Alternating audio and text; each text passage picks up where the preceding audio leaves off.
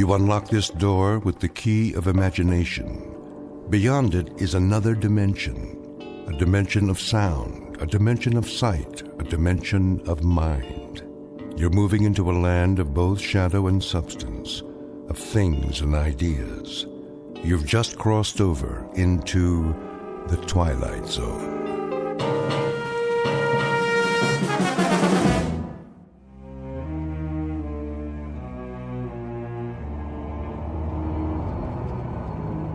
Why are you driving so slowly, Miller? Sorry, sir. The traffic is unusually heavy today. I can see that, but can't you speed it up a bit? I wish I could, Mr. Gordon. Ever since we crossed the bridge, it's been bumper to bumper. Well, then try an alternate route. Well, this is the alternate route, sir, but it doesn't look very promising. Oh, I'm going to be late. She doesn't like it when I'm late. No, sir. I better call home. A capital idea.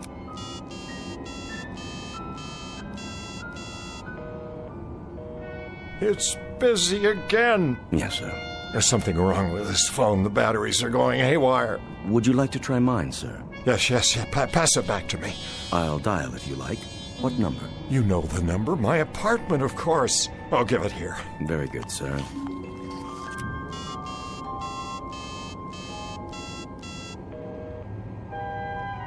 Who is she talking to? Perhaps she's calling your office. Well, this phone isn't working either. What did you do, sir? Throw it out the window. Cheap plastic contraption. But it was an excellent phone, sir. You bought it for me last week. Then I'll buy you another one. Now get me home. Yes, sir. May I suggest... The ice bucket is full. There's a bottle of your favorite scotch. Not at this hour.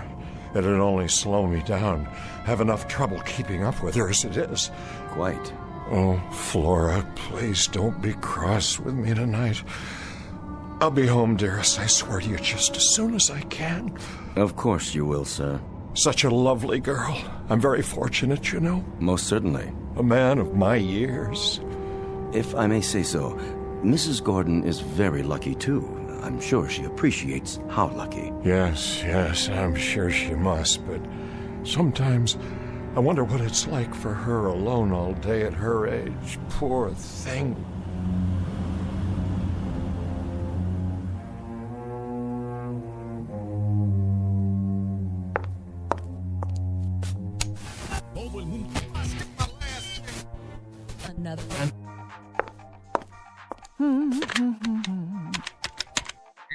Hello, concierge? Yeah, this is Mrs. Gordon. Could you send up some chili cheese fries and a Coke? I'm starving. Just put it on the tab. Don't worry, Harmon will pay you. See, we were going out to dinner, but now I don't know if he's ever going to get here.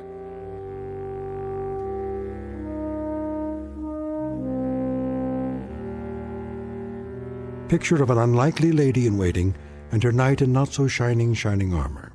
An aging man who leads his life, as Thoreau said, in quiet desperation. Because Harmon Gordon is a slave of love, and has been, most unfortunately for him, ever since his heart was captured by a woman some 40 years his junior. And because of this, he runs when he should walk. He surrenders when simple pride dictates he should take a stand. He pines away for the lost morning of his life when he should be enjoying the evening. In short, Mr. Harmon Gordon may not know it yet, but what he seeks most desperately is a fountain of youth. And who's to say he won't find it? Because this just happens to be in the Twilight Zone. And now, the Twilight Zone and our story, A Short Drink from a Certain Fountain, starring Adam West with Stacy Keach as your narrator.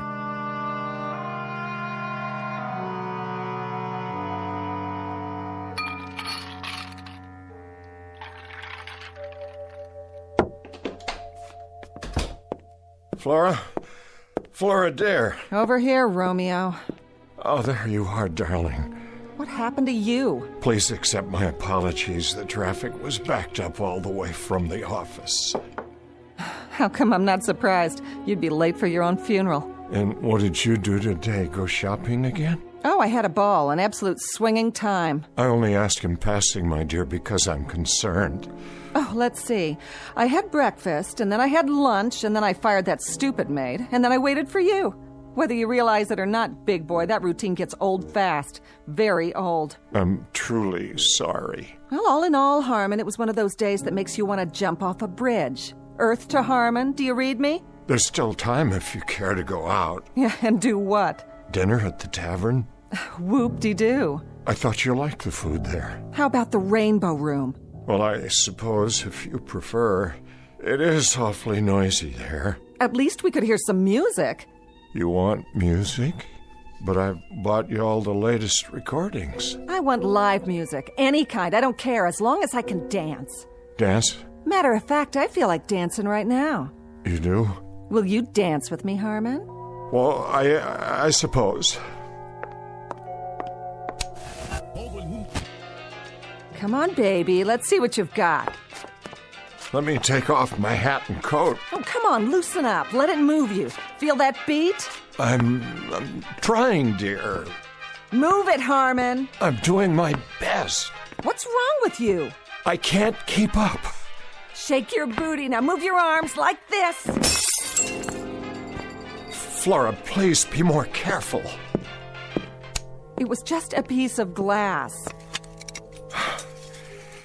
It was a very old piece of glass. Worth what, 89 cents? Hardly. This was a Wedgwood. Big deal. I'll buy you 6 more just like it. I'll even have the concierge gift wrap them for our anniversary. Then we can sit around and play old records. Sounds like a hot night to me. What's that tune you like? Come to the church in the wildwood? Oh, a real toe tapper. You keep forgetting that I'm no longer a varsity end. Were you ever? Furthermore, if my doctor had witnessed that little burst of activity just now... Oh, that's always your excuse. It's not an excuse. My heart... If you keep telling me about your heart and all your aches and pains, Harmon, I'm gonna run out and get sick. Would you mind putting that cigarette out, dear? I've asked you not to smoke. Why not? Bad for your heart? You might start a serious fire. Honey, baby, one of these fine late evenings, that's exactly what I'm gonna do. Torch this whole mausoleum. There are things here that mean a great deal to me. Like what? That eyesore I knocked over? It was my mother's. Oh, spare me. It was worth very little except for the sentimental value. That's a word you may not understand, Flora. Sentiment. It means the capacity to love. Listen, big boy, if I don't fill the bill anymore, just say it loud and clear. In case you forgot, there are 14 flights a day to Reno, and I'd love to be on any one of them. But if I am, you're gonna pay. Big time. Flora, darling, I am not angry. I simply wish that, well, that you'd be a little more careful and considerate. Somebody should have wished that 5 years ago when you and I signed the papers. I knew you were old, Harmon, but I didn't know how old. You better watch yourself, honey. If you ever take me to a swinging weekend in Egypt, I might just run away with a mummy. Know what I mean? I'll just wash up a bit and we can go out to dinner. Oh, you do that. We'll make it your night, baby. We'll go someplace wild, like the Elks Lodge.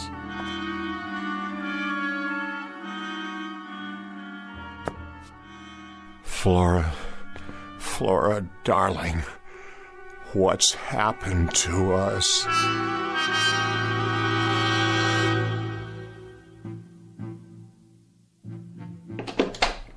That's it. Flora? I told you, I don't want to talk about it anymore. But Flora, dear, I told you I was tired before we left. Flora, dear, I told you I was tired. You're always tired. It's not something I can control. These pills I take. I didn't ask you to run the mile. I just asked you to go dancing, or to the movies, or someplace. Any place but here.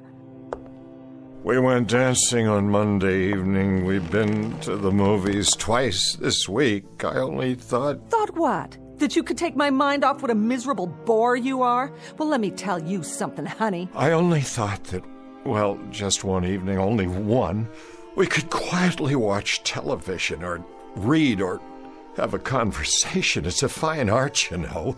The two of us with no one else around. Something to bring us closer together.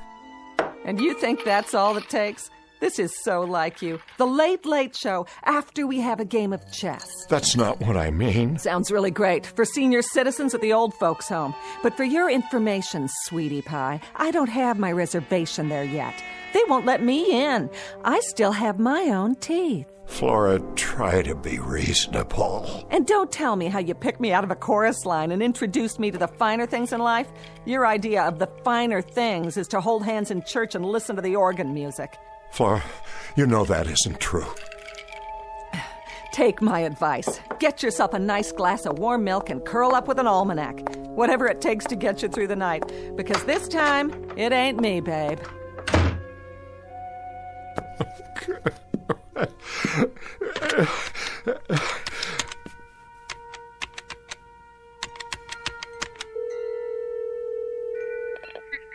Forgive me. I know it's late, but is Dr. Gordon still in the lab? He is? May I speak to him, please? This is his brother calling. Yes, I'll wait.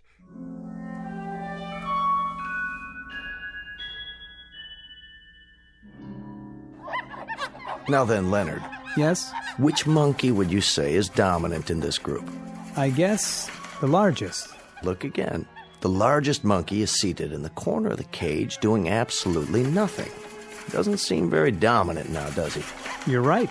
Now, notice the small one in the center of the group. The young one? He has the food and water to himself. No one's challenging his position. But doesn't that go against the normal rules? Of social organization? Not where the young are concerned. And the cause of this new hierarchy, Leonard, is the Gordon vaccine. He's been injected for 3 weeks running now. His appearance has changed, and the others can see it. They may not understand, but they respect it. They have to. They share a responsibility for his well-being. I see. Dr. Gordon, the implications... I mean, if this process could be extended to other species, other social structures, the results would be... Just a moment. Yes, Julie, I thought I told you no more calls. I'm sorry, sir, but it's your brother. He asked me to ring through. Harmon? Well, what do you know? Put him on. Yes, sir. Go ahead, Mr. Gordon. Raymond? Harmon, is that you? I hope I'm not interrupting. Are you all right? You sound a bit under the weather. Fine. Look, Raymond, I was just wondering if you could come over this evening. Tonight? Well, I don't know. I was just training a new assistant. How about lunch tomorrow? I'm afraid that won't do. I know it's late, but I'd like to see you. Why so mysterious? If it's something to do with your health... No, everything's all right. Everything's fine. It's just that, well, I'd like to talk to you. I see. Raymond, please come over. I'm at my wit's end. I must talk to you. Very well, then. Thank you, Raymond. You don't know how much this means to me. Relax, old boy. I'll be there as soon as I lock up. What is it, Doctor? Nothing serious, I hope. No, nothing serious. But if I'm not mistaken, there may be a slight problem of social organization in my own family.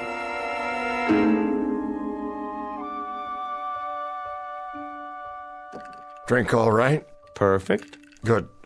That's good. You look tired, Harmon. Do I? Yes, Harmon, tired and depressed. Now, do you want to tell me about it, or shall we sit here and play 20 questions for the rest of the evening? Been pretty rushed the last week or so. Flora asleep? Yes, she went to bed about an hour ago. She asked to be remembered. Oh, she'll be remembered.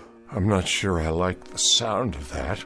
Merely an observation. You know, you really ought to get to know her better, Raymond. She's really a fine girl. Did I say otherwise, Harmon? No, but I know you two haven't been exactly close, as a brother and sister-in-law should be. Harmon, would you do me a favor? Anything. 2 favors, actually. First of all, don't sell me on Flora. Don't even try. You know what I think of her. And this isn't backbiting now. This is what I've told her to her face, so I have no compunctions about saying it aloud. Saying what? Let me finish. I could forgive her appetites, Harmon. I could forgive the fact that she's made out of asbestos and doesn't have a heart in her body. You're being unfair. But I cannot forgive her for what she's done to you. She's turned you into a frightened, quaking, damned fool who dotes on her, gives into her whims, and runs after her like a poodle. That's item 1. Raymond, please. My second favor is simply that from now on, after you've had your battles, you not call me at odd hours of the night. I don't do this often. Once is often. Twice is endless. Harmon, we're very close as brothers go, don't you think so? Yes, despite the difference in our ages. Maybe that's why. You've always been my big brother, and you know there isn't anything in this world that I wouldn't do for you if it's in my power. But you can't expect me to run over here like a St. Bernard every time you get frozen halfway up the mountain. You make me ashamed. Don't be. She's a predatory little alley cat, and she's always been that way. I knew it the first time I saw her, but I can give you only so much solace, so much sympathy, and then it begins to stick in my craw. Now, what is it you want tonight? Just someone to while away the hours with you? Or is there something more specific? The things you've been working on at the Institute. Go on. The cellular injections, you've been successful with them, haven't you? Oh, no. You're out of your mind. Desperate I am. Out of my mind, I'm assuredly not. But you must be if you're thinking... You've made animals younger.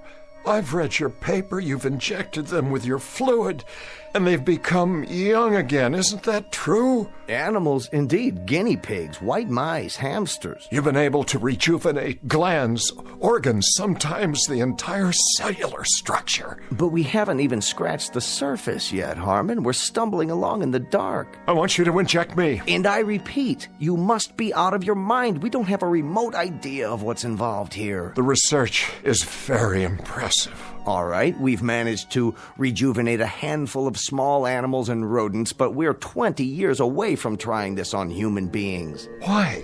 Are you serious? We're dealing in the basic building blocks of life, Harmon. We don't have the remotest idea of how much damage might result in the long term. We don't know what we're doing to the basic metabolism of the body or the mind. God only knows what effect this has on the brain. Harmon, we're winging this, and we've killed as many as we've saved. You said you'd do anything for me. Anything within reason. This is within reason. I'm close to the end of my rope, Raymond. I've reached a point where it really matters very little to me if I live or die. Surely not. I want you to test this serum on me. Short of that, I can't bear getting any older. Aside from this pronounced death wish of yours, how would you like to spend the rest of your life? As a mutated freak? Or a blithering idiot? Or a mindless shell? This is not only possible, Harmon, it's highly probable. We couldn't control an experiment with a human being. It'd be catch as catch can. I not only would take the risk, I'd welcome it. The answer is no. You don't know what you're saying? Nor do you. Then it's the same as a death sentence. Exactly right. I wouldn't try experimenting on a strange bum picked up off the street, let alone my own brother. Please. The answer is a firm, irrevocable no. In that case, I bid you good night, Raymond, and I thank you for coming. I trust you can let yourself out. Where are you going? Out onto the balcony. I'd like to be alone. Harmon. I said I'd like to be alone, to collect my thoughts. Bear this in mind. As a physician, I can attest to the effects on the human body of landing on a concrete sidewalk after a 500-foot fall. It isn't pretty. And as a man, can you attest to the effects on the human heart when a man is deeply, dedicatedly, totally in love with a woman who can't stand the sight of him, the sound of him, the look of him? Have you any idea what kind of life this is for me? I know what kind of life it could be, and should be. You're a bright, charming, wealthy, discerning guy, and you've been warped and hammered out of shape by a flashy little piece of baggage who isn't fit to wait on your table. Whatever she is, and whatever she isn't, She's the only thing on God's earth that I care about. Do you know what it's like to believe your life is over and then suddenly, one day, to walk into a room and feel it begin all over again, to see the sun in the sky, even though it's the dead of winter, to lie awake at night flushed with anticipation for a brand new day, because she will be there. Don't do this to yourself. Listen to me. This is important. It matters. Ever since I was a young man, I wished for someone who'd let me show her the world, discover it with me. Because without anyone to share it with, the world might as well be buried under 6 feet of snow. Someone who'd be there, Ray, that's all. I wouldn't ask much in return, a kind word once in a while. She still has a love of life, believe me. Only I can no longer share it with her because I'm old now, and getting older, the days run away and leave me further and further behind. And now it's too late.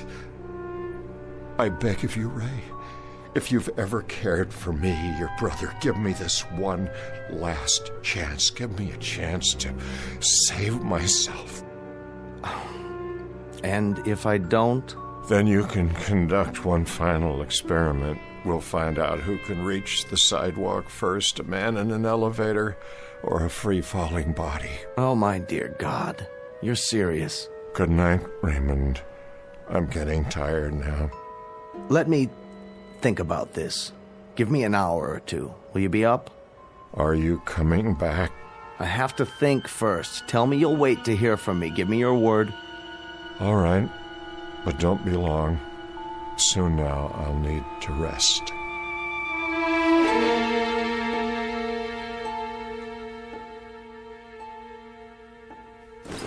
Would you like me to sit down? Yes. Roll up your sleeve. Easily done. I want to thank you for coming back. Don't thank me yet. I have to swab your arm. You'll feel a slight sting. There. That's it? That's it. All of it? It doesn't take much. A few cc's. And I may expect what? You may expect a miracle, but it's unlikely you'll get it. I want you to go to bed.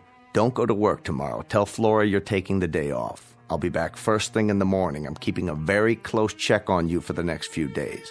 And when might I expect some change? Usually within 6 hours. That's when the first physical changes occur. As to mental changes, none of the rats or guinea pigs have articulated to us the exact feeling. I'll be the first. You'll be the first. Making the assumption, of course, that you'll be alive. Oh, I'll be alive, all right. Do you want to know something? I shall not only survive, I'm going to become young again. I feel it. I sense it. I wonder if she has any idea what she's wrought, even the thinnest suspicion. Don't blame her. It was my decision. I make a promise to you, brother, that if you don't survive, or if you're damaged in any way, I'm going to take it out of her skin, piece by piece. She's going to donate a pint of blood for everyone she's bled out of you. This is no medical hypothesis, it's an oath. Relax, will you? I'm fine. Go to bed now, Harmon. I'll see you in the morning.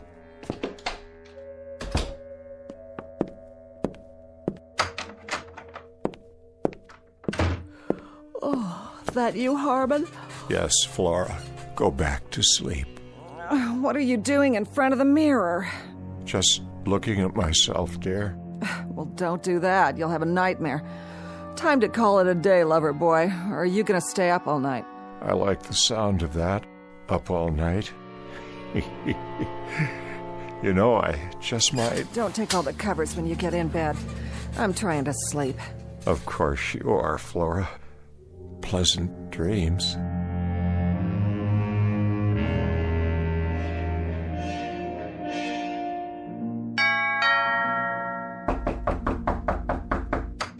I'm coming. Morning, Flora. Why, if it isn't the quack himself? What do you want? Where's Harmon? He was last seen pounding a pillow. Some fun if you ask me. Is he all right? What is this, ESP or something? I asked you a question. How is he? He's okay. Boring, but okay. I went to see him. Then walk right in that room over there and blow a bugle. Maybe that'll get him going. He needs his sleep. I'll wait for him to get up. You do that. Take off your stethoscope and make yourself at home. You haven't talked to him this morning? I haven't talked to anyone.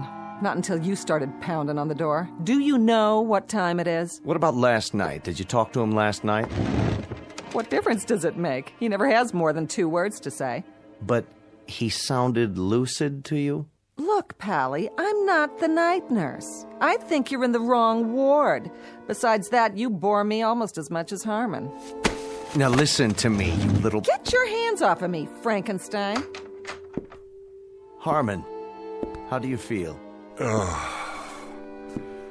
I'm not sure. Harmon, how do you feel? Poor little... Harmon? Is that you? Harmon, take your hands away from your face.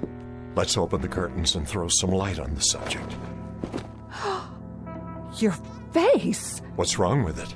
Look at your reflection in the window glass. Oh, well, what do you know? Incredible what a good night's sleep will do for a man, isn't it? Absolutely incredible. Harmon, what's happened to you? To the bags under your eyes, the lines.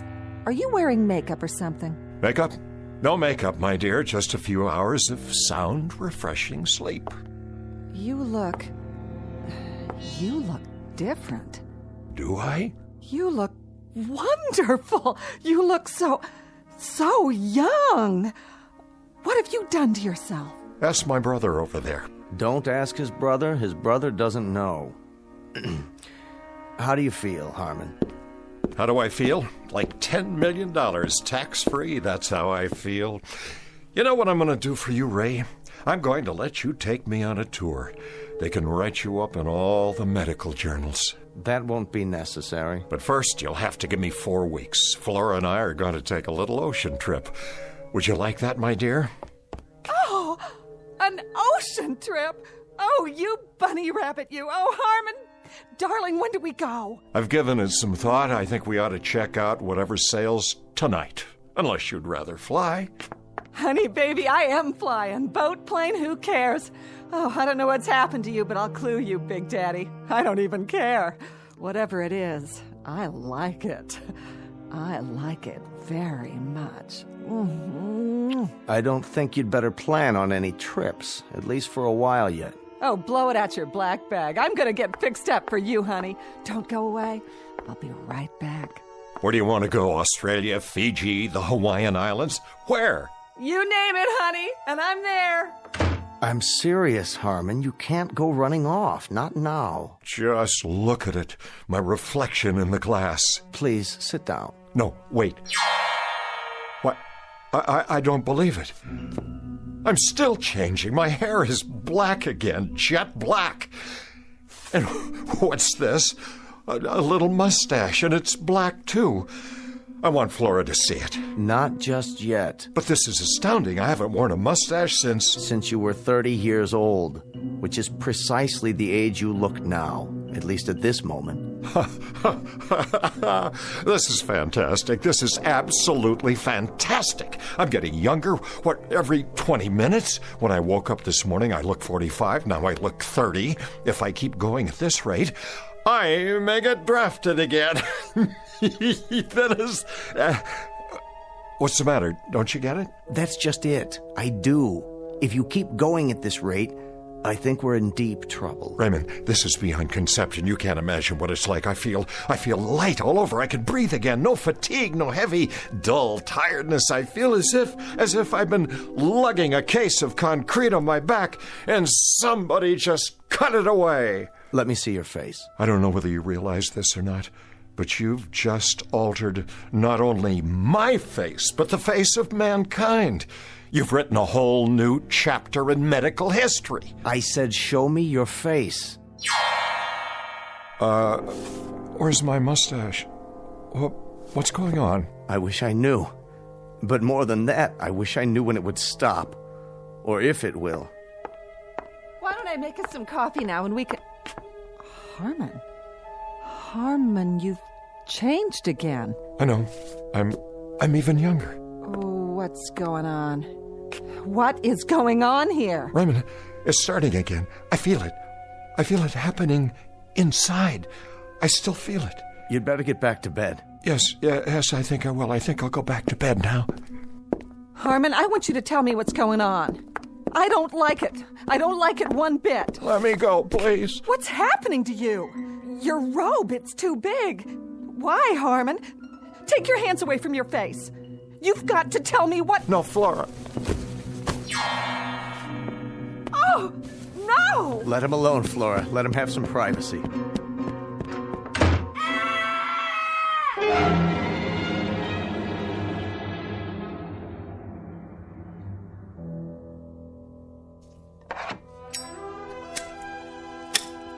Well, are you going to tell me now?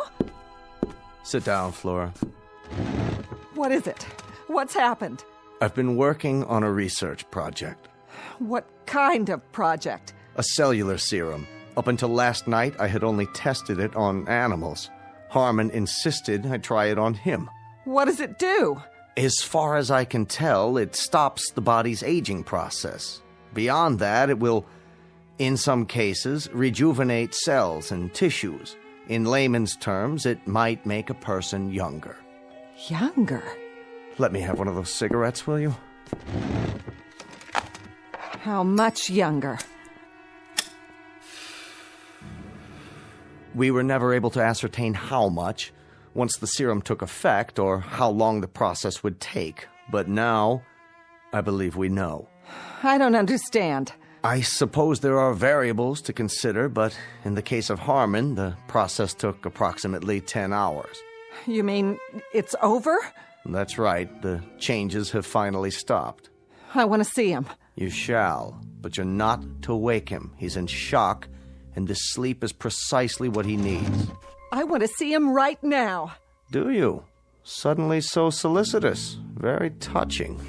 Don't you try to stop me. Flora, as of right now, as of this very moment, you'll have some adjustments to make. What are you talking about?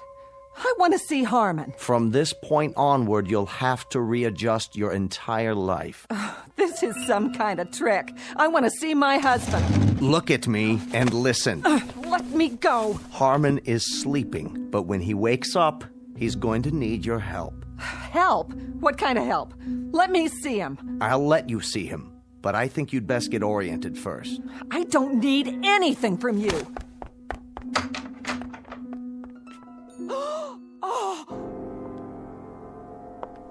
Are you beginning to understand? What is that in there? The ground rules have changed. The world no longer begins and ends with Flora. It isn't just Flora's wishes, Flora's temperament, Flora's capacity for anger, Flora's needs. Now it's something else. Something very different. Take a good, long look. I don't want to. That's very nice, but you have no choice. You've got a responsibility and you're going to honor it. You're going to take care of Harmon now. He's going to need you rather desperately. Now look at what's sleeping in your bed. Yeah, there, little fellow. Go back to sleep. The world isn't such a bad place. You'll see.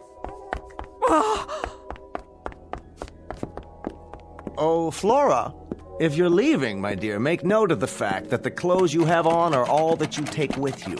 You're out of your mind.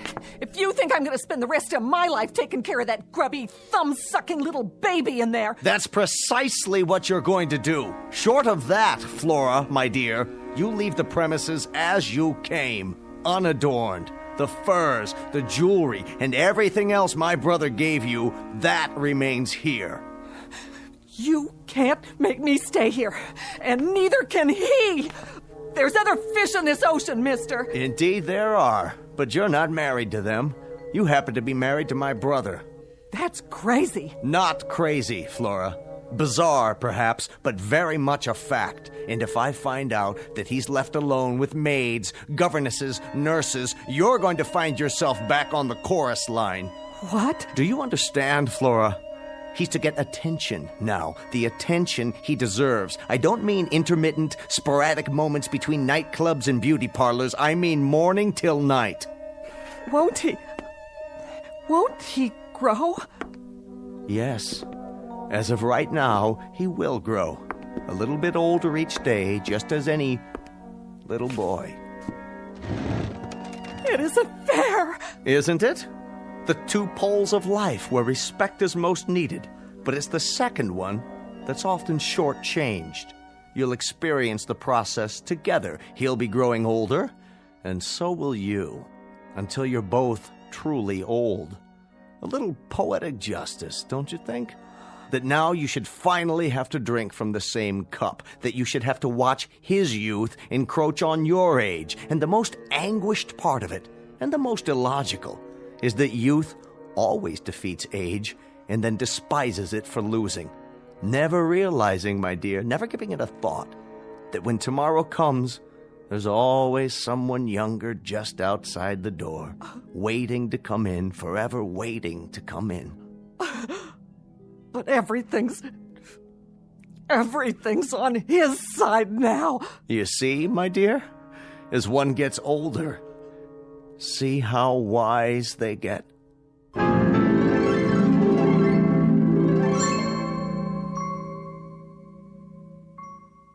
Shh. Harmon Gordon is sleeping.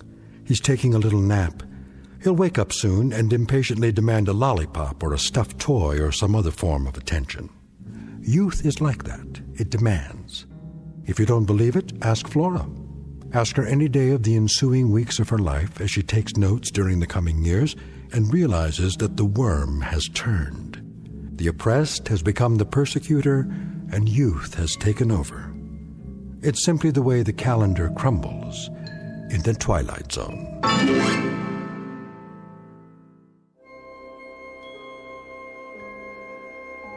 Hi, this is Carl Amari, producer of the Twilight Zone Radio dramas. I'd like to take a moment to tell you about our official website at twilightzoneradio.com, where you'll get the latest news and information on these Twilight Zone Radio dramas. Plus, at twilightzoneradio.com, you can digitally download 3 free episodes or any of our episodes for only $1.95 each. In this age of ever-changing technology, we've decided to make these episodes instantly available to you by making the Twilight Zone radio dramas a digital download-only series. This means that this series will no longer be offered on CD. The CD collections at our website are now being offered while supplies last at buy one, get one free. So be sure to get your favorites before they're sold out. Be sure to visit us often, and I'll see you in the zone.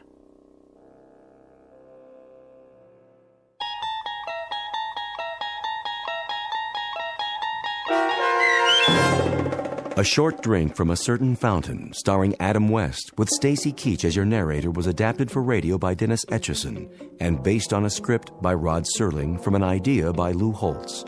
Heard in the cast were Meg Tholkin, Christian Stolte, Doug James, and Lynn Foley. To learn more about the Twilight Zone radio dramas and to obtain audio cassettes and CDs of these programs, visit our website at twilightzoneradio.com. This copyrighted radio series is produced and directed by Carl Amari and Roger Wolski for Falcon Picture Group. Doug James speaking.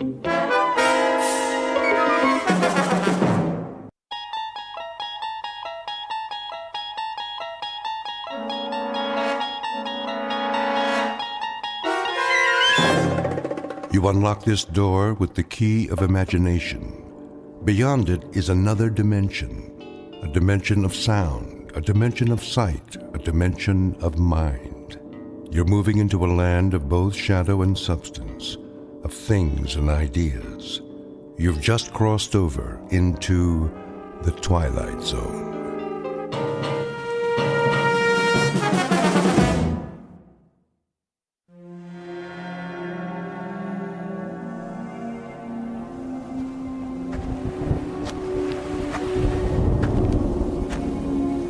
Looks like a storm's coming in. A storm? Did you say a storm? Don't you mean another storm? Like the one we had yesterday, and the day before, and last week, and all month? I'm sorry, Marie. Sorry? Like you were yesterday and last month and all year and the whole 20 years we've lived on this freezing, nothing little island? I can't help it, Marie. I wish I could do my research somewhere else, but this place, this place, it's so special. Special? Yeah, that's a word you could use for it. I mean, there are no trees, no TV, no stores except that little grocery store next to that shack they call a restaurant. Yes, this is really a special place. Well, I'm sorry. I didn't know it'd take so long. I just didn't know. I wouldn't figure it out until now. Wait a minute. Figure it out? Now? You're done? I mean, are we really done here? Well, I think so. What exactly did you figure out? I mean, will it make us any money? Will you be famous? A Nobel Prize, maybe? Or a research grant? No one can know what I've discovered, Marie. It's just too dangerous. Oh, that is just great. I spent 20 years shivering in that stone shack you call our home, waiting for you to make your big discovery, and now you can't tell anyone about it? I think you can tell me. There's a large granite outcrop that underlies this small island. The magnetic field beneath it has created this very unique place where remarkable things happen in this particular spot. It's the only spot on Earth where it occurs. That's why this place, it's so special. A lot of physicists and geologists have theories about it, and I found it. What particular spot are we talking about? You mean that little sheet of rock that you point instruments at all day, every day? In 1908 in Siberia, there was an explosion. It was equal to a small nuclear bomb. Most people assumed it was an asteroid or a comet, but a few proposed that it was a collision with a rift in the space-time continuum. Another dimension traveling through space that intersected with the Earth and created a terrifying explosion. You want to blow up this island?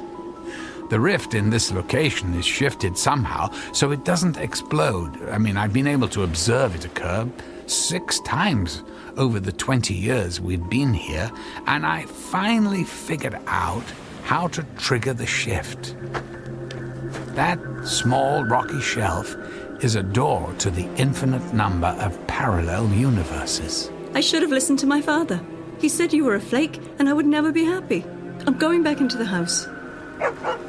Hey, Benny, come here, Benny. And then I'm leaving you. Wait.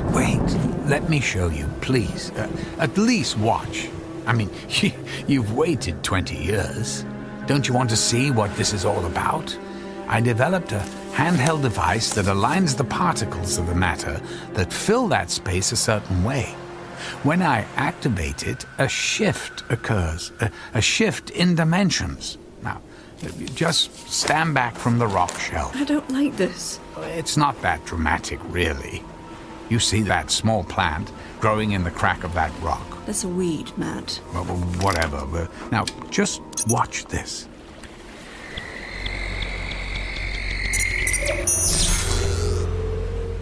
Huh? What do you think?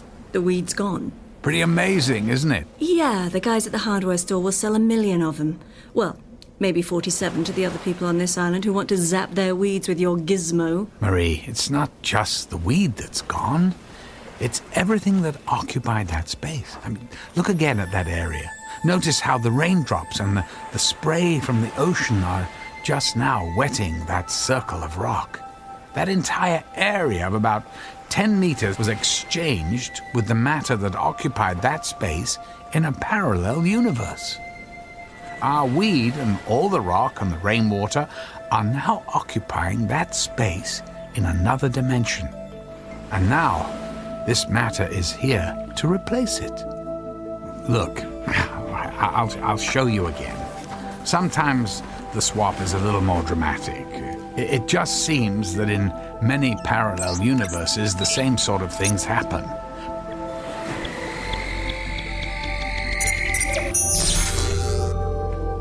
What do you think? Wow. You made the skeleton of a dead, rotting fish appear. In this dimension, at least up to a few seconds ago, that fish was alive and still swimming in the sea. In a parallel dimension, it was dead. Now it's here, and the fish that was in this dimension. The same fish is now alive in a parallel universe.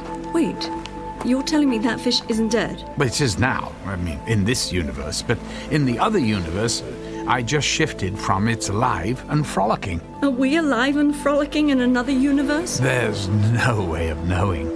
Although it's quite possible that we are. Only things could be different in small ways or extremely dramatic ways. The possibilities are infinite, which would indicate the potential for significant change. So, if I stood on that spot, would I disappear? Marie, yeah, well, that's not a good idea. Or would the Marie from the other universe show up? Oh, good God. The thought of an infinite number of copies of myself living on this island is horrifying. It wouldn't be a good idea to stand on that spot. There's no coming back. I can shift space and cause the rift to occur, but I can't bring anyone back. It just seems to be a continual exchange of other possibilities. I want to try. Try what? I want to stand on that rock mat, and you send me away. Maybe things will be different. Marie, you can't. It's irreversible. There's no guarantee you'll even survive the shift. The weed survived.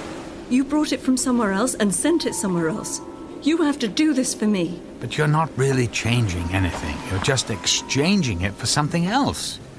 If you or I were to shift to another dimension, our counterparts would suddenly find themselves in this dimension. Things could be the same or very different for them. There's no way of knowing. But who's to say we're not having this exact same conversation somewhere else right now?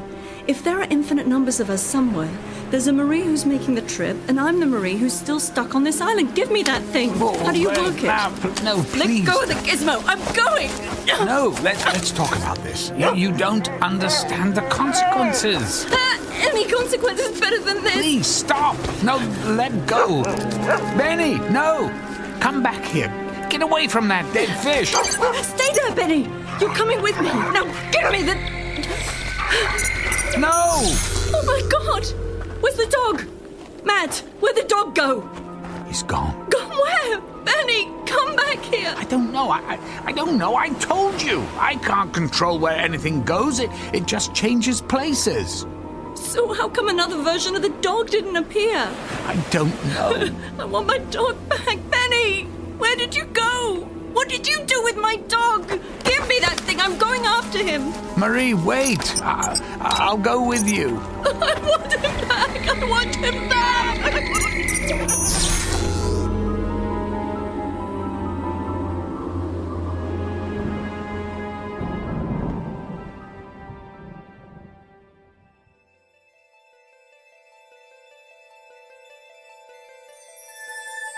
Meet Marie Thompson, the wife of a physicist who spends his time studying infinite worlds, except the one that he shares with a woman. Her patience is worn thin by the constant erosion of wind, water, and the time she has spent on a cold and lonely island.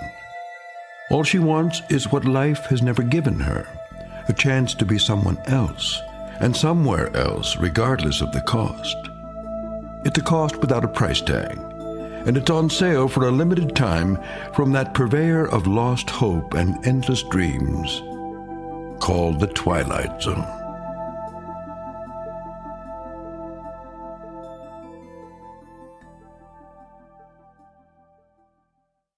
And now, The Twilight Zone and our story, Another Place in Time, starring Malcolm McDowell, with Stacy Keach as your narrator.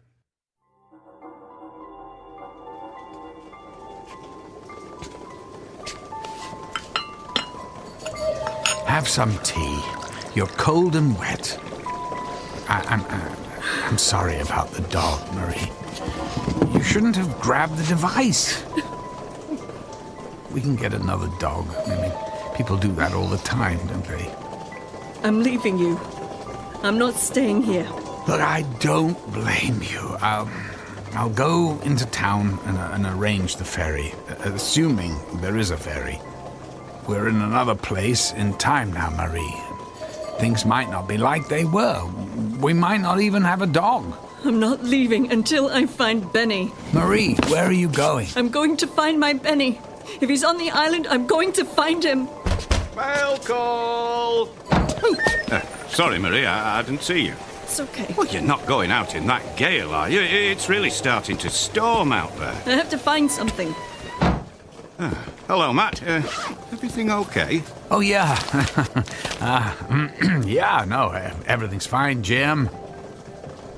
You probably should call Marie back. It's really starting to blow out there. Yeah, well, good idea. Jim, let me ask you something. Have you seen a dog? Oh, you mean Benny? You know Benny? Well, yeah. Oh, have you seen him? No. Well, I figured he'd be inside here with you folks. Marie, you found him. Yeah. He was running across the meadow. I called him, and he came running. He knows me. He actually knows me. Well, that's great, Marie. I can't explain it, but that's great. Oh, Benny. Oh, look, Matt. Remember when that wolf bit his ear and tore it up? It's all better. Wolves? Yeah. Then he got cornered by a wolf and got a bit of a fright a while back. His ear was almost torn off, but it looks like it healed real well. Matt, I've lived on this island for 62 years. I've never heard anyone talk about seeing a wolf. Really? Well, that's great. Did you hear that, Benny? No more wolves to worry about. It probably wasn't a wolf. Must have been another dog or something. Yeah, I guess. Although I was always under the impression Benny was the only dog on the island. But look, you folks take care of yourselves. Well, we'll see you later, huh? Yeah, bye. Yeah, bye. Such a good dog. Good dog. You know, we should probably do more listening than talking until we get used to what's going on in this dimension. It worked, didn't it? I mean, it really worked. This is the best news I've had in a long time. You have fun here on your little island. You do whatever you want. I'm leaving. Yeah, I know. I'll get into town when the storm calms down and arrange the ferry to the mainland. Ferry? Hell with the ferry. Benny and I are going to take another little trip with your gizmo. His ear is all better, but look at this stone shack.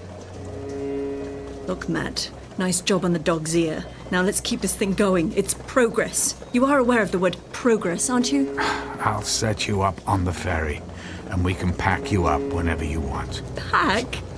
What would I pack? Look at this collection of junk. I don't want a thing from this rock hut. It's all yours. Now get the gizmo and get me and Benny out of here. Well, I'm going with you. Oh, really? What's the problem? You looking for something better for yourself? Marie, I have to go with you. If you shift into a new dimension and it's a terrible place, you'll be trapped. The interface, the device, the gizmo, it's not easy to operate, but oh God, this is all wrong. Is that so, Mr. Wright? Well, you don't have to go if you don't want, does he, Benny? Marie, this isn't fair to either of us. I mean, not us here, but the Matt and Marie living in another dimension. I mean, when we shift to another dimension, we change places with them. There are versions of ourselves suddenly thrust into a different place and time that we wouldn't necessarily understand. Now let's get going. Now? You want to go now? In this storm? Well, why don't you pick us a day with nice weather? I can't pick anything. It just happens. I've been waiting my entire adult life for this, and I'm not stopping now.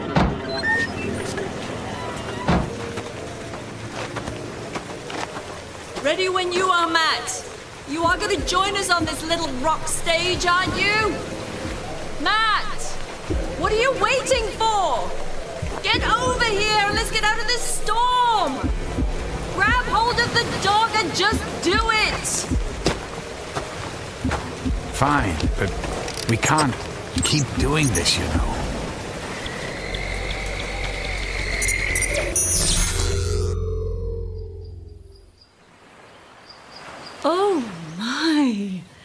Nicely done, Matt. 5 sunny days a year on this island, and you found a perfect one. This isn't about the weather. Marie, go slow. Ask questions, or better yet, just listen a bit. Listen? Okay, I'm listening. Oh, no.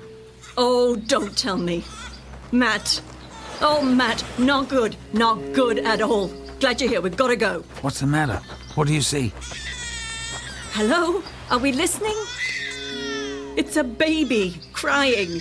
You know, maybe you're not so good at this shifting thing after all. I mean, it's coming from our house. Our same crummy little rock house, and now there's a baby inside of it. I told you long ago, no kids. Marie, that baby's parents, they're us. A version of us from this dimension who have suddenly found themselves in the place and time we just came from, only without their baby. I mean, think what we've done. That baby's parents are back in that storm we just left without their child. Do you realize what we're doing to people, ourselves? In an instant, they're in another place and their child is gone forever. Another version of ourselves will show up here. And what are they going to think? Oh, get over it. We're doing it to ourselves. No one's getting hurt except us, so what's the problem? Matt, grab the dog and set that thing, however you do it. This isn't right. Matt, shut up and get us out of here.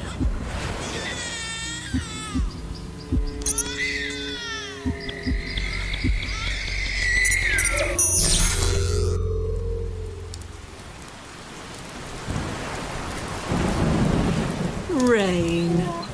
Perfect. What happened to the sun? God, this has to stop. Okay. Let's go take the break that you wanted. There's the shack waiting for us. Come on, Benny. All right, Marie, this is it. This is the last shift we make. Oh, really? Oh, no.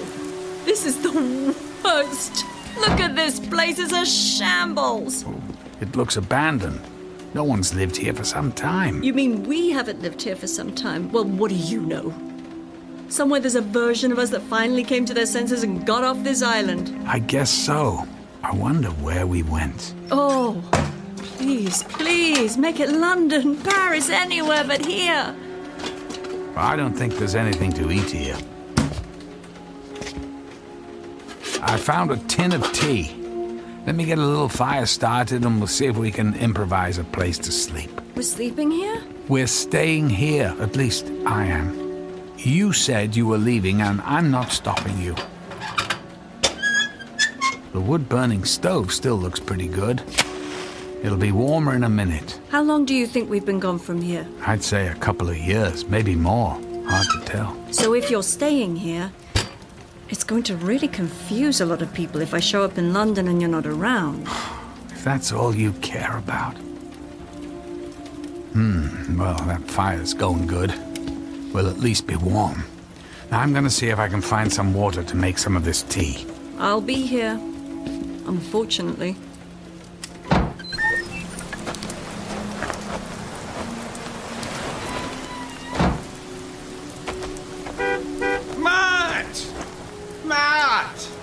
Is that you? Hello? Yes. Hello there, Jim. You know, I never thought I'd see you here again. Especially after what happened. Yeah, right. Well, we thought we'd come back, for a visit. We? You're not here with Marie, are you? Marie? No. The dog. I came back with the dog. So, do you visit Marie at all? Yeah, I visit her, yeah. I saw her not too long ago. Do they still have her in solitary confinement, or have they let her into the general prison population? Prison? What's that? Yeah, she's still in prison. I'm surprised you visit her at all. I mean, any mother who would kill her own baby. But then, well, she obviously needed psychiatric care. Look, I'm sorry to even bring it up. I just didn't figure you'd ever want to come back to this place after what happened here. I guess I just wanted to get some closure. Looks like you've got a fire going in your old house. I'm kind of cold. I'll come into town and see you tomorrow, okay? Sure. You take care of yourself.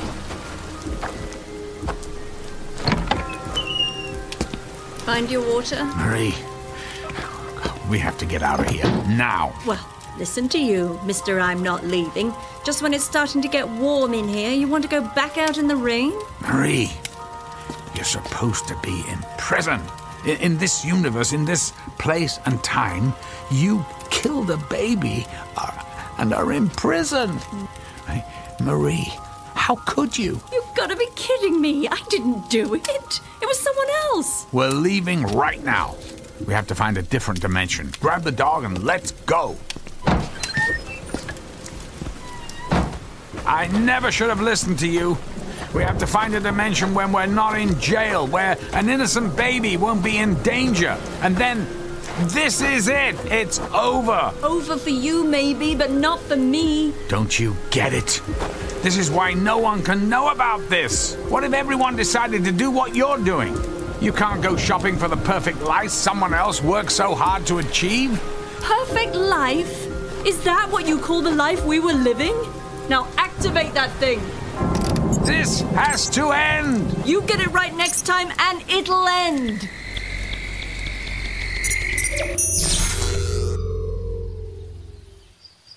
Ah, that's better. You're getting good at this. At least the weather part.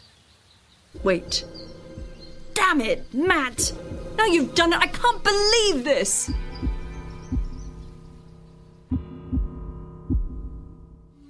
Damn you, Matt. Where's the dog?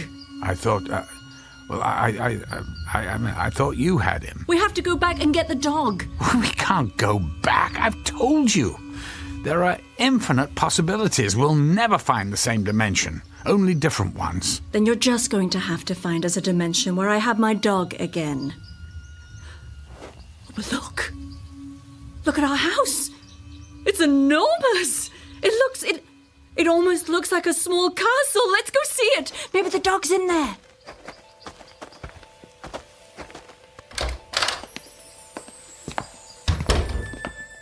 Benny? Are you here, boy? Is he here? I don't know, but... Hey, congratulations. The house is amazing. I never thought stone walls could look so good. Matt, we must be rich. Maybe you did sell your invention. Marie, this stops here. I'm going to destroy the device. Why?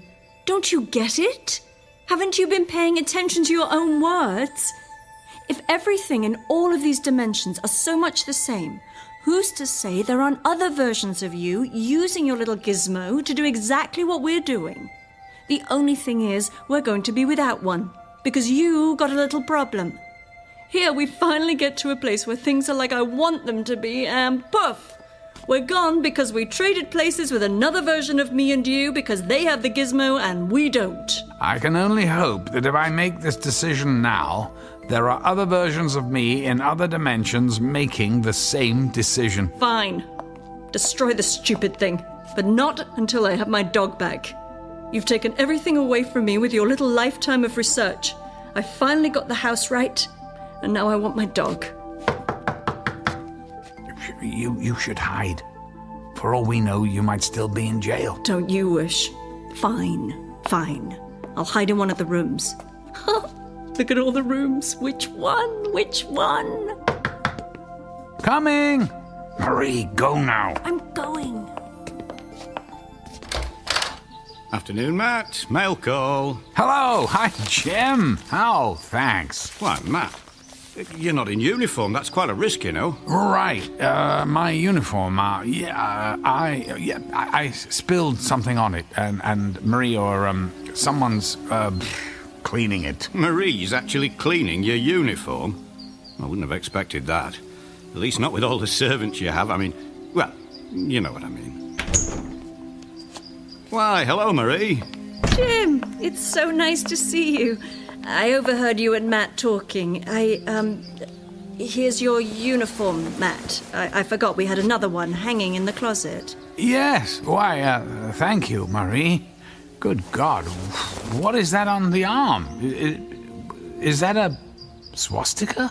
Yeah, I guess. Yep, that's what it is, all right. Oh, I can't believe it. A swastika? I mean, this is nuts. Whoa! Be careful there, Matt. People don't take kindly to any disrespect for the Reich. Reich? Look, I'd best be going. You know, I saw your dog running around over by the base. I figured the Commandant might not take kindly to that, so I got your dog tied up outside. Benny? Benny? Matt, he remembers me. It's Benny. It's my Benny, and his ear is all fine, and the weather is fine, and this house is just fine, and I have never been so happy. Jim, thanks for bringing the dog back. I have to, get into uniform and head over to the base. Right. I'll see you tomorrow. You did it! Matt, you did it! Marie, God, it's a Nazi uniform. It has a swastika on it. Don't you see what this means? It means the Nazis won the war. Well, maybe they're not bad anymore. It's been a while since the war. I mean, come on. We got it all going here. Give it a few days. No. Out of the question. This is madness. Well, just listen to you. You can't wait to give it another go. Just remember to program your little gizmo for perfect house, beautiful weather, nice dog, no babies, and just for you, no Nazis. Oh, and can you make the house a little bigger next time? I mean, why not?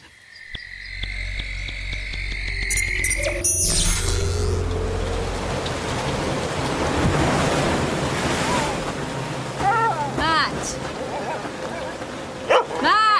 What? Is this a cruel joke? We're right back where we started! Matt! Where are you going? I'm going inside.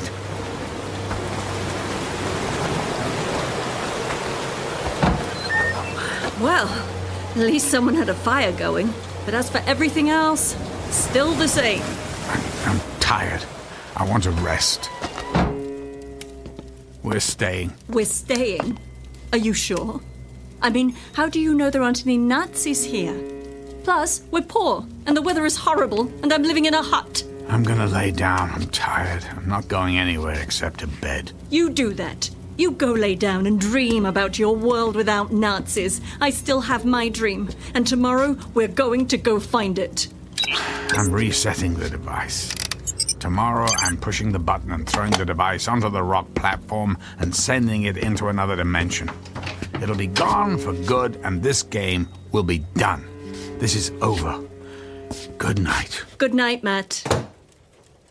Yeah, you have your good night. I'm gonna sit here and try to pretend I'm living in a castle with a man who's amounted to something. That's okay, Benny. That's okay. Mummy will fix it. You'll see. You see that gizmo sitting on the kitchen table there? That crummy old wooden wobbly kitchen table? That gizmo is going to take us somewhere special tonight, Benny. He's already set it up for us. All we have to do is stand on the rock ledge and press the button. And when we get back to the castle, you'll have your own room. And we'll take long walks in the sun, and Mummy will have a new version of her husband. You watch, Benny. Mummy will make it all better. Are you ready? Shh! Don't wake up, Daddy. We have a big surprise for him. A new Marie just for him. I'll just take our little gizmo here and... Come on. Quiet. Let's go.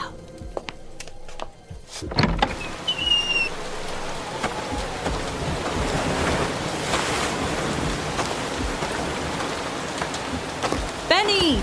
Get over here! Mommy's going to push the button and we're going to the castle! Are you ready? Here we go! Benny! Benny! Come back here!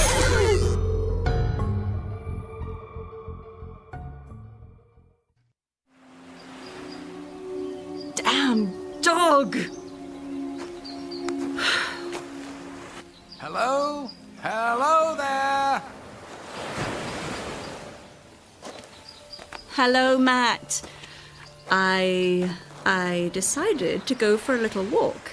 Oh, it's a nice day for a walk. And by the way, what a lovely house we have.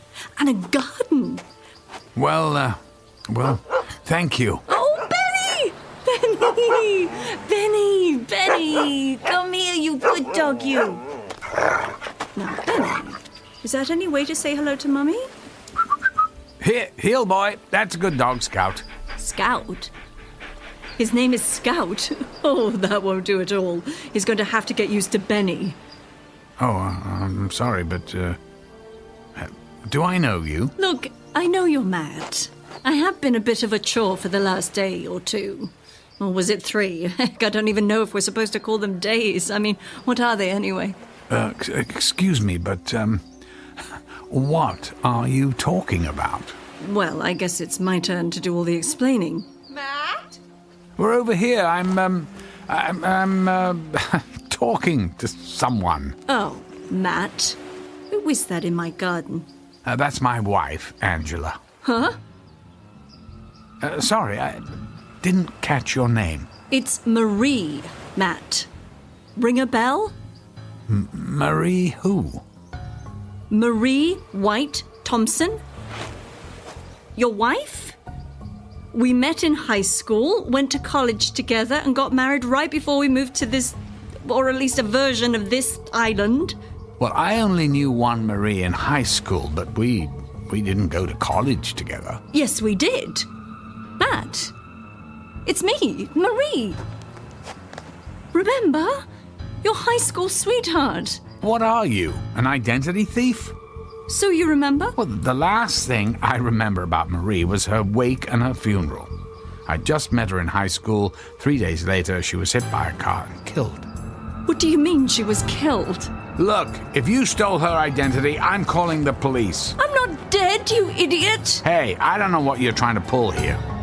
Matt? Hi, Angela. Look, this woman says she's someone I knew in high school who's dead. Oh. Angela. That's your name? Angela? So she's the best you could do? Hey, nice garden, Angela, but I've got news for you. He's no find. Matt, let's go back to the house, Oh, that's great. Matt, you can't get anything right even when you're not here. Benny, stop it! Whoever you are, I'm calling the police. Go ahead and call the police, you moron. I'm getting out of here. And goodbye, Miss Perfect Little Gardener Wife. Benny, get over here. Oh, forget it, dog. Stay here with these lovebirds. I'll find a new version of you in the next dimension. I think she's crazy. Crazy? Watch this, sweetheart. Matt, get over here! Matt, don't go near her. She's not acting right. Right's not the word for it. Matt! You programmed this thing before you went to bed. What did you do? I can't get it to work. Angela, go back to the house, call the constables. She sounds dangerous. Would you get over here and fix this thing? It's every version of you, an idiot! You can't leave me here! This isn't how it's supposed to be. Things were supposed to be better. I can't get the thing to work.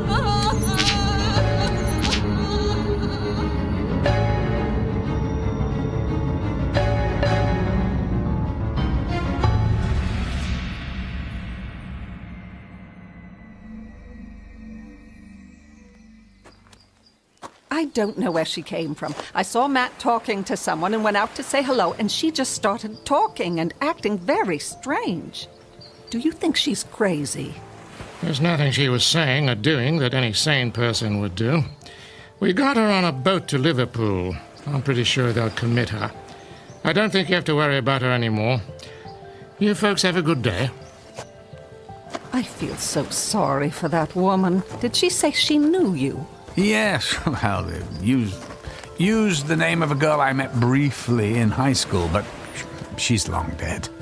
Funny thing, though, for a split second, I thought she actually kind of looked like her. Older, but just a slight resemblance. Until she started acting nuts and I just wanted to get away.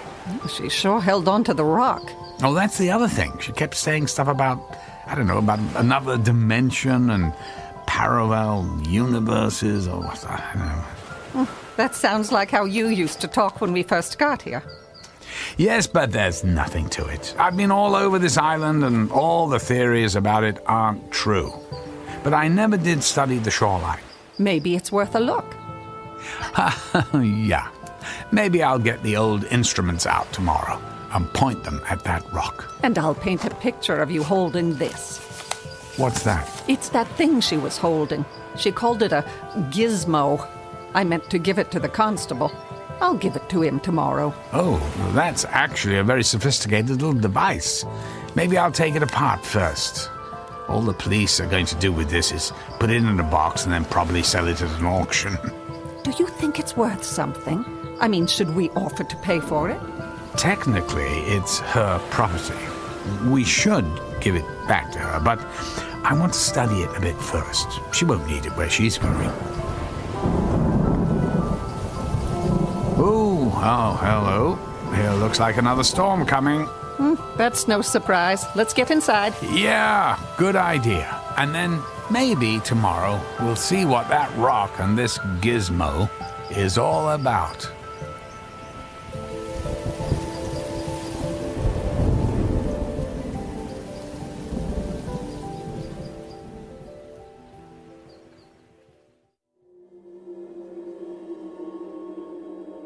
Is it possible we all live in multiple dimensions? One woman knows for sure. A woman on a mission who has found her destination. A destination not made of dreams, but a nightmare of her own creation in a universe that doesn't know her name. A nightmare that could only take place in that unique dimension known as the Twilight Zone.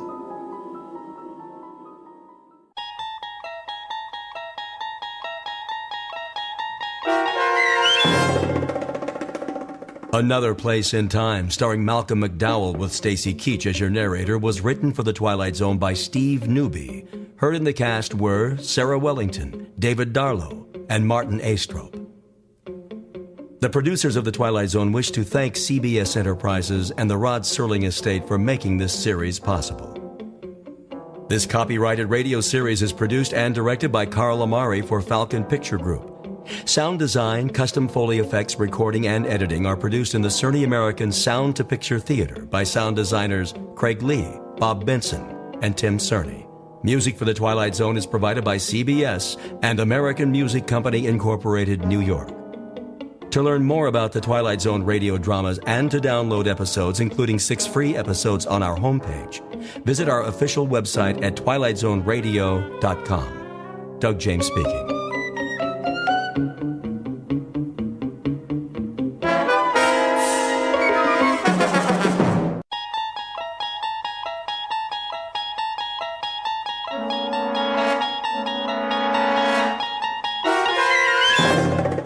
You're traveling through another dimension. A dimension not only of sight and sound, but of mind. A journey into a wondrous land whose boundaries are those of imagination. Your next stop, the Twilight Zone.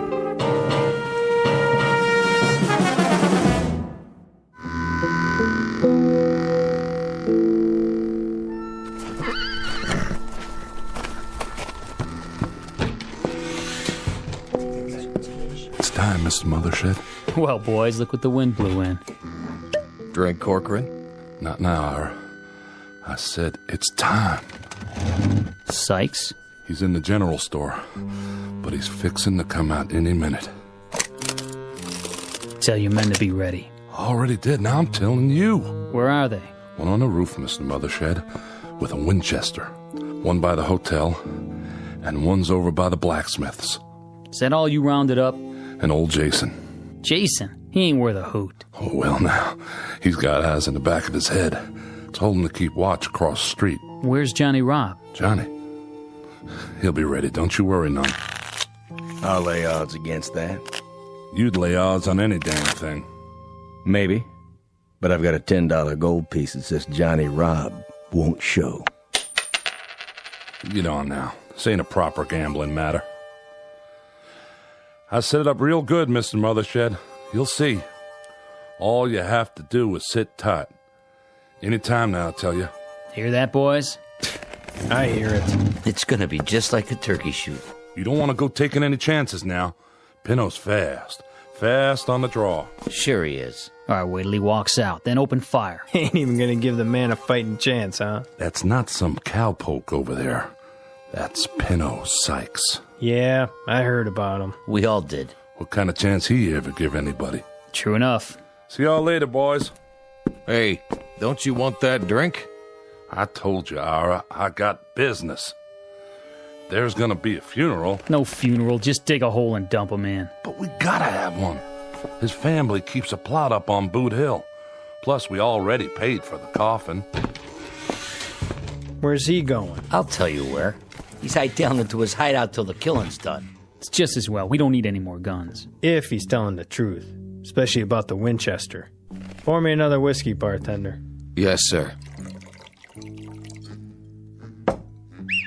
Hear that? I heard something. There's old Jason's signal. Let's go, boys. It's as good as over.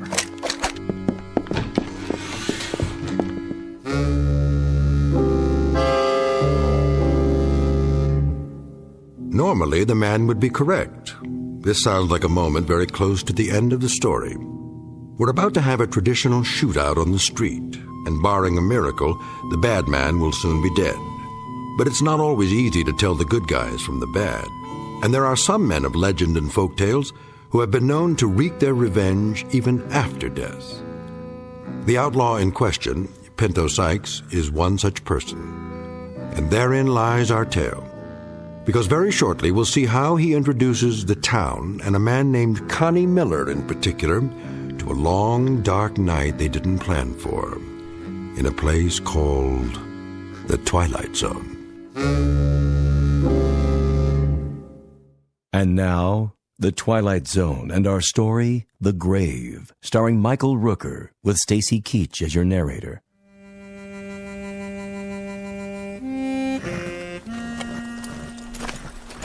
Put it on my bill. Yes, sir. I'll do that. Thank you kindly. You want any help with those supplies? Nope. Well, then, I'll be seeing you. Say. Yes, sir? Where's everybody gone to? Why, I don't know what you mean, Mr. Sykes. I better be getting back inside now. What did you call me?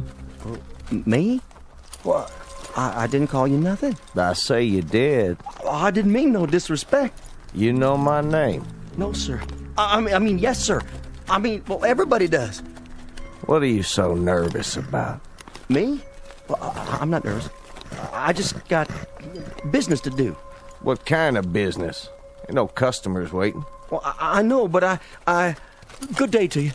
Come back real soon, you hear? Easy, Penny.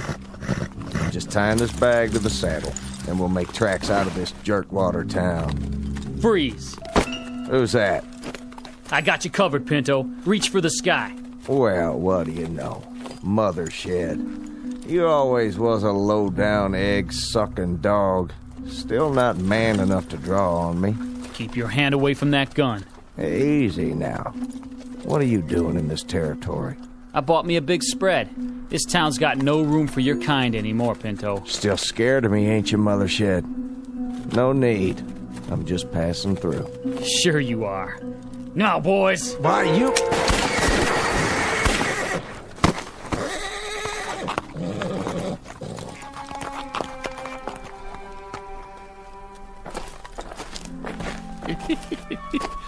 He's still alive. He won't be for long. Go on. Get him to the old jail. What for? Town folks are watching. He's got people here. Lift his feet. Nah, just drag him. See that, Johnny Rob? Never even got his gun out. No, sure didn't. That famous pearl-handled .45. Who gets to keep it now, you figure? Leave it, old man. Fetch a good price. Bury it with them. It's only right. They really did it. They? You was in on it too, Johnny Rob. Not me. I don't believe in taking a life. Even his. I put a bet on Pinto. A Guinness, you mean? Never thought they'd get him that easy. 8 shots. No man can stand up to 8 shots. Not even Pinto Sykes. He ain't got more than a few minutes left to live, Johnny Rob. Reckon you'd better fetch his pa and sister. Ain't there nobody else can do it? Well, I sure can't. I have to see if the casket's ready, now don't I? All right, Mr. Corcoran. Yes, sirree. This here's the end of Pinto Sykes.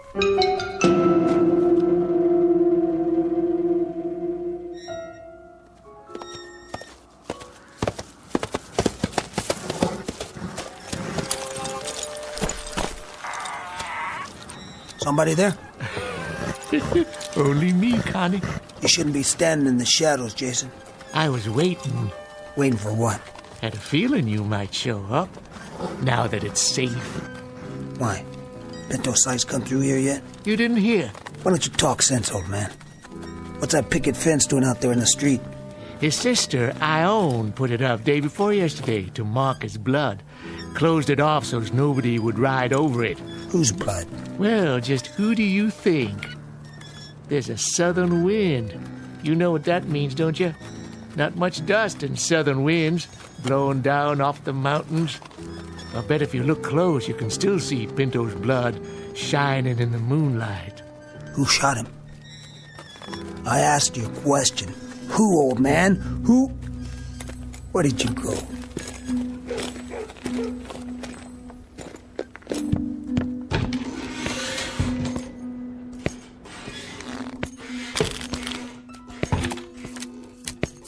Who wants to open? I'll be. Is that? Well, look at who's come back. Connie Miller? Gents. Take your coat off. I'll hang it up for you. Drink, Connie? Yeah, I could use one. Same as always? Leave the bottle. Oh, sure. I said, who wants to open? That's all for me. Me too. Not much of a pot, but I'll take it. Did you notice, Connie? Notice what? Our little fence out in the street. That I did. I noticed it. And I know what's inside it, too. How'd you know that? Old Jason's out there walking around in the wind spouting off. And what'd he tell you? The blood of Pinto Sykes. Well, for once, that old geezer told the truth. Who shot him? We did. Who's we? Us. The town. The whole town? Not me. I don't believe in gunfire myself. Only 8 of us actually fired, but the whole town was behind it. Fact is, this town don't have much in the way of marksmen. That right. Out of 8 that fired, we reckon only 1 bullet hit him. Which one? Don't even know for sure who fired it. Bullet passed clean through him, and no one is bragging that they're the one who did it. No, sir. No one is claiming credit for that piece of gunplay.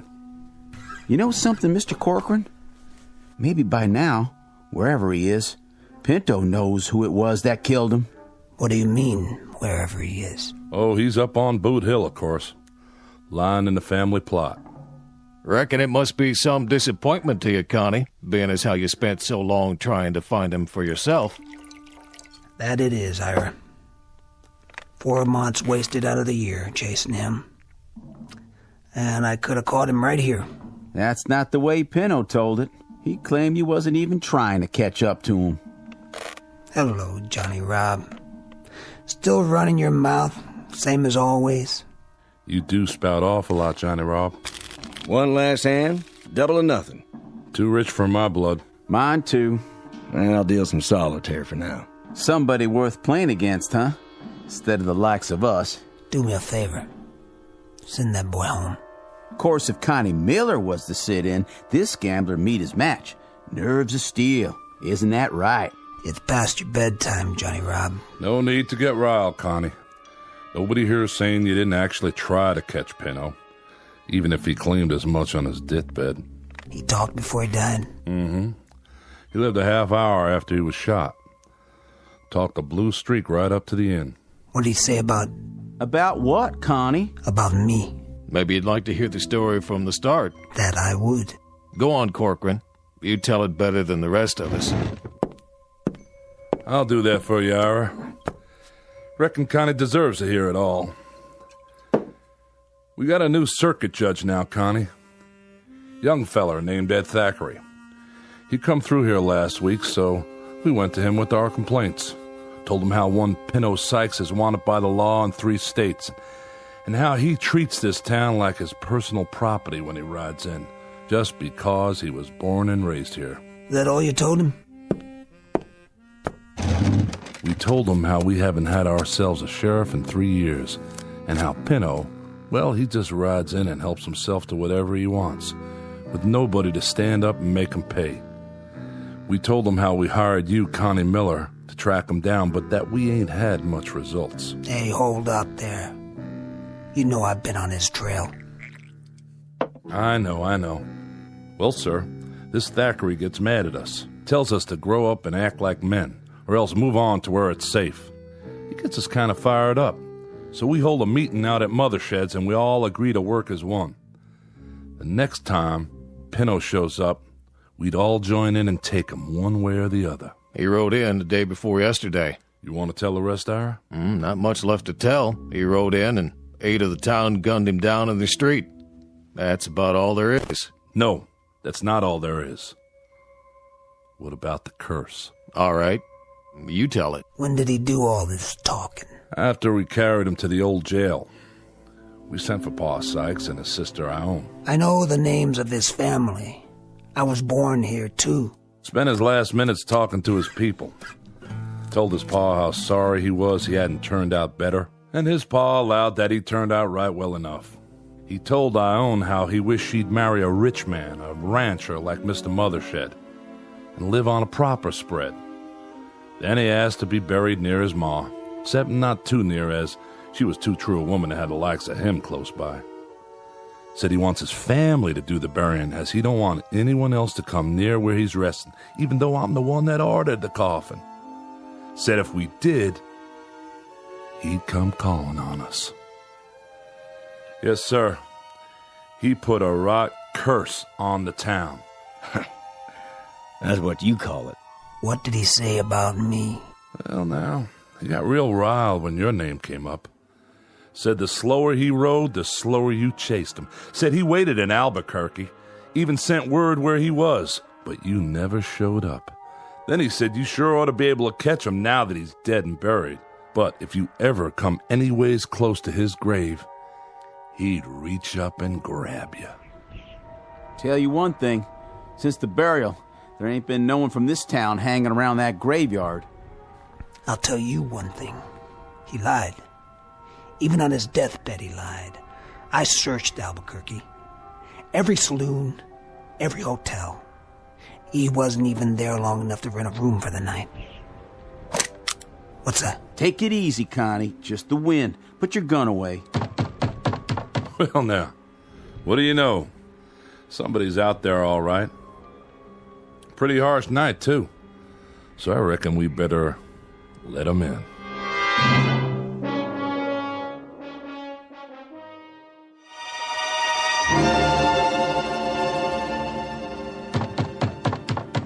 I'll answer it.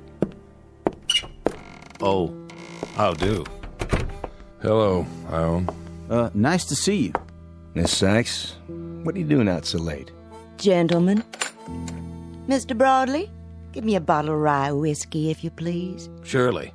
Seems your paw is hitting the drink a mite heavy, though. You think so? None of my affair, but maybe you could try and get him to taper off. He's a fine man. He truly is. All I mean to say is, I swear, Ione, folks don't hold it against him that he was Pinto's paw. Oh, this isn't for my paw, Mr. Broadley. This is for me. Oh, I see. Begging your pardon. Well, look what rode in on the wind. Hello there. My brother was just talking about you. Your brother? Most certainly. When was that? Day before yesterday. He's real sorry he missed you. We told him, Ione. And did you tell him how Pinto's going to greet him if he does see him? We told him that, too. You've been chasing him for so long, Connie. You ought to feel real lucky tonight. You finally know right where he is. And all you have to do is walk out there. How nice for you.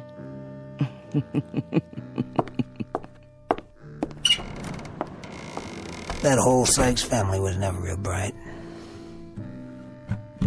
Tell us, Connie. Tell you what? You afraid of Pinto's grave? What are you talking about? Because the rest of us are. How about you? I'll tell you something, Johnny Rob. I was never afraid of Pinto alive, and I sure as hell ain't afraid of him now that he's dead. Understand? Well now, is that the truth? You know English, don't you? Because I don't exactly know as I believe you. Why, I'll bet... Hold it now, Connie. Simmer down. He deserved it. Maybe he did. But let's not have any bloodshed. Nobody calls me a coward. You didn't let me finish what I was saying, Connie. I don't think you're a coward. No, sir. Leastwise, I don't think you're afraid of anybody in this room, especially not me. For sure not you. I'm just a poor boy that works hard for not much. I'm not real strong, but dogs and kids like me. Follow me around all the time. Go ahead, why don't you speak your mind straight out? Have another drink, Connie. Come on. Sit down. Sure windy tonight, ain't it? I remember the last time we had a wind like this. I'm waiting, Johnny Rob. Well, like I was saying, no, sir, I don't believe you or anyone else is afraid of me. But whether or not you was ever scared of Pinto is something only you know. Johnny Rob. Well, I was about to say when you hit me and hurt me is, I'll bet, not that I'm accusing you, I'm just saying, I'll bet that you won't be calling on Pinto anytime soon. No. Anytime like tonight, for instance. Now, why don't you shut up before you really get hurt? Now, Connie. Look at the time. By golly, it's almost 12 midnight. What about it? Drop it, Johnny. I'm betting you won't go out of here at midnight sharp and climb all the way up the Boot Hill and visit Pinto's grave. Now, I got a $20 gold piece somewhere. Yeah, it took me nearly 20 weeks of odd jobs to save it. Here, I'm betting it all that you won't do what I just said. That a real bet, Johnny Rob? Boy just can't help running his mouth, can he? Never could, as I recollect. Well, he does have a point, though. What about it, Connie? What about what? You calling him? Of course not. Why make him save for 20 more weeks? I don't need the money. Just the same, you did state that you ain't afraid of Pinto, dead or alive. If I heard you right. Look, I'm a grown-up man, and I don't do little boy things anymore. Like playing in graveyards at midnight. You know I'm not afraid, don't you, Ivor? Never take sides myself. Then you won't go. I don't like you, boy. I never have, and I reckon I never will. So, you've got a $20 gold piece. Well, I've got a $20 gold piece myself. And it just covers yours. I'd say the bet's covered. Well, now, looks like in about 20 minutes, one of us is going to have $40 instead of 20. That's right. And afterwards, while I'm spending it, I don't want you hanging around where I have to look at you. Got it? Don't you want to know where Pinto's buried, Connie? It's on the southeast corner of the graveyard, close to where Tom Santee's planted. Connie. Yeah? Haven't got another 20 you want to put up, do you? Are you saying you want to bet against me, Steinhardt? Betting's what I do, Connie. You know that. Oh, you're not looking so good tonight, Connie. When a gambler bets, he has to win, or else he go out of business. So, you don't think I got the nerve to go up either? I didn't say that. Then what did you say? I just said I'll bet $20 that you won't. You got to bet. It's my 20. Your turn. What are you asking? To see my money? That's the idea. We've made bets before, Steinhardt. Yeah, but this time's different, Connie. Now, if we were betting on a horse race or the turn of the next card, I'd trust you. But not this time. What's so different about this time? When you get out to Pinto's grave, how do I know he won't reach up and grab you? If you don't come back, how do I collect? There. That good enough for you? Gold certificates. Legal tender in my book. Hold these for us, Ira. Sure, Connie. How about you? I've still got some more betting money left. Whose side are you on? Never bet myself, nor take sides. How about you? Can't afford to bet tonight. Steinhardt here took all I got to lose. If you hadn't lost to him, how much? And which way would you have bet? Reckon I'd bet against you. Nothing personal. I don't get it. You people know me. Why all at once you think I'm yellow? Because we'd be afraid. You can draw them guns of yours real fast, Connie. We've seen you. But out in that graveyard in the middle of the night, they ain't worth a copper cent. You'll have no more to fight with than a yearling on his first legs. I don't get my nerves from these guns. I had it way before I could pick them up. You'll find that out soon enough. Ira, get my coat. Right here. Just one thing before you leave. Yeah? Well, we've got a detail to work out, Connie, since this is a job you have to do by yourself. How can we be sure you did it? My word's good. Well, maybe so. But look at it from where I sit. What's to keep you from going, let's say as far as the edge of the graveyard, and then coming back and telling us you went all the way? You saying you don't trust me? Hey, business is business, Connie. This is my livelihood. Then it looks like you're going to have to go along with me to protect your interest. Don't it? Just to make sure I do what I say. He's got you there, Steinhardt. Yeah, that won't do. Even if I were inclined to go, which I'm not, it'd improve his chances by the simple fact that courage comes easier when a man's not alone. And how'll we ever know? I have another way. Give me your Bowie knife, Ira, from behind the bar. If you say so, but I don't see... Just bring it over and put it on the table. There. Now, Connie, when you arrive at your destination, stick the knife into the earth of the grave. And then at daylight tomorrow, we'll be able to see the proof. That's a real smart plan, don't you think so, Connie? I don't like to disturb a grave, not even Pinto's. You backing out? I said I'd go out there, but I won't treat no grave with disrespect. Then stick it near the grave. If we see it within 5 feet of fresh earth, we'll concede the wager. One thing's for sure. There ain't gonna be no one sneaking out there to steal the knife once you've planted it. Keep the bottle on the bar, Ira. I won't be long.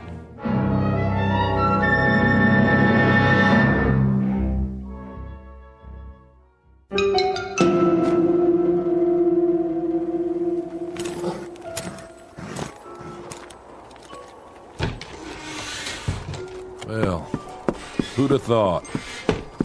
There he goes, all by his lonesome. And there ain't even a moon tonight. You know something? We might just lose this bet. You maybe, not me. I've already got my $20 worth just seeing him squirm.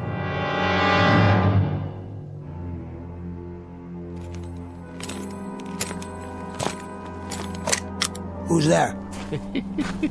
Just me. That Connie Miller again? Jason, I told you once, don't be lurking around in the dark. A man could get his head blowed off. Yeah, same as in daylight. Gonna stay a while? What do you care? Well, that's your horse, ain't it? Tethered up by the saloon. A man shouldn't ought to leave his horse. Might catch a death, all lathered up. I got one stop to make, then I'll be back. I could take care of her for you. Get her some feed and a blanket. No need.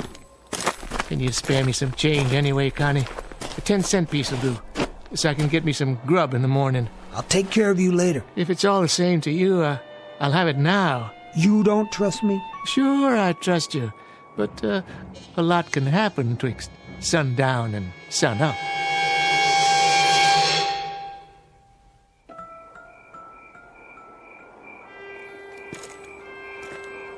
East side. Right about there. Now all I have to do is...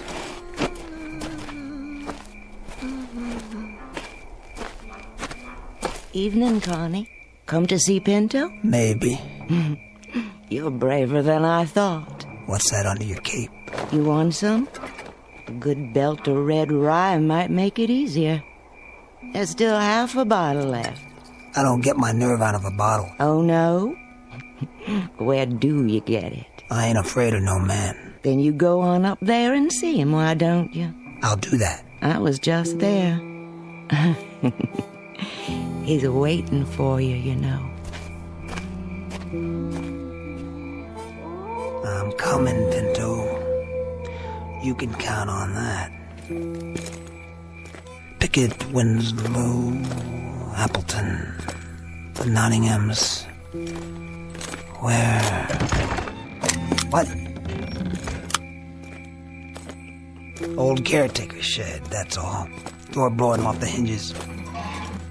Caretaker's shed. That's all. Look at all this junk. Picks, shovels, markers. And a little old window. Good. That's good. Sure it is. I can spot you from here, Pinto. Right there. By the Santi plot. Fresh dirt. And a wreath. Well, Pinto, all those pretty flowers, they're gonna blow away by morning, and then what will you have? Nothing. That's what. You can't hurt me now, Pinto. Not now. You'll never hurt anybody again. Your day has passed. But I remember you. The way you used to beat kids up in school. The way you lied so your ma wouldn't know. The way you cheated me out of my first horse. And me always looking over my shoulder to see if you're following me. Why'd you do that, Pinto?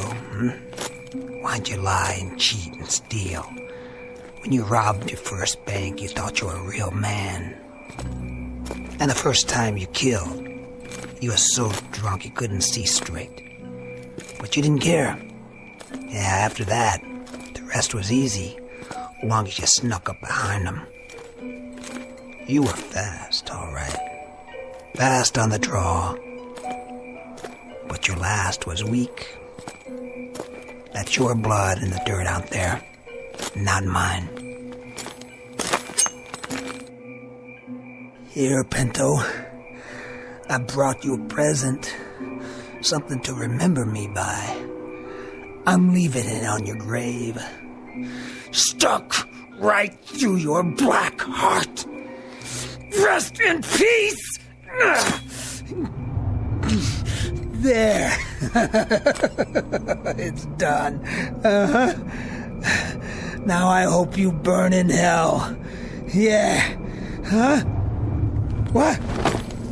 No! Let go! Let go!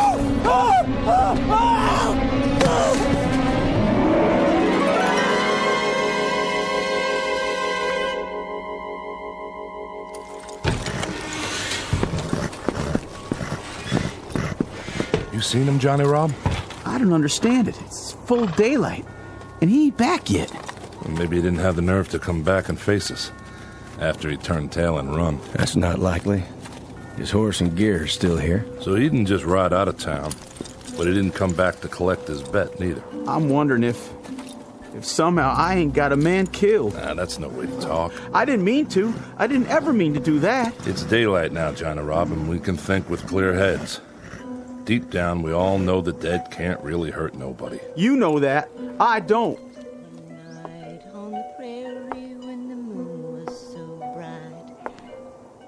Morning. Morning, Ione. And what brings you out so early, Miss Sykes? I'm on my way to the graveyard. Why are you carrying a dinner plate? This was his. He used to eat out of it when he was a boy. I thought I'd put it on the grave. Well, that's very nice and all, but you know, Ione, I don't think the dead are hungry anymore. They finally got their piece. You might say their cup runneth over.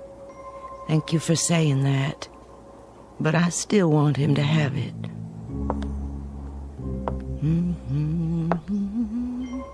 I'm going with you.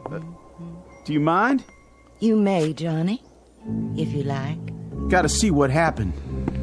Well, reckon we can't spend the rest of our days being afraid of a dead man. I'll come too. I guess this is one hand I'll just have to play out.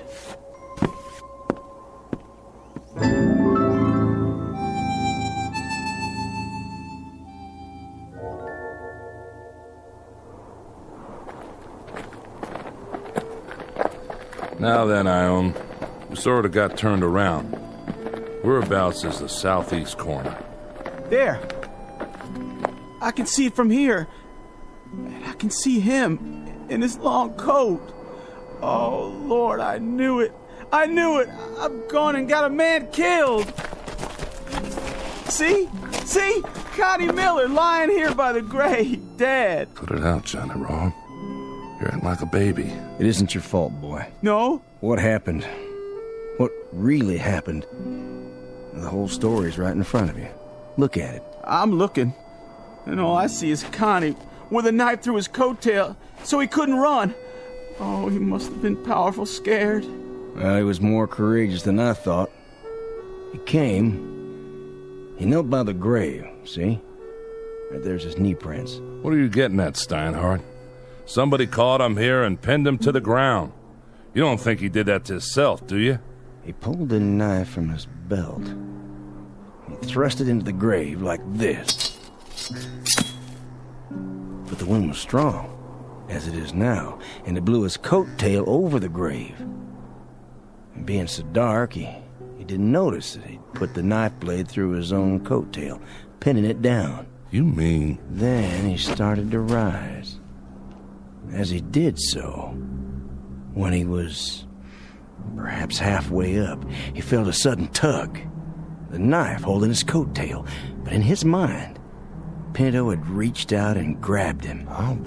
He was already scared half to death. This finished him. His heart gave out. That's all. That's what happened. It is, isn't it, Corcoran? Tell me, we ain't to blame, are we? What he says makes sense. Fact is, proof is all there. Kind of killed himself in a manner of speaking. Is that what you think? What's she saying? Now, there you are, bud. Your plate, remember? So, you think Connie's death was an accident? That he stuck the knife in the hem of his own coat? Yes, ma'am. Tell me this. How did his coat tail get over the grave like that? Well, for some reason or other, because he was in such a hurry, he left it unbuttoned. Yeah, and the wind must have done the rest. What direction was the wind from last night? South, why? The south, same as now. And I'm standing in exactly the same spot Connie was. You are right enough. Look at my cloak. Look at it. Is the wind blowing it across the grave now? No. It's blowing out behind you. So it couldn't blow the opposite way, could it? Not today, and not last night. Then how? Something would have had to reach out and pull it in the other direction, so it spread over the grave in front of him. That's only logical. Don't you agree? Well, I'm afraid the lady's right. Morning to you, gentlemen. I'll be getting home now. Don't worry. I can find my way.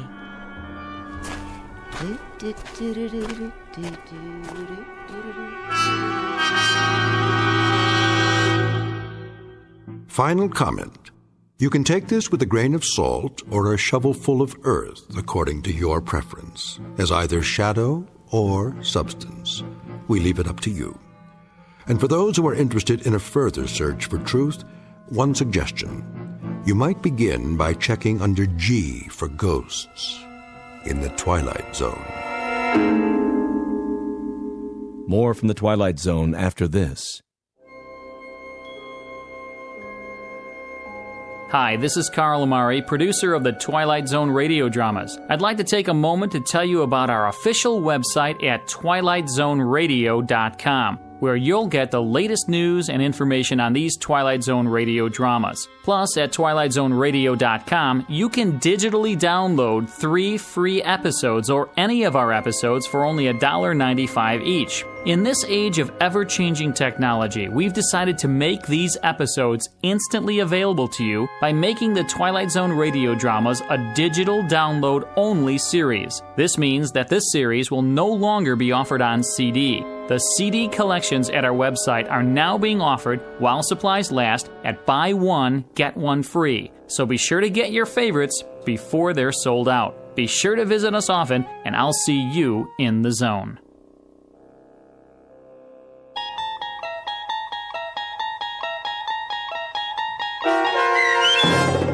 The Grave, starring Michael Rooker with Stacy Keach as your narrator, was adapted for radio by Dennis Etchison and based on a script by Montgomery Pittman.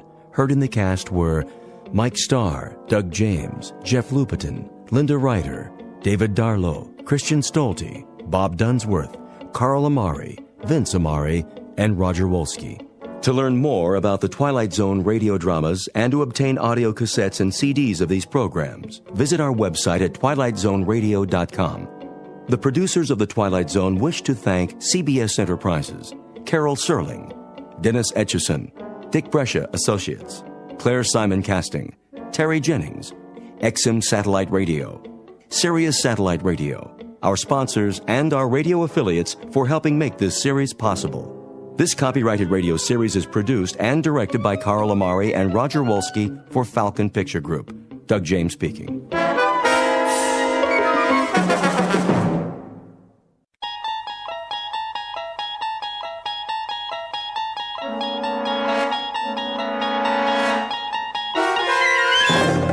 You're traveling through another dimension.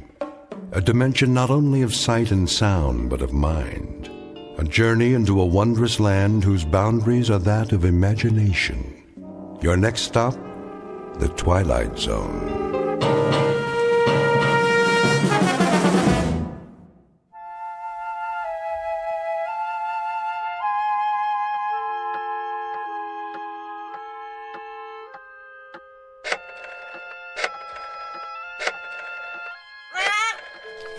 Yes, Pete, here's a nut for you. Now, don't bother me, if you please.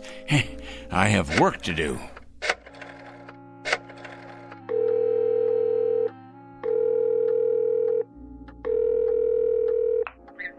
I'd like to speak to Mr. O'Connor, please. That's right. I'd rather not say. It's rather personal.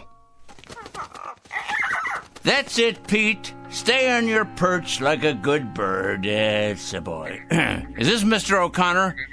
Mr. O'Connor, I'll get right to the point. You have a young gentleman working for you in personnel. His name is Brewster. Alfred Brewster. Been with your firm about 1.5 years. Well, I'll tell you what about it. The man is a communist.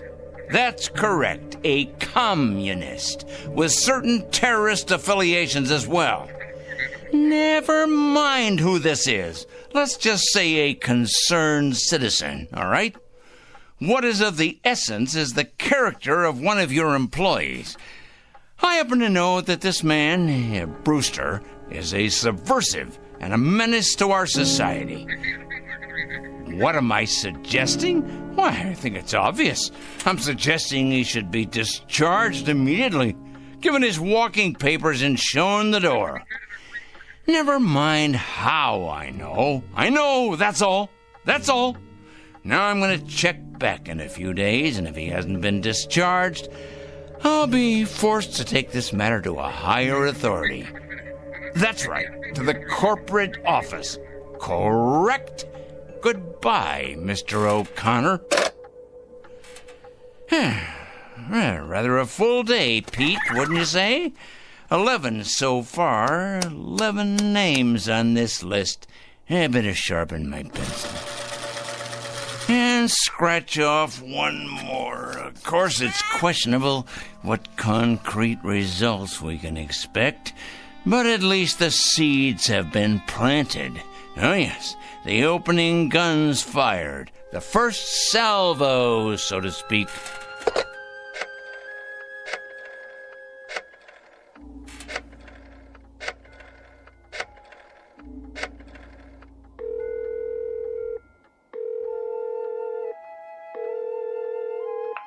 Hello, Board of Education? Well, please connect me. Yes, I'd like to speak with the superintendent of schools, please. It's a personal call. No, I'm not at liberty to give my name. That's right. It's urgent. Is this the superintendent? This is a concerned citizen. I'm calling about a teacher and your employee. That's correct. His name is Farwell. William J. Farwell. He teaches at your North End High School. That is correct.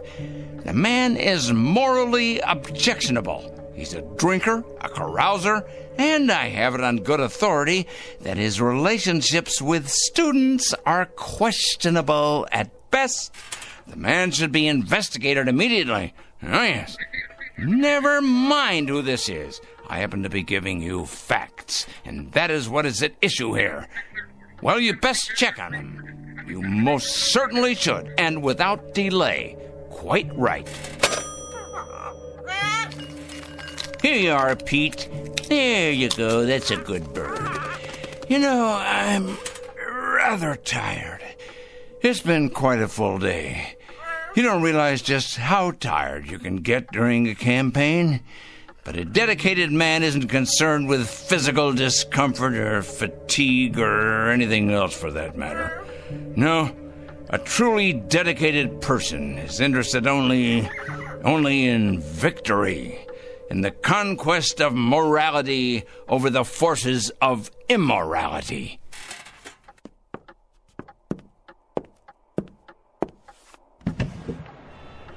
Hey, look at him out there, the dregs, carrion, leeches sucking us dry. Oh, yes, carrying evil around with them like infectious germs. We're gonna have to face it sooner or later. Huh? Phone calls are one thing. Threats and exposure is simply expedience. No, Peter, my friend, we're gonna have to embark on a much more ambitious course. Some major surgery, I think. The long scalpel, honed sharp and cutting deep. If the sickness is extensive, so must be the cure. And it must be today, Peter. It must be today, this afternoon. 4 o'clock. Oh, yes, that's when it will occur. Yes, we'll make it occur at 4 o'clock. At that moment, we will destroy evil. That is both my charge and my obligation, Peter, to destroy evil. And we shall do it at precisely 4 o'clock. I'm not sure of the method yet, but it'll come to me.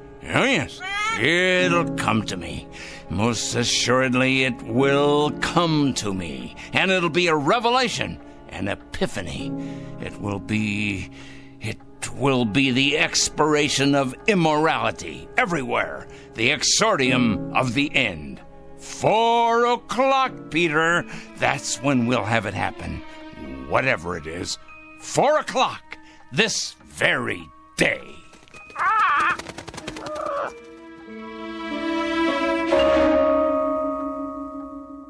This is Mr. Oliver Crangle, a dealer in petulance and poison, a self-appointed, self-designated, self-ordained vigilante, whose jaundiced eyes peer out at an unholy world and find it undeserving of anything but judgment and punishment. And Mr. Oliver Crangle is both the judge and the executioner. He has rather arbitrarily chosen 4 p.m. as his personal Gotterdammerung. We are about to watch the metamorphosis of a twisted little fanatic poisoned by the gangrene of prejudice to the status of an avenging angel, upright and omniscient, dedicated and fearsome. Whatever your clocks say, it's almost 4 o'clock. And wherever you may think you are, at this moment you happen to be in the Twilight Zone.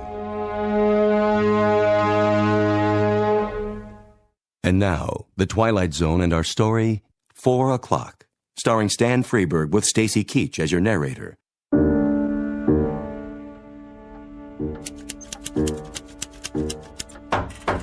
Yes? Mr. Crangle? What is it? Well, there's a special delivery for you. Just a minute.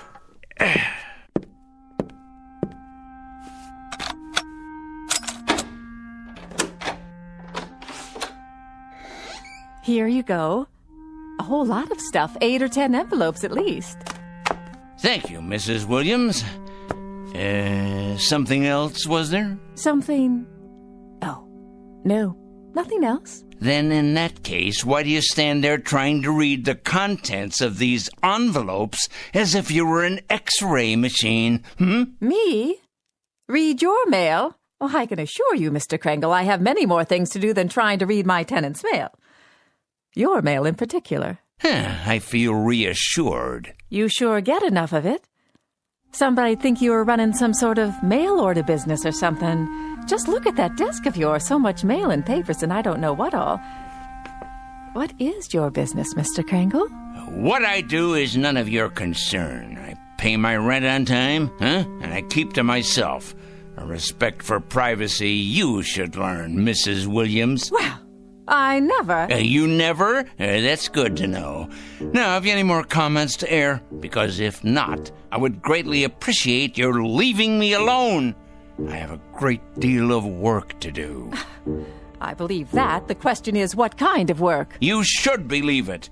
You may thank me one day, Mrs. Williams. Oh, yeah. You and everyone else, assuming you're still around, and assuming you retain the capacity to feel appreciation. What's that supposed to mean? Assuming I'll be around. Are you threatening me or something, Mr. Kringle? Threatening you, Mrs. Williams? I don't threaten people, my dear lady. I compile files on them. I compile them, and I analyze them, and I investigate them, and then I categorize them, and I judge them. Oh, yes. If they're impure, they must be punished. If, on the other hand, they're simply misled or naive or unsophisticated, I point them to the right way. I lead them by the hand, Mrs. Williams. I show them the proper course, the path to redemption. Is that... What I mean is that what you do for a living? Indeed. In short, I check evil, Mrs. Williams, and I eradicate it, inoculate it, wipe it clean, and sponge it away. And you know where these evil people are? I most certainly do, Mrs. Williams. Can you give me an example?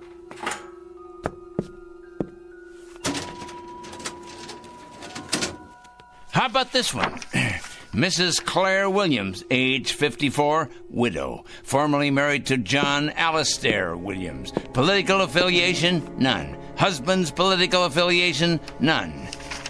Evidence of subversion? None. Negative personality traits? Curiosity and ignorance. Of course, that's just a preliminary report, Mrs. Williams. The in-depth research is in the master file cabinet right over there. Well, aren't you the strange one? You ain't nothing if you're not a strange one. I'll be going now, Mr. Kringle. Had your nap, Pete? All rested up, are we? Well, that's a good young parrot. It's going to be an exciting afternoon, Pete. Big things are going to happen at 4 o'clock. Yes, they are indeed. 4 o'clock? What's going to happen at 4 o'clock? Interesting question, Mrs. Williams. A very interesting question. Very much to the point. What's going to happen indeed? At 4 o'clock, we're going to expose evil, strip it bare, push it out into the light, dissect it, pinpoint it, and eliminate it. You are? Exorcise it, denude it, confute it, destroy it. Oh, now careful, Mr. Kringle. You gone and broken your lamp. What? Oh, the lamp. I see. Sorry. Well, no matter. Would you like me to clean that up for you? No, I'm quite capable of cleaning up after myself, madam. That's one thing I'm very good at, cleaning. Something else, was there, Mrs. Williams? No, I don't believe so. If it's all the same to you, I'll be on my way.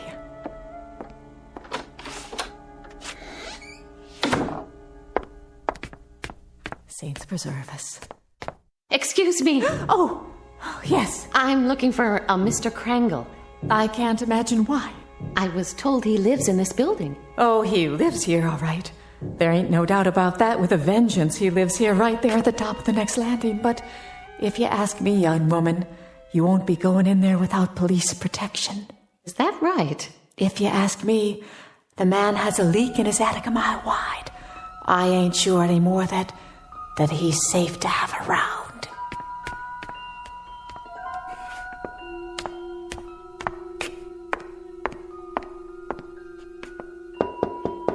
Mr. Krangle? Mr. Krangle? Well? My name's... Who else is with you? Why, no one. Are you sure? Yes, quite sure. My name is Lucas. I wonder if I could speak with you for a moment. Lucas. Ah, yes, Lucas. Kurt J., age 27, intern, East Side Hospital. That's my husband. Is he indeed? Well now. Your husband, you say. Come in, please. Come.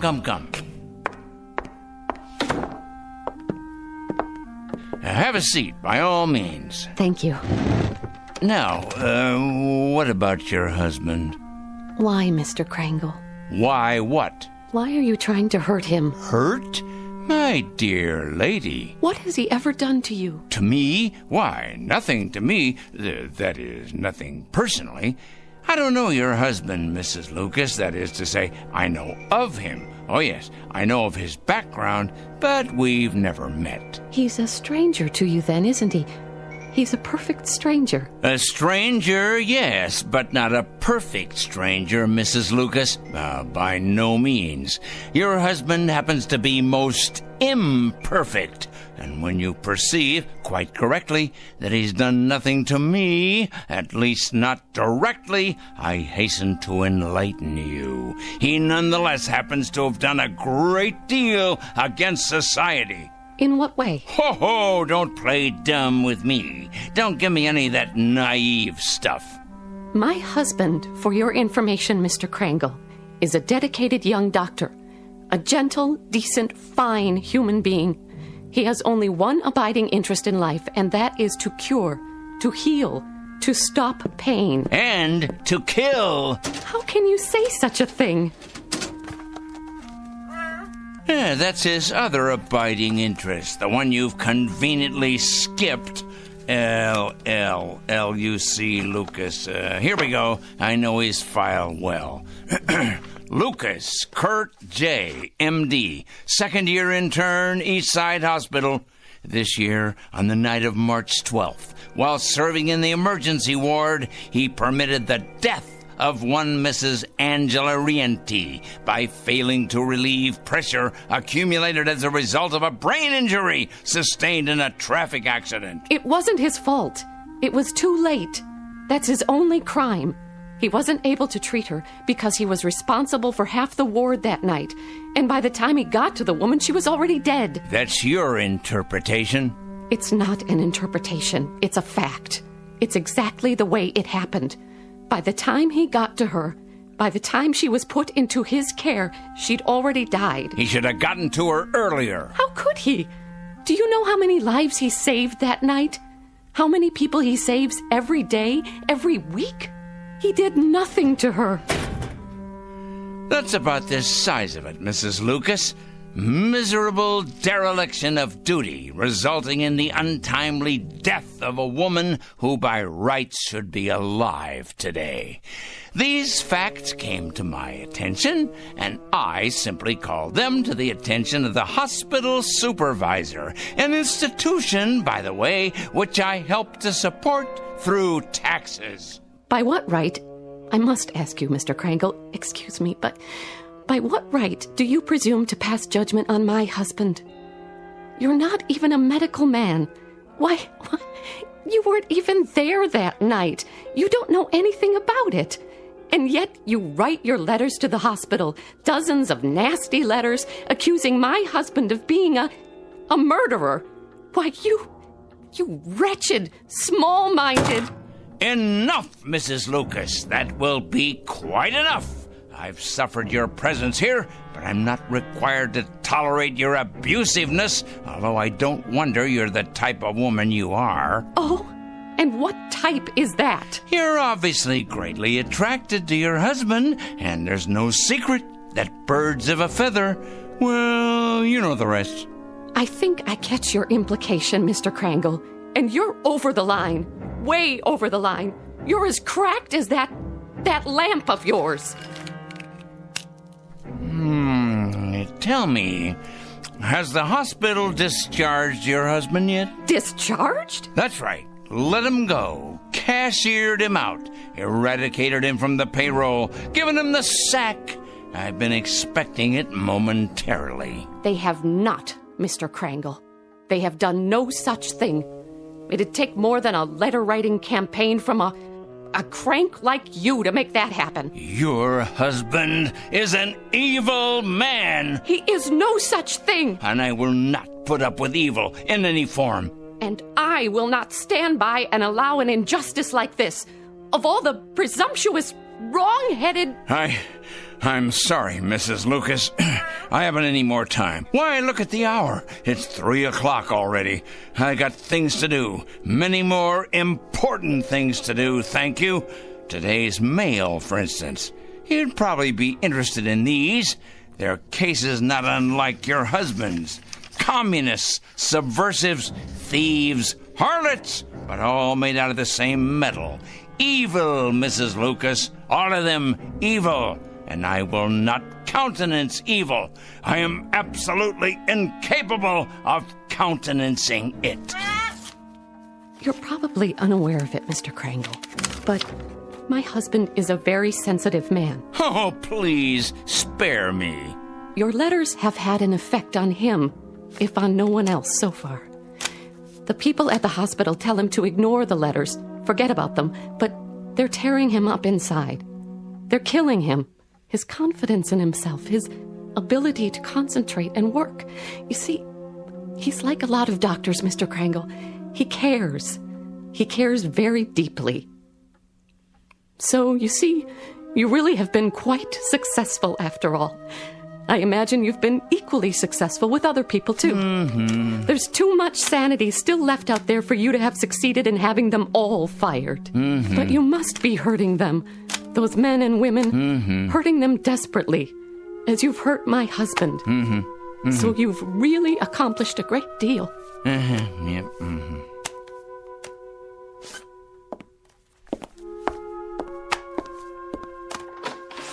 Tell me, Mr. Krangle, if you can, that is.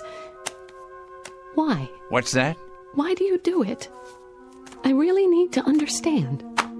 Why? You ask me why? Why? Because they're evil. That's it precisely. Nothing too complicated about that, is there? They're evil. Plain and simple. Here, take a look out the window. All those little bugs down there, you see? Bacteria. That's what they are. That's what your husband is. All those little... That's it. That's precisely it. What is? That's what I'll do. I've finally gotten the clue. I said little, you understand? That's what I'll do. I'll turn all the evil people into little ones, understand? I'll make all the evil people, let's see, 3 feet. No, 2 feet. 2 feet tall. That's it. At 4 o'clock this afternoon, at precisely 4 o'clock, every evil man and woman will become a mere 2 feet tall. A revelation, an absolute revelation. Peter, my lad, did you hear what I come up with? Did you? That's it. Do you see the beauty of it, Pete? That's it. It's brilliant, absolutely brilliant. 2 feet tall, Pete. 2 feet tall.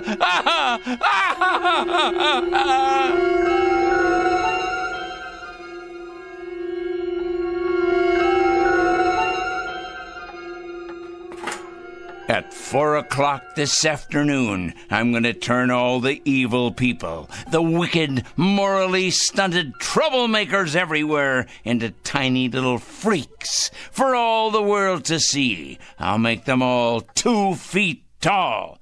2 feet tall, I say. Yes, it'll be better than if they wore badges on their clothing. Impossible for them to hide the purest form of poetic justice. Evil will be made an object of universal scorn, laughter, humiliation. Yes, you're nut. You're hungry. Aren't you, Pete? Here you go, boy. I won myself.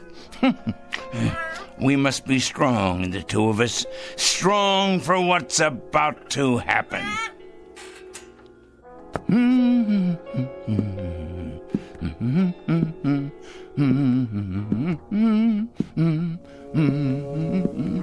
That's right, Petey. 10 minutes past 3. It won't be long now. Yes, a peanut. Here you are. That's a good, strong boy. I'll bet you could crack open just about anything with that great big beak of yours, couldn't you? Yes, you could. I'm sure you could.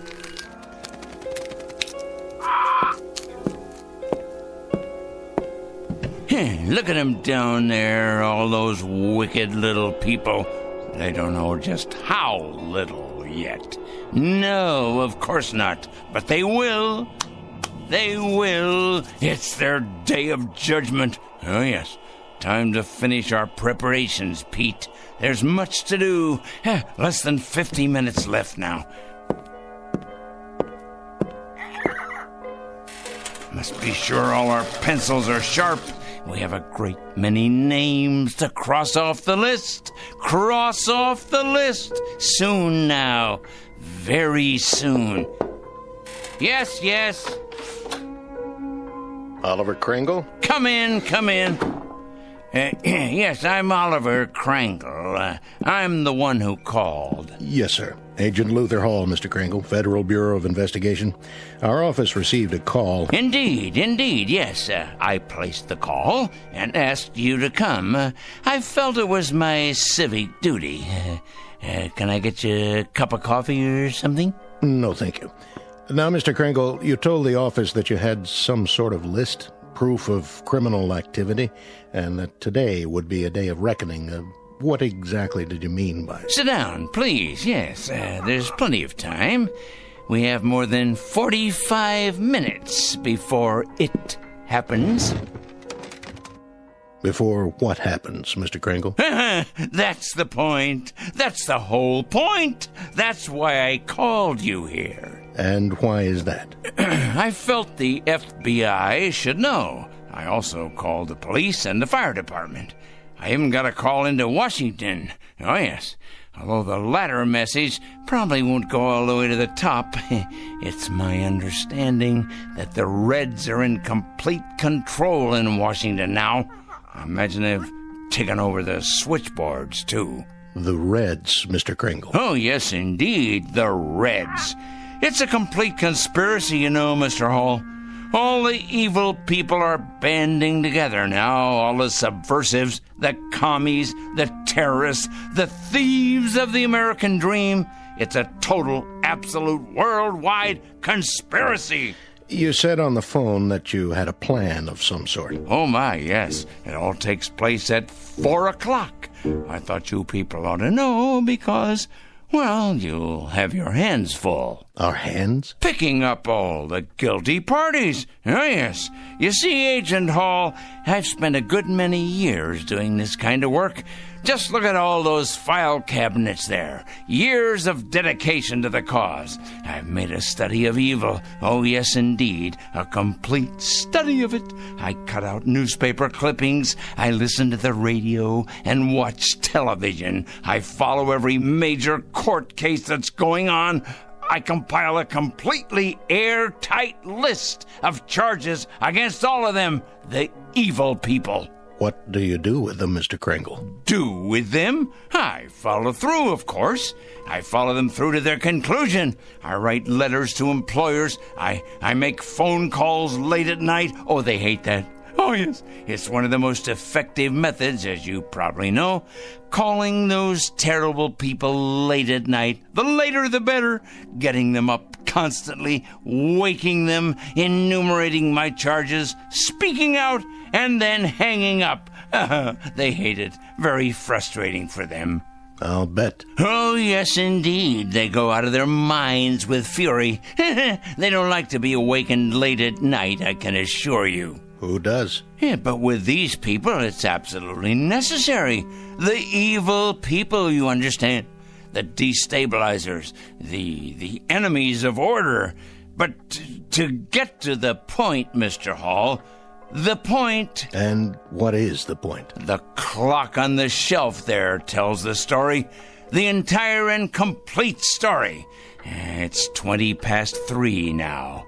In exactly 40 minutes, all the evil people in the world will be reduced to half. No, a third of their present size. Oh, it'll be glorious.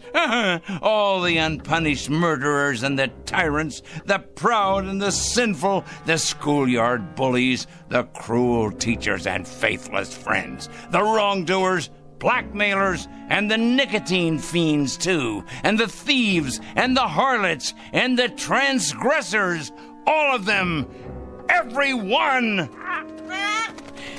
How does that sound, Mr. Hall? How do you propose to go about doing this? I mean, shrinking people. I merely will it, that's all. I will it.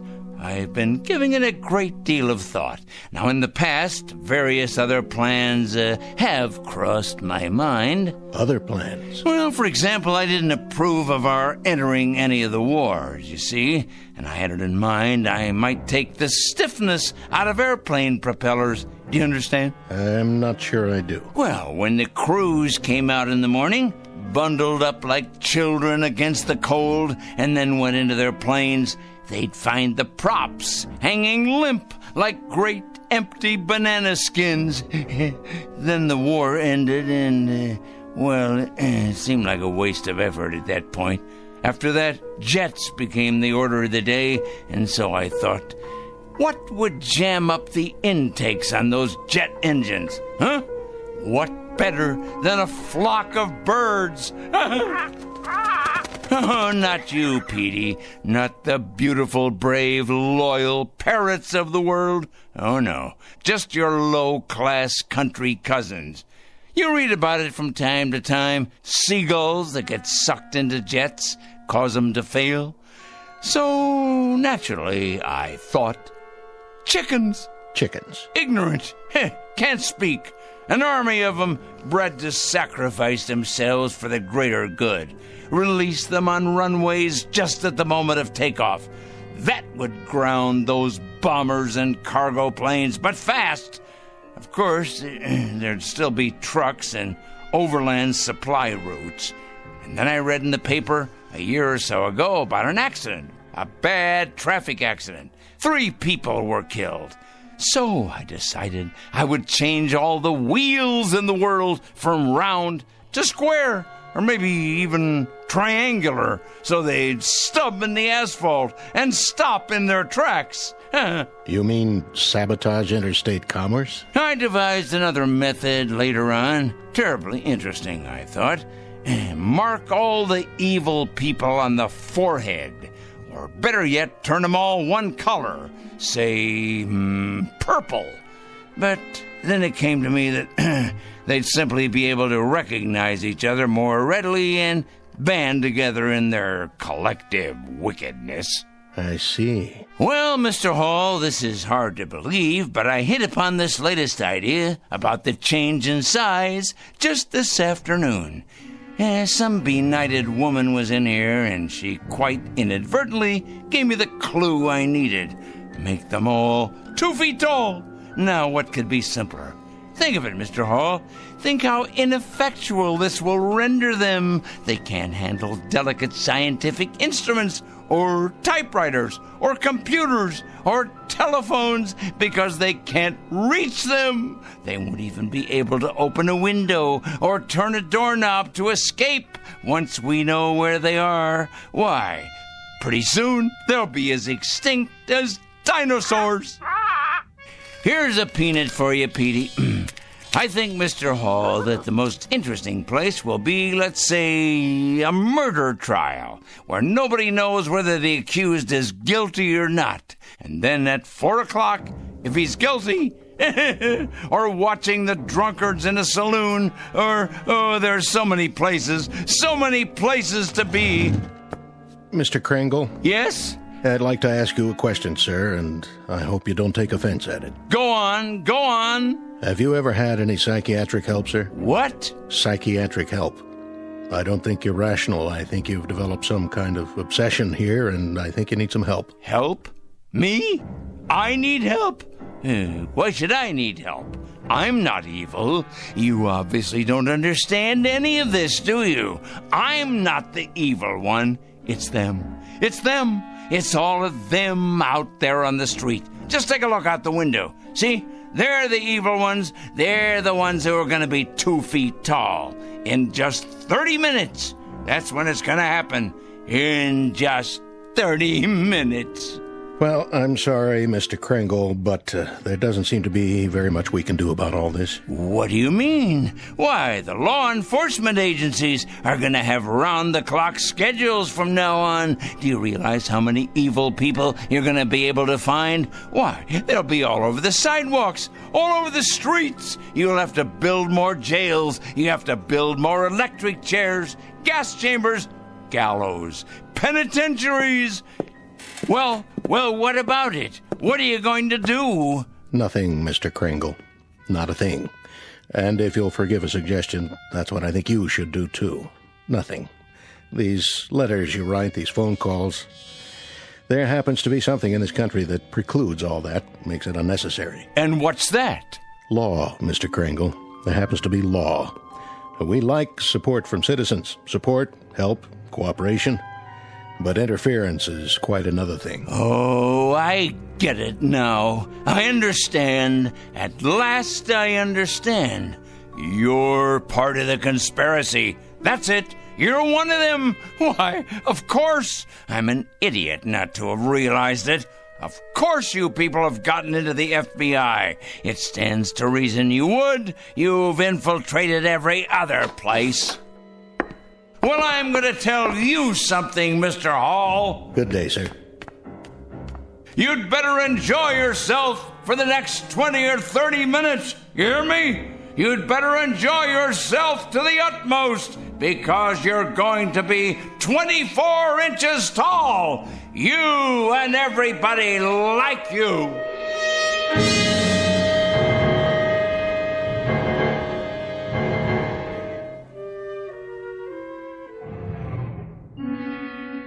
All the evil people, everyone, you'll see.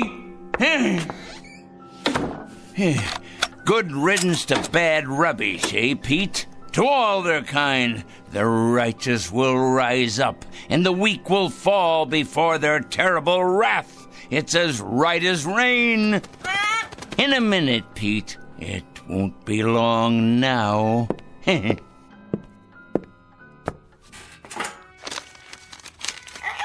Yes, here's your nut. It won't be long now at all. We must have everything in order, all our pencils sharpened, weapons that are truly mightier than the sword. And our desk, we must have lots and lots of clean paper to make another list of the newly exposed. Their corruption on display for all the world to see. I wonder what they'll look like down there on the streets, on all the streets everywhere. Oh, what a glorious sight it's going to be. So many people. Think of it. Fat ones, thin ones, the young and the old, suddenly grown too small for their clothing, which of course will no longer fit them. It simply won't fit them at all. Like the toads and the cretins they are. Someone should follow along behind and collect it in trucks, boil it in hot water, decontaminate it, and then redistribute it to the rest of us. Think of that, Pete. New suits, trousers, neckties, formal wear, tuxedos, this and casual wear of every style. Oh, yes, it shouldn't go to waste. Think of how much money could be made in resale centers across the land. Money to finance a whole new campaign. Why, Pete, we could open a chain of clothing stores. Aha! All we need is a fleet of trucks to gather it up. Ours for the taking. But alas, it's too late to organize any of that now. Oh, if only I'd planned ahead. Well, the least I can do is alert the media. Yes, that's the responsible thing to do. I wonder if they have any idea at all about what's to take place. And at this hour, the Dow Jones is down 14 points. Raging fire now under control in upstate. The White House press secretary announced a peace plan today. 4-car pileup on the bridge. Motorists are advised to use alternate routes. Come on down to Crazy Joey's Fashion Warehouse. We've got sportswear, clothes for the workplace, back-to-school duds, all at out-of-this-world prices. You'll think you've died and gone to heaven because my name's Joey and I'm crazy. Another lost opportunity, Pete. But that man doesn't know how soon he'll be out of business. He has no idea, does he? No idea at all. We better check the television news while we're at it. We'll have the weather for you coming right up after this. The very vegger slices, it dices, it turns out finger-licking Julienne potatoes. Okay, now tell us about your new book, 101 Ways to Profit from Armageddon. Amateurs. Pete, what to do? What to do? Of course I can send out press releases taking credit for all that I've done after the fact. If only I had more time. More time! Still, we'll have to alert them as best we can.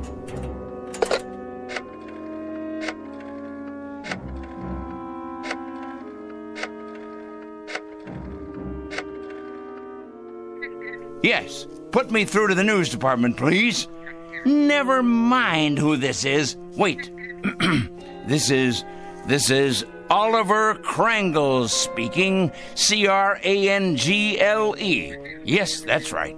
I'm calling with an important bulletin. Yes, for the afternoon broadcast. That's right.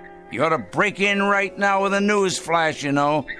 Oh, it's something big, all right. Something huge. Believe me, it is important. When? No, you don't understand. It hasn't happened yet, but your viewers will still want to know when it does happen. Otherwise, there'll be chaos in the city. In fact, this should go on the national broadcast, coast to coast. What is it? Let's just say a new perspective on the world. Hello? Hello? Hello? Petey, obviously they've infiltrated the local news channel as well. Of course they have. I should have known. They're everywhere, like insects, like vermin. Well, they won't be in control much longer, because Judgment Day is upon us. The strong will rise up to take what is theirs, while the subhumans are exterminated. It's the law of nature. But for now, there's precious little left to do, except make sure the clock is wound and to prepare ourselves for the occasion. Just try to be patient, Pete. Just a few minutes longer.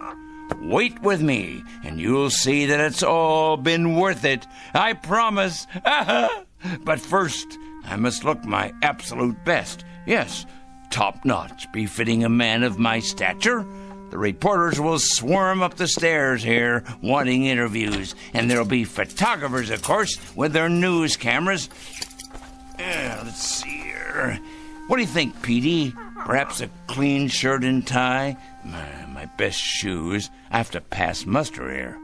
Meanwhile, you preen your feathers, my boy, and get ready to meet the press.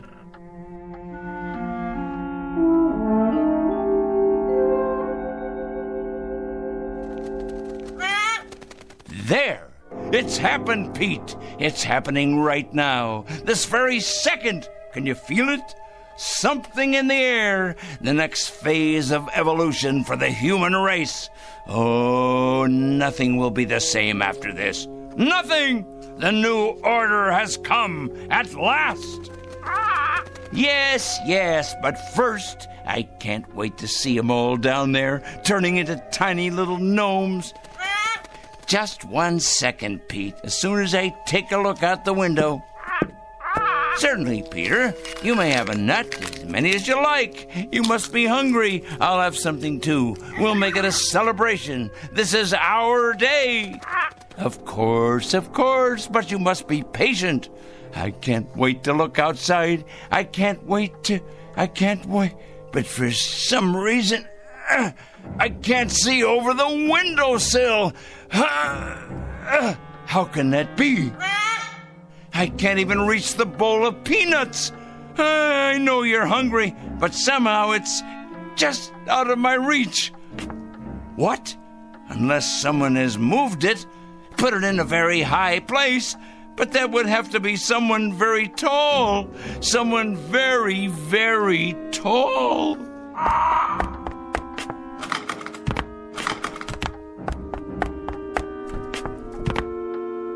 Pete, what's happened? You've grown so large, and I'm so close to the floor. These shoes don't fit me anymore. And these clothes, whose are they? Must get out of this ridiculous costume. Pete, why are you looking at me like that? Your eyes and your beak. Close it.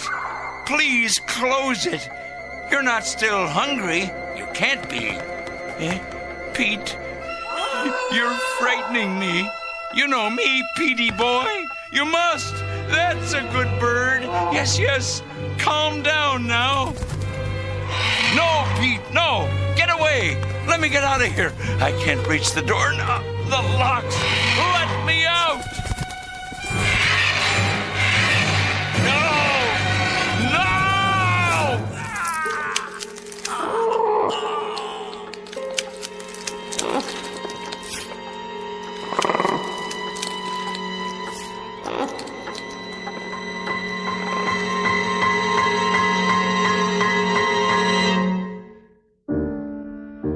At 4 o'clock, an evil man made his bed and lay in it. A pot called a kettle black, and a stone thrower broke the windows of its glass house. Not a pretty picture, perhaps, but for this poor, misguided fellow, quite unavoidable. A simple matter of supply and demand. He was right about one thing, though. In a world where the strong get stronger and the mighty feed upon the weak, you can run, but you can't hide. Look for this one under F for fanatic and J for justice in the Twilight Zone.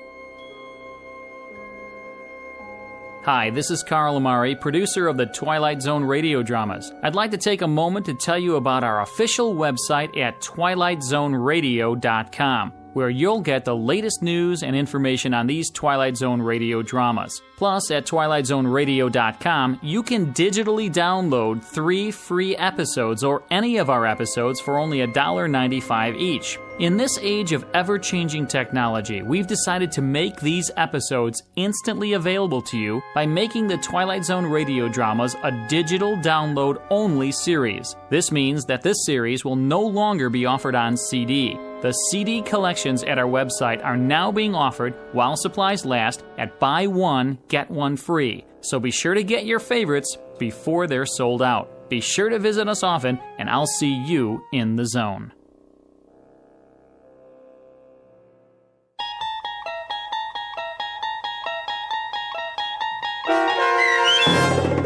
Oclock, starring Stan Freberg with Stacy Keach as your narrator, was adapted for radio by Dennis Etchison and based on a script by Rod Serling. Heard in the cast were Taylor Miller, Maggie Carney, Rick Peoples, Doug James, Paul Patch, and Carl Amari. To learn more about the Twilight Zone radio dramas and to obtain audio cassettes and CDs of these programs, visit our website at twilightzoneradio.com. The producers of The Twilight Zone wish to thank CBS Enterprises, Carol Serling, Dennis Etchison, Dick Brescia Associates, Claire Simon Casting, Terry Jennings, the American Forces Radio and Television Service, our sponsors, and our radio affiliates for helping make this series possible. This copyrighted radio series is produced and directed by Carl Amari and Roger Wolski for Falcon Picture Group. Doug James speaking.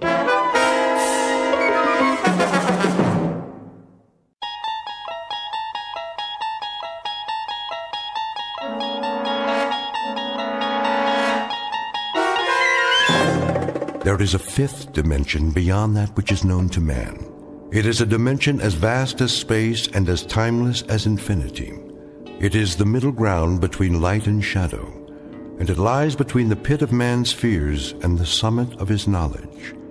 This is the dimension of imagination. It is an area which we call the Twilight Zone.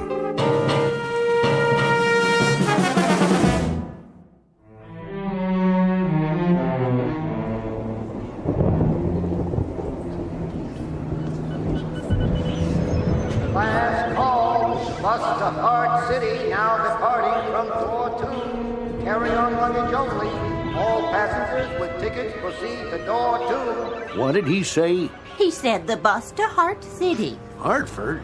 That us? No, dear. When's our bus? I don't know, Edward. Why don't you ask? Ask who? The nice man at the ticket window. I want a window seat. Yes, dear. If they don't give me a window seat, I'm not going. I'll stay right here on this bench all night if I have to. You can't do that. They won't let you. Won't let me sit by the window? Then you go on without me, Eleanor. Pardon me. Oh, hello, dear. I'm sorry to bother you. Not at all. Are you waiting for the Cortland bus by any chance? What did she say? Portland? Portland, Maine, or Portland, California? Neither, I'm sorry. We're going to the Elder Hostel in Fort Ritchie. My friend Mary went there last year, and she said it was lovely. I'll ask at the window. About your bus, too, if you like. Do you mind if I leave my suitcase here, just for a minute? Of course, dear. Oh, you know that. Thank you. I'll be right back. Excuse me. The bus to Cortland. What about her? It was due a half hour ago. Yep, a half hour ago. When will it be in? It's kind of hard to say. Road slick, maybe a bridge or two out. That's bound to screw up the schedule. Well, do you have any idea when it'll be in? She'll be in when she'll be in, that's all. I told you that the last time you asked, miss. The last time? The last time I asked you was right now. Look, all I want is a civil answer from you. You're getting a civil answer, miss. Trouble is, every 10 minutes, you're up here requiring one. The situation just doesn't change that rapidly. You want to know about the Cortland bus? It's late. It was late when you first asked me a half hour ago, late when you came back 15 minutes later, and it's late now. All the asking in the world ain't gonna push it none. This is the first time I've been at this window to ask. Either your eyes are bad, mister, or... My eyes are fine. I don't have any trouble reading the timetables, now do I? Maybe you're the one with the problem. Maybe you don't hear very well. Or maybe you don't remember things. Maybe you'd best see a doctor about that memory of yours. I don't need to see any doctor. Now, I've had just about enough of this conversation. Goodbye. And you needn't worry, I won't bother you any further. Here she comes again. Are you all right, dear? Yes, I'm fine. Oh, I forgot to ask for you. Ask about what? Your bus. You wanted to know about the one to Fort Ritchie. Oh, we don't need to know. You don't? I found that schedule you brought us before. That's nice. I'm glad, but I didn't bring it to you. What did she say? Oh, but you did. The first time you came over. You didn't ask us to watch your bag then. My bag? Yes, here it is. You were going to the window, but you didn't want to leave your bag here. Not the first time. And you're saying I spoke to you on 2 different occasions? That's right. About your bus. Is something the matter? No, nothing's the matter.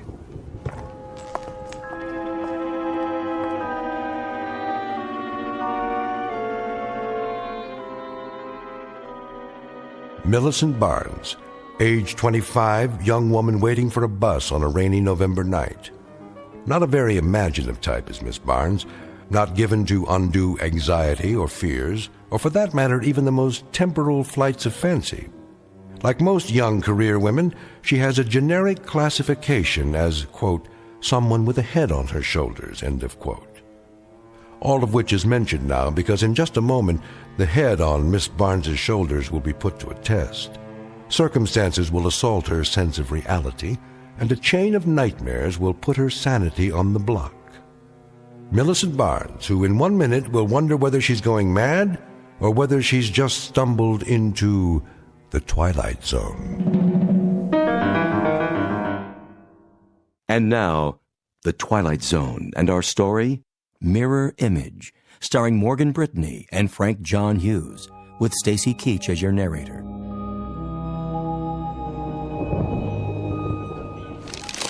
Well, shall we run through it again? Thank you, no. Good. I wondered, well, I just noticed. Noticed what? That the bag in there? Where? In the baggage room behind you. That bag, the one on the floor in front of the others. What about it? Well, I'd like to see it. You would? Yes, it looks familiar. What is this? Some kind of game? No game, honestly. It looks just like mine. It's identical, even to the handle being torn, the red name tag, the sticker on the side. Lady, that is your bag. You checked it. That's not my bag. You want it back? It looks just like mine, but it's not. It can't be. That's my bag over there by the bench.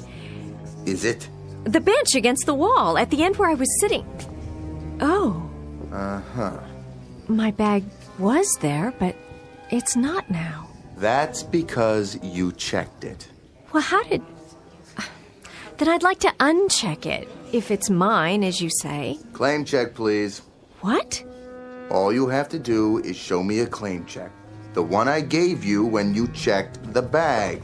I don't have one. Here's my bus ticket, my wallet, my keys, and the rest. See, that's all I have in my purse. No claim check, no suitcase. But that's absurd. You just said it's mine. Nothing I can do about that. State law. When I saw it in the baggage room just now, I'd swear that was the first time I... Why don't you just go over there and sit down, miss? You're either walking in your sleep or you're hungover or something. Just go back there and sit down and breathe through your nose and let me read my magazine. When the Cortland bus comes, there'll be a loud noise, a door opening, and people will come in here. And then you'll know the bus has arrived. But I never checked my bag. I don't feel very well. Where's the ladies' room? Straight across the lobby, other wall. There goes that girl again. I see her, Edward. Can't make up her mind, can she? Must be on some kind of drug. Oh, you hush now. I'll be finished cleaning the floor in a minute, honey. You go right ahead. Thank you. Are you all right? Yes, I'm all right. I'm perfectly all right. Why, don't I look well? Why, no. Honey, you look fine. You look just fine. Just like when you came in before. What do you mean, before? You were in here just a few minutes ago, remember? That wasn't me. Sure was, honey. Same coat, same little rain hat. That was you, for sure. Not that many people in the station this time of night. Plus, I never forget a face. Look, I don't know what's going on around here. Somebody takes my bag, somebody says I'm always asking questions about the bus. Now you tell me I've been in here before and... Just take it easy now. Everything's going to be all right. Well, of course it is. There's nothing wrong to begin with. There isn't a thing wrong. I think the only problem around here is that you people need some sleep or something. You say I came in the ladies' room. Big as life. And then I suppose I walked back out into the waiting room, right into this very door. So far, yeah. Here, wanna try? Oh, thank you. This guy's easy, though. Let me get you a cold cloth, honey. I don't think you're well. I don't need one, thank you. I must be overtired. That's it. But I'm gonna be fine. Now, let's just do a quick reality check. Look out there. What for? Tell me what you see. Okay. Now, tell me about the woman. Tell me if... No woman. Are you sure? All I can see is a kid playing a video game. Hi. Oh, hi. I'm on level 13 again. That's nice. Whoa. I wanted to ask you, who were you talking to just now? Who do you think? Want to play, huh? Play? There goes. I lost. Oh, well. I might have another quarter in my purse. Nah, 4's enough. Is it? That's what you gave me already. I still got 2 left. Of course. And that was just a minute ago, wasn't it? Yeah, when you're coming out of, you know... The ladies' room? That guy at the window. He won't give me change, but you did. 4 quarters for $1. Thanks. You're welcome. So you want to play? You mean like before? You didn't play me before. You said some other time. Well, want to now? This game, it's called Tomb Raider. Cool, huh? There's the graveyard. When the dead people come out of the ground, you have to shoot them before they get you. Or a tombstone pops up with your name on it. See? After I was standing here talking to you, where did I go? Did you see exactly? How come? Oh, I'm trying to retrace my steps. I think I lost something. Same place you were sitting before. Over there on the bench. Where the suitcase is. The suitcase? Yes, of course. It has to be mine. Right where I left it. On the floor. Last chance. For what? Last game of the night. Before they shut off the machine. Some other time. I gotta go home anyway. Home. Yes, you do that. Time to go home. Here. Right here. And the tag with my name on it. How can that be? Miss? Yes, what do you want? Your wallet. I think it fell out of your purse. Oh, thank you. I must have dropped it over there somewhere. You did. I saw it, so I brought it over. Person can't get very far without a wallet now, can they? Thank you again. Thank you. You mind if I share your bench? No, I don't mind. Bus is late, isn't it? It seems to be. It's over half an hour late now. You mean the Cortland bus, don't you? That's the one. I was supposed to be in Syracuse by 10. Planes were all grounded. Took a cab from Binghamton. Darn thing skidded and ran into a tree just a few miles outside of town. Had to walk back to the bus station there. That's quite a story. You look awfully wet.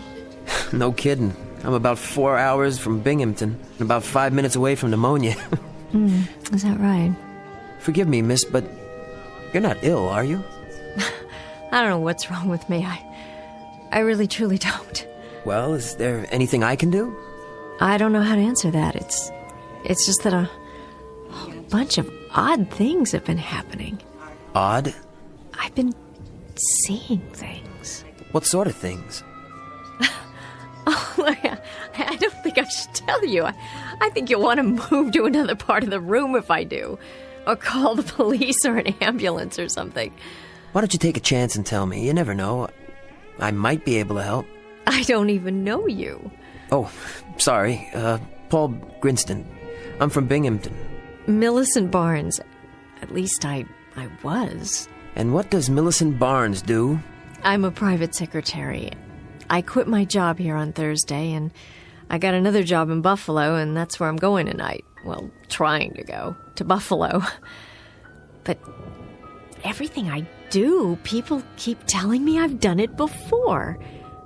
The man who sells the tickets, he said I kept asking him where the bus was, and the woman in the restroom, she said I'd been in there before, and I hadn't been. And my bag here, my bag, where? Right there, by the edge of the bench. Oh, for a second there, I thought it was starting all over again. I think you'd better tell me the whole story.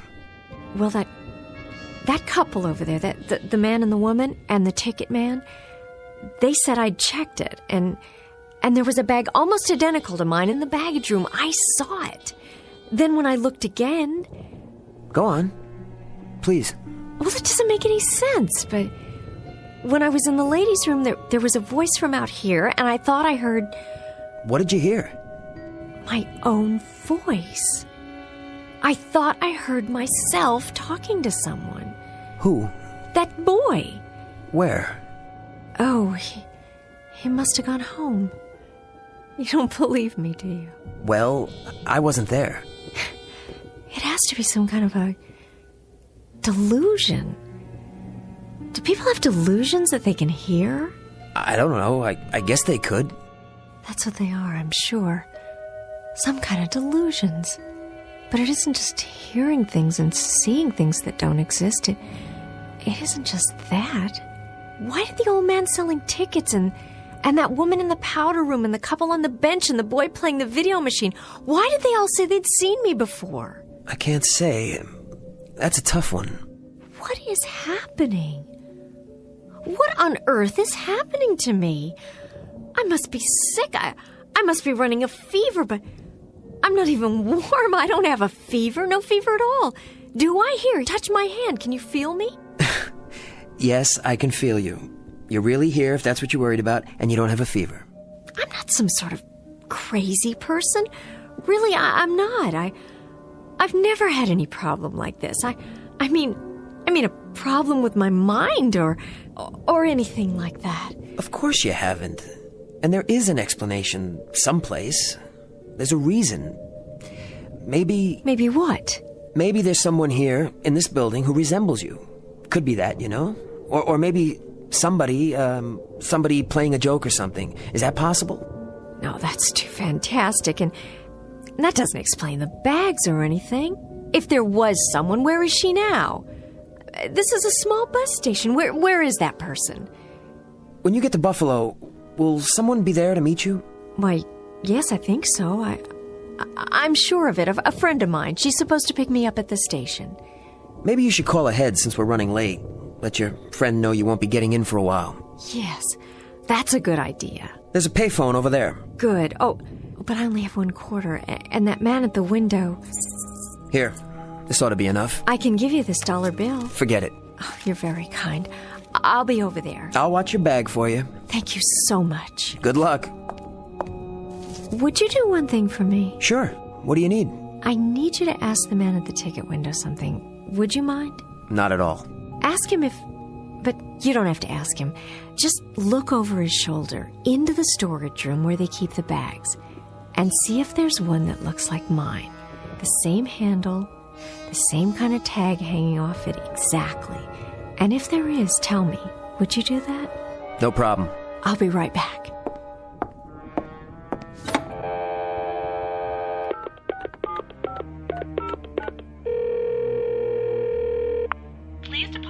$1.70 for the first 3 minutes. $150, $160. Oh, I don't have that much. Would you like to call collect? Yes, that would be wonderful. One moment, please, while I get your party on the line. Hello? Judy? It's me. Where are you? Did you make your bus all right? Yes, I made it, but now the connection is late, the one to Cortland. Good thing you caught me. I was just on my way out the door. It'll be a while yet. I guess it's the rain. So when should I meet you? That's just it. I don't know. Tell you what, I'll call the bus station here and ask them what time it's due. As soon as I find out, I'll get in the car. I'm so sorry to do this to you. It's not your fault. Don't worry about it. I'll be there. Thank you so much. See you in a little bit. Number 17 to Cortland, Syracuse, and Buffalo. Now arriving at Gate 2. All passengers, Gate 2. That's it. Judy, are you still there? Judy?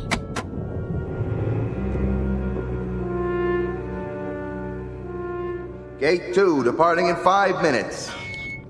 Need a ticket? No, I've got one. Luggage? What? You want to check any luggage? All I have is this briefcase. Go right through that door then. Line's outside. What time is it? Oh, I don't believe it. It's finally here. I thought we'd have to stay in a motel. Hope the bridge didn't wash out. Well, better late than never. You can go now. Right. I have to wait for someone. I think she checked her bag. Could you look? Medium size, leather handle with a red tag on it, and a sticker on the side. You mean the young ladies? I don't see it. That's because she picked it up already. Took it through. No, I don't think so. I don't see it back there, but it's possible she didn't check it at all. Oh, she did all right. Picked it up as soon as I made the announcement, just before you walked up. Wait a minute. That's not true. No? She went to use the phone. Phone's over there. Nobody's using it now, see? How can that be? Glad to have her out of my hair, if you want to know. Real nervous type. Couldn't make up her mind. Number 17, Cortland, Syracuse, and Buffalo. Boarding now.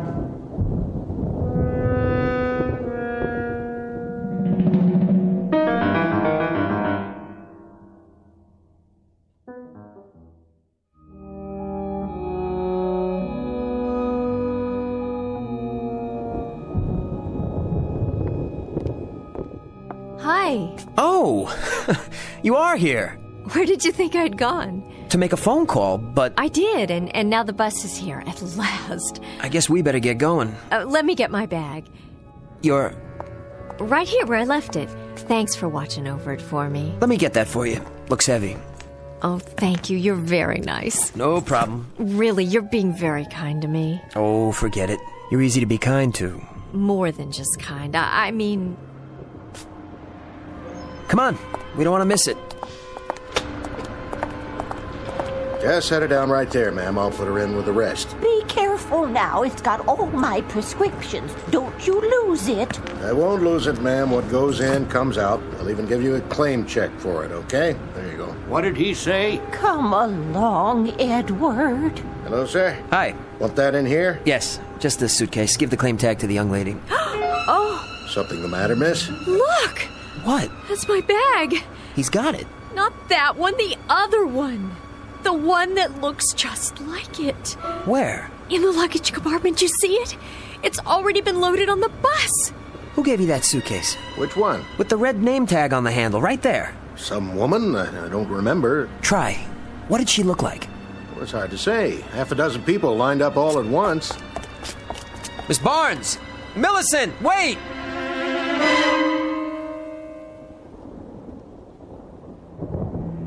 You just lie there for a while. Oh, but I can't. Yes, you can. I'll put my coat under your head. On my way. You and the lady coming, or aren't you? We'll wait for the next one. Next one ain't due till 7 in the morning. That's all right. Got a long wait. Okay, we're on our way. You want another wet towel for your forehead, honey? What? Oh, no.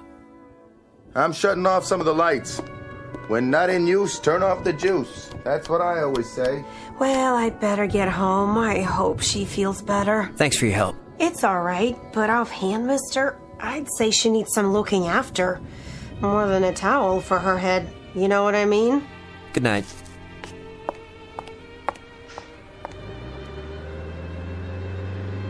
How are you doing? The bus. It couldn't wait, but there'll be another one. You didn't get on. I don't care. I'm this late already. A few more hours won't make any difference. It's quiet now. Nice and restful. So you can just take it easy on this bench here. Keep your feet up. Where are you going? Nowhere. I'll sit on the other end. Stay here. I wanted to tell you Yes? what I've been thinking about. Go ahead. Something. It's very odd, but I've been remembering something I heard or read a long time ago. I don't know where. About different planes of existence. Different worlds that exist side by side. How do you mean? Parallel planes. That's what they call them. And each of us has a counterpart in this other world. And sometimes through some sort of freak occurrence, there's a break, and the two worlds converge. The counterpart steps outside into our plane. And to survive, it has to take over. Take over how? Replace us. Move us out so it can live. That's a little metaphysical for me. I remember reading it someplace. Each of us has a twin in this other parallel world. An identical twin. Maybe the one people saw tonight. Millicent, there's another explanation. There's gotta be. An explanation that, well, something that has more reason to it.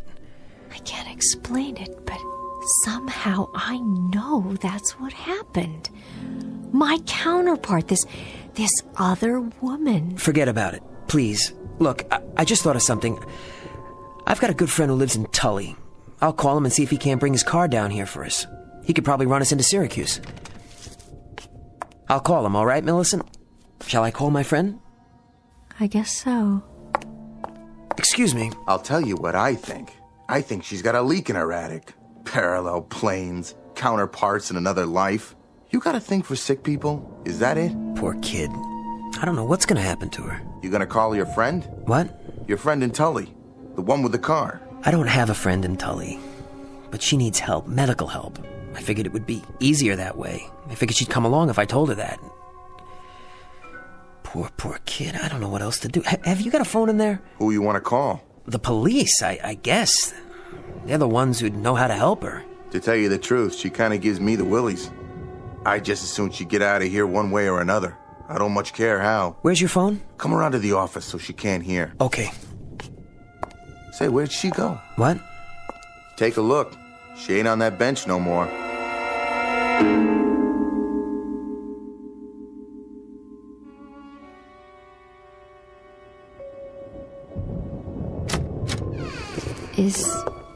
Is anybody in there? Where are you? Where did you go? I know you're in here. Unless you really did get on that bus, but you didn't, did you? You're too clever for that. I only want to ask you a question. Then I'll go. Who are you really? And what do you want? Millicent, are you in there? Yes? Oh, good. You had me worried there for a minute. I'm fine. I made the call. I just thought, it's let up outside. How about a breath of fresh air while we're waiting? All right. It's late. Yes, it is. You know, sometimes, on a bad night, a person could use some help. Sometimes we all could. You've been really nice. I don't know what to say. Neither do I.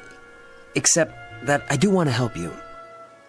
Sometimes talking to someone can make all the difference. I may not have the answers you need, but there are people who do. Why is that police car here? Is there trouble? No trouble. We'd better go inside. Mr. Grinstead. Yes. You the one who called? No, he didn't call you. Why would he call you? Easy now, miss. What are you doing? Get your hands off of me! You know a place to take her? Paul? I think it's best if you go with them. No one's going to hurt you. Paul! Relax, lady. Come over to the car. No! No, I won't! What are you doing? Be careful with her. She's kind of fragile, a little confused, that's all. Paul, don't let them take me! Why are you doing this? I told you, be careful with her. She's not a criminal or anything. Don't worry, Mr. Grinstead. We'll hold her for observation, get her some help. You did the right thing. Stop! Let me go! All right, come on. Get right. Okay, here we go.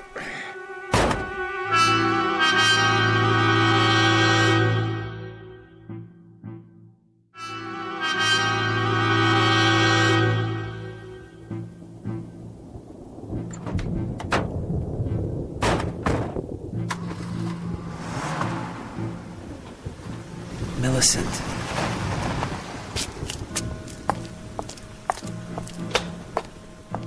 Get it all squared away? Yeah, they're gonna take her to the hospital for observation. What was she talking about anyway? All that business about another life? I don't know. Part of her illness, I guess. We've been driving for quite a while. Miss, Where are you taking me? Don't worry, you're not going to jail. This is all a misunderstanding. The doctors will figure that out. But I'm not sick. Then you'll go on home. I don't want to go home. No? I'm on my way to Buffalo. I have a new job there. Would you like to see the letter? It's in my purse. Got your ID, too? Certainly. Let's have a look. What happened back there, Miss Barnes? Nothing. Must have been something. Mr. Grinstead said you were upset, behaving irrationally. Did he? Said you had some wild story about people out to get you in the bus station? Oh? Well, there were a couple of pretty unsavory characters hanging around. Haven't you ever been in a bus station? He a friend of yours, Grinstead? Not at all. I only met him a few hours ago. And you thought somebody stole your luggage, got on the bus, tried to pass herself off as you? Look, officer, it's really very simple. I haven't slept in almost 24 hours. I've been riding buses and it's raining and every connection is late. Wouldn't you be a little on edge? That's no reason to run around disrupting the place, bothering everybody. He tried to pick me up. That's why I was so upset. Well, that's not what the station master said. Well, what does he know? I mean, he's pretty peculiar himself. Stop the car right here and let me out. I'm begging you. Sorry, I can't do that.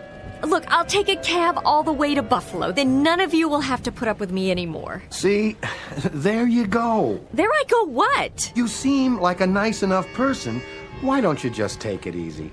If you'd seen the things I saw, heard what I heard. Calm down now and be a good girl, or I'll have to cuff you. You wouldn't like that now, would you? Oh, you do that.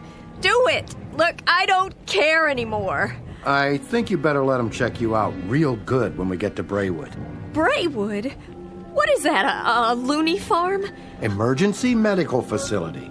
They'll run some tests, see if you need any medication. But my friend's waiting for me. What will she think if I'm not on the bus? Your friend have a name? Yes, of course she does. It's Judy Jensen. We've known each other since we were in school. In Buffalo? That's where the bus is going. I'm supposed to be on it. She was going to pick me up. We'll get word to her. Yes, do that. She'll tell you there's nothing wrong with me. One call, that's all I ask. All units, possible robbery on Elm Street. This is Unit 4. South 2000 block at Mayfair. Are you in the area? Negative. Well, boys, somebody better roger me fast, because I need a unit out there right now. Why are you wasting your time like this when there's a crime going on? Look, I'm not violent. I've never been arrested in my life. And now you're probably going to cost me my job, when all you have to do is call my friend. Do you really want to drive around for another hour with someone in the backseat who's broken no laws while real criminals are running around on the streets? We'd have to fill out a report. A lot of paperwork. Be at the hospital till dawn. We already have to fill out a report. We could release her OR. Then she goes right back to what she was doing, hurt herself or someone else. Oh, in the friend's custody, I mean. Your friend. She willing to drive out here and sign an affidavit? Oh, I'm sure she would if you'd ask. We could at least make the call. This is Unit 4. Kelly, we're heading over to South Elm. Meanwhile, do me a favor. Patch me through to a Judy Jensen in Cortland. I have your call, Unit 4. Hello? Miss Jensen? She's gone to bed. Who's calling? This is the Tully Police Department. Do you know a Millicent Barnes? Yes, I'd say I do. We have Miss Barnes here, and we were wondering... Is this a crank call? This is Lieutenant Anderson of the Tully PD. Miss Barnes says... Oh, she does. Well, it just so happens that this is Millie Barnes, and I don't appreciate crank calls in the middle of the night, and neither does Judy. We just got in from the bus station, and if you don't mind, I'd very much like to take a hot shower and get some sleep. Is that all right with you? Good night. No. No. No. No.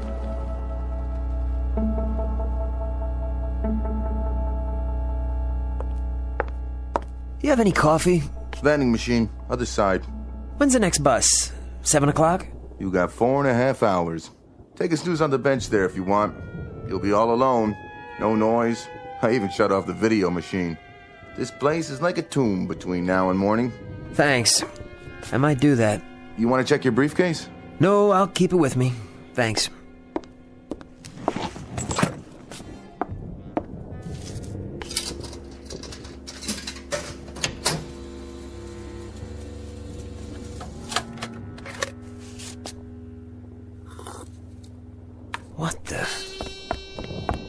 Hey, what's going on? Nothing's going on. Thought you were going to take a nap. I was about to, but I walk a few feet to the machine, turn around, and my briefcase is gone. Well, sure it is. What does that mean? Oh, dear Lord, she was right. And you're the one. It was you all along. Hey, simmer down. You're playing tricks, aren't you? Stupid hick-town tricks. Does that keep you from getting bored? Stealing people's luggage, moving it around, putting it back when they're looking the other way? Is that what all this is about? The briefcase isn't there because you picked it up and brought it over here and walked out onto the platform. I did that? You saw me? Sure did. Same coat, same shoes, same everything. Didn't say a word. Only question is, how did you get back through that door without me seeing you? Of course, I was reading my magazine, so I guess I wouldn't have noticed. Hey, who's out there? Hey, that's my briefcase! You, stop! Who are you? Where are you going? Please, what are you doing here? Tell me, I have to know! What do you want?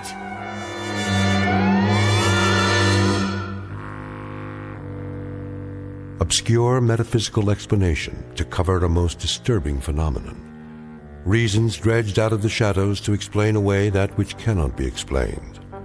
Call it parallel planes, the myth of the doppelgänger, or just plain old-fashioned insanity. But whatever you call it, you'll probably find more where that came from if you take a good look around the next time you're forced to spend a cold, wet, particularly inhospitable night at a bus station or some similar out-of-the-way place, one that's located just over the borderlines of the Twilight Zone.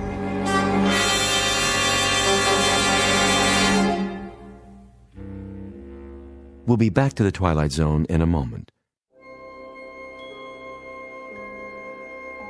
Hi, this is Carl Amari, producer of the Twilight Zone radio dramas. I'd like to take a moment to tell you about our official website at twilightzoneradio.com, where you'll get the latest news and information on these Twilight Zone radio dramas. Plus, at twilightzoneradio.com, you can digitally download 3 free episodes or any of our episodes for only $1.95 each. In this age of ever-changing technology, we've decided to make these episodes instantly available to you by making the Twilight Zone radio dramas a digital download-only series. This means that this series will no longer be offered on CD. The CD collections at our website are now being offered while supplies last at buy one, get one free. So be sure to get your favorites before they're sold out. Be sure to visit us often, and I'll see you in the zone.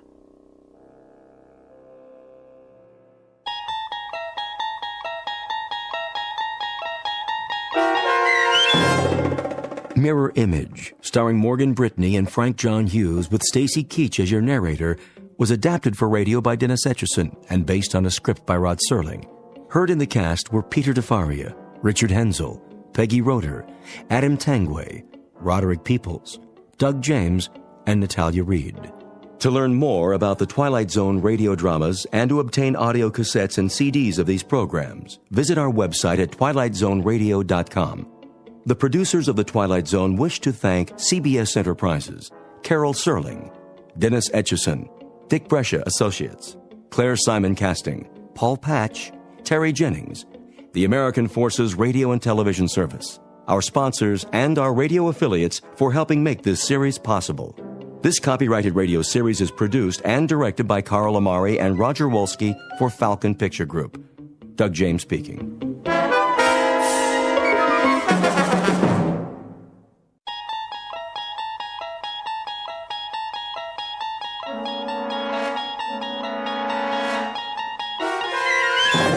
You're traveling through another dimension.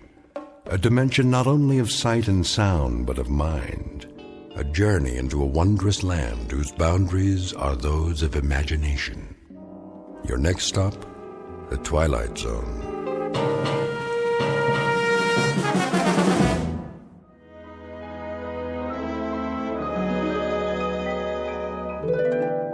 All right, ladies and gentlemen, let's begin with the field reports. Who wants to go first? I will, sir. Proceed. I don't want to spend all eternity on this.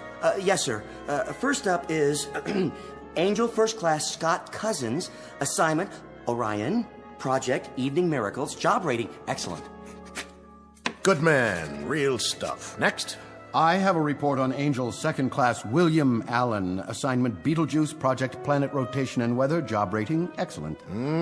That's his third good rating this month. Recommend him for promotion to first class. I concur, Chief. Right on down the line. Miracle-wise, he's done tremendous things. First class it shall be. Moving on. Cranston? Yes, sir? Well, how about the occupied planets? How about them? Oh, I'd say solid results all the way down the line, Chief. With the possible exception. With the possible exception of what? Apprentice Angel Harmon Cavander, sir. What's his assignment? Earth. Earth? It's the dinky one, sir. In the solar system, the third planet from the sun. Oh, yes, that's the noisy one with all the trouble spots. And so who did you send down there? Cavander? Yes, sir, I'm afraid so. You'll forgive me, Cranston, but there's a question of judgment here. The last time you sent Harmon Cavander out on a project, we lost 3 planets, and it took 1,000 years to repair the damage. May I ask why we're still using that man? He means well, sir, and he's the oldest angel we have. By the laws of seniority, he has first rights to any assignment that'll win him his wings. It'll be a cold day in the other place when Harmon Cavander wins his wings. The man is an idiot. I hate to do this, but, well, I think it's time for reclassification. Oh, no. Forgive me, sir, but we haven't had a reclassification of an angel in at least an eon. This will most likely, well, destroy poor Cavender's spirit. Destroy his spirit, eh? And what has he done to our morale? Not to mention the Miracles Bureau, the solar systems, and the whole concept of natural and unnatural laws. Why, the man is incorrigible. His last project on Earth... Do you recall it? Well, he was supposed to be working on a magic elixir, which would benefit the people of the planet. That's right. And after he went missing for 113 years, what did that elixir turn out to be? Gin. 113 years, and there he sat, an apprentice angel with the power of miracles, the prerogatives of a celestial entity, the acquired wisdom of 1 billion eons, and what is his accomplishment? The repeal of prohibition. With your permission, Chief. What? What's your recommendation now? That man won't win his wings no matter the time, the place, the circumstances. With the Chief's permission, I could assign him to a very minor project. I mean, put him on an individual case, a relatively unimportant one. Like what? One of the Class D problems. You know, Chief, as we've done on occasion. Pick out one Earth inhabitant who seems unable to function without some kind of heavenly aid. Have you someone in mind? We could find such a person. Where? How about that one? Down there. Orient me. My eyes aren't what they used to be. Grep, Agnes, age 26. Habitat, New York City. Unable to hold a position, constantly in debt. Accident prone, somewhat discombobulated. Any change there would be a marked improvement. How right you are. But Apprentice Angel Harmon Cavander? The girl needs help, not more trouble. We could give it a try, sir. Well, let's see what he has to say for himself. Summon him at once. Yes, sir. Right away, sir. Submitted for your approval the case of one Miss Agnes Grep, whom we are about to meet up close and personal. As you will soon see, she was put on Earth with 2 left feet, an overabundance of thumbs, and a propensity for falling down manholes. In a moment, she will be up to her jaw in miracles, wrought by an apprentice angel named Harmon Cavander, who is intent on winning his wings. And though it's a fact that both of them should have stood in bed, they are about to tempt all the fates by moving into some particularly tricky territory known only as the Twilight Zone. And now, The Twilight Zone and our story, Cavander Is Coming, starring Andrea Evans, with Stacy Keach as your narrator.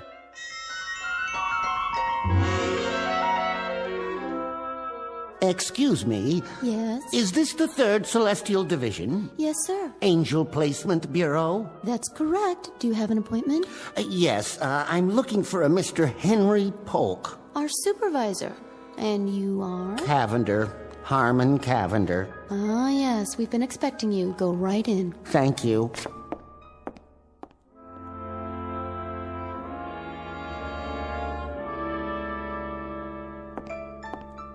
You called me, Chief? Ah, there you are. Cavander, I presume? Nice office you have here. I like the cloud effect. Makes it look like infinite space out there.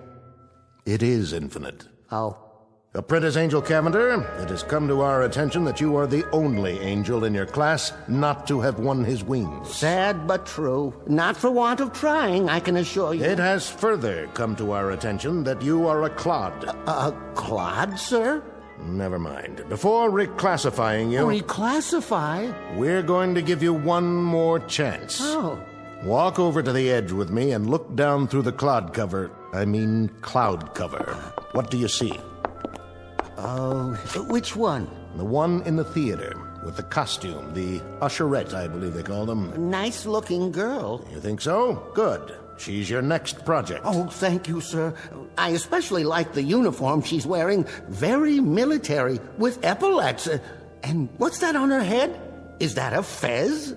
Haven't seen one of those in ages. Quite a few ages. You will return to Earth and supply her with aid, assistance, and advice for a period of 24 hours. If you are able to improve her lot in any significant way, we will reopen your case. You mean there's a possibility of getting my wings? It would be taken under advisement. Oh. Actually, Cavander, there seems to be considerable question about the damage you can do with just arms and legs, not to mention wings or your mouth.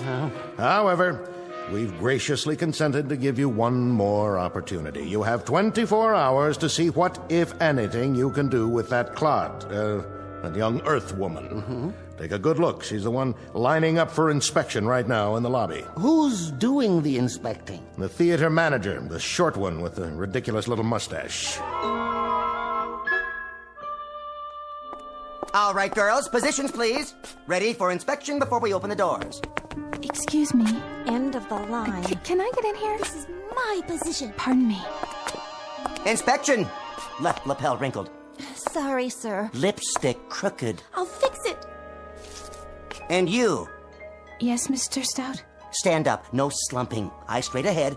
Eyes straight, I said. I'm trying, sir. It's a natural condition. You see, my eyes aren't straight. There's not... You're the new one. Yes, Mr. Stout, and I can't tell you how glad I am to have the job, and I work very hard, and this is the first time I've ever been an usherette, and I love the uniform, and... Miss Grepp, is it? That's right, Agnes Grepp. It used to be Grabinski because my father's father was Lithuanian, but when he married my mother... If you don't mind, Miss Grepp. Now then, for the benefit of the new recruits, I will go over very quickly the prescribed positions and order of the day. Pay attention, please, Miss Grepp. I will repeat this only once. You will take the spot girl position in the middle of the lobby, ready to give directions such as stairway to your right, aisle 2 straight ahead, and so forth. Excuse me. What is it? What if I have to... Have to what, Miss Grepp? You know, take a comfort break. You will wait for your 30-minute lunch period, the same as the other girls. Now then, after you have taken their stubs... Their what? Ticket stubs. You collect them.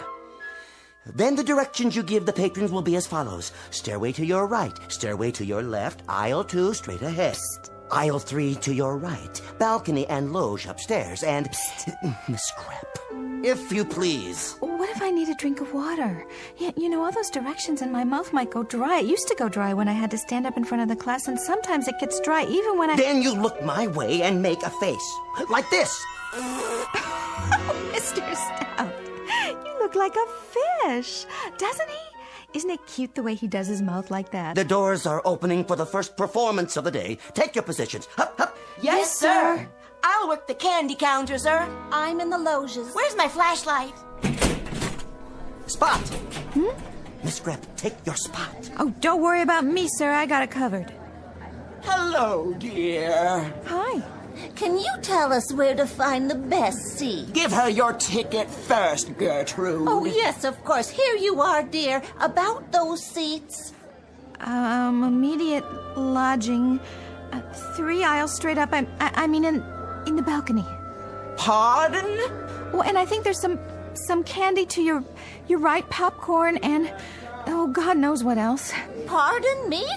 Must have water. That man, ask him, but please. Oh, Mr. Manager, I think your usher here is having a fit. Any aisle, any seated, I'll just go. What do we do with these tickets, Is there some problem? No problem. A regular fit. Fit? A conniption. Oh. Miss Grep? Mr. Stout? Your epaulets. Oh, Mr. Stout, look at me, please. Close your mouth at once, Miss Grep. Consider yourself cashiered out. You will never make usherette at Blonsky's Bijou of famous Hollywood hits. Now, turn in your uniform. Up. Dismissed.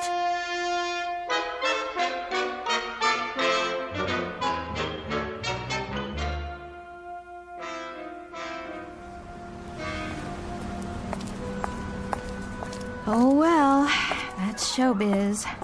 Just plain fickle, I guess. What's the difference between me and all those women in the movies? Classy, sophisticated. Hey, bus!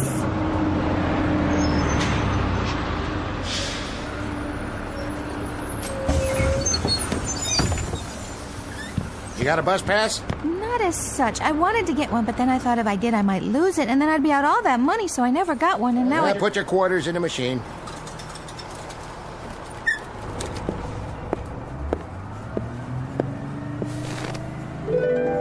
Where did you come from? Don't panic, Miss Grep. Above all, don't panic. If you'll give me just a moment, I can explain. Who's panicked? I almost missed the bus, that's all. But you didn't. No thanks to you. On the contrary, I know this will come as rather a shock to you, but I happen to be a guardian angel. Say, when did you get on? I didn't see you. The whole bus was empty, and then... Indeed. I arranged it that way. As I was saying... Did you pay? I don't have to pay. I'm an angel. Oh, yeah? Where are your wings, then? That's a long story. In point of fact, I've been given 24 hours to help you out in every way possible. This does not preclude the use of miracles. As I say, I know this is going to shock you, but I happen to be your angel. Don't worry about it. I daydream a lot myself. Last week, I daydreamed I was an astronaut. I made 111 orbits before Mr. Goldfarb fired me. Mr. Goldfarb? He ran the delicatessen where I was working. I took care of the steam table all day long, and that's where I used to do most of my daydreaming. Wouldn't you at least like to see a little miracle? Okay, if it makes you feel better. Like what? Well, for example, instead of a run-of-the-mill bus that everybody uses, how about a nice, flashy, chauffeur-driven convertible? Wouldn't that be something? All right, then. Here goes. Is that it? Well, I have a way of fouling these things up, but if you'll give me just a second to concentrate... Wow, Central Park. Well, at least it's a carriage with a convertible top. Driver, once around the park, if you please. What is going on here? What happened to my bus? Oh, I'm so sorry. You don't know how to handle horses, do you? Of course not. A small miscalculation. Lincoln Continental, real snazzy. That's more like it. Driver, take us to, well, the lady's residence. What is the exact address? I ain't taking nobody nowhere in this here car. I signed on to drive a bus. Oh, all right.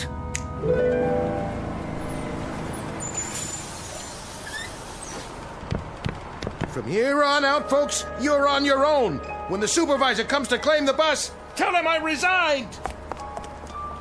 Well, Miss Grep, what have you got to say now? Excuse me? Well, where are you going? Where do you think? I'm going home. This is my stop. No, wait! Miss Grep, please, wait!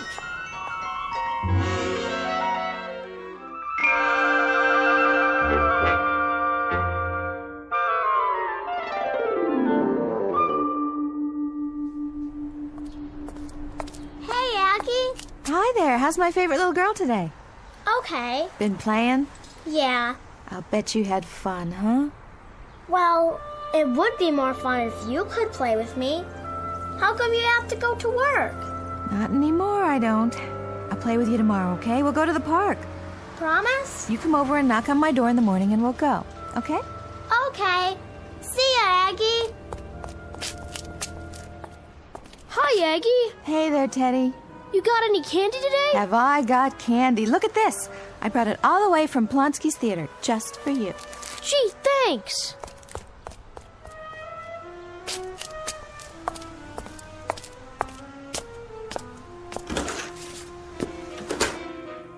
Aggie, can I ask you a question? Sure, Wanda. What is it? When you make potato pancakes, is it 3/4 of a cup of flour and a half an onion, or a half a cup of flour and 3/4 of an onion? I think it depends on how much you're making. I mean, if you make potato pancakes for 4, it's 1 cup of flour, or is it 1 onion? No, wait a minute. No, maybe it's 1 egg and half an onion. How's the job, Aggie? Hi, Joe. You mean, how was it? Oh, Aggie, you didn't go lose another one, did you? Yep, I went and lost another one, all on my own. Which one was this again? Plonsky's Bijou downtown.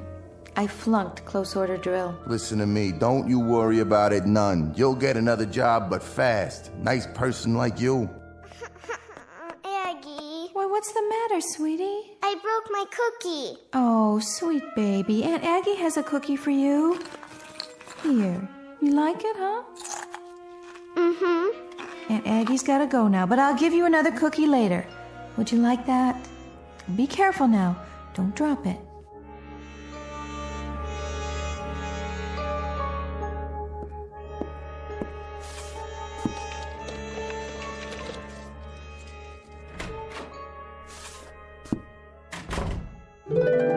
Don't panic. Oh, I know. Say, I thought I left you back there. Perish the thought. How did you get in my apartment? It was locked. As I told you, I'll be with you for 24 hours. 23 hours and 31 minutes, to be exact. Don't you ever give up? How could I? I'm here to change your life, Miss Grepp. Interesting place you've got here. I like it. Oh, I do too.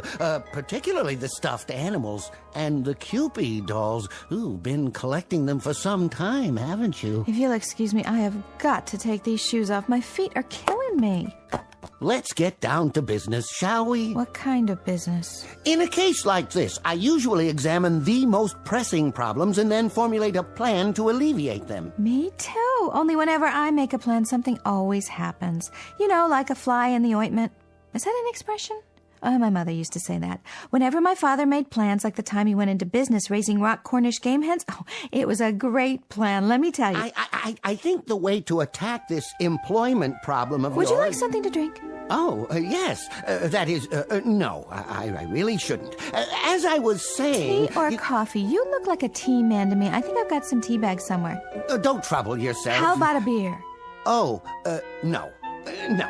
Now, why don't we fix it so that you're independently wealthy and don't even need employment? Wine? What kind? I've got some sherry. I don't think so.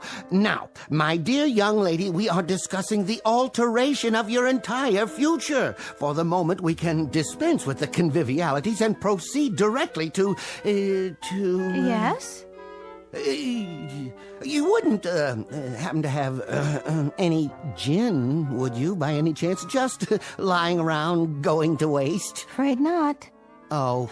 Oh, but I could run down to Mrs. Riente's apartment. Her husband makes it. Well, sort of. You see, he starts with, what do you call it, neutral grain spirits, and then he adds these sloe gin berries, and then... No, thank you. I've had that kind. Manufactured in a bathtub, as I recall. But back to business. First off, you can't live here. Why not? Something wrong with this place? Well, not at all, but it wouldn't fit in with your new lifestyle. I happen to know that there is a penthouse available right now at the Savoy Arms. Where's that? Park Avenue and 58th. A penthouse? And how would I pay for it on my salary, even if I had a salary? My dear, there are all sorts of ways. Hey, Buster, I am not that kind of girl. Dear lady, I have no doubt. But please try to grasp the situation. As of this moment, you are independently wealthy. Now, why would you say a thing like that? Watch this. Nothing up my sleeve. Where did that come from? Look closely. This is an absolutely genuine statement from the New York National Bank, savings account number 66103, in the name of Miss Agnes Grepp. You think maybe there's another Agnes Grepp? I seriously doubt it. The total balance in liquid assets is... but perhaps you should read the figure for yourself. I like to use odd numbers, by the way. An aesthetic preference on my part, more pleasing to the eye, don't you agree? I think you like to use too many zeros, too, don't you? Perhaps you should sit down. Now, on to social activities. I go bowling on Thursdays. Bowling schmoling. That's okay for pin setters, not for a Park Avenue debutante. Who's a debutante? Look around. I think you'll get my drift. If I do say so myself, I'm getting pretty good at this. Look at the way they're all dressed. Tuxes and evening gowns, and me with these ratty clothes. Oh, oops. There, I hope you like the color. A perfectly charming party, Agnes, my dear. And you, ravishing, absolutely ravishing. Thank you very much, I guess. Anthony Chumley builds and operates ocean liners. The young lady is Miss Darlene Carruthers Morgan Jones. Her father is president of the bank where your money is. My dear, you are exquisite, enchanting, delightful. Hey, don't wear out the hand, okay? I intend to notify the society editor at the Times that this was the high point of the season. Absolument, the peak. What an image you are. What a dream. Jacques Lemond, very big in perfume. Champagne? Martinis? Over here. Very good, sir. Now this is what I call a miracle. Best martinis I ever conjured. The absolute peak. I better not drink. I get silly when I do. Say all kinds of crazy things. Come with me. If you think this is something, look in the other room. Where are we going? Your boudoir. All yours, my dear. Part of the miracle. You have got to be kidding me. I've never even seen a round bed before, well, except in the movies. Is that satin on the walls? Want to try something? Now you wait a minute. No. Push the button there, on the wall. You mean there's a whole nother room full of clothes? That is your closet. No. It's bigger in my apartment. Oh, my darling Agnes, a perfectly stupendous party. I just told Wilfred that nobody in the world can throw a party like Agnes Grepp. You just ask him if I didn't say that. No one in the world, my dear. Wilfred, do you think you've had enough champagne? Wilfred, will you please not? Well? Well? It's a blast, isn't it? Yeah. Real crazy. Time to mingle with your constituents, Agnes. Go on, get out there. If you say so, Mr. Cavander. Guess I can give it a try. Oh, darling. Agnes, you simply must tell me who designed that dress. Come over here and meet my friends from the club. Fabulous party if I do say so. The beverages, too. Absolutely fabulous.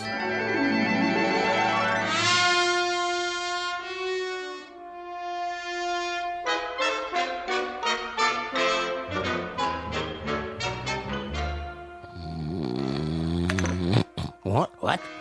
Oh, yes, the party. A real blast. A humdinger. Cavander, you have outdone yourself. What time is it? Early, sir. Where is everybody? They've all gone home, sir. Oh, and Miss Grepp, is she... She's gone on an errand, sir. You're the last one in the penthouse. Oh, did she say where? Something very pressing, I should say. Would you care for a continental breakfast, sir? A Bloody Mary? Agnes! Agnes!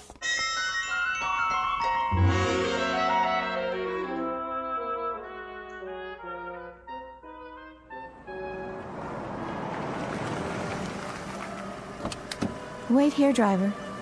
Yeah, miss. Are you sure? I'm sure. Can I help you? Hi, Wanda. Guess I was out pretty late last night. How are you this morning? Fine, miss. Anyone in particular you're looking for? Just my own bed, good old 13A.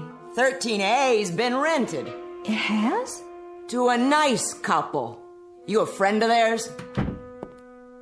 Hi, Joe. Gonna get the morning paper, huh? Yeah, so? So I just thought I'd say hello. What's with the fur coat, sister? You slumming? Joe.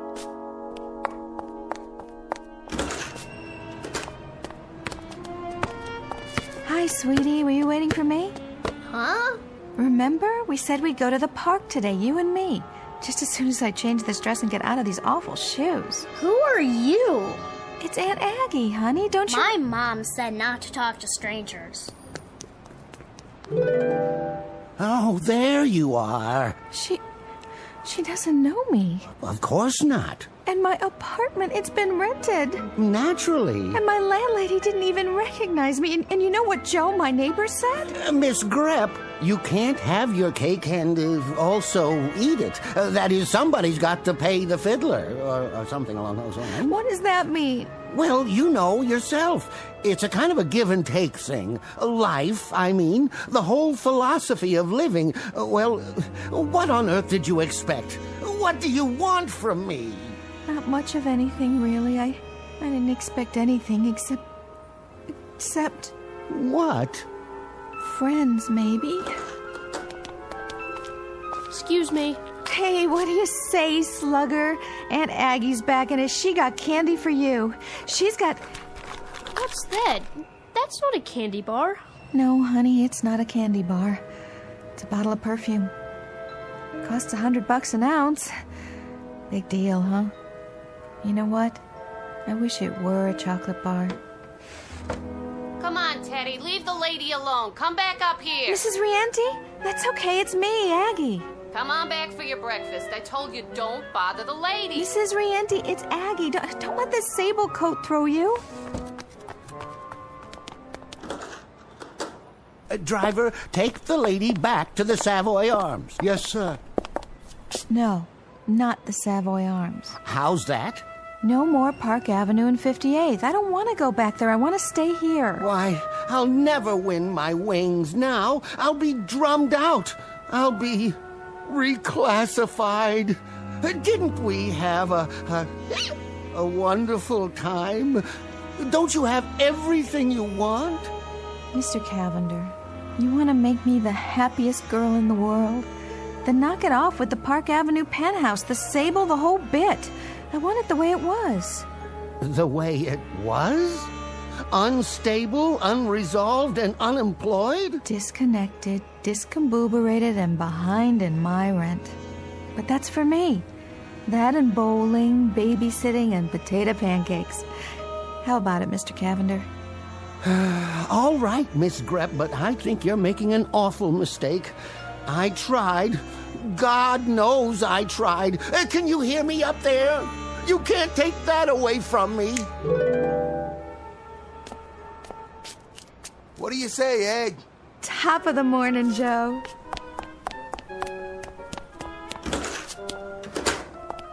Aggie, on this potato pancake stuff, how many eggs? An even dozen, and I'll be down in a minute.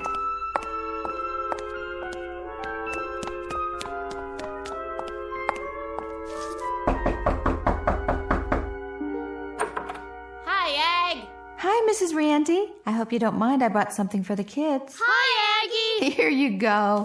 Here's a chocolate bar for you and some candies for you. Thanks, Aggie. No, thank you, you beautiful, gorgeous children.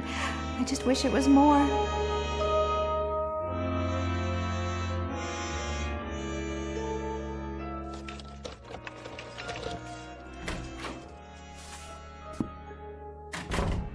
Mr. Cavander? Can you hear me? Yes. Oh, I sure am glad you're here. Because I wanted to say thanks a whole bunch. It was wonderful knowing you. Wonderful knowing you, Miss Grepp. Excuse me, what's that, Chief? Yes, sir. I'll be there right away.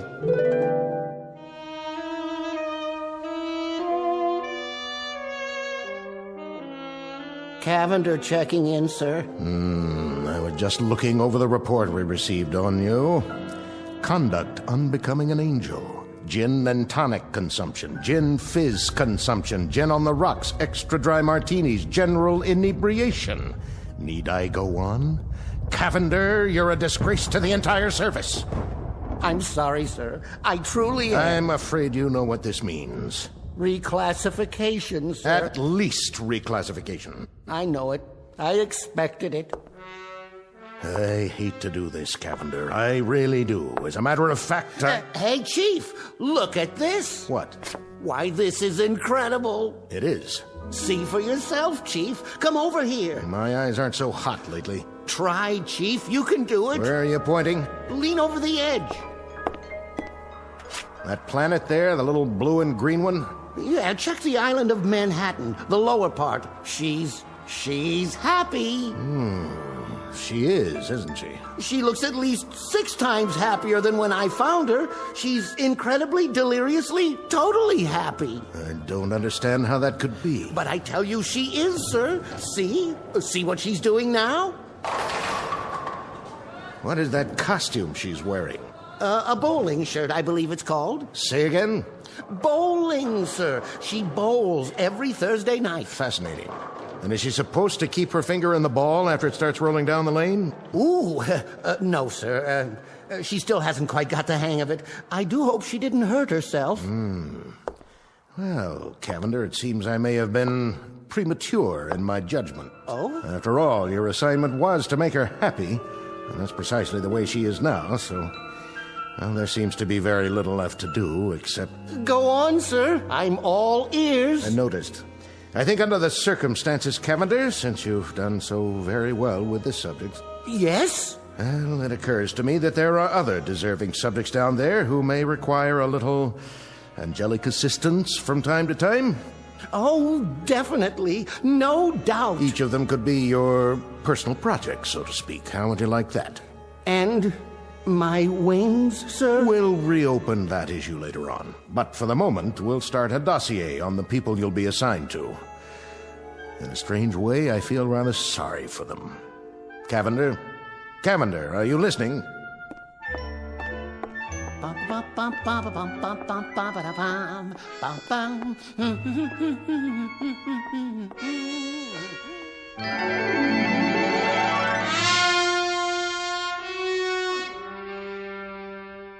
Chapter 1 in the saga of Harmon Cavander, Guardian Angel, proving, among other things, that happiness is relative, that angels have their own problems, and that some people never had it so good, or something along those lines. Tonight's excursion into the Never-Never Land known as the Twilight Zone.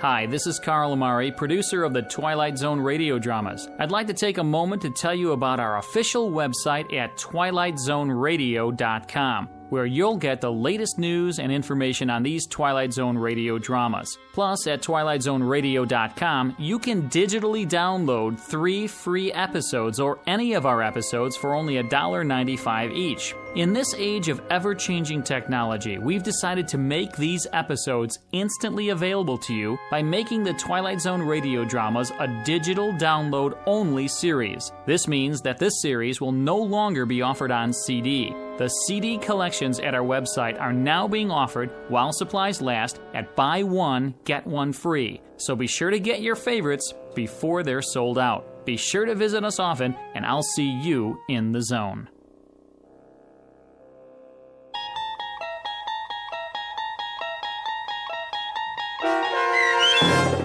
Cavander Is Coming, starring Andrea Evans with Stacy Keach as your narrator, was adapted for radio by Dennis Etchison and based on a script by Rod Serling.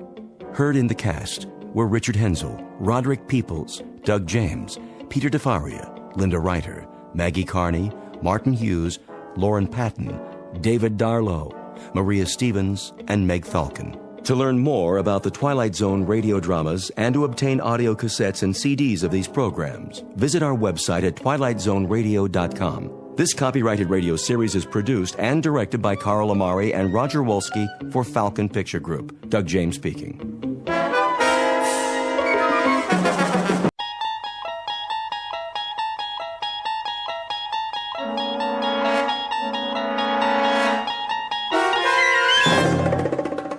there is a fifth dimension beyond that which is known to man. It is a dimension as vast as space and as timeless as infinity. It is the middle ground between light and shadow, and it lies between the pit of man's fears and the summit of his knowledge. This is the dimension of imagination. It is an area which we call the Twilight Zone.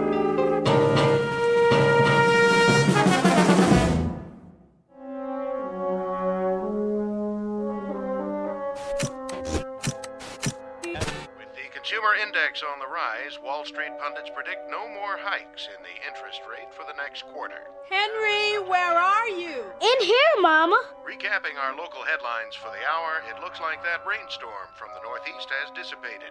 So we can expect scattered low clouds in the AM, clearing by early afternoon and followed by some sunshine. I'm waiting, Henry. In a minute, Mama. Barley's gonna be on the news. Henry, come in the kitchen right now. 1 more minute. And in sports, here's a flash from the past. One of the city's favorite sons is set for an important boxing match tonight at St. Nick's Arena. Mama, come here. What is it? Quick. For this battling middleweight, tonight's the night, the one that counts. I thought you were going to help me with the dishes. Look. Henry, I need you now. Look. Why, that's a picture of Bowley. But after such a checkered career, can he make a comeback? I know. To put it another way, is this bout really necessary? No fighter lasts forever, and sports fans don't want to see a good man take a beating in the ring. So here's this reporter's advice to Bowley Jackson. It's time to pack it in. Find another line of work if you have to, but take care of yourself and stay out of the game. Get a job behind the scenes, training younger, stronger, talented young bloods whose careers are ahead instead of behind them. Now. Yes, Mama. You're a good boy, Henry, but you gotta learn. Don't get your hopes up too high or you'll... Where are you going now? I gotta see Bowley. Leave him alone. He must be busy getting ready. But he needs me. Listen to me, Henry. Some things you just can't wish for. They're too big. You just set yourself up for a big disappointment. Please. He's my friend. Well, just for a second, but don't you get in his way now. I won't. In and out of the ring, it's been up and down. After a string of early victories, he found it hard to keep getting up again and again. So read the handwriting on the wall. Don't get hurt this time, champ. You proved you could do it. Now it's time to step aside. Oh, Bowley, please, please listen to the man.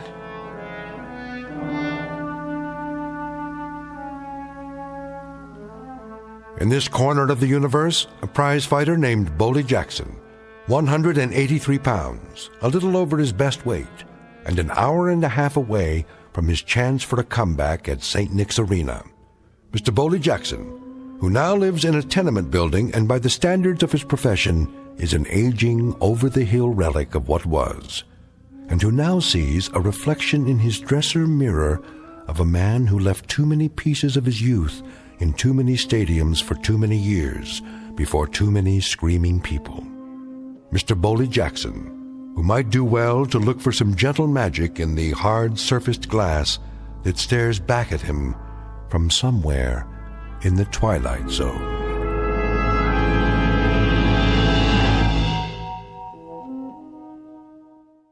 And now, The Twilight Zone and our story, The Big Tall Wish, starring Blair Underwood, with Stacy Keach as your narrator.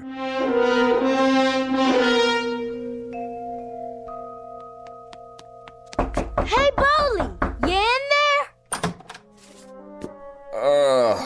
Henry, what you doing here? Want to help you get ready for the fight. Can I? Yeah, sure you can. We're friends, aren't we? Come on in. Okay. Go on, sit down on the bed while I finish packing my gear. You feeling good, Bowley? You feeling sharp?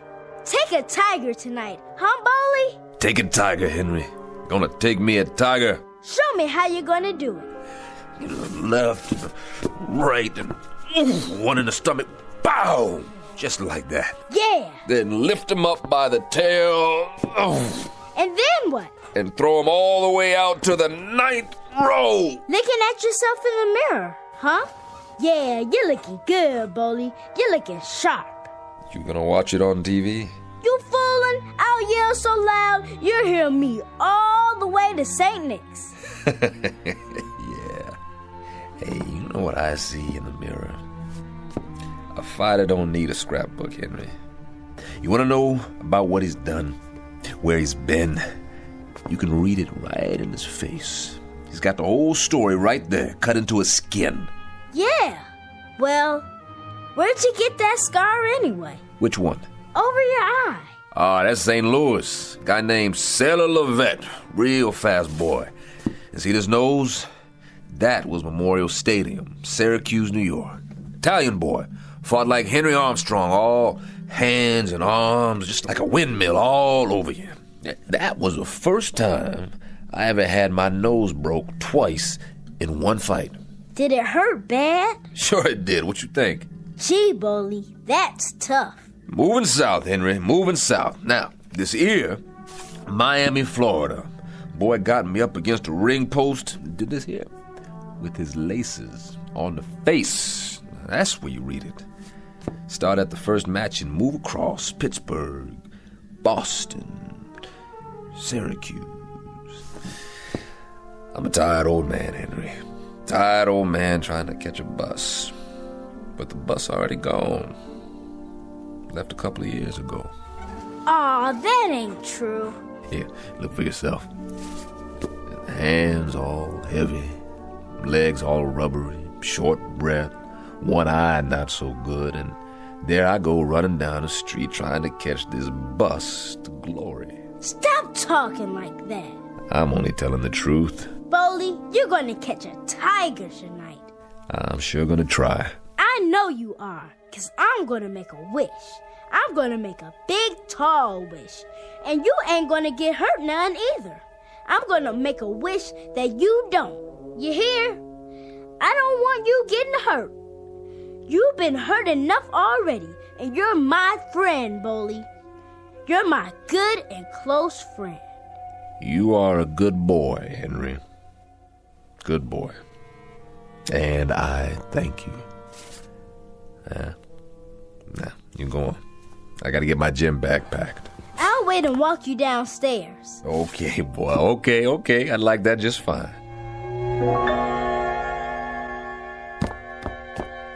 There you are, Henry. Hi, Mama. Where did you run off to? I'm helping Bully. Well, don't get in his way. You got quite a boy there, Francis.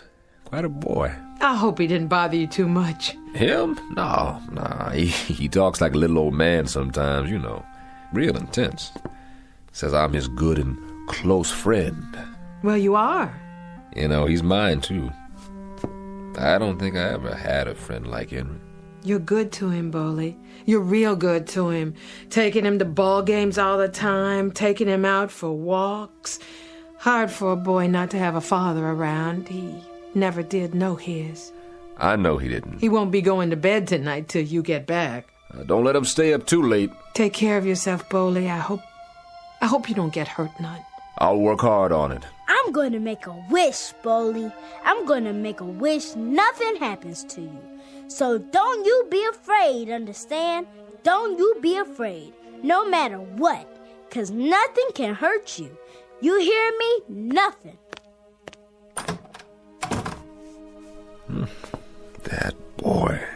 You're more than his friend, Bully. He's got you in a shrine. Why would he do that? 'Cause you deserve it. Scared old man who don't remember nothing except how to bleed. I don't fit in no shrine, Francis. Don't talk like that. But you tell him. You tell him how I'm obliged for his wish. I think he already knows. 'Cause that's what I need right now. Just a little magic. He's been talking about making a wish all day. Has he? He's all the time making wishes, Bully. I see him standing there in the bedroom in the dark, looking out of the window. I come in real quiet and I say, "Henry, why don't you go to sleep?" And he turns around with that serious little face of his and he says, "Making a wish, Mama. Making a wish for this, making a wish for that." Oh, he's all the time wishing. Why, just the other night. What? Oh, it was nothing. Tell me. Well, I needed some more money for the rent, $50. Henry said he was going to make the big, tall wish. That's his biggest kind, the big, tall wish. He don't waste it on just anything. It's what he calls the most important one. That was last Friday. And then what do you know? A woman I did some nursing for out on the island sent me a check. Just like that. A check for $50. And that was exactly how much I needed. I was real lucky. Yeah, that's what it was. Luck. Little boys are something, huh? Yes, they are. Little boys with their heads full up with dreams. And then, when does it happen, Francis? What do you mean? When do they suddenly know there ain't any magic? When does somebody push their face down on the sidewalk and say to them, "Hey, little boy, it's concrete. That's what the world is made out of. Concrete and gutters and dirty old buildings and tears for every minute you're alive." Oh, Bully. When do they find out that you can wish your whole life away? But sometimes what we wish for, it can come true. You know that part too, don't you? I know I'm all wished out. That's the only thing I know for sure. Good luck tonight, Bowley. We'll be waiting for you. Sure, I appreciate it. You kiss him goodnight for me now if it gets too late. I will.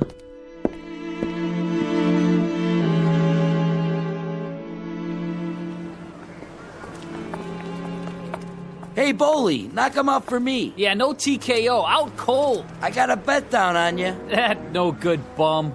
I thank y'all sincerely. You folks are good neighbors. Bowley, we all know you're the best. Well, just don't bet too much now. Why not? You're gonna beat him, aren't you? Yeah, which round? Want to call it? How about the first round? Put him out of his misery. I'll do the best I can, boys. Best I can.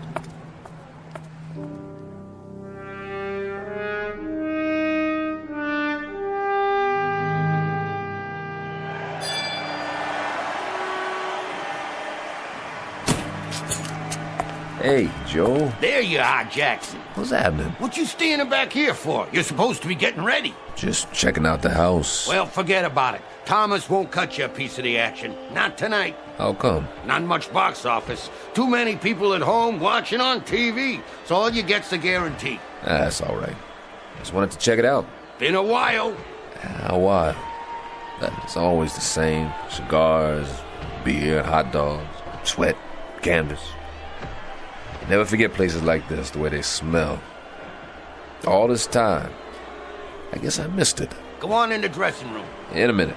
I'll give you a rub down. We got time. Something wrong, Jackson? Like what? You're not freezing up on me. I'm here, aren't I? I've been working out all month. No offense. I just thought, seeing as how you've been away for a while. Don't talk down to me, Joe.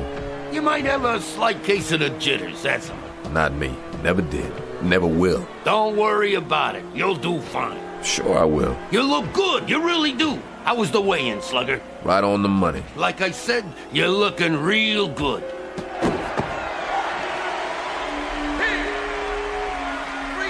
He didn't last long. He never does anymore. Slugger Malone. Never could take a punch. That's why he's on the mid-card, ever since you put him away in Philly. That was a long time ago. Longer for him. 8, 9, 10, he's out. How's that boy I got tonight? Nothing much. He still don't know what he's doing. All over the place. Still pretty young. Yeah, he's just a kid. Better take it easy on him. Never see that left jab coming. All right, stand back. Let him through. How you doing, Malone? That you, Bowley? Yeah, it's me. Hey, man. Saw the fight. Sorry about that. You did all right. Stayed on your feet. Let me see that eye. Get away from my boy, Jackson. He's hurt. It tagged me pretty good. It's not too bad. Clean cut. Kind heals up fast. Come on, Malone. Hold up. Slugger. You're gonna be okay. You hear me? Hey, Bowley. Where you been anyway? I ain't seen you around. Here and there. You know how it is. Yeah, I know. You just take it easy for a while. Be good as new. You'll see. You still got the left jab? Sure I do. You show, Bowley. I got a bet down on you. Well, I was gonna, but Let's go, Slugger. I'll see you, Malone. Yeah, I see in the funny papers. Move it. Hey, Bowley. When you gonna give me a rematch, huh? Anytime, Slugger. Anytime. He was never that much. He did the best he could. All he can do. Yeah, well, you better lace him up now. Sure, Joe. Thomas will be waiting. I bet he will. It's almost showtime.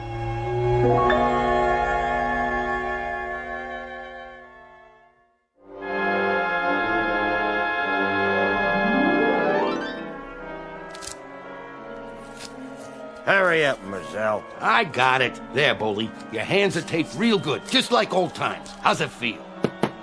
Feels okay. Feels good, Joe. Sure it does. Nice and tight, the way I like it. Ready? I'm ready. What did I tell you? He's all ready, Thomas. Uh-huh. Put out that cigar, will you?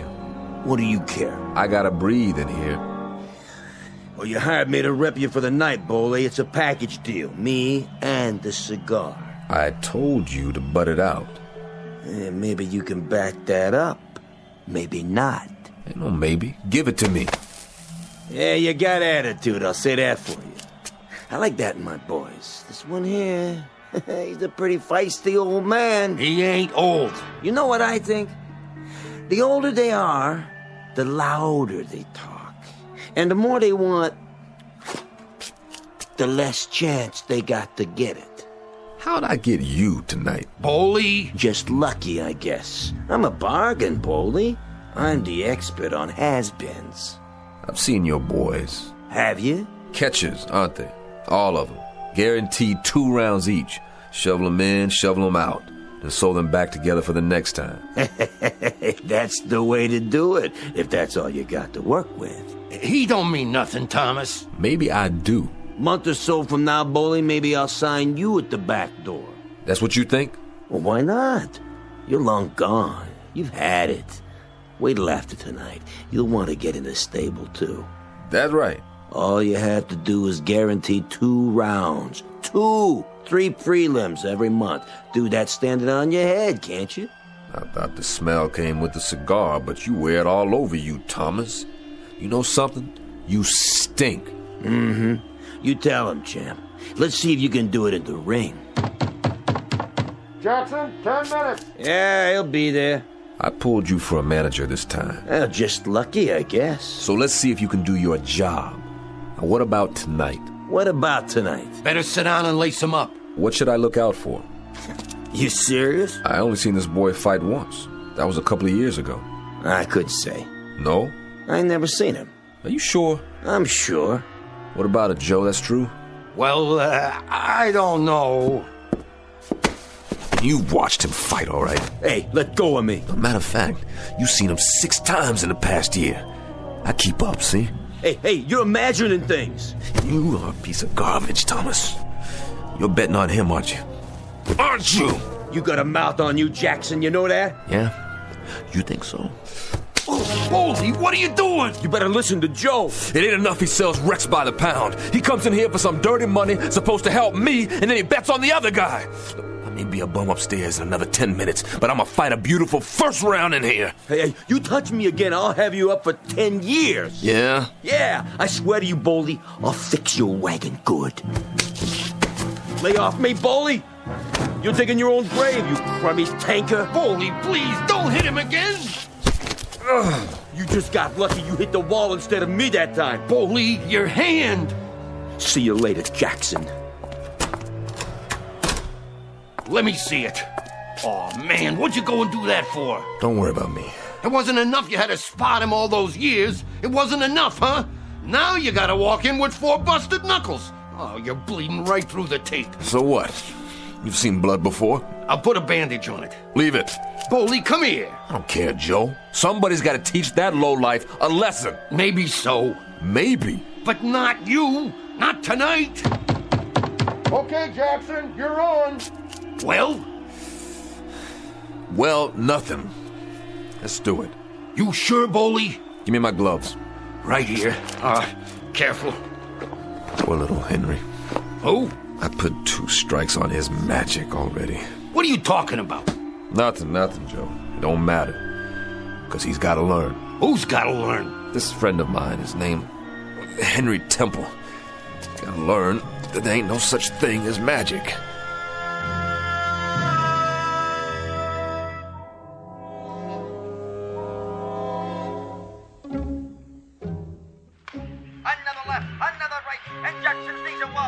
A 10-round bout, but it's not going that far, I promise you. He's hurt. Bowley! It may be early in the fight, but Bowley Jackson is definitely in a world of hurt. A sad spectacle. Someone who didn't know when to hang it up. He seems unable to mount any kind of defense. No! Simmons moves in on him again. There goes one to the side of the head, beating him like a government mule. No! One to the breadbasket. Ow! A left-right combination to the head again. Stop! Oh, is that boy hurt? Is that boy hurt? Somebody ought to stop this carnage. Don't watch anymore, Henry. Stop it! Please, turn it off now. He's down. Jackson is down. It's as good as over. Henry, do you hear me? Get away from the TV. Please, Bowley! What are you doing? 1, 2, 3. Please, Bowley, please! 5, Please! Please! 8, 9, 10, he's out! I can't believe it! What happened? Bowley!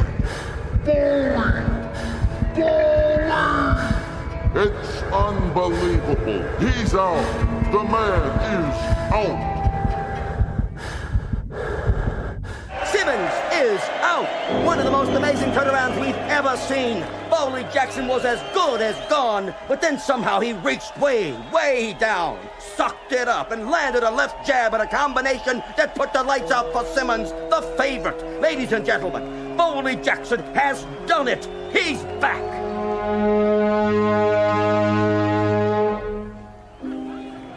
It's all over, Bowley. Sorry, Joe. What are you sorry for? For letting you down. You did it! Who? You did! Did what? Knocked him clean out! You sure? Look at him! Where? Hey, drag that bum out of here! Which bum? Simmons! Get an ambulance while you're at it! He ain't going nowhere! Joe, I think I blacked out. I don't know what happened. Well, I do. Everybody saw it. You put the old 1-2 on him, but good. Way to go, champ. Knew you could do it. Way to go. Joe, my hand. My hand. Is it broke? No, it don't even hurt. Then raise it up. And the winner, by a knockout, at 123 in the second round, our own Bowley Jackson! Jackson, winner! Come on, Bowley, put on your robe and let's go. Take a shower and get dressed. We got some celebrating to do. Something's not right about this, Joe. What do you mean? I don't know what is. But something's not right about this.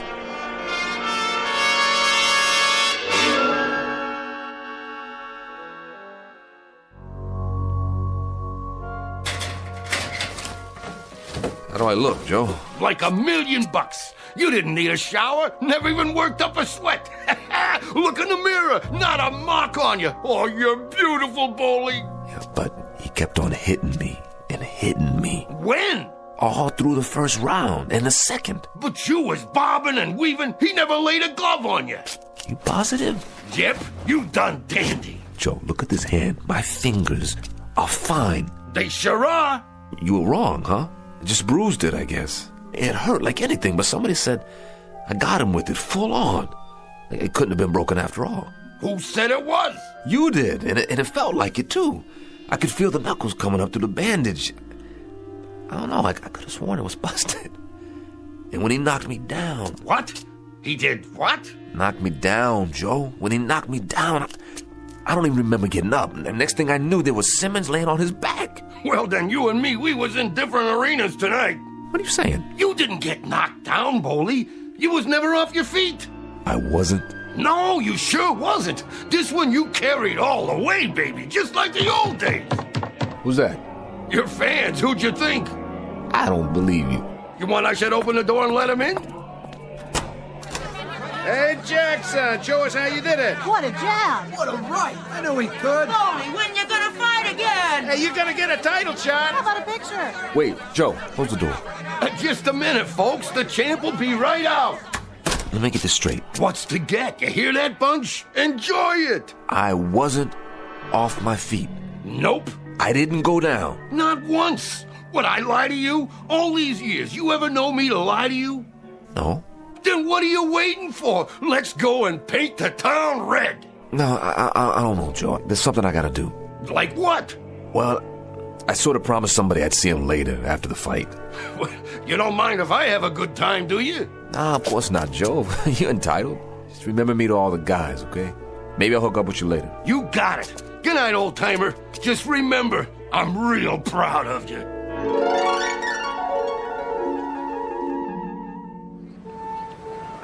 Hey, there he is. Beautiful, Boley. I watched the whole thing. Didn't take long. Second round. Thank you. Oh, you were great, Boley. We seen you on the television. You was really great. Just beautiful. Let me feel your muscles. Wow, you clobbered him good. That was a real right hand.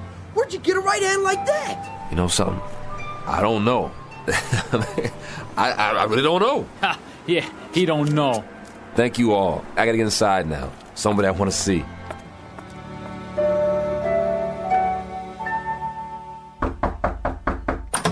Francis, I just wondered if... You should have seen him, Boley.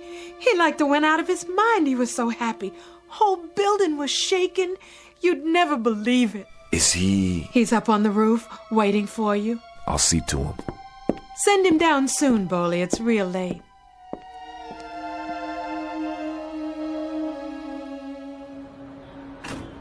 Boley! What do you say, Henry Temple? Come here and give me a hug. You were a tiger, Boley. You were a real tiger. Look okay? Sharp. Sharp like a champ. You was Armstrong and Lewis and Ali and everybody all wrapped up into one. Oh, well, hey, you know something? That boy must have hit me so hard he knocked the hurt right out of me. How come? 'Cause, Henry, I don't remember a doggone thing. I mean, I must have really been punchy for a second because I thought he had me on my back. And there I was looking up at that old ref waving his arm down on me, and I was staring up at the light, blinking my eyes, and it must have been some kind of dream or something. I don't know nothing about that. Henry, I was never off my feet. I never got knocked down. That right? I gotta go. Henry, look at me, boy. Look at me. I was never off my feet. Say it. Am I your true friend? Yeah. Friends don't tell lies to each other. Now tell the truth. Henry, I'm asking you, was I laying on my back and on the way out? Yes. But nobody remembers it. Nobody at all except me. I thought it happened, but it didn't. I thought I was laying there on my back getting counted out, but everybody tells me. Boley, I made the big wish then. I had to make the big wish. I wish you were never knocked down. I just shut my eyes and I wished real hard. It was magic, Boley. We had to have magic right then. No.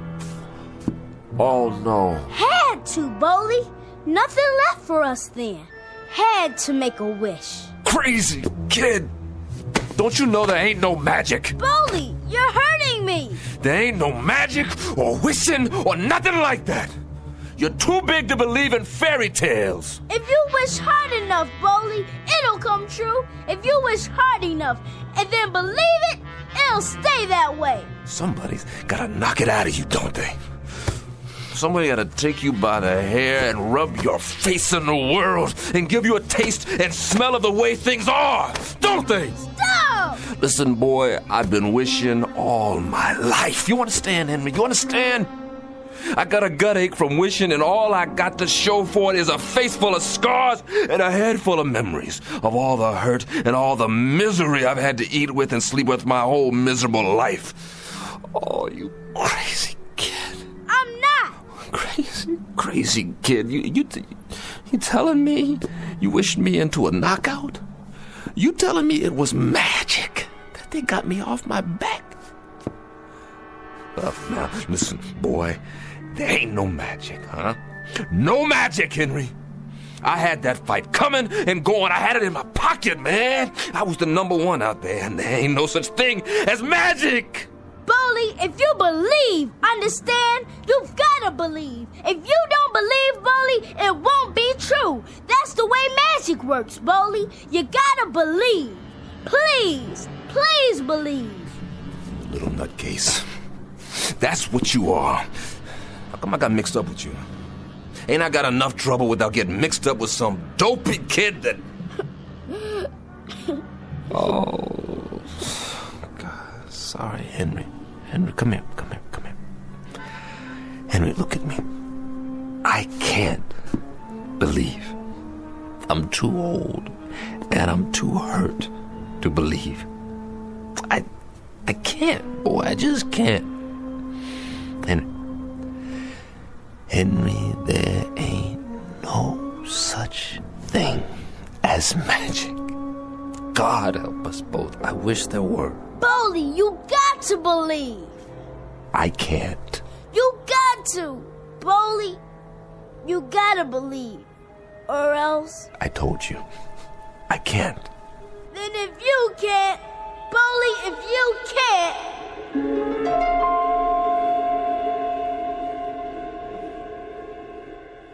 8, 9, 10, he's off! Come on, Jackson. I'll help you up. Oh, what happened? The kid got in a lucky punch. Don't worry about it. Don't mean nothing.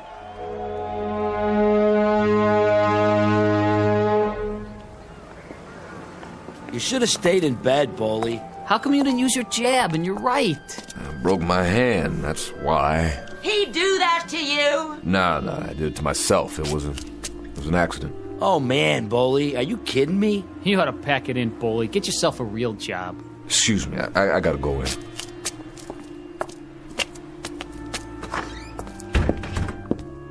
Are you okay? Yeah, I'm okay. I was afraid you got hurt. Me? No, I'm too tough for that. You sure? Let me see.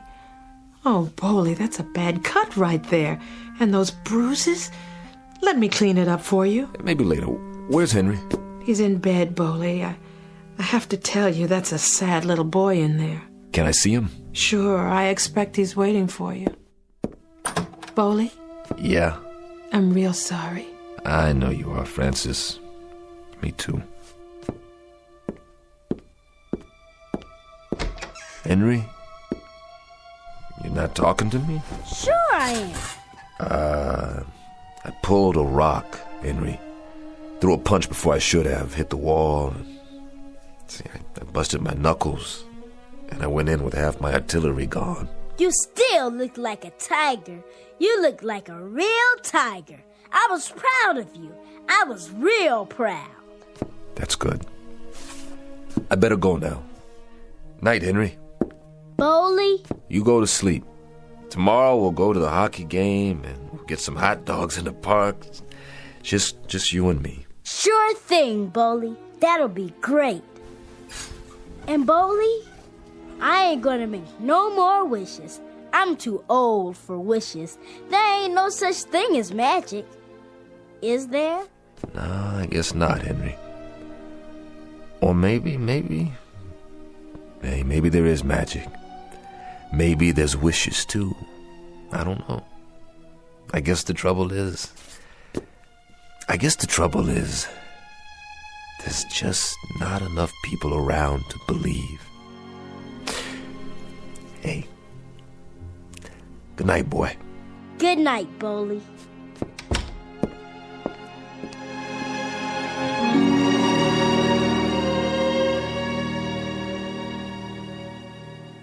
Mr. Bully Jackson, who shares the most common ailment of all men, the strange and perverse disinclination to believe in a miracle, the kind of miracle to come from the mind of a little boy, and now perhaps only to be found in the Twilight Zone. We'll be back to the Twilight Zone after these brief messages. Hi, this is Carl Amari, producer of the Twilight Zone radio dramas. I'd like to take a moment to tell you about our official website at twilightzoneradio.com. where you'll get the latest news and information on these Twilight Zone Radio dramas. Plus, at twilightzoneradio.com, you can digitally download 3 free episodes or any of our episodes for only $1.95 each. In this age of ever-changing technology, we've decided to make these episodes instantly available to you by making the Twilight Zone Radio dramas a digital download-only series. This means that this series will no longer be offered on CD. The CD collections at our website are now being offered while supplies last at buy one, get one free. So be sure to get your favorites before they're sold out. Be sure to visit us often, and I'll see you in the zone.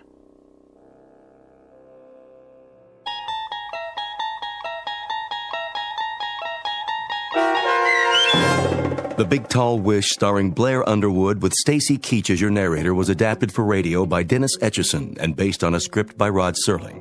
Heard in the cast were Maestro Harrell, Cheryl Lynn Bruce, Richard Hensel, Doug James, Turk Muller, Rich Komenick, Rick Peoples, Linda Ryder, Peter DeVito, Carl Amari, Vince Amari, and Roger Wolski.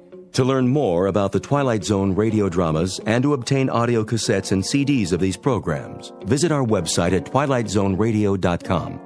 The producers of The Twilight Zone wish to thank CBS Enterprises, Carol Serling, Dennis Etchison, Dick Brescia Associates, Claire Simon Casting, Don Longo, Terry Jennings, our sponsors, and our radio affiliates for helping make this series possible. This copyrighted radio series is produced and directed by Carl Amari and Roger Wolski for Falcon Picture Group. Doug James speaking.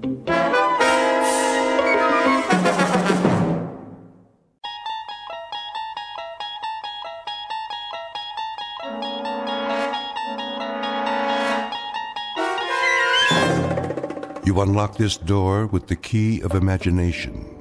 Beyond it is another dimension, a dimension of sound, a dimension of sight, a dimension of mind. You're moving into a land of both shadow and substance, of things and ideas. You've just crossed over into the Twilight Zone.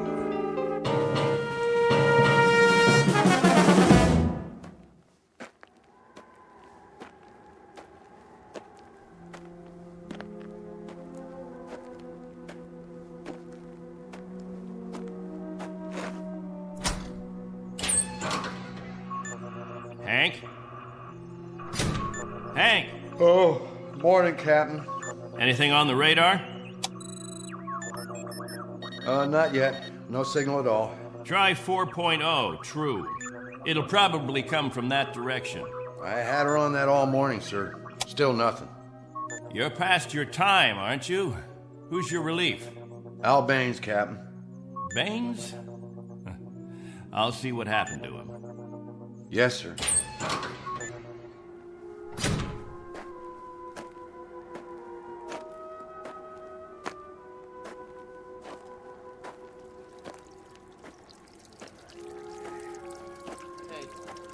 Morning, all. Anything yet? Afraid not. They lost, you figure? There's no telling. Okay if we fill our containers now? Go ahead, as long as the water supply holds out. Be a while till the next batch is ready. Julie, where's your husband? He was sleeping, Captain. Get him, Julie. Is something wrong? There's something wrong. Yes, sir. How does it taste today, Henry? Same as always, hot, flat, and unforgettable. But wet. Suffer it a little bit more. 6 months from now, you'll be drinking chocolate ice cream sodas.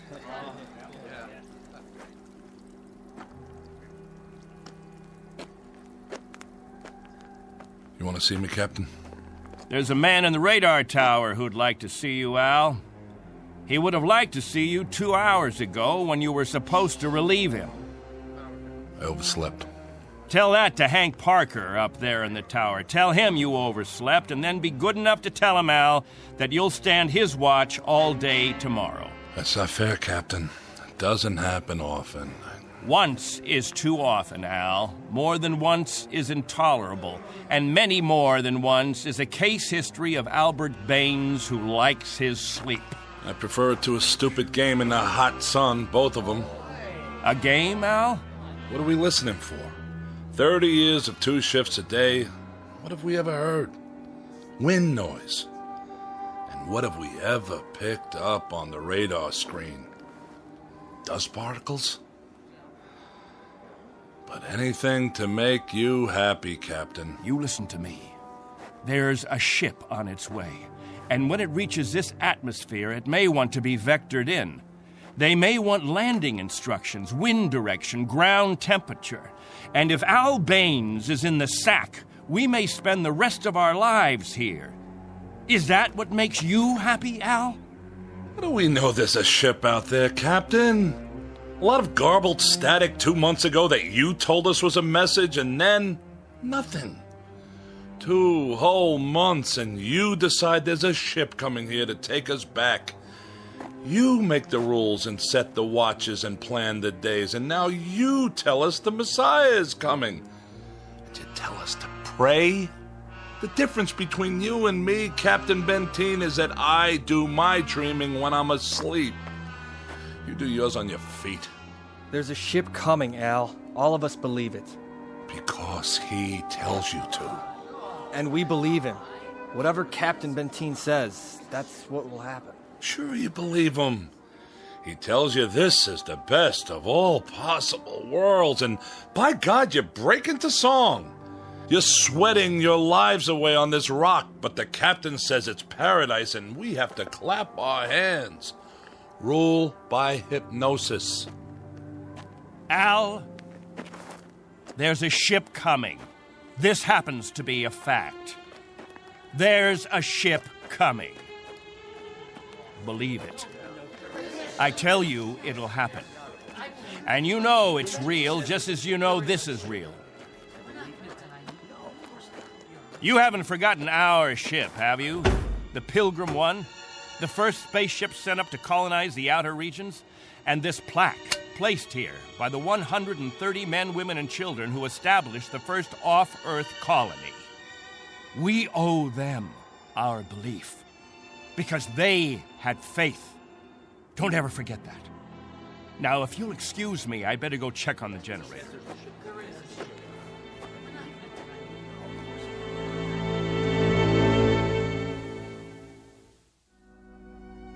This is William Benteen, who officiates on a small outpost in space.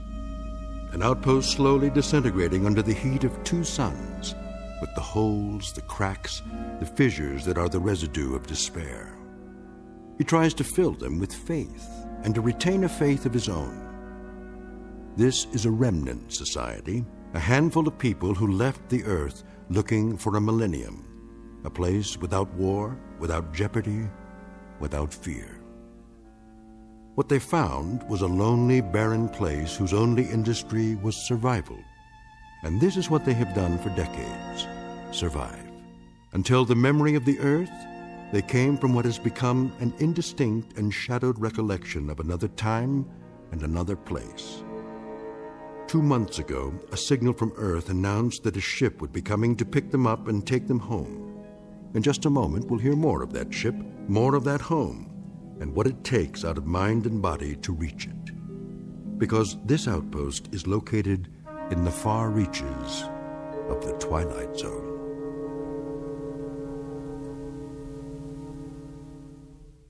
And now, The Twilight Zone and our story, On Thursday We Leave for Home, starring Barry Bostwick with Stacy Keach as your narrator.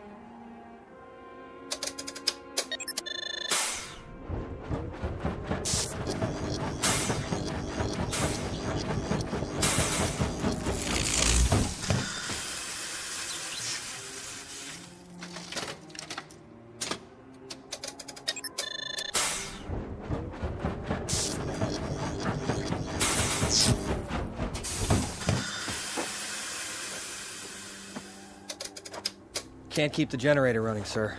No wonder. Look at these wires. They're rotten. That's all we got, Captain. No backup? This is it. Any insulation? That's all gone, too. We used it on the converter belts. Well, we have to get the current running somehow. If that refrigeration unit stays off, the temperature in the underground rooms will go up 50 degrees. Well, we could stop the saltwater converter for a day or so, switch the parts. Then we'll have to do that. Tell the people to fill up all the jugs they have. We'll be shutting off the water in 6 hours. Yes, sir. Captain, what about the ship? It's on the way. We know that much. Then everything will be different. When we get back, the things that are old and worn out, we'll throw them away. Just throw them away. Captain Benteen. What? The main square. Come quick.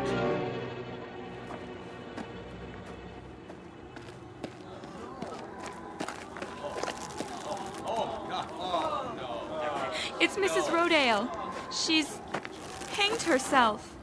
Cut her down.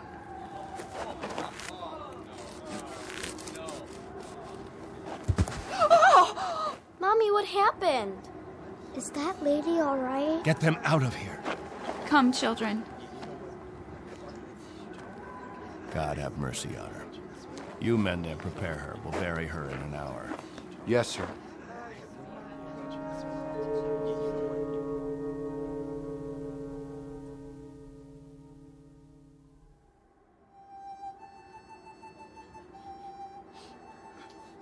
We now consign to this planet the remains of Mary Rodale.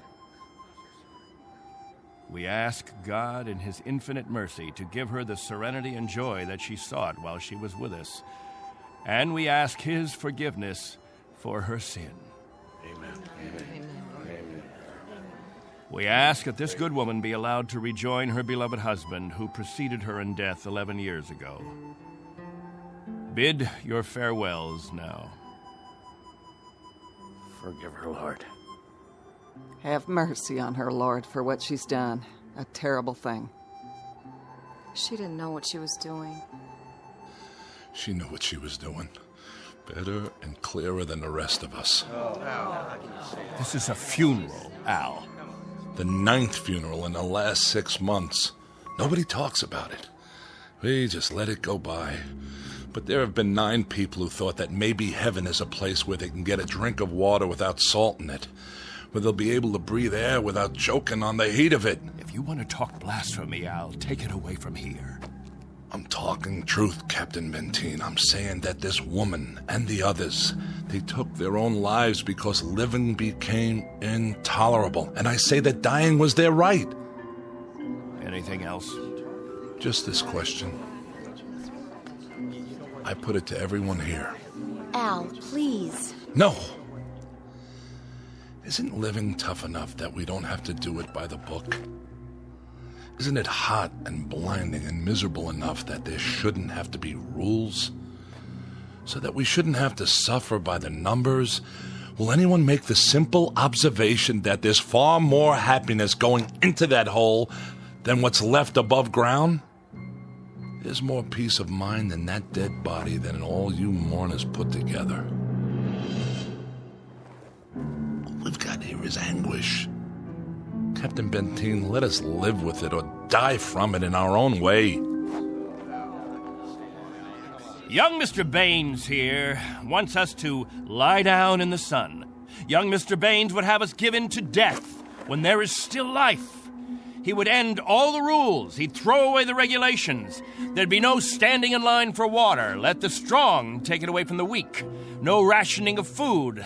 Let the young steal it from the old. And when that ship comes down to take us back to Earth, it won't find a society. It will find only a pack. There'll be no human beings left. Only animals. There's a ship coming. It's winging its way in now. It's on its way. Say it. Say it out loud. Let me hear you say it. There's a ship coming. There's a ship coming. There's a ship coming. There's a ship coming. There's a ship coming. There's a ship coming. That's right. There's a ship. A ship. Yes. A ship that's coming to take us. Something in the field. What's that? Hear that? Can you hear that, everyone? Do you hear? It's the... Meteor storm! It's a meteor storm! Find shelter! Get inside! Up to the cave! Get up to the cave! Julie! It's Julie. She's bleeding. Quickly! We have to move. I can't. Something hit my arm. I think it's broken. Stand aside. I'll carry it.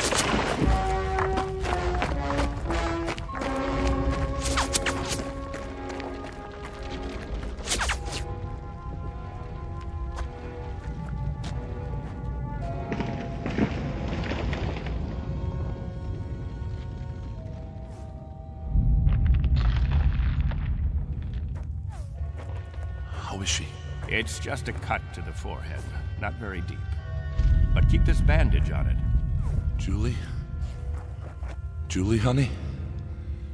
Can you hear me? Al? Don't let her move just yet. She may have a concussion. How's your arm? It's not broken. Must have been a rock that hit it. Captain, thank you. For a little first aid. No thanks necessary. I deliver babies, too. You might want to keep that in mind. Now, I'd better go see to the others.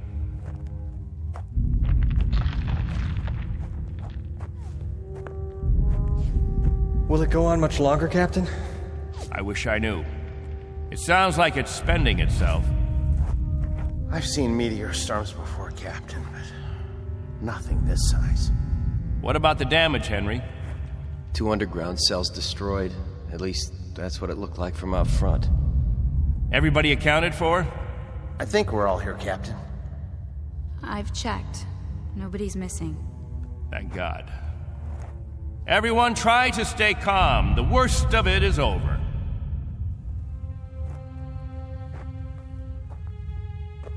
Jojo? Yeah, Captain? You're not scared, are you? Well, kinda. Now, we can't have that. Mind if I sit for a minute? We'll talk, you and me. Captain, tell me about the Earth. Would you, Captain? Tell us what you remember. Yes, do. Well, all right, I guess I can do that. We'd like to hear. You, over there, is that you, friend? Yes, Captain. And you, Buck. Yes, sir. You fill in the holes if I leave out anything. Straighten me out if I'm wrong about any of my recollections. Jojo, I was a boy of 15 when we arrived here. But I remember Earth. I remember it as a place of color. I remember that in the autumn, the leaves changed. They turned different colors, red, gold, orange. And I remember streams of water that flowed down hillsides, and the water was sparkling and clear. And I remember clouds in the sky, white, billowy things that floated like great, majestic ships. They looked like sails. What are sails? Don't you know what sails were? In ancient times, that's how ships moved across the water. There was so much water. The men unfurled large sheets of canvas against the wind, and it was the wind that moved them. And I can remember night skies. Night. Endless black velvet with stars. And sometimes a moon that seemed to hang there as big as the face of an old man, looking down on us all. Captain, what's night? Why, that was the quiet time, Jojo. Night was when the earth went to sleep. It was the cover it pulled over itself. Not like here, with two suns always shining, always burning. It was a darkness that felt like a cool hand brushing over tired eyes. And there was snow on winter nights, gossamer things that drifted down and turned the earth all white. And we could build snowmen the next morning and see our breath in the air. And it was good then. It was right. So, why did you leave there? Oh, we thought we could find another Earth, Jojo. Then we found this. We thought we could escape war. We thought we could build an even better place. And it took us 20 years to find out that we had left our home 1 billion miles away, only to be stranded, like visitors, transients, that no roots could take hold in this ground. But it was too late. So we spend the next 30 years watching a clock and a calendar and waiting. But we can't wait any longer. Not a day, not an hour. We have to get back home. There's no more time. I'll go outside and survey the damage.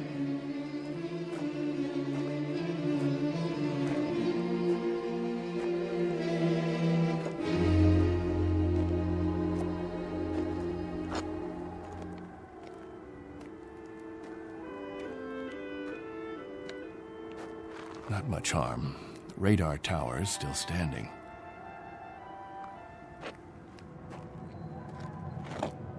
What? Why, it's... Al Baines, do you hear that noise? All of you, come out here. Do you hear it? What is that? That's not a meteor shower. That's not a meteor, and it's not wishful thinking. Not this time. Those are rocket engines. Look, I remember the sound of them. That's the ship. The ship has come at last.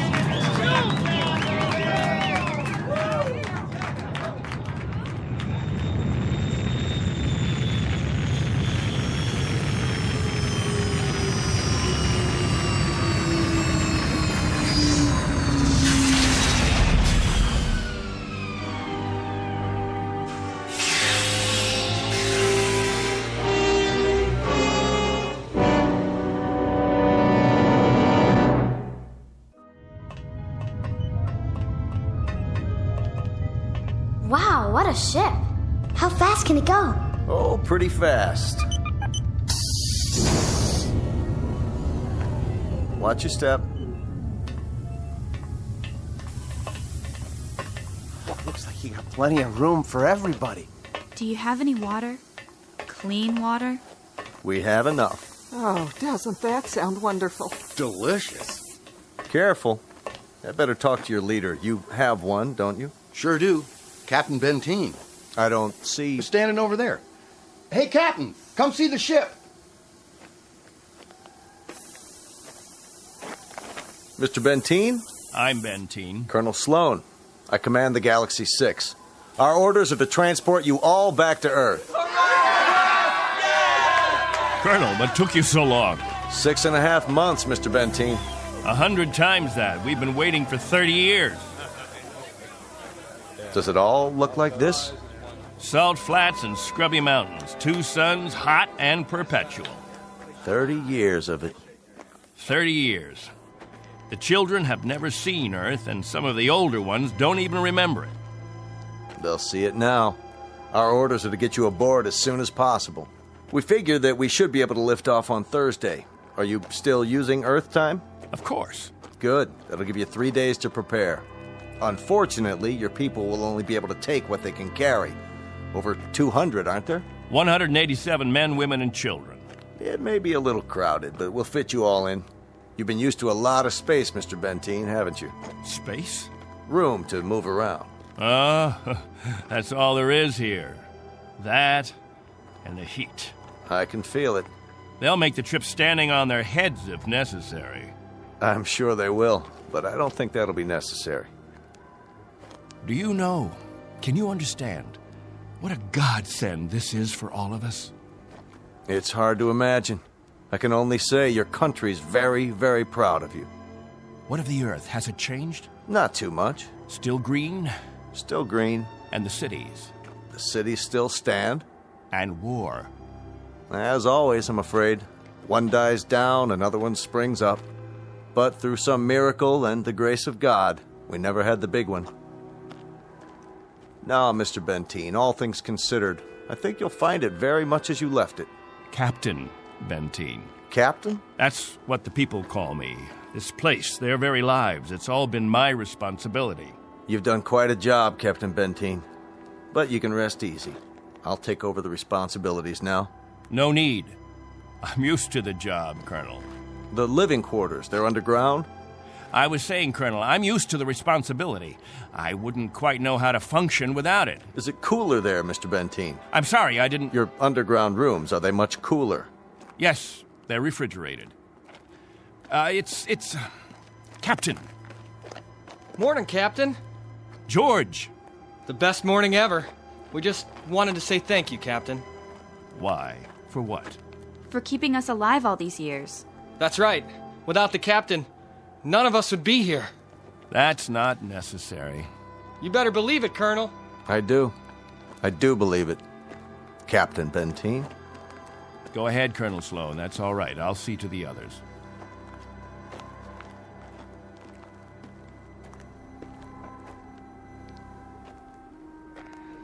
You know, I don't need this. I'm not going to take this. Hi, Captain. Julie, where's your bandage? Oh, I don't need it anymore. But we put one around your head so the cut would heal. What's this? Isn't it incredible? It's called a medicinal patch. You wear it for 24 hours. It accelerates the growth of new skin. Look at her forehead, Captain. You can hardly see the scratch. Better put the sling back on your arm, Al. I don't need a sling. Just this metal band. It's magnesium. Colonel Sloan said my arm would be perfect by the end of the week. Well, I seem to have had my practice taken away from me.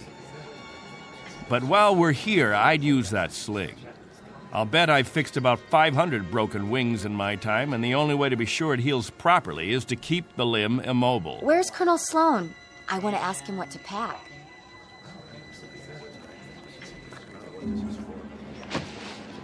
Eleanor, let me help you with that bundle of clothing. Thank you kindly, Captain. I'll carry it for you. No, thank you, crewman. I've got it. Here you go, ma'am. I don't know how to thank you. Are all the crew as strong as you? That's our job, ma'am. Nothing to it.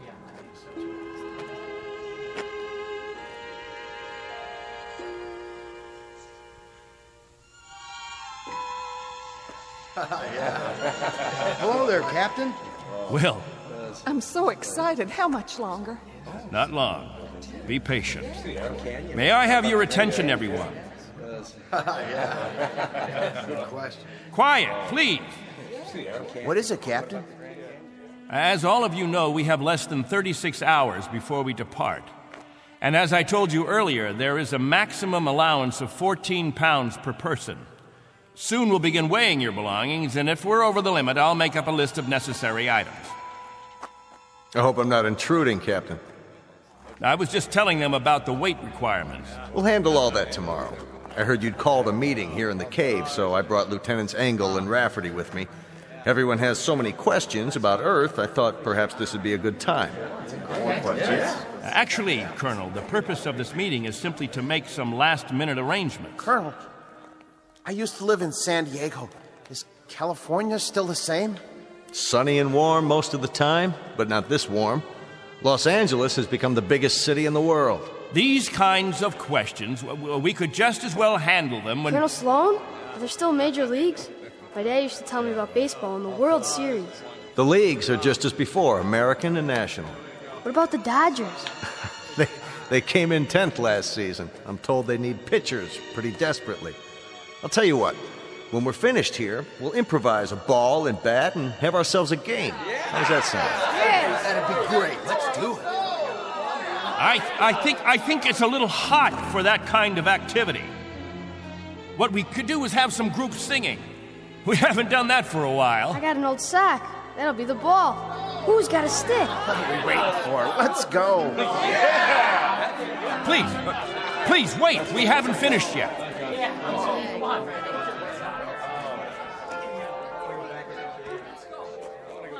Jojo, I haven't told you a story in a long time. How would you like to hear a story about... What have you got there? This is what they call candy. One of the spacemen gave it to me. It tastes... Sweet, Jojo. It tastes sweet. Yeah, sweet, Captain. Want a bite? No, thank you, Jojo. Back on Earth, we can get all we want. Something, Captain? I'm not sure. I'm not at all sure. You've promised them all candy. You've made it sound as if that was what the Earth is made of. Sugar and spice and everything nice. Maybe they ought to be told the truth.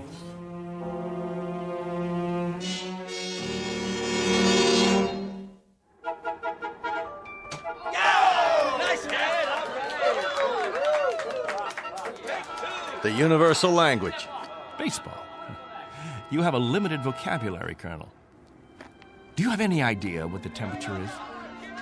At this hour, it's about 110. I don't know whether your crew can take it, but I know my people. They're going to pay for this little athletic event.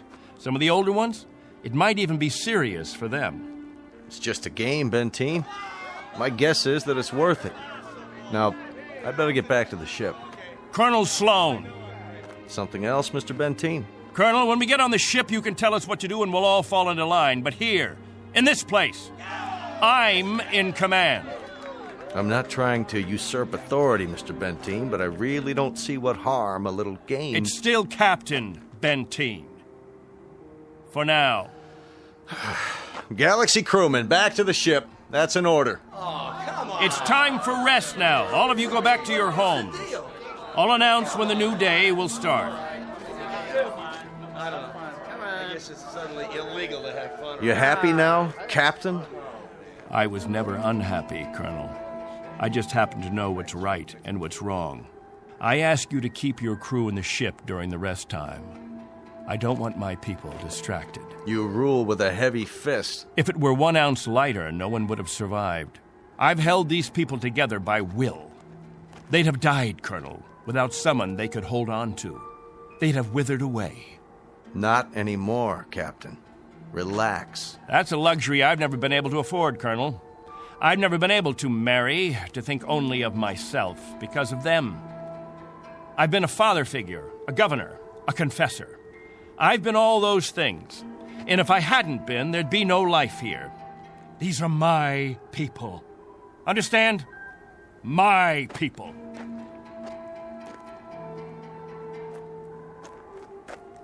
What's with him, Colonel? I'll bear with him a little bit longer, fellas. He's really quite a man. He's got just one minor aberration. And what's that? He believes he's God. As far as he's concerned, we're booting him out of heaven.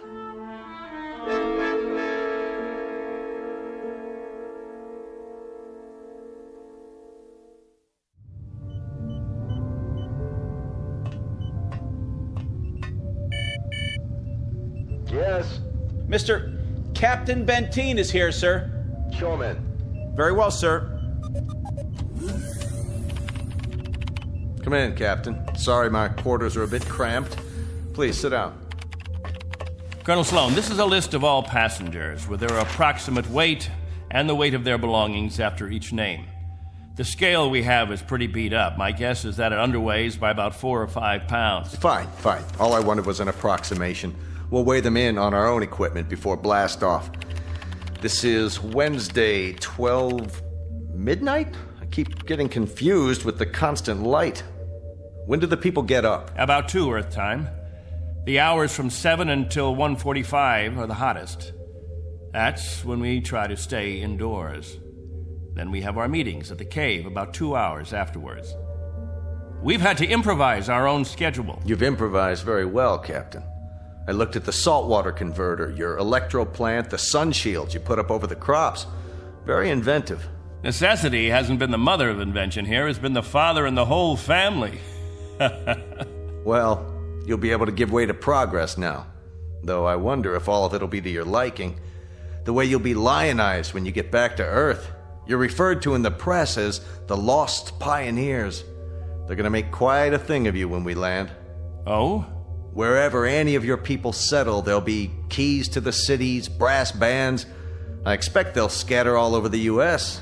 The government's had inquiries by, well, it must be thousands of relatives.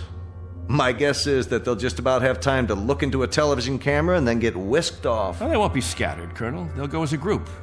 We'll find a place where we can settle, and that's where we'll stay. I'm talking about when we get back to Earth, Captain. That's what I'm talking about. They won't be splitting up. Not my people. Captain, as a point of interest, did you ever ask them? Ask them what?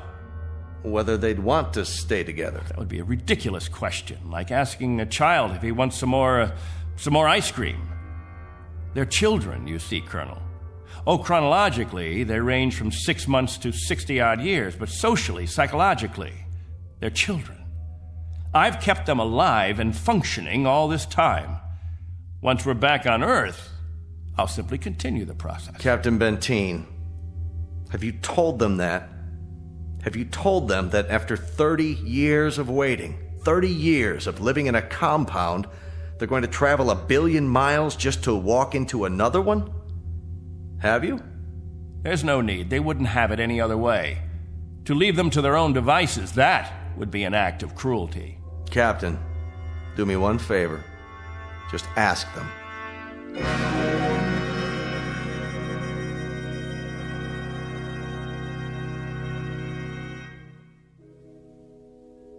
Naturally, we won't have to concern ourselves with the colder climates, the northeastern states, the upper regions of the Great Plains. We'll find an area much farther to the south, perhaps Florida or Texas. Southern California has a temperate climate. Captain, you better tell us about frostbite treatment, because I'm moving to Wisconsin. That's where my family settled originally. What about Oregon, Captain? That's where Joan and I plan to settle. I've heard about the forest there. New York. Please, wait a minute. You don't understand. Let me make this clear. All of you will have a chance to meet your relatives. I see no reason why visits can't be arranged, perhaps even for a week or more.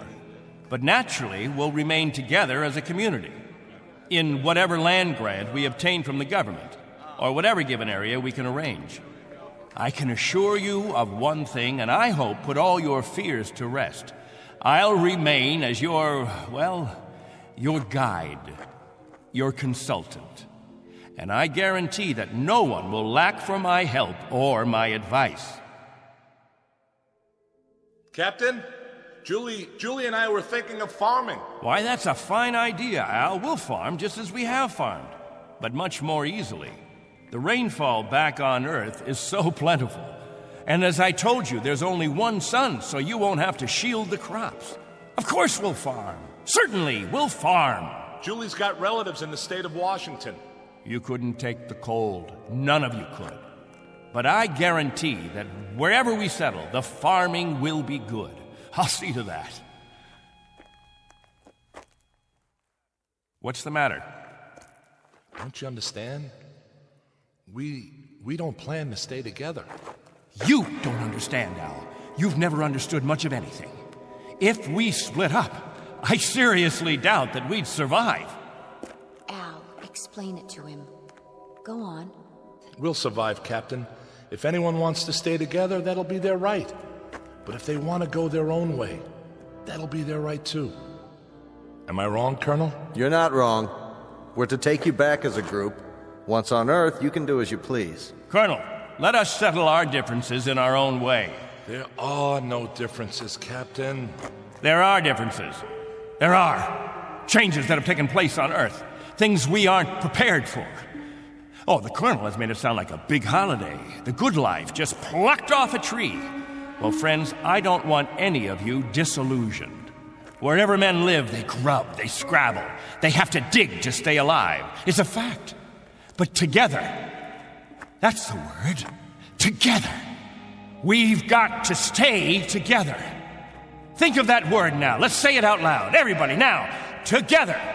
Together. Together. Together. Together. Looks like the congregation isn't with you anymore, Captain. What's the matter with all of you people? Wait.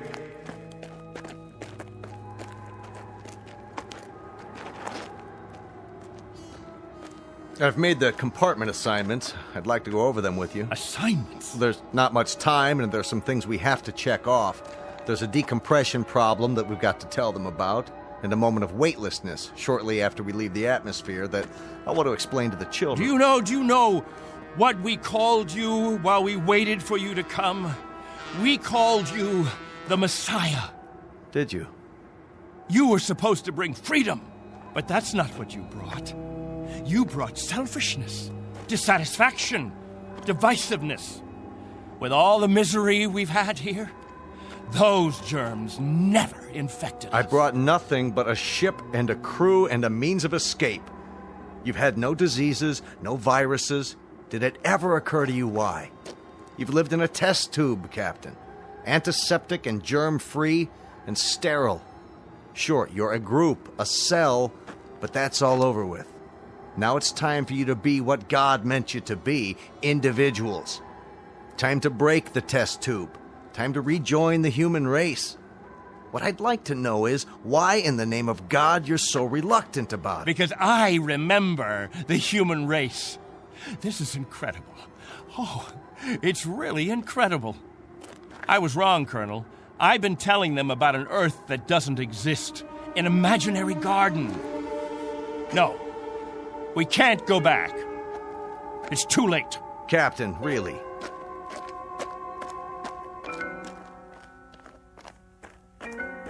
Everybody, gather around. I've got something to tell you.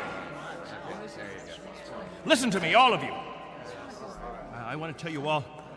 Listen to me, all of you. I want to tell you about the real Earth. Captain, are you all right? Let's talk about the diseases. What? The viruses, the cancers, the floods and the freezing, the wetness and the cold. And there are other miseries, worse than anything we've experienced. Hatred, jealousy, violence. Listen to me. It's an Earth we don't know. We can't leave here. We'd be committing suicide. We'd die of things we've never been exposed to before. We'd die of the loneliness that animals get in a zoo. Because we don't belong. We don't belong to his kind. Do you understand me? We don't belong there. Captain Benteen, why don't you let your children vote on it?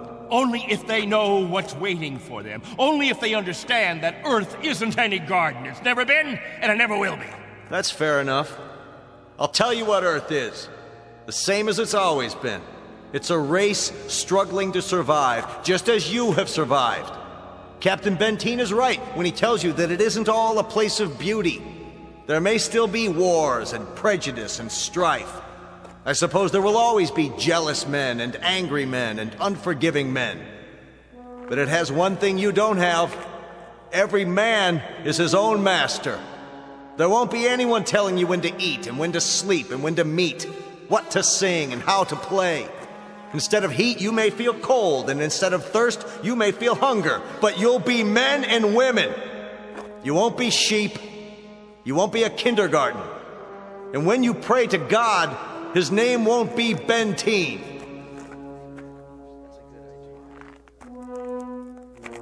A vote now, Captain, and the majority wins. Those of you who want to be on the ship 10 hours from now, heading back to Earth, step forward. All right, I'm going. Let's go. Let's go. Go. That's it. Let's go. I suppose that makes it unanimous, Benteen.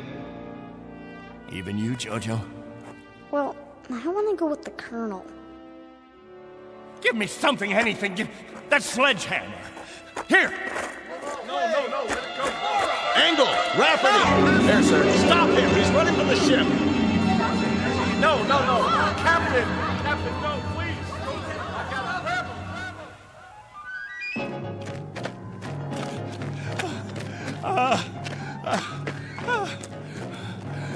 him. We'll see how far you get without a tail fin. Put it down!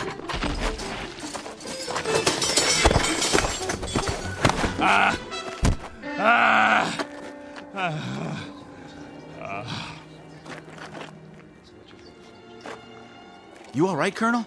I'm fine. What about the ship? Just a couple of dents, nothing serious. Lucky you stopped them when you did. Captain Benteen, let go.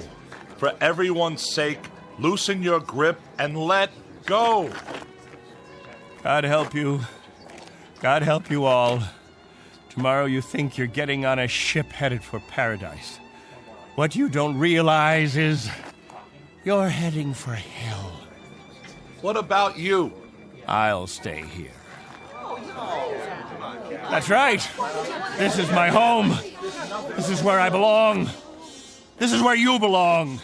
You just don't have the brains or the guts or the sense to know it. This ship leaves at 0800 tomorrow. If you're not on board... I want no special privileges, Colonel Slow. No special treatment. If you're to blast off at 8, you blast off at 8. As for the rest of you, you can go on the ship or you can remain here with me. I'll be at the cave. Any who want to remain can meet me there.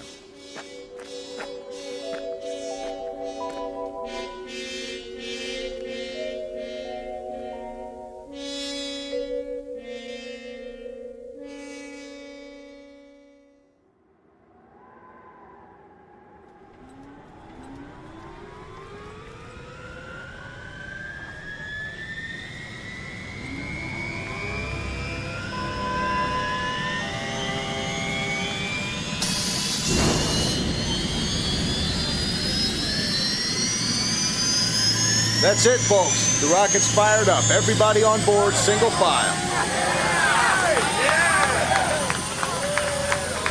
What about the captain? I'll give it one last try. Lieutenant Engel, see to the passengers. I'll be right back. Yes, sir. Where are you going, sir? To the cave.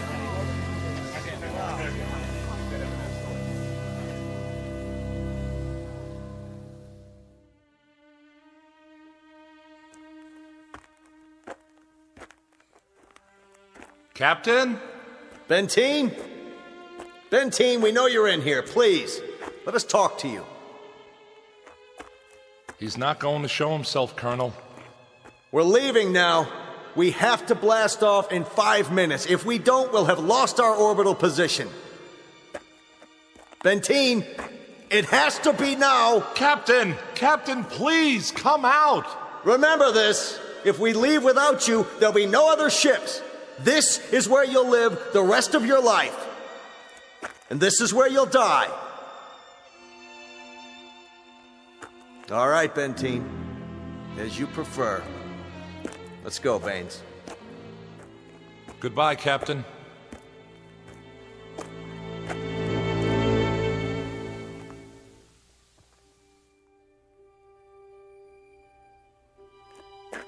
Hello, friends, all together at the meeting place.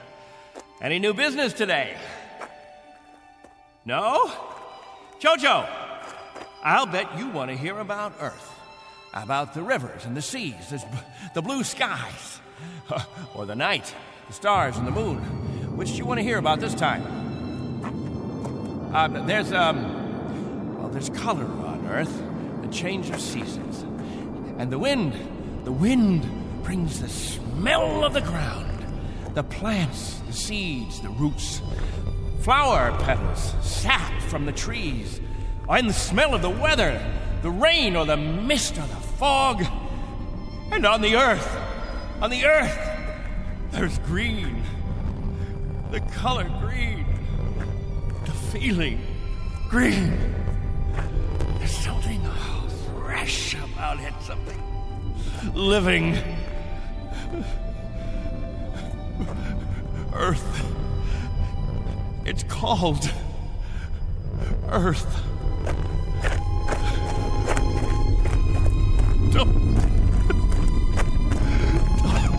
Don't leave me. Please. Oh, don't leave me.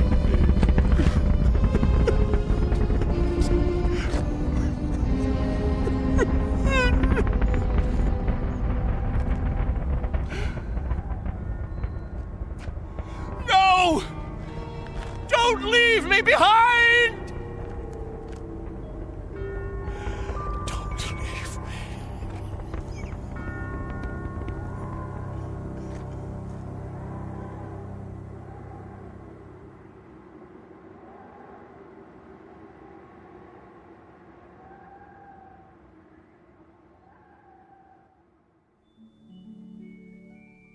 A man named Benteen, sometimes known as Captain, who had certain prerogatives. He could lead, judge, legislate, even dictate. It became a habit, and finally, a necessity. William Benteen, once a god, now a population of one, on a distant outpost in the Twilight Zone.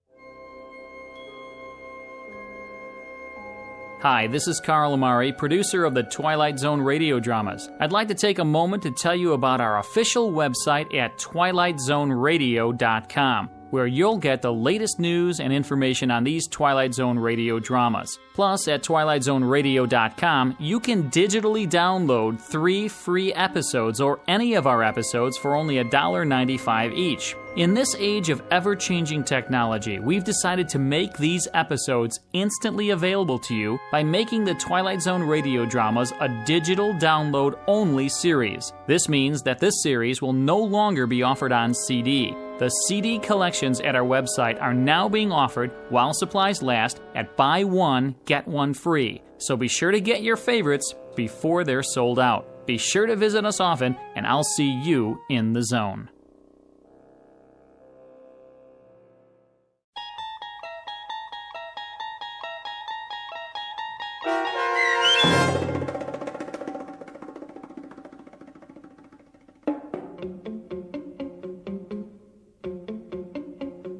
On Thursday, We Leave for Home, starring Barry Bostwick with Stacy Keach as your narrator, was adapted for radio by Dennis Etchison and written for The Twilight Zone by Rod Serling. Heard in the cast were Mike Starr, Christian Stolte, Elizabeth Lido, C.J. Amari, Richard Hensel, Justin Kaufman, Kurt Nabig, Joby Cerny, Jennifer Joy, Meg Thalken, Tracy Hernandez, Jake Salins, Doug James, Jeff Lupetin, and Amanda Amari. The producers of The Twilight Zone wish to thank CBS Enterprises and the Rod Serling Estate for making this series possible. This copyrighted radio series is produced and directed by Carl Amari for Falcon Picture Group. Sound design and custom Foley effects for The Twilight Zone by Cerny American Creatives Bob Benson, Craig Lee, Michael Slaybach, and Matt Sorrow. To learn more about the Twilight Zone radio dramas and to contact us, visit our official website at twilightzoneradio.com. Doug James speaking.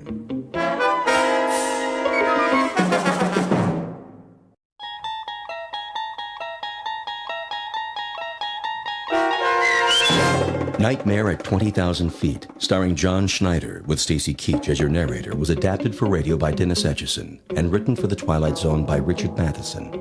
Heard in the cast were Frenette Lebo, Ann Whitney, Richard Hensel, Meg Thalken, Amber Lake, Roderick Peoples, Roger Mueller, Doug James, Tom McElroy, Jen Patterson, Kurt Nabig, and Carl Amari.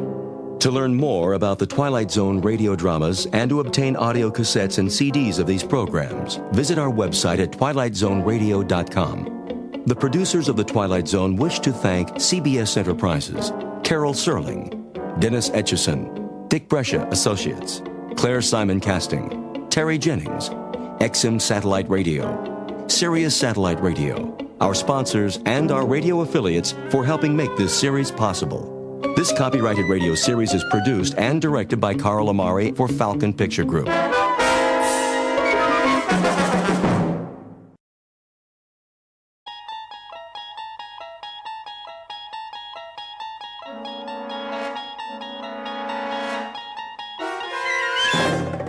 You unlock this door with the key of imagination. Beyond it is another dimension, a dimension of sound, a dimension of sight, a dimension of mind. You're moving into a land of both shadow and substance, of things and ideas. You've just crossed over into the Twilight Zone.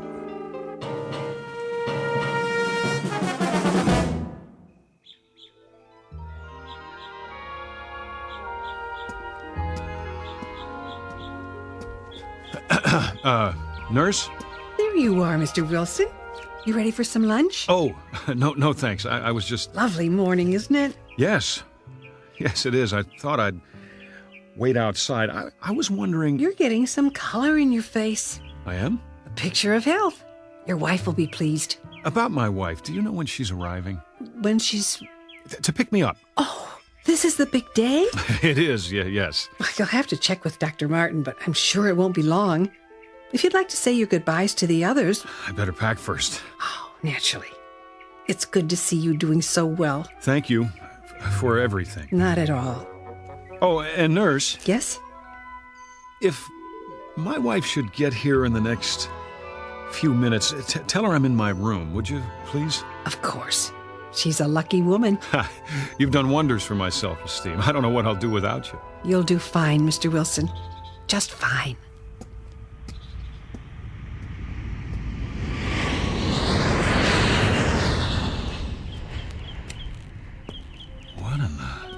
Ah, Wilson.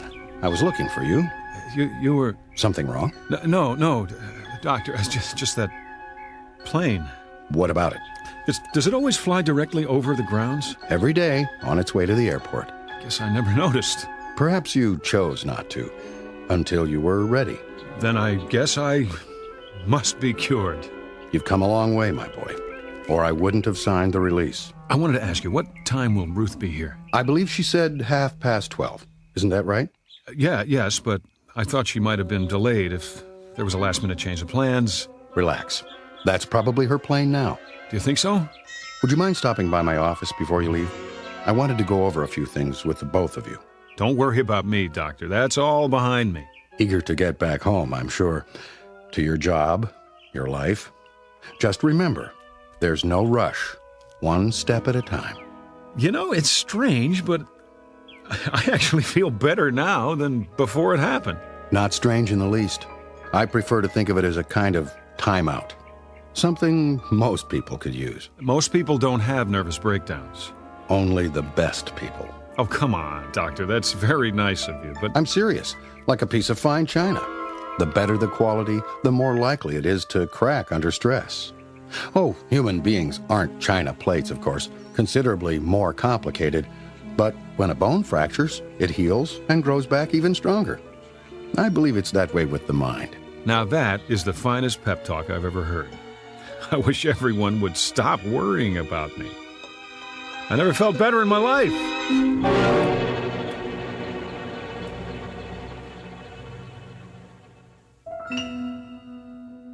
Portrait of a once frightened man.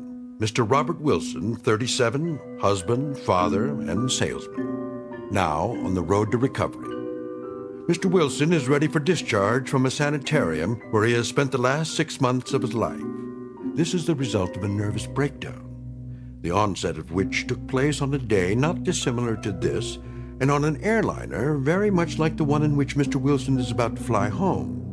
The difference being that on that day, half a year ago, Mr. Wilson's flight was interrupted by the onslaught of mental illness. Tonight, however, he will make it all the way to his appointed destination, which, contrary to the flight plan, happens to be a landing strip in the Twilight Zone.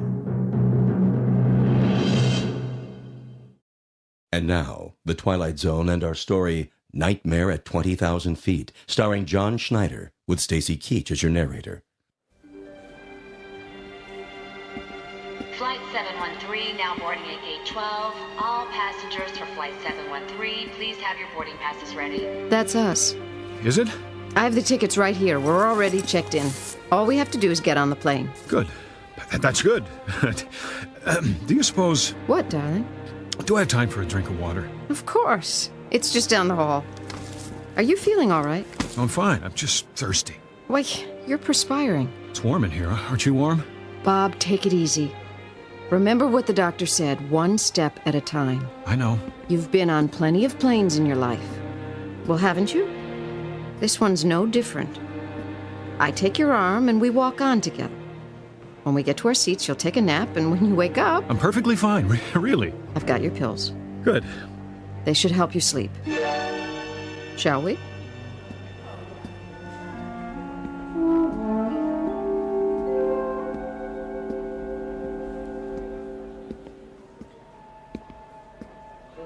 The line's getting pretty long. Honey? I said... Does this airport have a smoking area? Bob, you quit years ago. I know. I just thought one might help settle my stomach. It's something I ate. Try a few deep breaths. It isn't that. It isn't. I haven't been anywhere but the sanitarium for so long. I'm not used to this. The noise, the crowds. It'll be much quieter on the plane. Come on. Hold my hand. Okay. Final boarding call for Flight 713. All passengers, please proceed to Gate 12.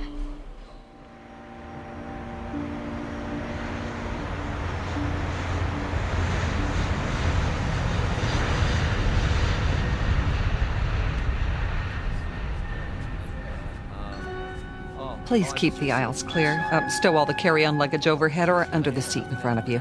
Here we are, honey. Great. Do you need any help, sir? What? If you'd like to take your coat off... I can do it myself. She's only trying to help, Bob. I thought you were warm. Right. I'll fold it and put it in the overhead for you. Ma'am? I'll keep mine for now. Do you have any pillows up there? Here you go. Thank you, stewardess. If you need anything else, you just let me know. I could use, something to drink. Well, I'll bring the beverage cart as soon as we're underway. Great. Did you want the window seat? You can have it. Honestly, I don't care. It's almost dark out. Besides, if I'm on the aisle, I can get up without climbing over you. Are you sure? I'm sure. I mean, if you are. Doesn't make any difference. I shouldn't. Enough already. I'll take the window. Oh, I didn't notice. What's the matter? We're over the wing. Miss? Yes? This row, it's the emergency exit. Would you prefer to sit somewhere else? It's okay, really. I think we would, if you don't mind. Well, I'll see what I can do. The seat isn't the problem. It's... The fact that we're on an airplane? That shouldn't bother me either, not if I'm a cured man. Honey. I don't act much like a cured man, do I? But you are. Would Dr. Martin let you fly if you weren't? I suppose not. Of course he wouldn't. If you weren't well, he'd never let you go home. It's as simple as that. Make it sound simple, anyway. Is, Bob. Just that simple. Yeah, look at me, hogging all the attention. You're the one who must be exhausted. I'm doing great. No lies, remember. Come here. Oh, Bob. I missed you, baby. All these months. Shh. It's over now. I'm taking you back where you belong. Must have been awful for you, the kids, all the responsibility. None the worse for wear. Everything's intact. Except me. Now, I am not going to let you talk. Excuse me? Yes? It looks like this is a full flight. I'm sorry, but I can't find any open seats. Do you mind terribly? No, not at all. We're fine here. Thank you for trying. I'll bring you that drink first chance I get. What would you like? Just water. For you, ma'am? Nothing yet. Very well.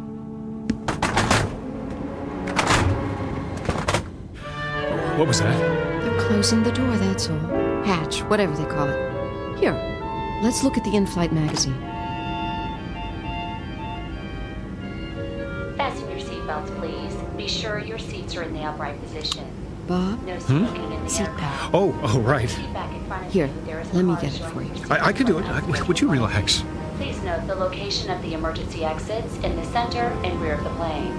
Should there be a loss of cabin pressure, oxygen mask will drop down from the overhead console. Place the mask over your nose and mouth and breathe normally. You will find a life jacket under each seat. Place your arms through the holes and adjust the strap.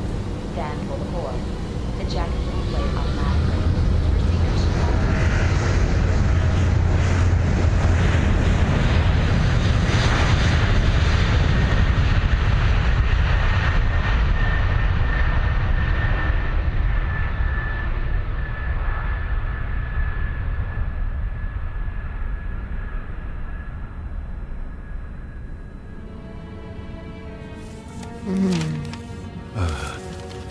Go back to sleep. Bob, what are you doing? I'm sorry, honey. I found a newspaper under the seat. The light must be bothering you. Oh, I should stay awake. No, I don't want you to, sweetheart. Go to sleep now. Can't you sleep? I will. Promise. You worry too much. I can't help it. You shouldn't. Not anymore. Bob, do I what? Are you comfortable talking about it? That night, I mean. What do you want to know? Well, Dr. Martin went over it, but I still don't understand. Well, neither do I, exactly, but I have a pretty good idea what caused it now. Do? It's no great mystery. Overwork, nervous tension, a touch of blood pressure. But why that night on that particular plane? What set it off? I guess it was a lot of little things come together. Lack of sleep, fast food, years of being uptight. Oh, honey, you should have told me. I didn't know myself. I was holding everything in for the sake of the job, trying to think about nothing but facts and figures. There are other jobs. That's just it. There's nothing wrong with my job. I like it. Then why? Call it the perfect storm. When I wasn't working or home with you and the kids, I didn't know how to take it easy, so my imagination went on overtime. I looked out the window and I thought I saw, I don't know what, clouds that looked like snowfields, then someone skiing on that snow. Can you believe it? I just plain couldn't tell the difference anymore. It was a wake-up call, all right, in more ways than one. Thank God it's over, and we're going home. Oh, Bob. Bob. Could you move your legs to the side? What? Oh, just for a second. I have to get out. Let me call the stewardess. She'll bring whatever. I have to go to the restroom, Ruth. It's no big deal. Oh. I'll be right back. Promise.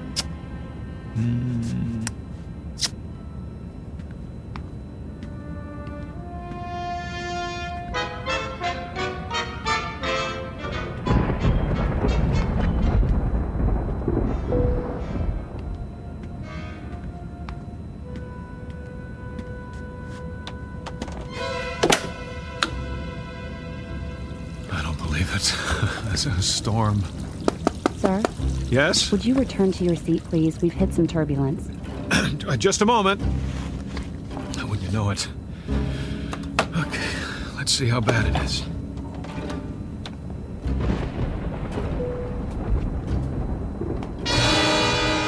Lord.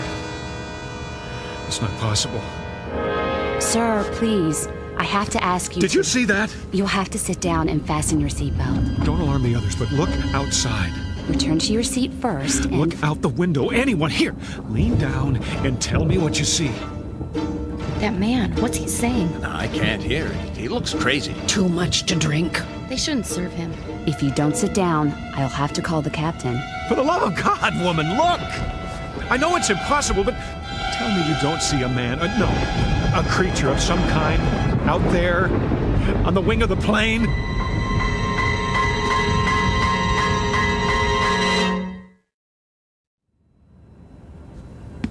You saw what? Out there, on the wing. See for yourself. Sir, I assure you. Open the curtain! What is it I'm supposed to see? There, in the lightning, he... Where? But he was there. I tell you, he floated down and landed on the wing. That's enough. Then he started walking toward the engine. Shh. There are children on board. I'm simply telling you what I saw.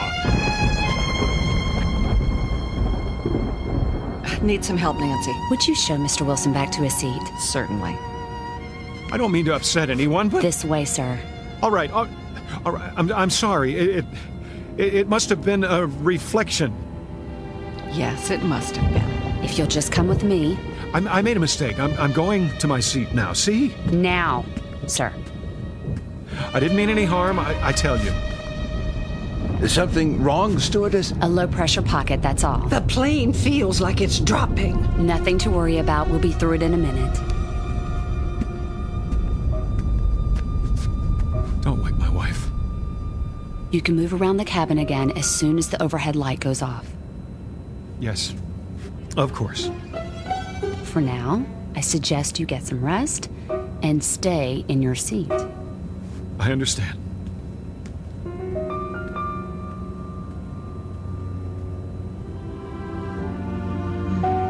Bob? Hi. What is it? Would you like another pillow, Mrs. Wilson? No, I don't think so. A blanket? How about some of those peanuts and another glass of water? Surely, I'll be right back.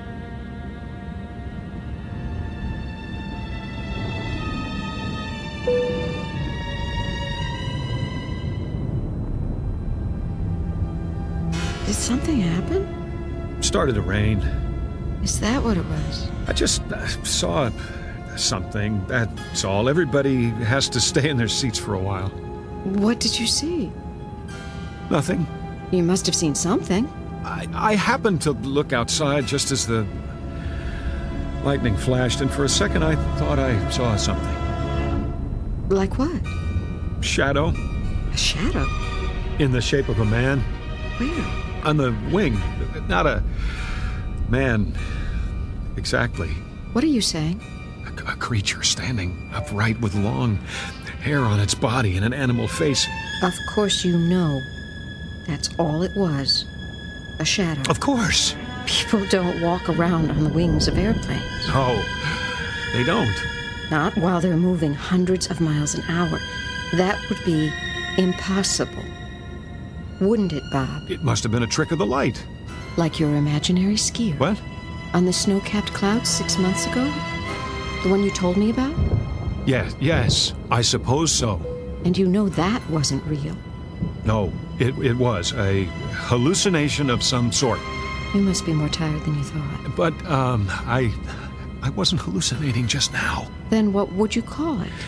It was more the lines of an optical illusion, my eyes playing tricks on me. Then don't look outside. Leave the curtain closed. Believe me, I intend to.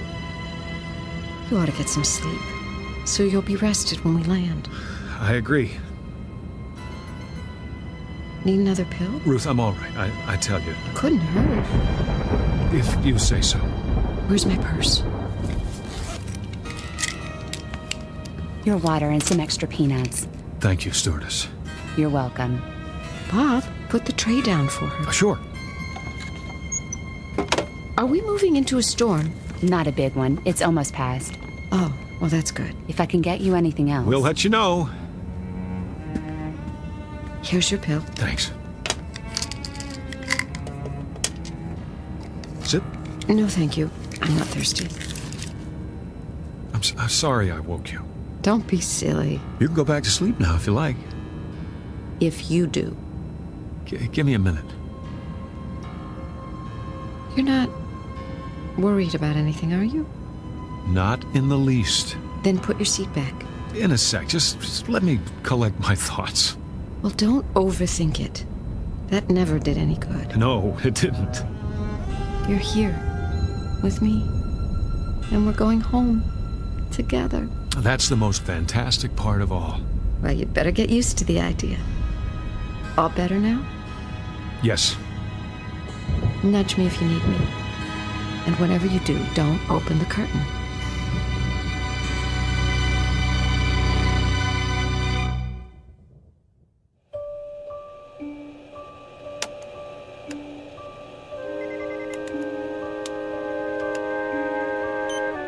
How's the wind speed? Easing off, Captain. Good. Fuel consumption right on target. Storm's moving starboard. We should miss the worst of it. Need a break? No. Yeah, but I could use some coffee. Ah, right on cue. Yes? I made some fresh coffee. You read my mind, Joni. 1 cream and sugar, 1 black. Put it next to the console, will you? Hit a little bump back there, huh? Sorry. Tried to go over it, but it should be smoother from here on. Oh, I'm not worried. We're in good hands. Everybody sleep through it? Almost everybody. 1 crying kid and 1 slightly uptight passenger. Ah, the old lady, huh? Oh, no. Mr. Wilson, 13A. What? What did he do? Didn't want to come out of the bathroom. Said he saw something. Where? outside the plane when the lightning flashed. The old wing's moving routine. Tell him it's supposed to move. If it doesn't, it'll snap off. Oh, you're going to love this. He said he saw a man on it. Don't tell me an alien, big head, round eyes, that thing. Tell him he'll take a description for the captain's log. Listen, was he wearing a spacesuit? Or was the clown shoes? It says he came down out of the sky and took a walk on the wing, just like that. Ah, yeah, a floater. I see him once in a while when I have too much to drink. Yeah. Or maybe a gremlin. A what? Haven't you heard of gremlins? Must be before my time.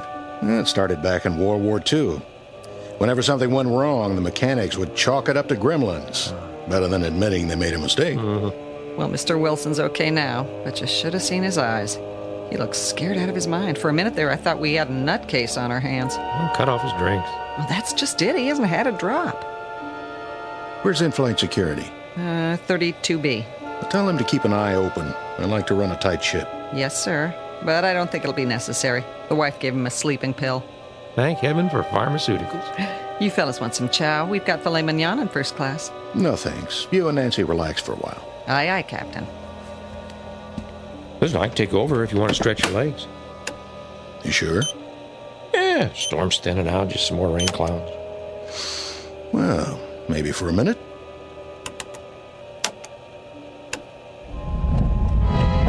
Hey, what was that? Probably our friendly neighborhood gremlin dropping in for a wing walk.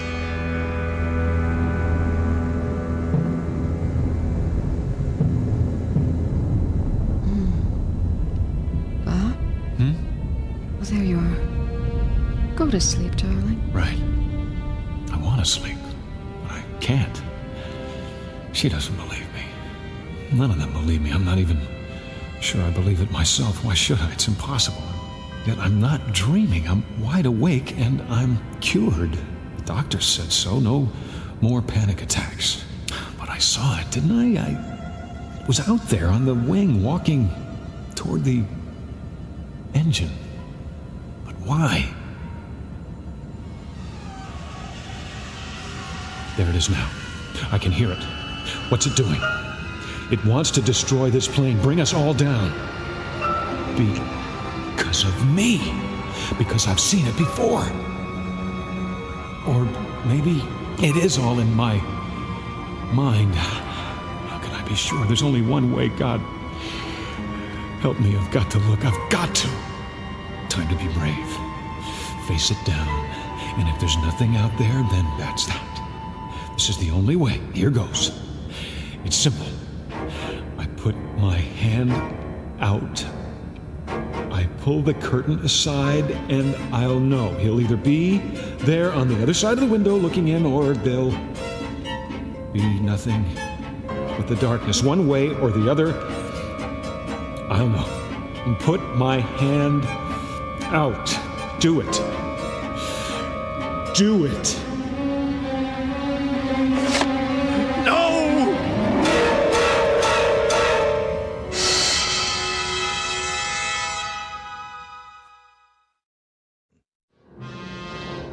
It isn't there.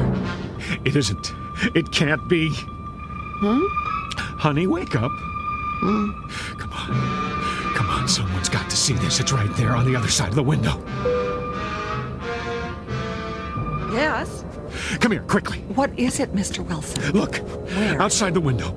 It's still there. Shh. I don't see anything. But... What, you mean the engines? They always spark at night. It means they're working. No, not that. You don't see anything else? No, just the running lights blinking on and off. All right, look again. See if she's telling the truth, or if she's blind. You're right. I don't see anything now. Oh, it was probably the rain hitting the window. Yes. Believe me, we fly worse weather than this. It's nothing to worry about. If you'll just try to relax, we'll be landing in a couple of hours. There it is again. Like some kind of ape dropping down from a tree. What's he doing? No! He's peeling back the engine cover. What are you looking at? Ruth, thank God. Lean across me. Look out the window. Bob, does the storm bother? No. Just like that, it's gone. For some reason, it doesn't want anyone else to see, only me. It's playing a game, taunting me, daring me to stop it. Then what? Remember what I said before about seeing something outside? I know what you're going to say, but listen to me very carefully. Honey, there's a man out there. Bob! Keep your voice down. Have you ever known me to lie to you? No. It's not a human being. It's some kind of... Bob. I'm not imagining it this time. I'm not. He's out there. Where? What? No, don't look. He isn't there now. He jumps away before anyone can see him. Except me. I don't know what to say to you. I realize what this sounds like, but give me the benefit of the doubt. Do I look insane to you? I didn't say that, but Bob... I know I had a breakdown, and I know how it looks to you now, as if the same thing's happening again, but it isn't. Bob. I didn't want to upset you. No. I want you to tell me. I didn't tell you before because I wasn't sure if it was real. Well, I'm sure now. There is a man out there, or a creature of some kind. If I describe him to you, oh, you'd really think I was gone. Honey, no. No, it's all right. It's all right, sweetie. Don't stroke my hand like a child. I know your intentions are good. I know you love me, but don't patronize me, Ruth. I'm not insane. Did I say... Does it have to be said? For the last time, that creature's out there. And the reason I'm telling you now is that he's starting to tamper with one of the engines. It's not just my life at stake. It's everyone on this plane. Shh. Think anything you want. Think that I belong in a straitjacket if it makes you feel any better. If it makes me feel better. I'm sorry. What I mean is, whatever you think about me, that I've lost my mind, all I'm asking you to do is tell someone. Talk to the pilot now. He's back there with the stewardess. Tell him to check the wing. If they don't see anything, fine. I'll commit myself. But if they do, there's still time. They can make a forced landing before something terrible happens. Won't you even allow the possibility? All right. I'll tell I know it seems a lot to ask. It's as if you're announcing that you're married to a lunatic, but... I said I'll tell them. If that's what you want, stay here. She doesn't believe me. But that doesn't matter. If she can get them to see it, then I'm not too late. There he is. Hurry! Hurry, Ruth! Hurry! Look! What's wrong with that man? I don't know. Tell him to sit down. We're trying to sleep over here. Quickly! What's going on? He's pulled up one of the cowling plates. Didn't my wife... Take your seat, please. There's a man outside. He just... Mr. Wilson, keep your voice down. I'm sorry, I don't know what's going on here. Will you look? Mr. Wilson, I'm warning you. All right. I'm sitting. But will you look out the window? See for yourself. Take my wife's seat. What am I looking for? The plate. The hood over the engine with all the wiring underneath. He's bent it up so it's exposed. If you don't do something, there's going to be a short circuit, maybe an electrical fire. Well, there's nothing exposed now. What? Wait a minute. I saw him pull that plate up. There were sparks and lights and... Then he must have bent it back the way it was. Listen, I saw it. I saw it! Mr. Wilson, please. I believe you. But there are other people on board, and we mustn't alarm them. You mean you've seen him? Of course we have. But we don't want to frighten the passengers. You can understand that. Naturally. I only want to... We thought we'd taken care of the problem, but if he's back, well, we'll do a thorough check as soon as we're on the ground. But if we wait that long... See the man on the aisle? He's a special investigator from the FAA. We have one on every flight now. And he's armed. If anyone tries to do something to the plane, he can handle it. Oh. That's his job. He knows what he's doing. I understand. I've asked him to change seats with your wife.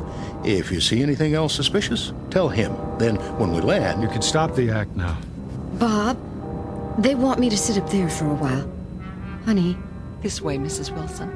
Everything okay, Captain? Yes, fine. If you'll just stay with Mr. Wilson till we land. Got it. I don't need his help. No problem. Just, let me squeeze in here. Stop humoring me. Mr. Wilson, I assure you it's under control. Nothing to worry about now. If that's the way you want it, I won't say another word. I'll see us crash first.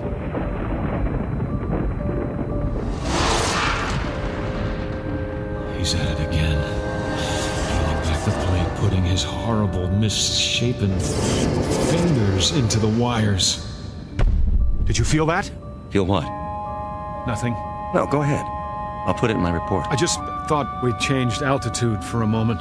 Pilot must have made an adjustment. Meant to stay above the storm. Yes, that must be it. I wonder if I can get some information from you. About what? May I see your ID? You have your wallet, don't you? Of course I do. Why wouldn't I? Here. Robert Jeffrey Wilson. Ever been arrested? Never. Why do you ask? Oh, just for the record. I'm a law-abiding citizen. I'm sure you are. What kind of gun do you carry? Pardon? The pilot said you were armed. Oh, standard issue 38. Never had to use it, though. Strictly a last resort. I thought guns weren't allowed on board. Well, they're not for the passengers. But with security so tight now, well, we don't like to advertise it. Then you should keep your coat buttoned. I can see the holster. Bob, how are you feeling? Great. How about you? I brought you some water and another pill, so you can sleep the rest of the way. That sounds fine. Go ahead, Mr. Wilson. Take it. Why not? I hope you're doing okay now, honey. Couldn't be better. I'll be just a few rows up if you need me. I don't need anything, Ruth. Get some rest. You too. I love you, you know. Same here. It won't be long now. For what? Until we sit down. You're lucky. Am I? You get to sleep through it. Let them think that. I didn't swallow the pill. How could I? What's going on out there? Somebody has to do something and we're all doomed.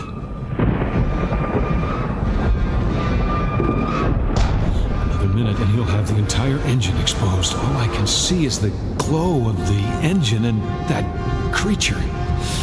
Have to act now. Hey, what are you doing? Somebody's got to stop that thing. That's the emergency exit. Take your hand off. Leave me alone. You'll depressurize the whole cabin. Got to stop. Don't push the door open. Don't. I'm placing you under arrest.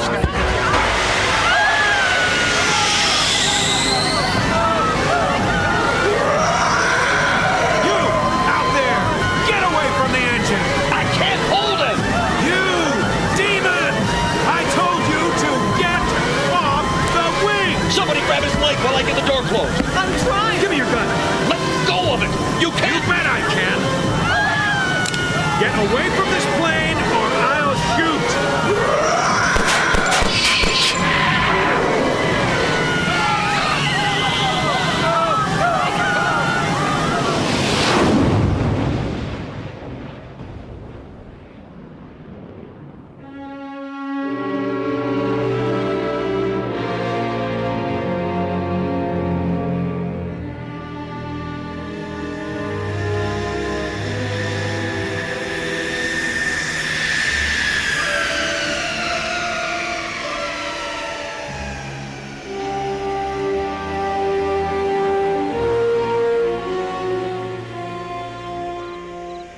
Easy. Lift the gurney down. Yeah, I got it. Here come the paramedics. Oh, good.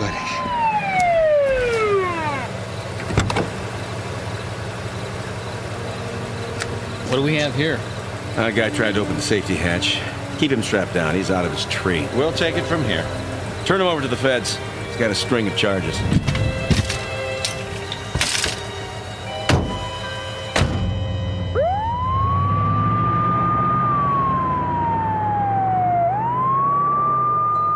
Bob, everything's going to be fine.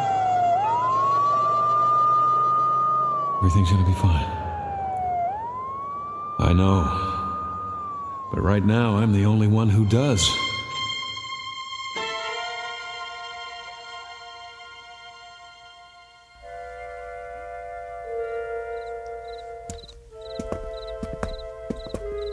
Okay, you grease monkeys, give this plane the once-over. Yes, sir. What about the emergency door? Get up on the wing and replace the seal. Then do a pressure test. You got it. Nuttiest way I ever heard of trying to commit suicide. Yeah, takes all kinds. Well, when you look at that. What happened? I don't know. But something sure did a job on engine number 2. Whole cover plate's bent back. What do you think could have bent it back like that? Beats me. Yeah, let's go to work.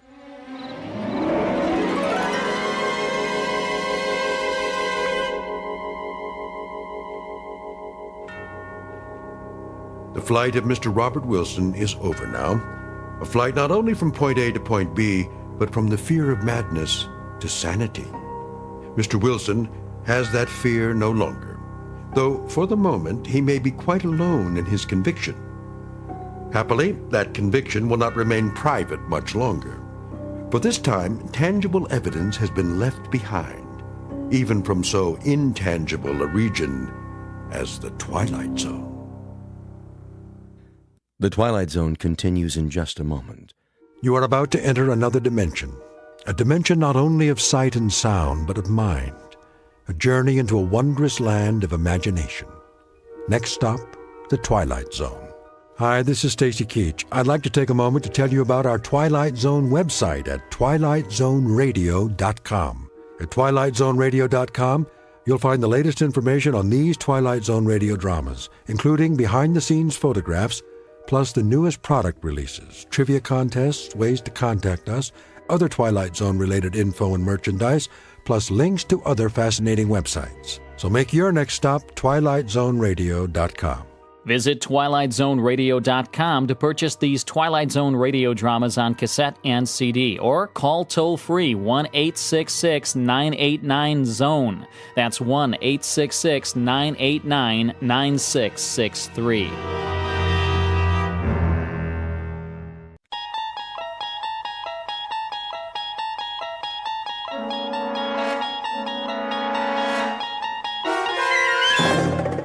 You're traveling through another dimension, a dimension not only of sight and sound, but of mind, a journey into a wondrous land whose boundaries are that of imagination. Your next stop, the Twilight Zone.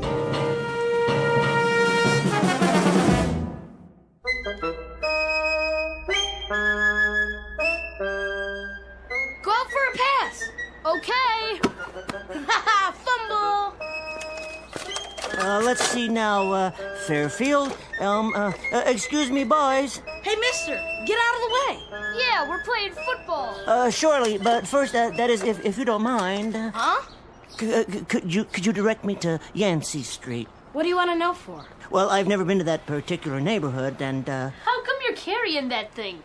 Oh, this is the Hercules Mark IV, the finest device ever made for hearth and home. What is it? Some kind of an invention? Why, yes, as a matter of fact, a new breakthrough in home hygiene. It removes dust and dirt that you can't see with the naked eye. It comes complete with a laboratory-grade filter and an extension hose. You mean a vacuum cleaner? No, nothing so prosaic. Yeah, it is. And you're a salesman. You better stay away from my place. My dad hates salesmen. Mine too. He'll suck you in the jaw. The last guy that came around... If you could just point the way to Yancey Street... Over there, by the park. But don't stop at my house neither. My mom will kick your butt. Yeah, of course. Okay, bye. That guy was weird. Yeah, with his little hat. Haha, what a loser.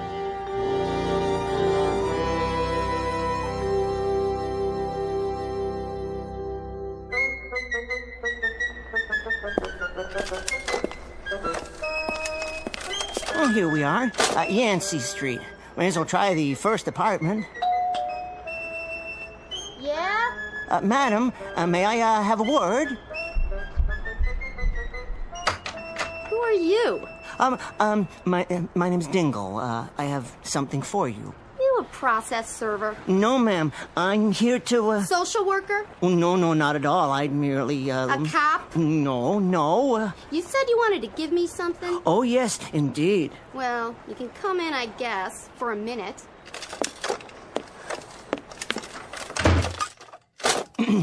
Lovely place you have here. Yeah, sure it is. Now then, I have the most amazing thing to show you. That it? Yes. Looks kind of like a big tin can with knobs and wires. Now, I'll just plug it in. Now, pretend, if you will, that this rug here is your brain, and this dirt... What are you doing? This dirt is all the messy thoughts in your head. You threw dirt on my floor? Now, watch what happens when I turn on the Hercules Mark IV. All that filth goes away in a flash. It's better. See? Suck. Gone. Get that thing out of my house. Well, if you wish, but first I'd like to tell you about... What's going on in there? It's a crazy man. He spilled dirt all over, and then he... Say, pal, what are you trying to pull? I was just demonstrating... You a salesman? Well, you might say... Well, take your crap and get moving. It's just one question before I go. What's that? I don't suppose, that is, you wouldn't care to purchase one of my vacuum cleaners by any chance, huh? Get out now! You know, we have easy time payments.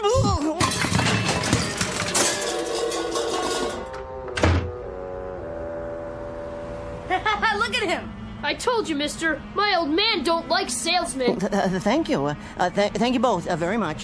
Now, I think I'll just try the next block over.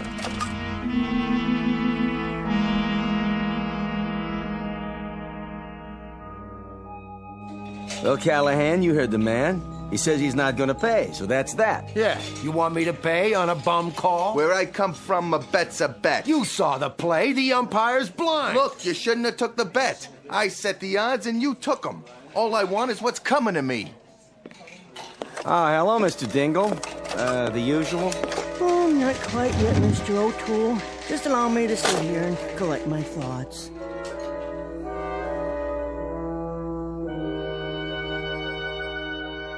Uniquely American institution known as the Neighborhood Bar.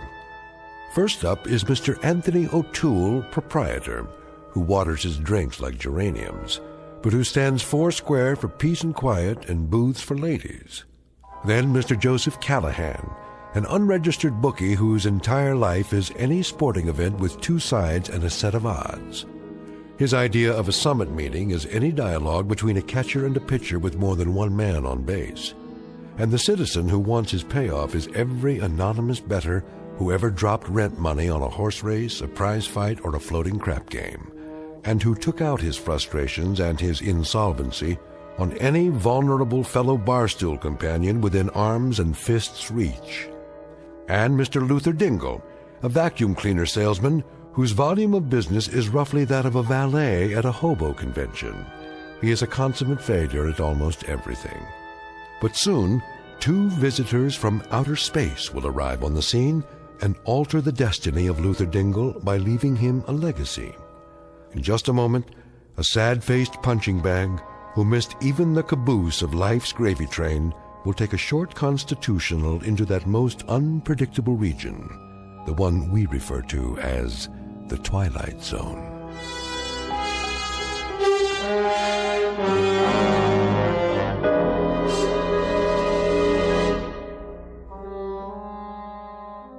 And now, back to our story from the Twilight Zone, Mr. Dingle the Strong, starring Tim Kazurinsky, with Stacy Keach as your narrator.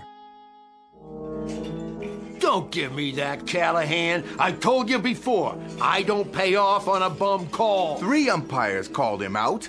I called him out. 11,000 fans called him out. Final score, Pittsburgh 3, Dodgers nothing. You and me got an even bet. I got the Pirates, hence you owe me $5. I know a bum call when I see one. That ball was foul when it hit him. It don't matter what you think you saw. So instead of an out, it was a foul ball. Who's to say he wouldn't have got on base? So that after the single, he would have scored a run and like that. You're dreaming. And furthermore, Callahan, you're a low-down, cheating insult to American bookiedom. I'm gonna give you 5 seconds to take back that innuendo. Callahan, I told you once before already. Told me what? You start a brawl in here again, and I'll fix that mouth of yours so from now on you'll be doing all your drinking through a tube stuck in a vein. Me? I give you trouble? You heard me. Tell it to the #1 welcher of all the western states over here. This guy still owes me money for the fight. Yeah. Mainly on account of that was a bum call, too. And I don't pay off on bum calls. Hey, Dingle. Yes? You remember that fight?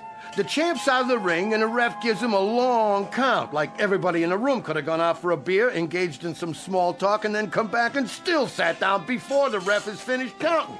Now, how about that? I'm asking you. Me? Yeah, you. How about that? You're asking Dingle? I sure am. I'm asking him. Well, I don't know.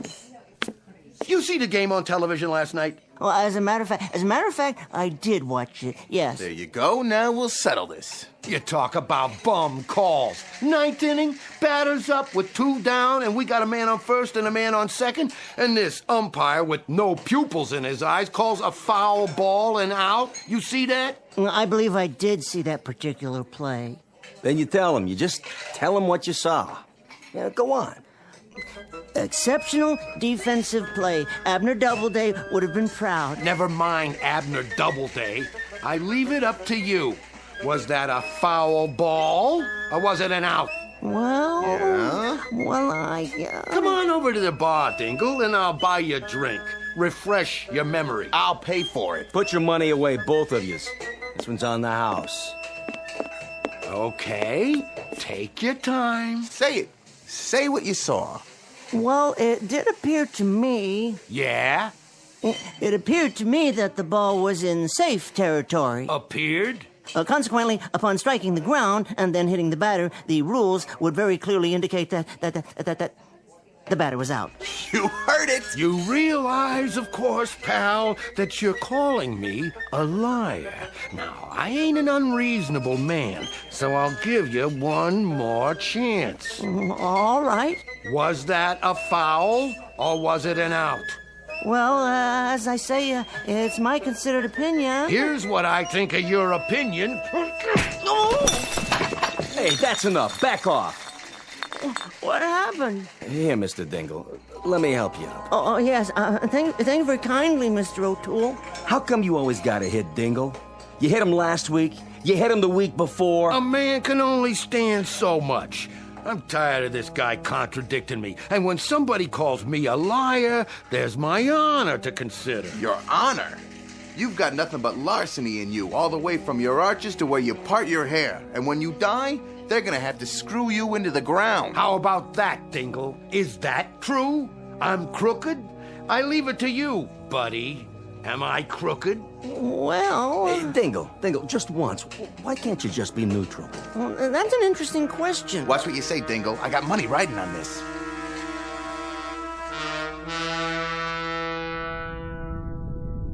You are sure we are invisible? Beyond any doubt. This represents a typical gathering place for Earthmen? From the coordinates, yes. Did you ever see such primitive-looking creatures? Typical Earthmen.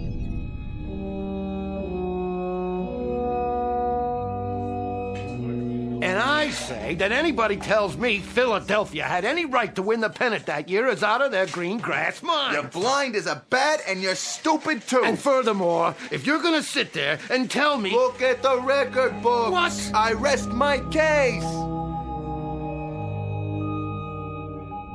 Not entirely typical. The one in the middle with the hat and peculiar neck adornment. In Earth terminology, I believe it is called a bow tie. He appears to have suffered physical damage. At the hands of his fellow humans. Appalling. This might be the perfect specimen. Does that compute? The very one we're looking for. Silence. I'm receiving his brainwaves now. Awaiting confirmation. His name is Dingle. He's an abject coward. He doesn't even possess the minimum musculature for survival on this planet. Decidedly a sub-physical type. A genetic throwback? I believe we have found our subject. You intend to give him the additional strength? We have not found anyone weaker, have we? Negative. This one will make an exceptional subject. I estimate 11 additional cyclograms atomic weight. That should make him approximately 300 times as strong as the average human. Yes, that will suffice. Contact the mothership. Tell them we have picked a subject. They may begin observing him in 60 Earth seconds. Confirmed. Adjust settings. Check. And prepare to let him have it.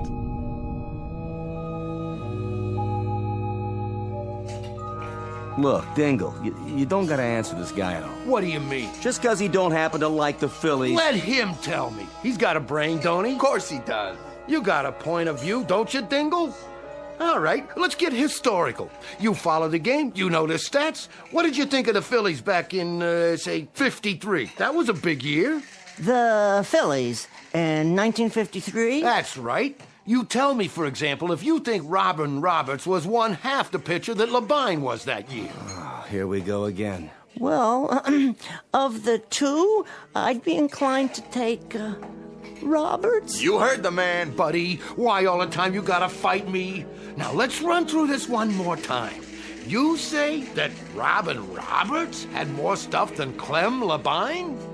To be perfectly honest and candid, as to the two men, as good as they both were, all things being equal. So come on already. Hey, let the man talk. Who do you pick? Roberts? Oh! I'm telling you guys for the last time, you pull any more rough stuff around here and I ain't gonna let you in that front door. Now look what you done to this poor little fella. He's coming around. How do you feel, Dingle? Clem Labine was definitely superior. You see? All I'm doing is helping him see things clear. What was that? What was what? I don't know, but I definitely felt something for a second just then. How you doing? You all right? Definitely Clem Labine. All the same, I think you better go on home. Well, if you insist. But I feel quite well.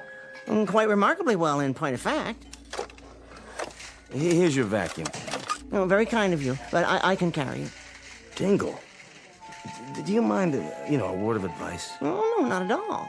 Look, there's some guys in this world that are, they're going to get punched in the nose no matter who they pick in a ball game, or who they vote for, or the color of the tie they put on in the morning. I quite agree, O'Toole, though I've always thought polka dots were quite stylish, personally. Yeah, well, look, you're one of those guys, Dingle. So, you know what I think you ought to do from now on? Don't talk. Just nod. If a guy asks you who you like in the third race, you just smile at him. Okay. If somebody asks you who you're voting for, you just nod. Okay. And if you're sitting in the bleachers for a doubleheader and you hear some guy yelling for the Dodgers, you don't go yelling for the Pirates. You just leave your seat and you go get a hot dog. You understand, Dingle? I believe so. A word to the wise and so forth, huh? Very considerate of you, Mr. O'Toole. I'll definitely give the concept further thought. Yeah. What's the matter? Well, that's odd. What is? I feel so funny. Funny how? Oh, nothing. I'm sure I'm fine now, but for a moment there, it was as if something passed over me or through me, and I heard a high-pitched sound. Very odd. Did anyone else hear it? I can't say as I did. What's he talking about now? Oh, well. No, what do you suppose caused that? Caused what? Well, this vacuum cleaner feels light as a feather. Not that the machine isn't light. It happens to be one of the lightest on the market. Give me a break. No, it's a handy-dandy Jim Cracker A1 piece of merchandise, guaranteed to lighten the labor and lengthen the life of that wonderful partner in the American home, the housewife. But I've never noticed it was this light. Hey, see you, Dingle.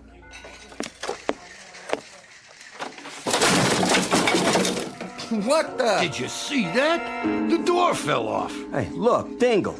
With all your faults, despite the fact that you cost me in Band-Aids what I normally would have to put out for the water bill, you've always been a nice type fella who never gave me no trouble. But why all of a sudden do you have to go wrecking my front door? Oh, believe me, Mr. O'Toole, I am mystified. I am absolutely mystified. The door just seemed to come off its hinges when I grasped the knob very lightly in my hand, my right hand. I'll just set it here against the wall, and you can do whatever you need to make it better again. I bid you good day, gentlemen. Jeez, O'Toole. What kind of drink did you pour him anyway?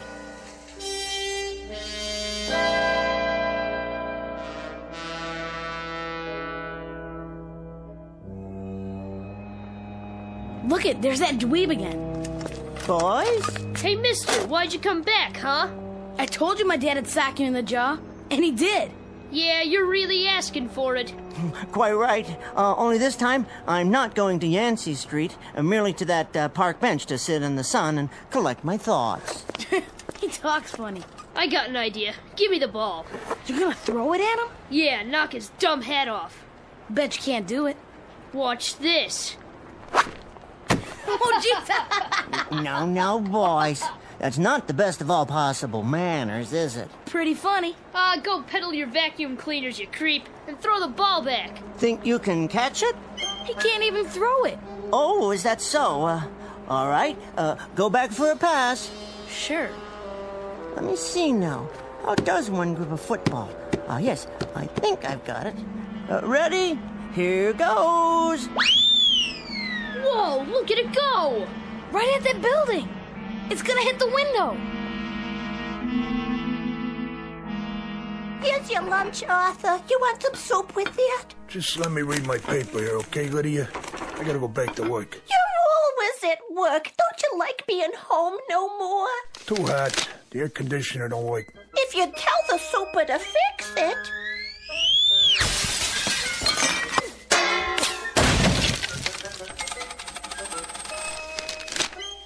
What the heck was that? I don't know, Arthur, but you don't have to tell the super nothing, 'cause now we got a nice cross ventilation all the way to the next apartment.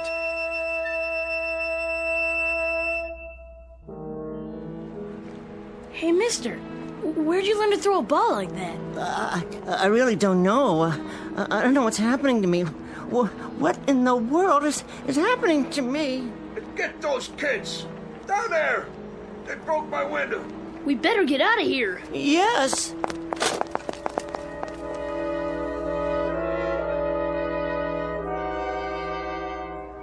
Out of the street! A taxi! Over here! Where to? I don't care. Anywhere. I'm in a hurry. Well, get in, pal. Oh, yes, of course. Hey, you tore my back door off. What'd you do that for? Oh, believe me, this is as much a mystery to me as it is to you. I'll leave it right here so you can fix it. Now, how am I gonna do that? Just let me catch my breath. Hey, quit leaning on my car. You're tipping it over. Help! Somebody get me out of here! Oh, dear me. You're pinned under the steering wheel, aren't you? Well, give me a second. There.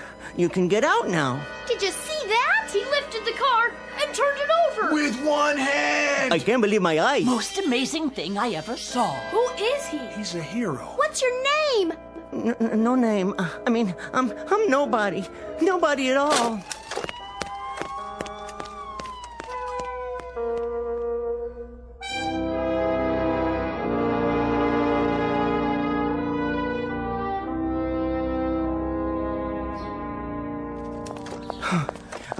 Excuse me, miss? Yes? May I share your park bench? Yes, of course. It's not mine. I only come here in the afternoons. With your charming baby, I see. Oh, he's not mine either. I'm just the nanny. They want him to have his time in the park. You know how it is. Oh, how perfectly lovely. Well, I don't, actually. No, that is. You're not married? Never. Really? That's hard to believe. A nice, normal man like you. Why, thank you. For what? Well, no woman's ever said that to me before, that, I'm normal. You're joking.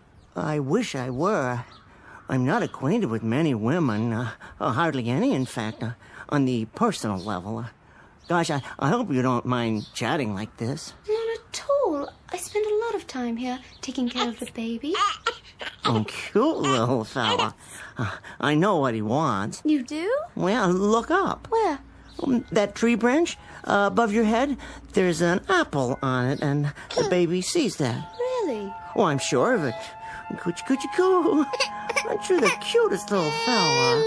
Look, I don't want you to think I'm a masher or anything. I'm certainly not a masher, but I wonder if you'd mind answering a question. That depends. Well, what I mean is, looking at me, would you say, at least upon a perfunctory, cursory, very first surveil, would I appear to be abnormal in any way? Not at all. Oh, thank you. Unless you plan to use that in the park. Oh, that. Up to a few hours ago, I sold those things. Newfangled vacuum cleaners. Or at least I went through the motions. I was miserably bad as a salesman. Just miserable. Would you believe it? Last week, I made exactly 89 cents in commission. And that was for an attachment, an upholstery nozzle, and I sold it to a drunk who kept insisting it was a divining rod for alcohol. Is that why you stopped? Well, there were other factors. I expected to be fired today anyway, but, that's the least of my worries now. A few minutes ago, people were chasing me. Why? Well, that's just it, because they thought I was abnormal. Now, I ask you, would you be interested in hearing the source of my worries? Go ahead. Well, that apple, for instance, the baby wants it, but you can't reach it, can you? No. Not even if you put the baby down and stood up on the bench. I couldn't put the baby down. Oh, precisely. But what if I were to give you a hand? I'm not sure Well, see, this bench weighs, I'd say 100, 150 pounds, and you're no more than 110 to 115. Well, 125. Well, what if I were to stand, reach down, pick up the bench by one of its legs, and lift it straight up into the air like this? Please, put us down! So that you could reach the apple, and you wouldn't even have to disturb the baby. Go on, reach over and take it. And then I put the bench down with you and the baby on it, right back down on the ground, as gentle as it can be. There. Would you say that's abnormal? How did you... Hey, man, could you do that again? Whoa, I'm not sure. I got my camera with me. I sure would like to get a shot of that. Is it a magic trick, like in Las Vegas? You a magician or what? No, it's just something that I've discovered I can do. Very recently, as a matter of fact. You see, I'd better get the baby home now.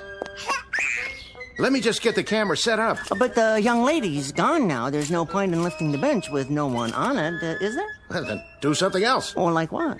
Anything. Well, I don't know. Well, at least let me take your picture. Stand right there by that big rock. Oh, here? Oh, well, I suppose one picture wouldn't do any harm. Shall I take my hat off? Of course, then the sun would be in my eyes when I have to squint. Well, can you show me your muscles or something? Oh, I'm sorry. I don't believe I have any muscles to speak of. Oh, yeah, right. Say cheese. Oh, wait, now the rock is in the way. Perhaps if you stand a few feet to your left? And then the sun will be right in the lens. Oh, in that case, I better move the rock. May I? Hold on 1 second. Whoa! You lifted it just like that. It must weigh a ton. There, young man. Is that better? I suppose you can snap my picture now if you insist. Yeah, that's great. Are you sure this is my good side? Couple more. Oh, right. Wait till my editor sees this.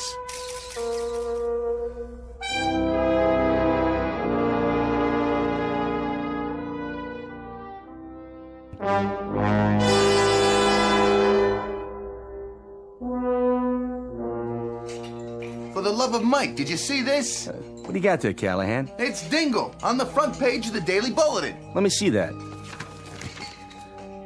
Hercules? No, it's Luther Dingle, 20th century Samson. Good gravy, there's his picture. Picking up a giant rock. You mean this is our Dingle? None other, by the looks of it. And this is where I spend my afternoons, when I'm not working, of course. Dingle, my old pal. Hey, have a seat, buddy boy. Mr. Luther Dingle, his favorite neighborhood pub. A regular guy who leads a regular life when he's not busy performing miracles. This is Jason Abernathy, and I'm here to bring you the full story on my eyeball news report. So, who wants a drink? Step right up. Are you his friend? What's he really like? What was his first feat of strength? Did you always know he was special? What's his secret? Well, now, Mr. Dingle, Luther, is my #1 customer. Never goes to any other establishment. Ain't that right, boys? That's the truth. I knew he had it in him. We was pals all the way back to grade school. All right, who's next? Line up. Mr. Dingle, if what I hear is true, do you realize how much money you could make on a tour with my international circus? A circus, eh? I don't know. Vegas, Atlantic City, Branson, Missouri. Hey, don't listen to her. Hey, Dingle, your future's in television. You're the walking, talking embodiment of every American male's wish fulfillment. You're John Q. Citizen, you're Babbitt, you're Tom, Dick, and Harry. We'll develop a sitcom around those values. A spin-off. After several guest spots, of course. Well, I'm just not sure. All right, well, how about an infomercial? A simple across-the-board address by you with examples of your physical prowess followed by product endorsements. It's a natural for breakfast cereals, vitamin pills, anything at all. You mean like Jack LaLanne, the juice man, that sort of thing? Forget it, Dingle. I keep telling you, boxing is a piece of cake. You line up with me, I'll get you a couple of real easy setups, and inside of 8 months, I'll have you fighting for the World Championship. Or if you want to go with the WWF instead. All right, everybody. We're going on the air live in just a few seconds. Would the people around Mr. Dingle get out of the way, please? Oh, I don't want to. Okay, on the air in 4, 3, 2, 1, and... Hello, friends. Jason Abernathy here. Our unusual subject today is Mr. Luther Dingle, who, if what actual onlookers say is true, is the world's strongest man. Oh, well, I know. Mr. Dingle, would you give us an example of this fantastic, allegedly fantastic strength of yours? Well, I'd be happy to. Mr. O'Toole, is it all right? You know, the thing we discussed? What, are you kidding? I ain't done this much business since, well, I don't know when. Be my guest, Dingle. Well... yes? I'll start off with something simple. See this wall? Solid plaster. Supported, I believe, by wooden studs. I'll make a small X with my finger here and... You saw it! Mr. Dingle has just punched a hole through a solid wall with his bare fist! Now, for my second demonstration... Oh, dear, let me see. You've heard of karate. I suppose I could simply just line up the edge of my hand with the surface of this table, my open hand, mind you, and with a single blow...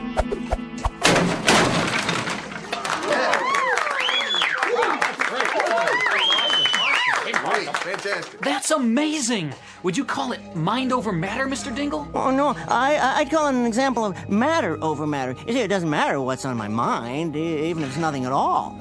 Okay, Dingle. You just don't go breaking all my tables in half, okay?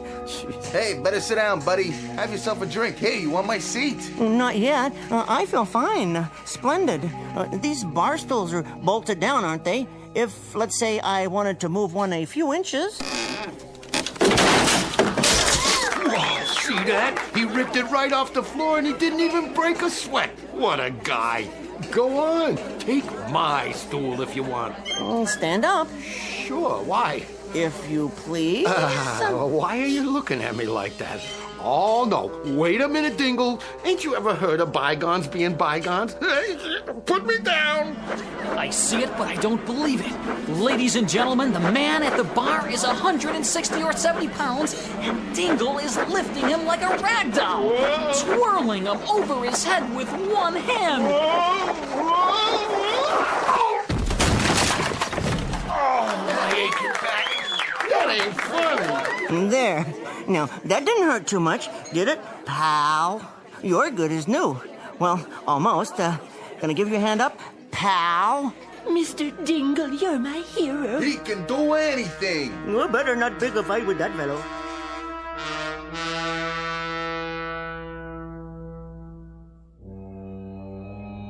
Had enough?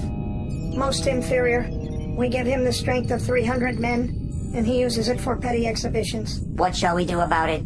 Give him 20 or 30 seconds more, and then remove the power. Excellent. Then I think we'd best be off. 3 more planets on the itinerary. One is particularly interesting. Contains only females. Set the ray for cancellation. Check.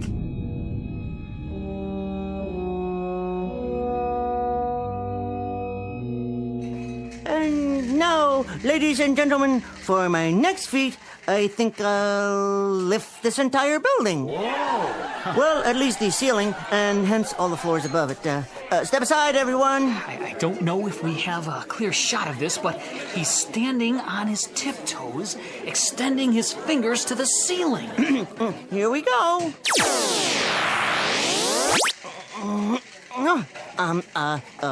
Let me try that again. I can't seem to... Something's wrong. No, I just felt strange there for a second. Let me try another bar stool. Remember, they're bolted to the floor. One finger... no, maybe two fingers. He's a fake. No wires this time. Was a trick. What's the matter, Mr. Dingle? The wall, then. I'll punch another hole right about here. Ow! Well, apparently we've all been the victims of a charlatan. Cut. Are we still live? Come on, let's get out of here. That was a trick, that's all. Just some guy looking to get his picture in the paper. All right, leave off with poor Dingle here. Get out of here. Hey, come on, Dingle. Sit down. I'll get you some iodine for those knuckles. Ladies and gentlemen, you have the station's apologies. We didn't realize that these were merely stage illusions. And, okay, we're off the air. That's a wrap. Off the air for good, I think. Let's go. So long, Samson.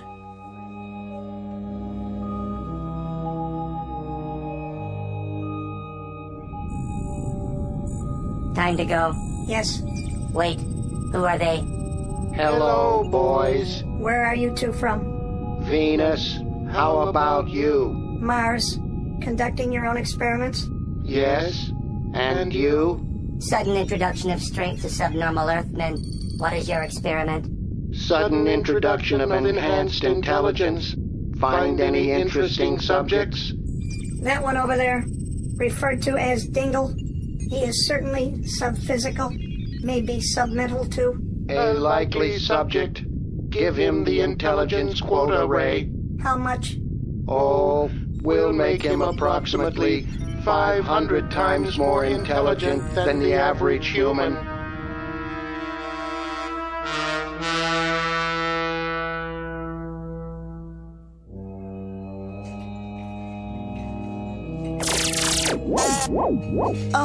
What was that? Hey, Dingle, who do you like in the doubleheader tonight? Well, in this case, the laws of probability are interspersed with the finagling laws of chance, so through a process of calculus and a subdivision of grapple-based physical motivating and a divisional annotating, in this case, of course, using the two X factors as represented by the teams, the final score must of necessity be 5-3 Milwaukee in the opener, 6-0 Dodgers in the nightcap. Yeah, what did he say? Search me, Callahan. Let's have another drink. It's on the house. It is apparently on an advanced mathematical plan that the entire quantum theory of space and time relativity must, of necessity, be equated with the parallelian law of definitive numerical dialectical algebraic, and it can further be notated.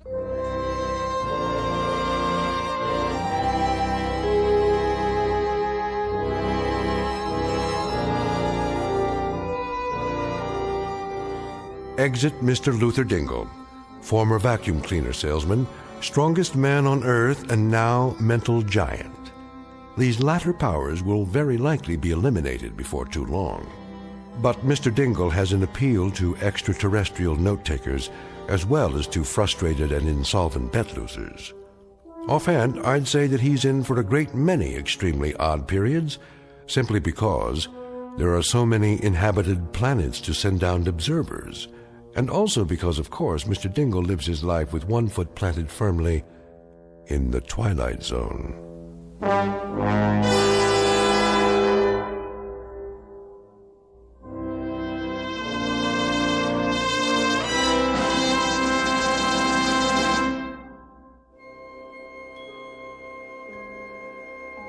Hi, this is Carl Amari, producer of the Twilight Zone Radio dramas. I'd like to take a moment to tell you about our official website at twilightzoneradio.com, where you'll get the latest news and information on these Twilight Zone Radio dramas. Plus, at twilightzoneradio.com, you can digitally download 3 free episodes or any of our episodes for only $1.95 each. In this age of ever-changing technology, we've decided to make these episodes instantly available to you by making the Twilight Zone Radio dramas a digital download-only series. This means that this series will no longer be offered on CD. The CD collections at our website are now being offered while supplies last at buy one, get one free. So be sure to get your favorites before they're sold out. Be sure to visit us often, and I'll see you in the zone.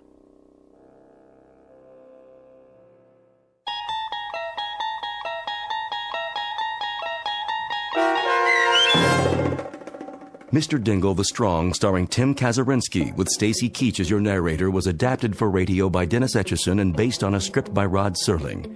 Heard in the cast were Peter DeVaria, Doug James, Richard Hensel, Turk Muller, Rick Peoples, Adam Tangway, Martin Hughes, Maria Stevens, Peggy Roeder, Roger Wolski, and Carl Amari. To learn more about the Twilight Zone radio dramas and to obtain audio cassettes and CDs of these programs, visit our website at twilightzoneradio.com. This copyrighted series is produced and directed by Carl Amari and Roger Wolski for Falcon Picture Group. Doug James speaking.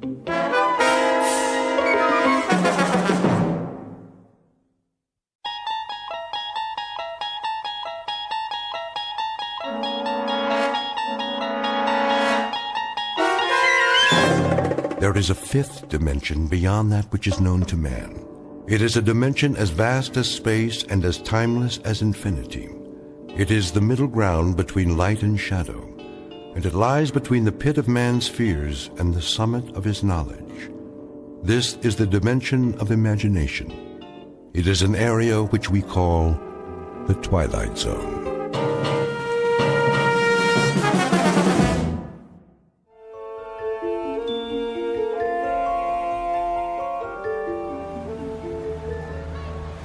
You're gonna do good today, Lou. I can tell. Yeah? How can you tell, Tommy?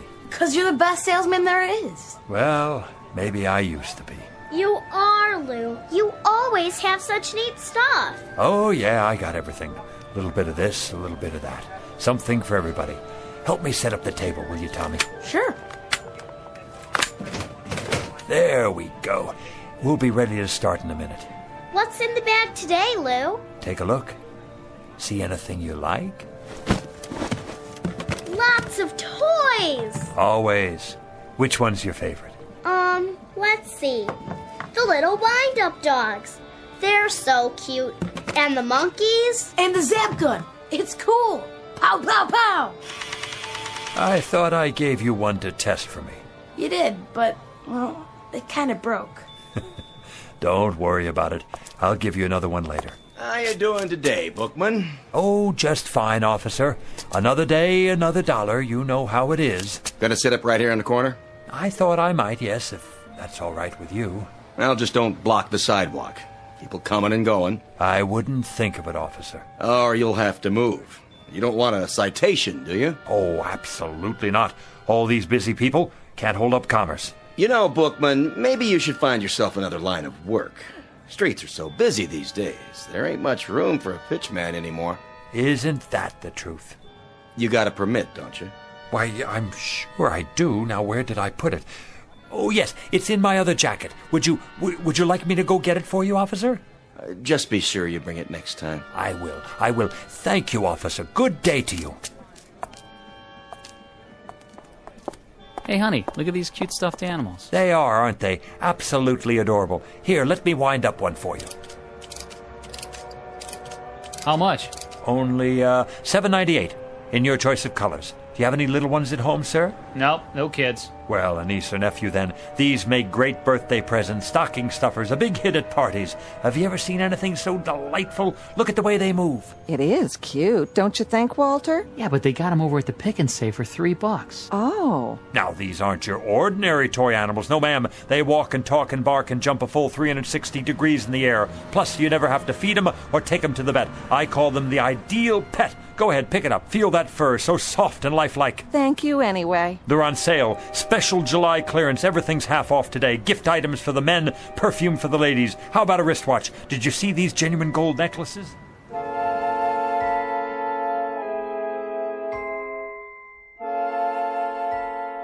Street scene. Summer. The present. Man on a sidewalk. Age 60-ish. Occupation pitchman. Name Lou Bookman. A regular fixture for the summer, the kind you pass by every day and don't pay much attention to anymore. A rather minor component to a hot July in the city. A nondescript, commonplace little man with a wrinkled suit, a pork pie hat, and a loud necktie that always seems to be coming loose at the collar. A man whose life is a treadmill built out of sidewalks and street corners everywhere.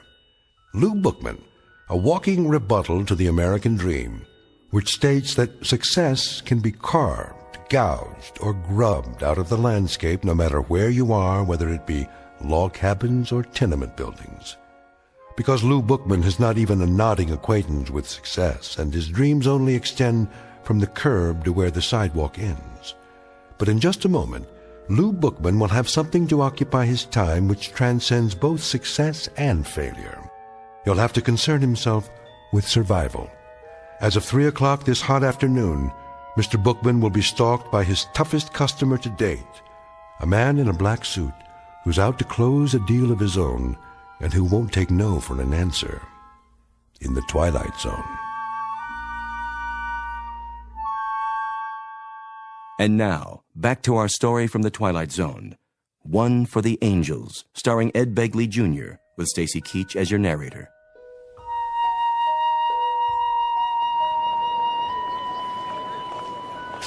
Sir, how about a nice new pen? Guaranteed to write upside down, underwater, in zero gravity. Ma'am, let me give you a free sample of my new perfume. It's called Scent of Mystery, and I promise it will bring you all the love and romance you ever dreamed of. How about you, sir? Nothing for me. No? You sure? I'm just observing. The reason I ask is you've been standing there for quite a while. Are you quite sure I can't show you anything? What about a new digital watch? Comes in a gift box. Not today, Mr. Bookman. Oh, you know my name. Have I seen you before? You look... Who are you talking to, Lou? What? Oh, that man there in the black suit. Which man? The one standing by the... Well, I don't see him now. He must have moved on. Strange, don't you think? To be wearing a black suit on a day like this? It's getting awful late. Is it really? I gotta get home before my mom gets mad. You run along then, Tommy.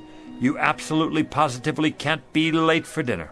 You gonna have dinner now, too? Sure, Maggie, sure. Guess it's about that time. What are you gonna have? Oh, a lovely repast, no doubt. The chef's special. We're having spaghetti and meatballs. My favorite. Sounds positively scrumptious. I think I have a can left myself. I'll help you put your stuff away. Oh, don't worry. I can do it.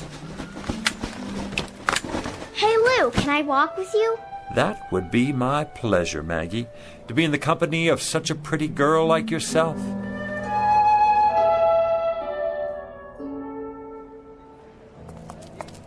Hey, Lou!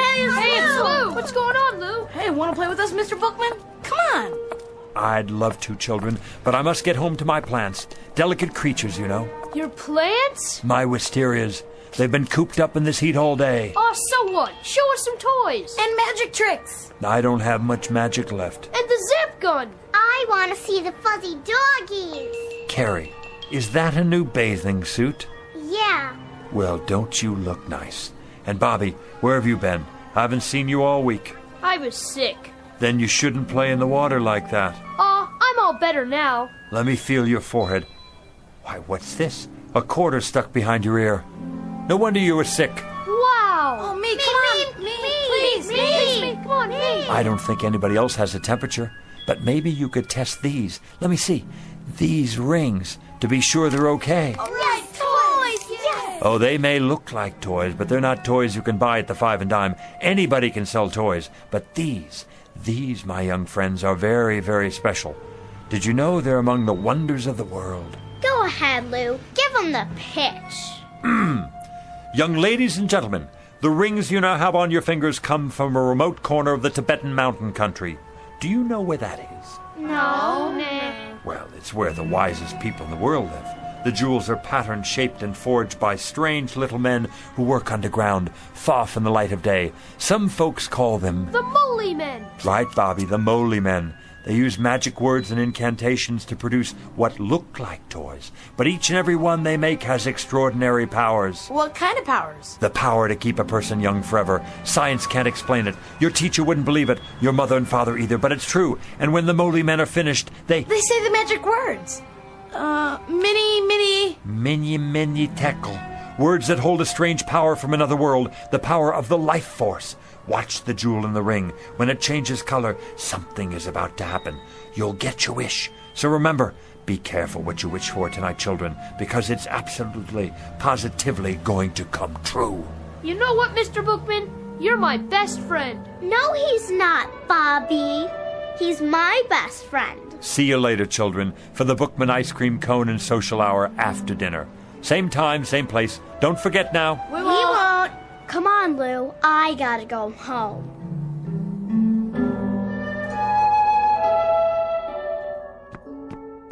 That you, Mr. Bookman? Good evening, Mrs. Magnuson.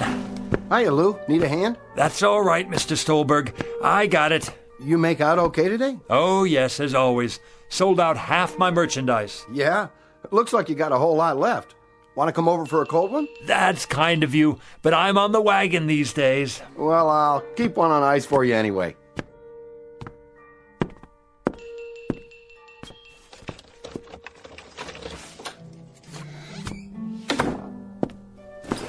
Hello, my beautiful wisterias, and how have all you been today?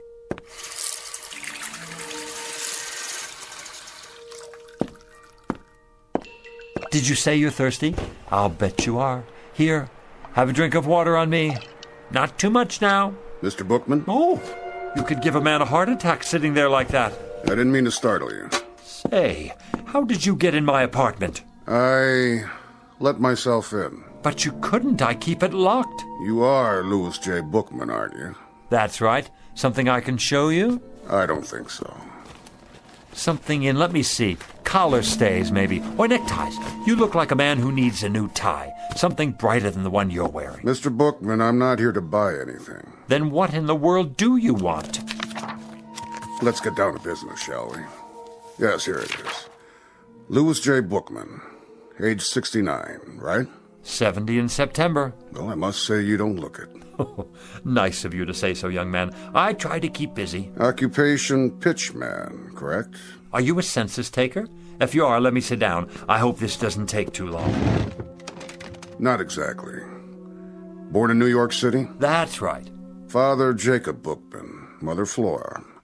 Father's place of birth, Detroit, Michigan. Mother's place of birth, Syracuse, New York. My, you have it all down in that book of yours, don't you? We have to keep these things efficient. Now, today is the 19th of July, and your departure is at midnight tonight. My departure? Excuse me. Go right ahead. Hi, Maggie, darling. My doggies broke, Lou. Let me see. Oh, here's your trouble right here. See this little cogwheel? You push down on the key when you're rewinding it. Can you fix it? I can try. Yeah! Oh, Lou, you're so smart. You can do anything. Hear that, mister? Mm-hmm. I'd introduce you to, but I don't know your name. No need. I think I got it now, Lou. Thanks. You're very welcome. Oh, this gentleman has come here to ask me a lot of questions. You're not the police, are you?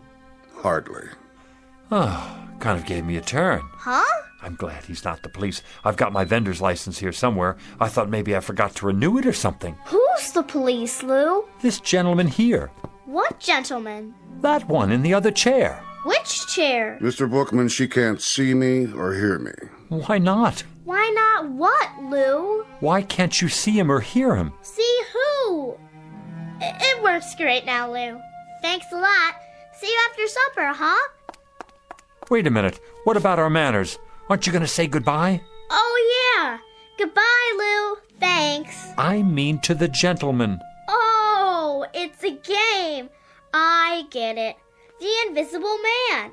Goodbye, Mr. Invisible Man. See you, Lou. I can see you, yet she can't. Only those who are to accompany me can see me. Understand my words, Mr. Bookman? Only those who are to accompany me. I'm still not sure Now then, don't you think you'd better start making your arrangements?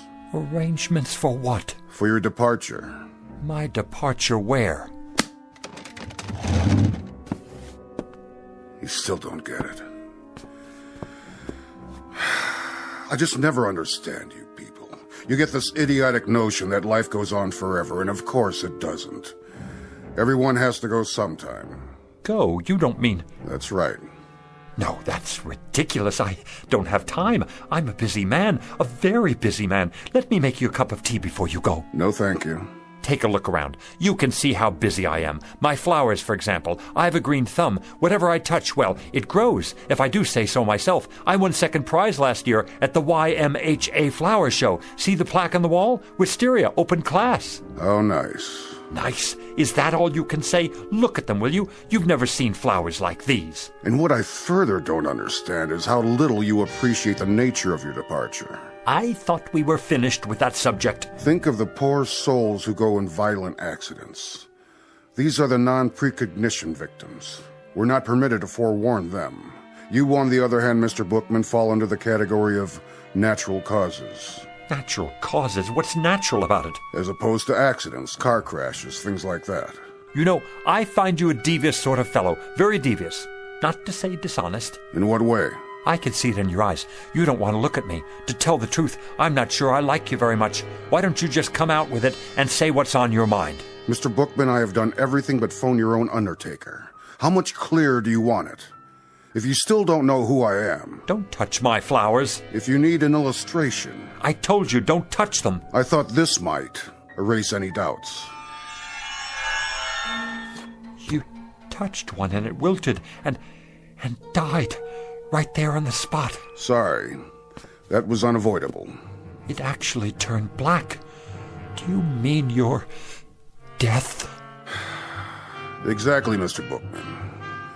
Now, shall we get down to business?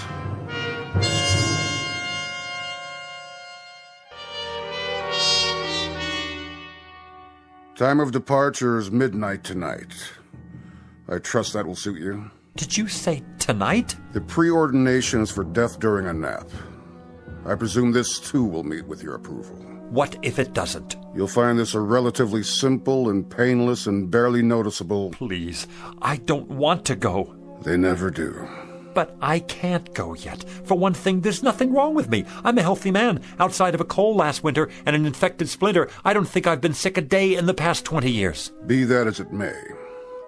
The departure time is set for midnight, and at precisely midnight, it will be. Don't I have anything to say about that? Not as such. We are, however, required to consider appeals. What kind of appeals? There are 3 categories. So I need to fill out a form, right? Give me one and I'll start right in on it. No forms. We listen to what you have to say up to a point, but frankly... What are the categories again? Frankly, Mr. Bookman, I must tell you that I see very little here in the way of an extenuating circumstance. In any event, there are 3 major categories of appeals. One is hardship cases. What kind of hardship? Do you have a wife or family who might suffer your demise beyond a reasonable degree? No. No family. Second category is priority cases. Statesmen or scientists, primarily. Men on the verge of discoveries. I take it you're not working on any major scientific pursuit at the moment. No, I'm not. What about the third category? Well, Mr. Bookman, that would be unfinished business of a major nature. I don't know how major this would seem to anyone else. Go on. But I've never made a truly successful pitch. A sales pitch? Oh, surely you must have many times over if that's your profession. Yes, it's what I do, and I've managed to get by after a fashion. But I never hit it just right, you know? I'm not sure The man I learned from back in the Carney, he had it. He could sell igloos to the Eskimos. But what I'm talking is a big pitch. One where it finally all comes together and the words just flow off my tongue. Not just any words either. Something I believe in. Something so good that people won't have a choice. They'll have to listen. A pitch so big the sky will open up. A pitch for the angels.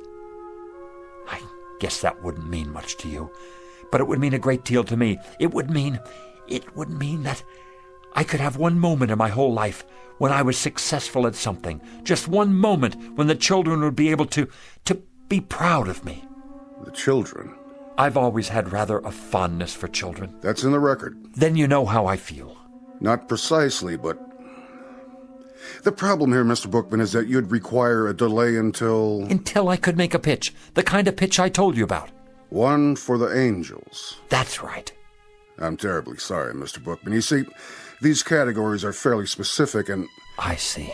And when reference is made to unfinished business of a major nature, well, the only interpretation to be made here is simply that... That my business isn't major enough. That's not quite the way we look at it. That I'm not, then. What other way is there to look at it? What I mean is that, unfortunately, Mr. Bookman, the ability to achieve success in a given professional venture is hardly of a significant... I get it. You don't have to spell it out. I'm small potatoes. And who cares what happens to a potato? They're nothing special. We try to approach each case on an individual basis. Only some are more individual than others. Oh, don't worry about it. I've heard the same thing all my life. We go out the way we came in. Since I never had that much to start with, that's how I'm supposed to leave. It's not your fault. You're just doing your job. Means a great deal to you, does it? You could say that. Uh-huh. It would be highly irregular. So's this whole thing, if you ask me. But under the circumstances, I believe we might... Yes? We might be able to grant you a one-time delay, Mr. Bookman. A conditional one, you understand. Until? What do you mean, until? Until you've made this pitch you're talking about. I can stay alive until then? That's the arrangement. I'll have to think of some way to write it up. You do that. As for me, I think it's a fine bargain. More than generous, frankly. It's been awfully nice talking to you, mister. I didn't get your name. About this pitch, Mr. Bookman. Yeah? When might we expect it? When? Soon. What does soon mean to you? That's hard to say. Gets into definitions, doesn't it? You have a dictionary with you? No, I didn't think so. But it's a pretty simple word when you get right down to it. Soon means in the near future, the very near future. Not right away, though. And after a while, it's all relative, isn't it? Soon compared to what? A week? A month? A whole life? Mr. Bookman. That's open to interpretation, you see. So my answer to you is, maybe not this year, maybe not next year either, but soon. Mr. Bookman, I have a very odd feeling that you're taking advantage of us. Do you? Do you really? That's a pity. Because I am. Mr. Bookman. I just won't make any pictures at all. Didn't think of that, did you? As long as it's up to me, I won't even hardly open my mouth. I don't have to if I don't want to. That's the term, so you run along now. Think you'll get me, huh? Well, I have no intention of... Really, Mr. Bookman? How did you get back in here? I locked you out. This is much more serious than you imagine. I have to go now. I promised to meet the children. We have a kind of social club, you know. Ice cream and stories. Lots of stories. Right down there on the stoop. It's much more complex than you realize what you've just done. What you think you've done. See you sometime. I'll let you know when. Here we've gone out of our way to help you, and this is the way you repay us. Bye now. Mr. Bookman, it won't just end here, you understand. There'll be consequences. You'll see. FYI, that means for your information. You have made your bed, and you shall now sleep in it. You say I won't go until I make the pitch? Well, all right. You'll have to wait till I make the pitch. And young man, and this I can say to you without fear of contradiction, you have got a long wait. That may well be, Mr. Bookman. But since you won't come with me, we've been forced to select an alternative arrangement.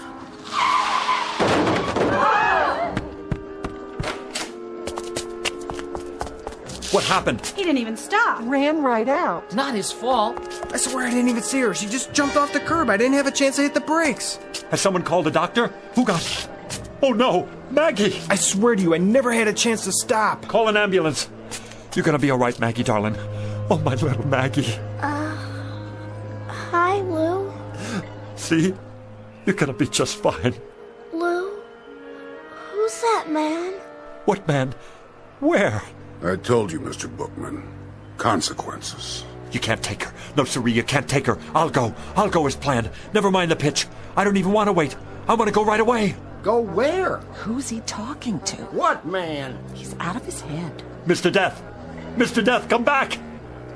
You mustn't take the little girl. I'll go, please, please, Mr. Death, you will. I'll go with you. Right here. Right now.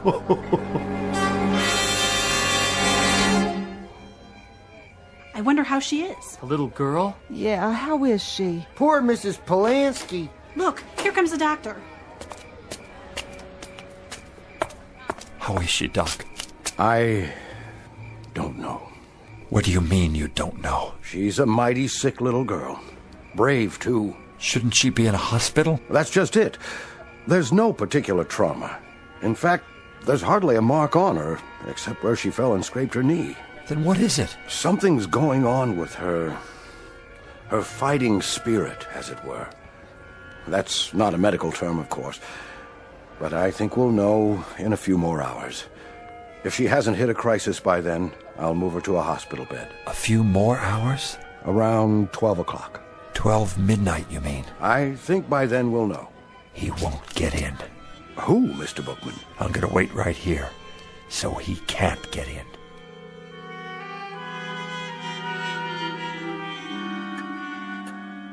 Come to bed, Mrs. Polanski. I can't. I have to take care of my baby. There's nothing you can do. That's what the doctor said. She just needs rest. I can't sleep. How could I? Lou? Where are you, Lou? Is that Mr. Bookman she's dreaming about? Such a nice man. He's like a grandfather to her. But he can't help her now. My precious little Maggie. Lou? Help me, please.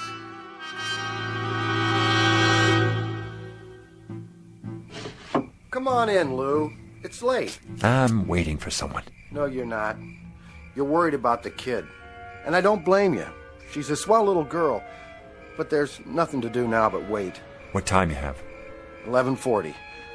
Everybody's gone to bed now. You better do the same. Not yet. Take my advice. Give it a rest.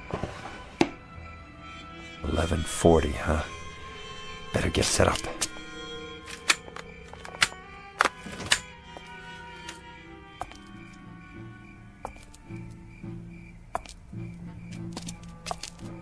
Who's there? Good evening, Mr. Bookman.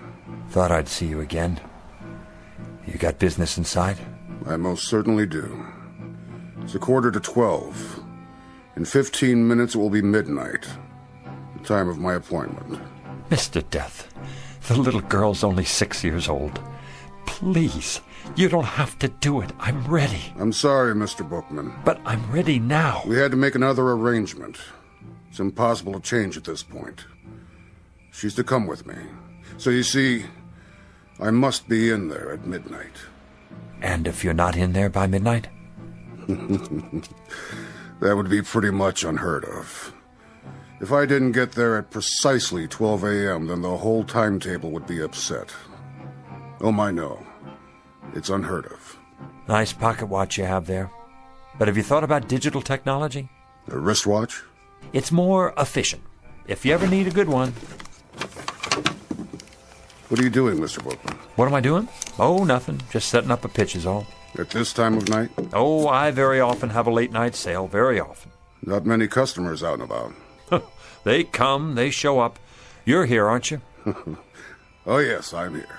But I'm afraid I'm not much of a customer. How do you know? Have you ever seen my stock? Now you take a tie like this one right here. Like what? Like this tie. Looks like a toy dog to me. Oh, excuse me. Here, this is what I meant. Now you take this tie. I already have several. Go on. What's it look like to you? It looks like a tie. Feel it. Mm-hmm. So?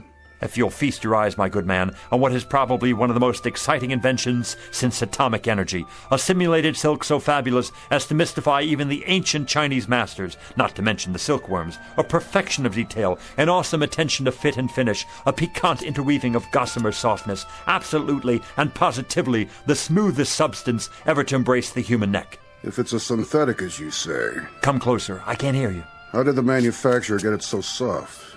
It's the thread, of course. The thread? I'll answer all your questions in just a moment, but first let me explain the applications of this magnificent invention.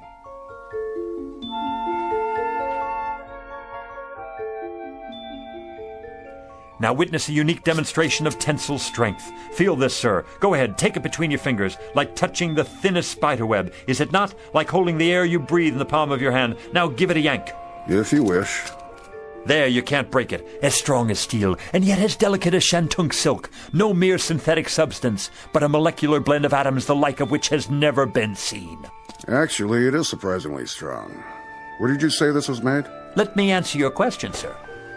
Hey, Lou, What you doing down there? Come on, you gotta see this. Yeah, no kidding. It's really something. Do you have a scarf made out of this stuff? Scarves, blouses, I've got them all on order. You can't hurry the process. Picture, if you will, 300 years of backbreaking research and development to produce the ultimate thread. The which, than which there is no witcher. And what will you pay for this fabulous, I say fabulous, incredible and amazing achievement of the tailor's art? Softer than the feathers of an angel's wings. Expensive, no doubt.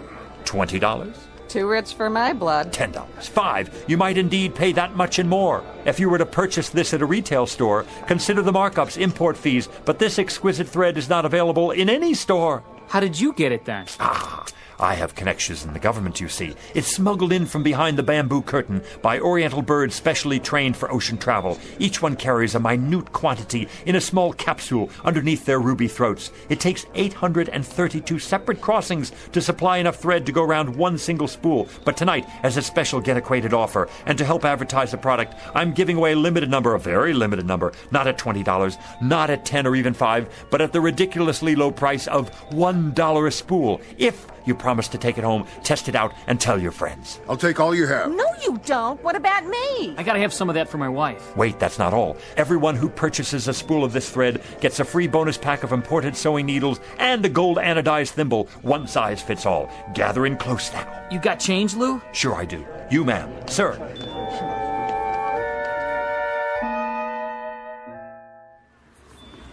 Yarn, simulated cashmere socks, the most marvelous plastic shoelaces that never wear out, a genuine static electricity filter, fits any car radio.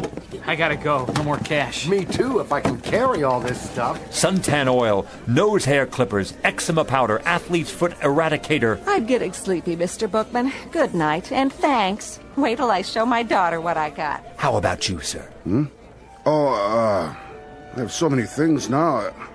I don't know how I'm going to bring it all back. One last item, especially for you, the pièce de résistance, an item never before offered in this or any other country. I can't imagine what else you could possibly show me.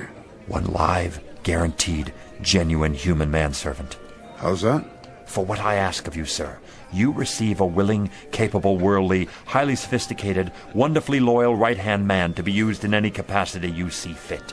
Say again? I don't... Louis J. Bookman at your service. The last model of his kind. He comes to you with an absolute guarantee. All parts interchangeable. A certificate of extended warranty. Eats little, sleeps little, rests only a fraction of the time.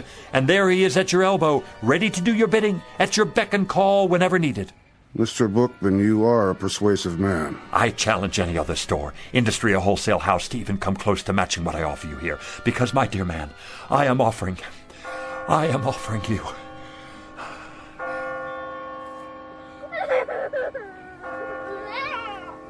Midnight.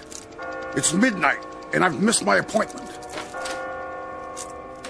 Oh, thank you, Doctor. It's a miracle. Just give her the sedatives every 3 hours, Mrs. Polanski. All she needs now is rest. But she's going to be all right.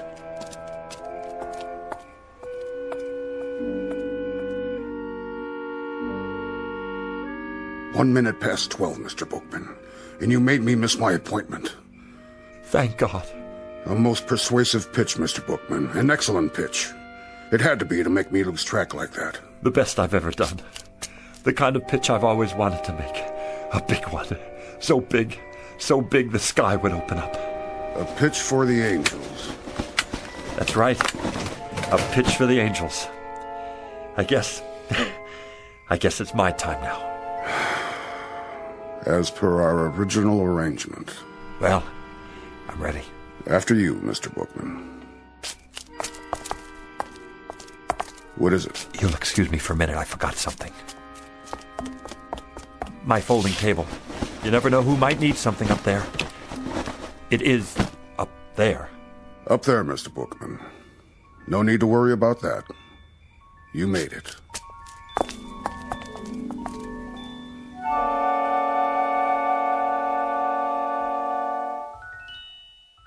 Louis J. Bookman, age 60-ish, formerly a fixture of the summer, a rather minor component to a hot July. But throughout his life, a man much loved by the children, and therefore a most important man. Couldn't happen, you say? Probably not in most places, but it did happen in the Twilight Zone.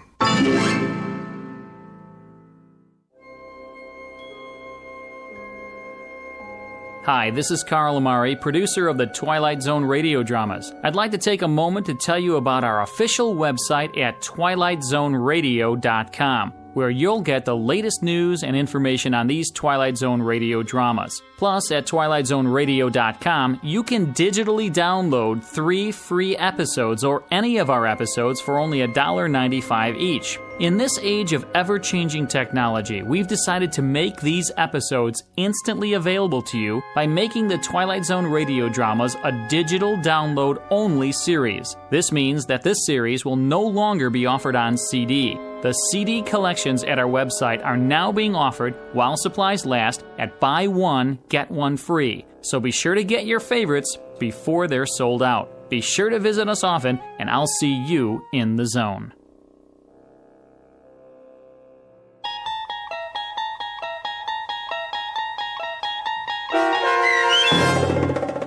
One for the Angels, starring Ed Begley Jr., with Stacy Keach as your narrator, was adapted for radio by Dennis Etchison and based on a script by Rod Serling.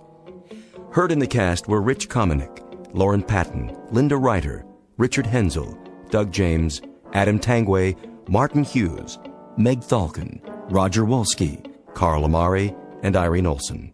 To learn more about the Twilight Zone radio dramas and to obtain audio cassettes and CDs of these programs, visit our website at twilightzoneradio.com. This copyrighted radio series is produced and directed by Carl Amari and Roger Wolski for Falcon Picture Group. Doug James speaking.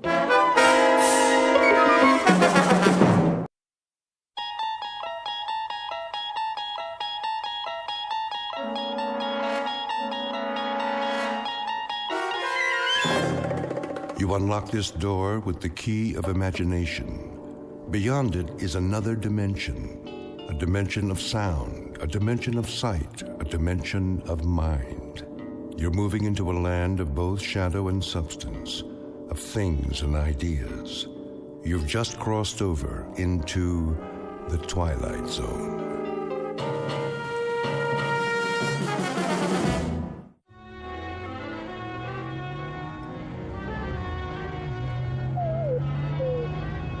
Hold on, Rowdy. We'll make it. There's a fork in the road up ahead. Oh, haven't they heard of signs around here? No, I didn't think so. Well, Rowdy, I've kept it from you long enough. The fact is, we're lost. And you know what else? Take a look at the fuel gauge. Almost empty. Don't whine at me. It isn't my fault. This map is useless. So much for shortcuts. Which way do you think it is, right or left? Okay, left. Hope you know what you're doing. Well, what do you know? I do believe that's a town up ahead. Peaceful Valley, population 981. At least it's got a gas station. Rowdy, you just earned yourself a steak.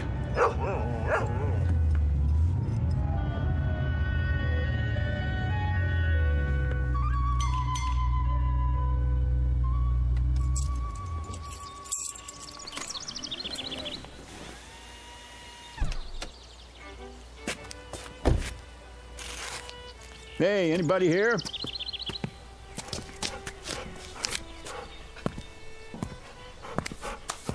How do? Hi, can you fill it up? Don't see why not. Convertible, huh? One of those new foreign jobs? The gas cap's under the license plate. Oh.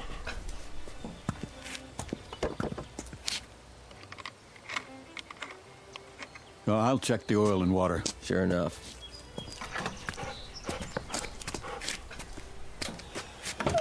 Rowdy, stay.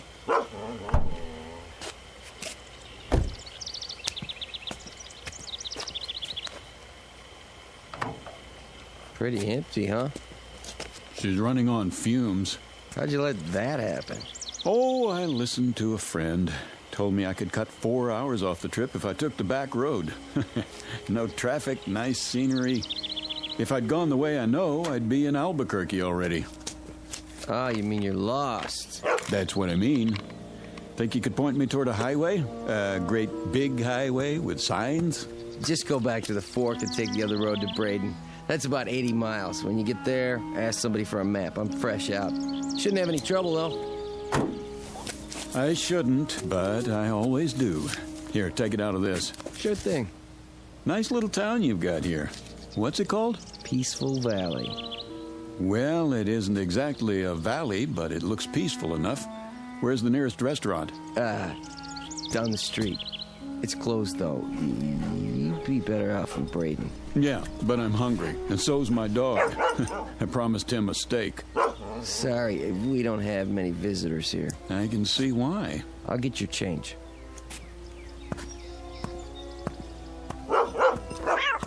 Kitty, stop it. Rowdy, you take it easy. Rowdy! 1850 out of 20. Rowdy, come back here. Leave my kitty alone, you bad dog. Rowdy! He's just playing. No, he's not. I'll fix him. What's that?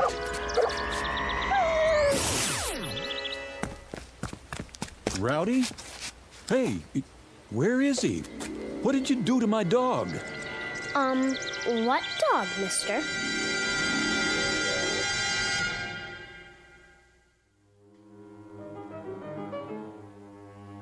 You've seen them. Little towns in the middle of nowhere, off the main roads and highways. You've seen them, and chances are you kept on driving. But have you ever wondered about them? Who lives in these towns? Who are they? What do they do, and why do they stay? Philip Redfield never bothered to ask such questions, and until now he had no reason to stop and find out. If not for his dog, an errant cat, and a little girl with a peculiar electronic device, he might have driven through Peaceful Valley and continued on his way without a second thought. But he can't do that now, because, whether he knows it or not, this particular shortcut has led him off the beaten path and into the capital of the Twilight Zone. And now, the Twilight Zone and our story, Valley of the Shadow, starring Chelsea Ross, with Stacy Keach as your narrator.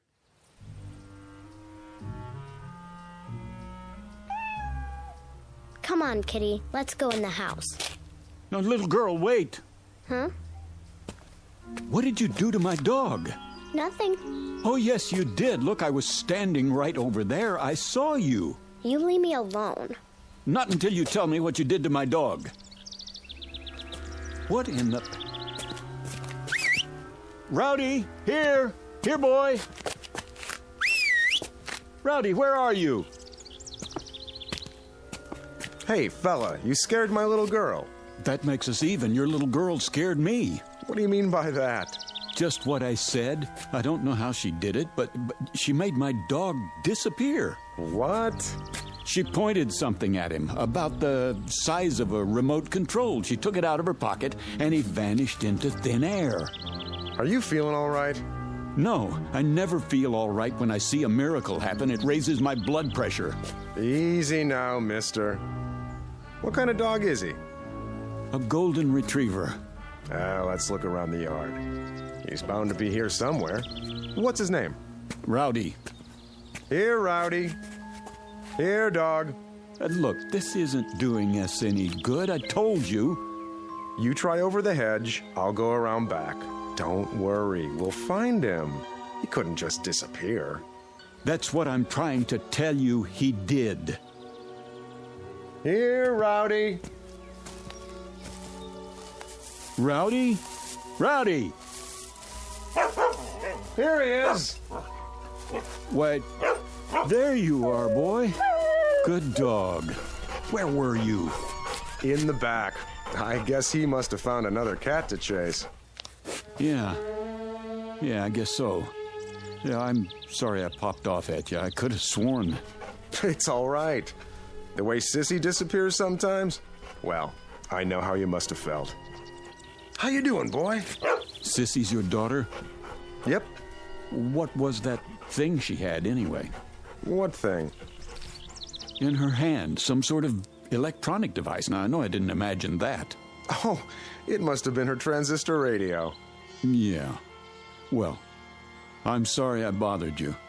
Come on, boy.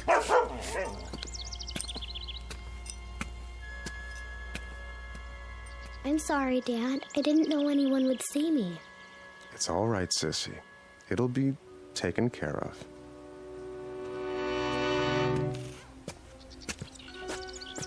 You see all that? All what? Never mind.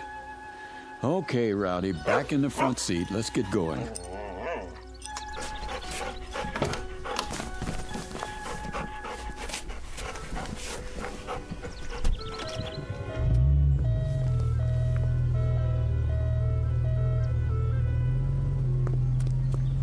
Hey, Braden's the other way.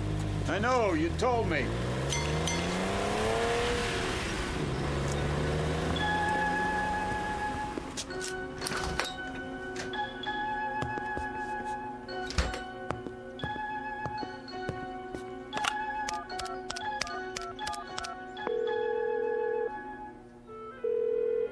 Evans.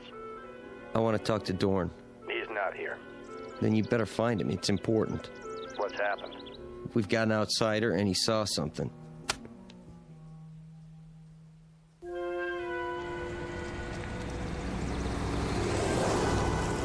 There's the restaurant. The sign in the window says, closed, all right. Great. Well, don't worry, Rowdy. I said I'd find you a steak, and I will, somewhere.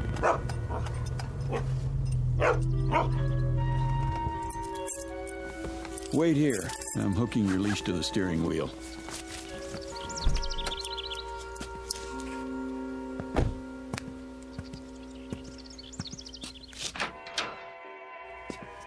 Hello? Anybody here? Hello?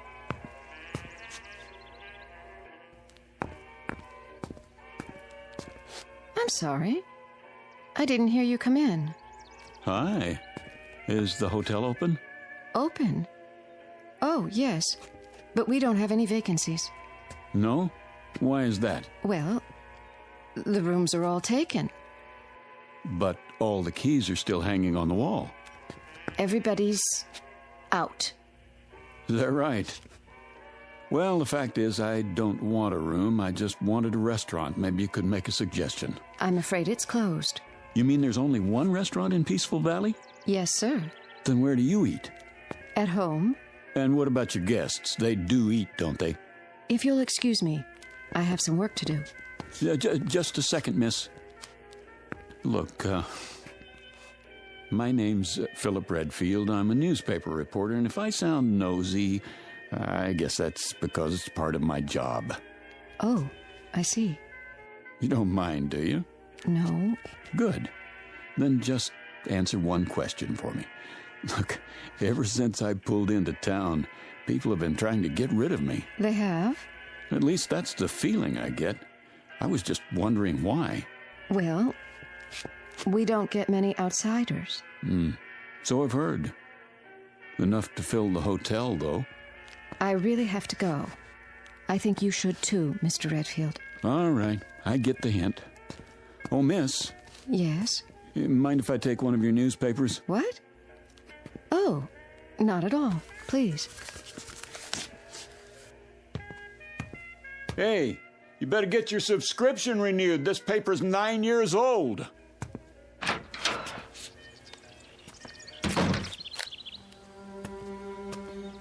Come on, Rowdy, let's get out of here.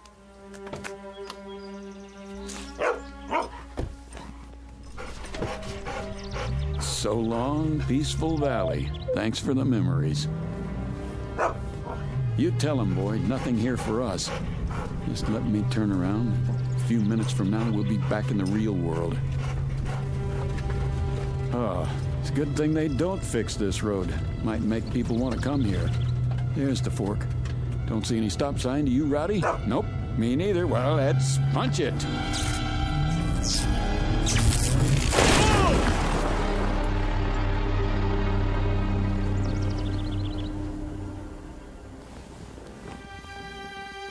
What was that? Rowdy, are you okay? Rowdy? Rowdy? Rowdy?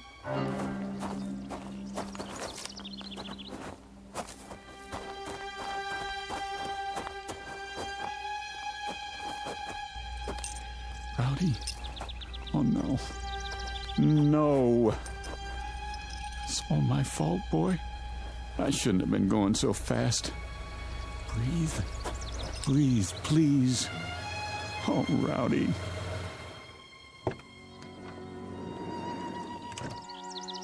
Rowdy. Had an accident, did you? No, an accident had me. I had the top down. He was thrown out of the front seat. There's no heartbeat. Let me check. Nope. I don't believe it. He's dead. Front end's pretty smashed up. Radiator shot, too.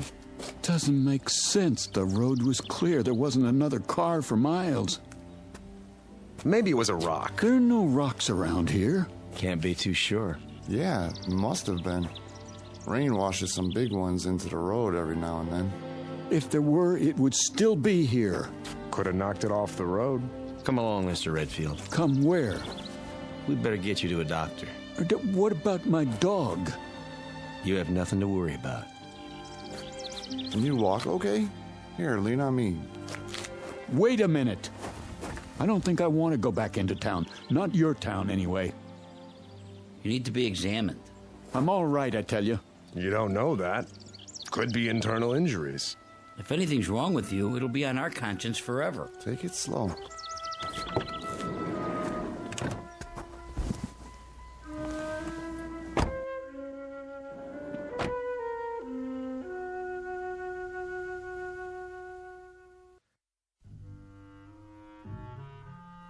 In here, Mr. Redfield. This is a doctor's office? In a way. Thank you, gentlemen. You can leave now. If you're not a doctor, what are you? My name's Dorn. You might say I am the mayor. And these are my associates, Mr. Evans on my right and Mr. Connolly. Hello. How do you do? And how do you feel, Mr. Redfield?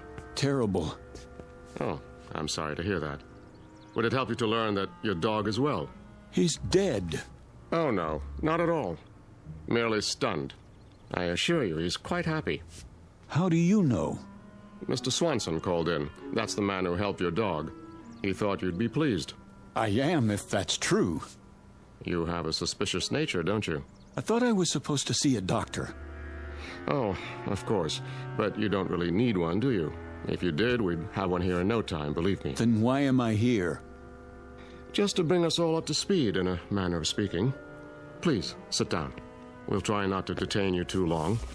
After all, you can't go anywhere in a wrecked car now, can you? You've got that right.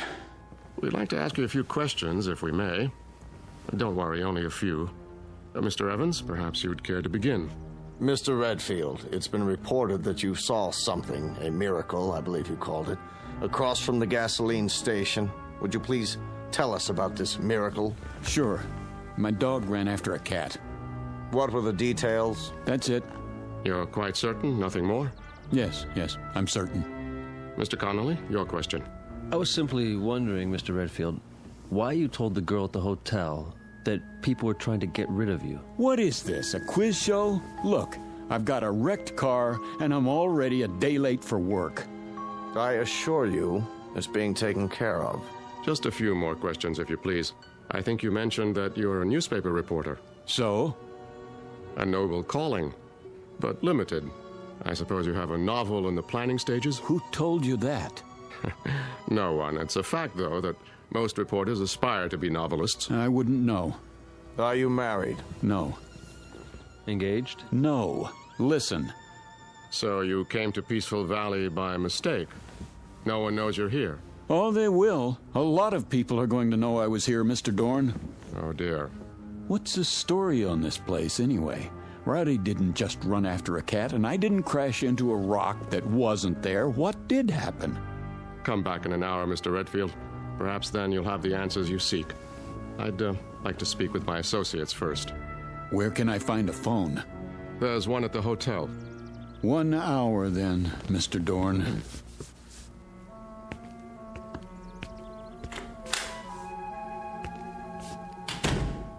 Do you think it's wise letting him go like that? He'll be watched. Well, gentlemen, it's happened. It had to, eventually. No, it didn't have to. And it wouldn't have if we'd kept our wits about us. But we didn't. We were complacent, so infernally sure of ourselves. Dorn. It's true, Mr. Evans. Would you explain the point of keeping the hotel open and the restaurant closed? Doesn't it seem likely that there would be more inquiries for food than for rooms? There haven't been either in over 16 years. You see? Complacency. And I'm as much to blame as anyone. If only the Johnson girl hadn't been so careless. If only Fredericks hadn't behaved suspiciously. If only I hadn't panicked and activated the barrier. You had to. There wasn't any choice by then. So now an innocent young man who's done no one any harm must suffer for our mistakes.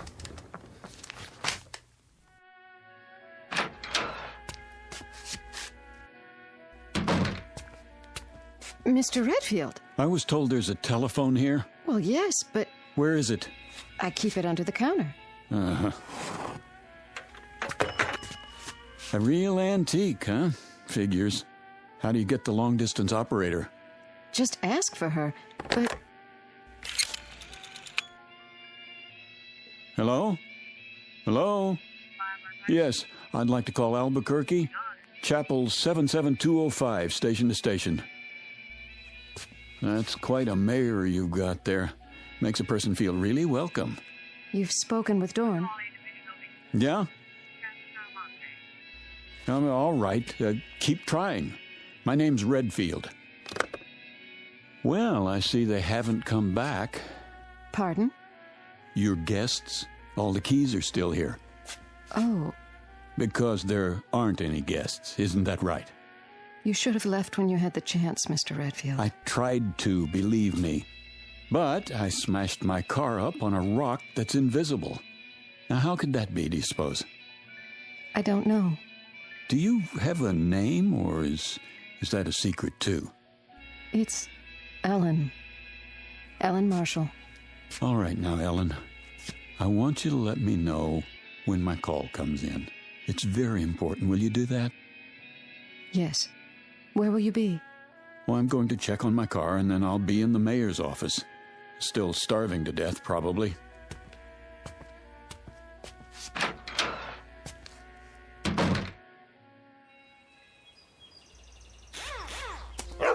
Rowdy! How you feeling, boy? I counted you out, you know that? I gave him some water. What about the car? It's pretty banged up. Hood's sprung, and the radiator's punctured. Yeah, I know. You were supposed to be fixing it. Nobody told me. Well, I'm telling you. Can't do anything unless it's authorized. It is authorized. $200 extra in cash if you get it fixed by tonight. Consider it a bonus. It has to be official. Sorry. You're going to be a whole lot sorrier, I promise.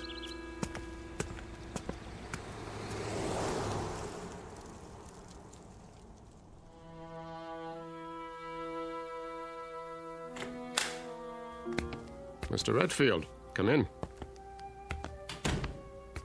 I thought you said my car was going to be repaired.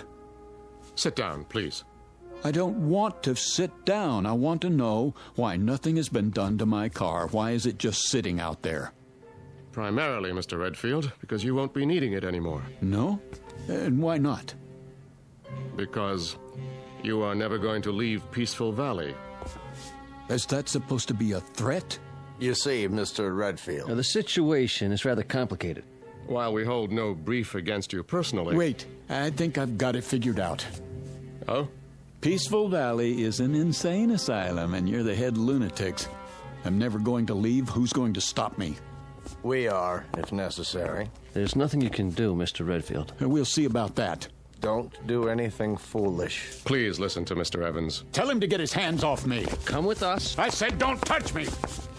Mr. Redfield, be reasonable. You be reasonable. As far as I know, kidnapping is still a crime in this state. Gentlemen, I implore you. This violence must stop now. Oh, you've got one of those too, huh? What are you going to do, make me disappear? Don't you fall. There. You shouldn't have done that, Dorn. Now he's seen the device up close. You mustn't bring him back. I have to. What did you do? How did I get in this chair? You were disassembled. But I was across the room. Your molecules were transported and reassembled with this. That's the same thing the little girl used. So what is it? I'm afraid you wouldn't understand, even if you were a physicist, which you aren't. Try me. Let's say it's a device by which we move objects from one location to another. All things are collections of atoms with spaces in between. Even you, Mr. Redfield. And those atoms are in a given mathematical order. This mechanism breaks them up and stores them, then puts them together again in the same order. That's ridiculous. Perhaps. But it saves time when you want to move your furniture around. Dorn. Yes, Mr. Evans? Let's get this over with. What's he talking about? You smelled a story in this town, Mr. Redfield. And you were right. You turned off onto the road to Peaceful Valley. You saw certain things that defied logic. You became curious. So we had to stop you. And now, I'm sorry to say, we must do worse. Because you have stumbled upon the best-kept secret in the world. What secret? Our gift. Dorn. Relax, gentlemen. It will do no harm to tell him now. Our gift, Mr. Redfield, bestowed on the people of this village. 104 years ago, a man came to Peaceful Valley. From what land or even what planet, no one knows. Oh, come on. He was a brilliant scientist, but he was also wise, as you shall see. From his brain came equations the likes of which no one has seen or dreamed of. No one on this planet, at any rate. What kind of equations? Of course, I can't tell you what they were, but you're aware, I trust, that the basis of this complicated process we call life is energy. It is a powerful, mysterious force. If enough of it were to strike a single square inch of Earth, it could run all the machines in the world. It could perform miracles. And you expect me to believe in this magic? No magic. The scientists' equations unlocked the force, Mr. Redfield. And from them has come the greatest power for good or for evil that the universe has ever known. Where do you come in? He decided to entrust his secret, the equations and the machines he'd built, to 3 men. He instructed them to give the people of Peaceful Valley the benefits of this power, but under no circumstances to reveal the secret to the outside world. It was to be kept here until humanity learns the ways of peace. And that is your story, Mr. Redfield. So you can see why we cannot allow you to leave. Our law is very clear. It says, let him who discovers the secret be eliminated. There is more at stake here than your life, much more. And now it's time to finish it. What are you doing? Come with us. Get away from me! Don't make it hard on yourself. Come, Mr. Redfield, we can't do it here. I promise you it won't hurt a bit. No! Wait! Wait!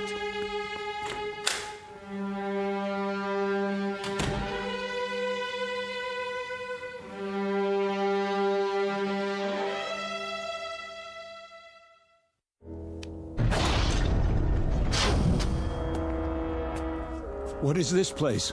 A laboratory, built by our benefactor. There's the original of the dissimulator, somewhat larger than the one we used on you upstairs. And this is a second-generation model.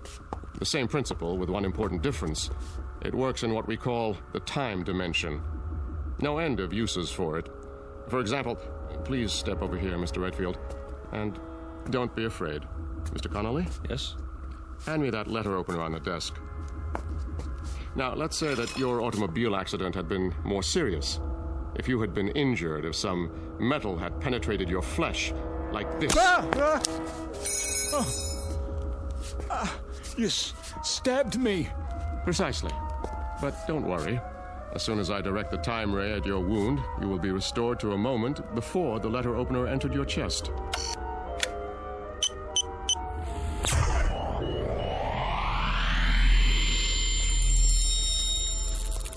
My skin.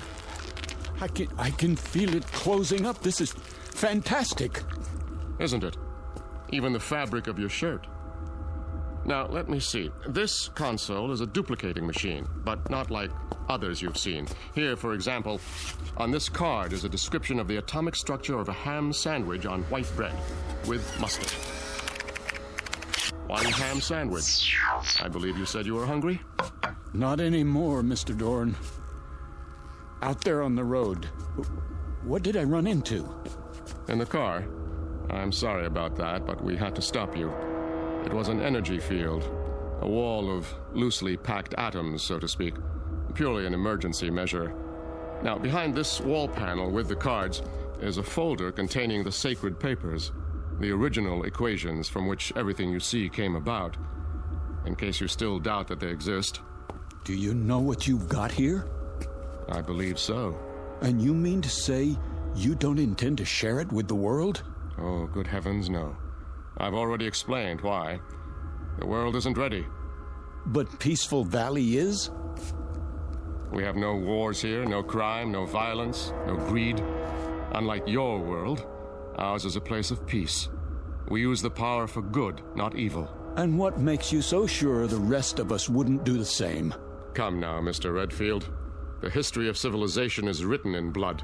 Because people wanted things. With this power... With this power, they would destroy the universe. They are children. But that one machine, it could stop sickness and suffering. It could cure disease. And you let people... Haven't you any conscience? Yes. That is why we cannot release the equations. The same power to heal the sick could be used to kill the innocent. It could mean the end of the world. I don't believe that. Think, Mr. Redfield. What did you do with Professor Einstein's primitive equation E = mc squared? It could have been used to make the waters flow in the deserts to feed the starving millions, was it? No. It was used to destroy countless lives with a bomb. So you're just going to sit on your secrets, use them for making ham sandwiches. Ham sandwiches are a bit better than total destruction, wouldn't you say? Let's get on with it. He knows too much. We have to eliminate him. You hypocrites. You talk about us, but when you want someone out of the way, what do? You eliminate him. Be quiet. No, he has a point, Mr. Evans. That is what I've been pondering. If we kill this man, then in what way do we differ from the outsiders? It's the only solution. Thank you, Adolf Hitler. Oh, dear. We didn't anticipate this, did we, gentlemen? It is the law. Not necessarily. The law says, let him who discovers the secret be eliminated. It doesn't say killed. You can be eliminated one of two ways, Mr. Redfield. Through death or through assimilation. The choice is yours. Will you die or will you join us? You mean live here the rest of my life? Exactly. Become one of us. It won't be unpleasant, you know. We'll give you a nice house, built to your specifications. Time to write that novel. Nothing or everything, huh? Well, which shall it be? What do you think? In that case, welcome to Peaceful Valley. I've equipped it with bookshelves, a desk, reference materials, paper. I'm sorry about the old-fashioned typewriter. We couldn't find a card for anything newer. But Dorn has promised me... Miss Marshall. Yes? Why are you going to all this trouble? Because Dorn asked me to. Is that the only reason? I suppose I'd like you to know that I'm not really unfriendly. I'm not. In fact, I think we could be very good friends. Mr. Redfield. Yes? May I ask you a question? I wish you would. Do you play chess?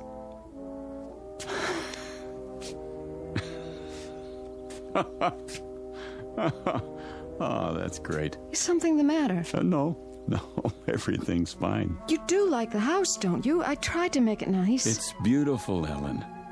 But I'm afraid you wasted your time. Why? Because I won't be here very long. As long as you think that way, you'll have no choice. Dorn won't trust you. He's trusting me now, isn't he? Is he? Hello? I'm leaving Mr. Redfield's house now. You see, I'm required to tell him everything you do. But you're not like the others. If you get hungry or want anything, call me. I'll look in on you later. Oh, and don't try to go beyond the border. The force field's still active.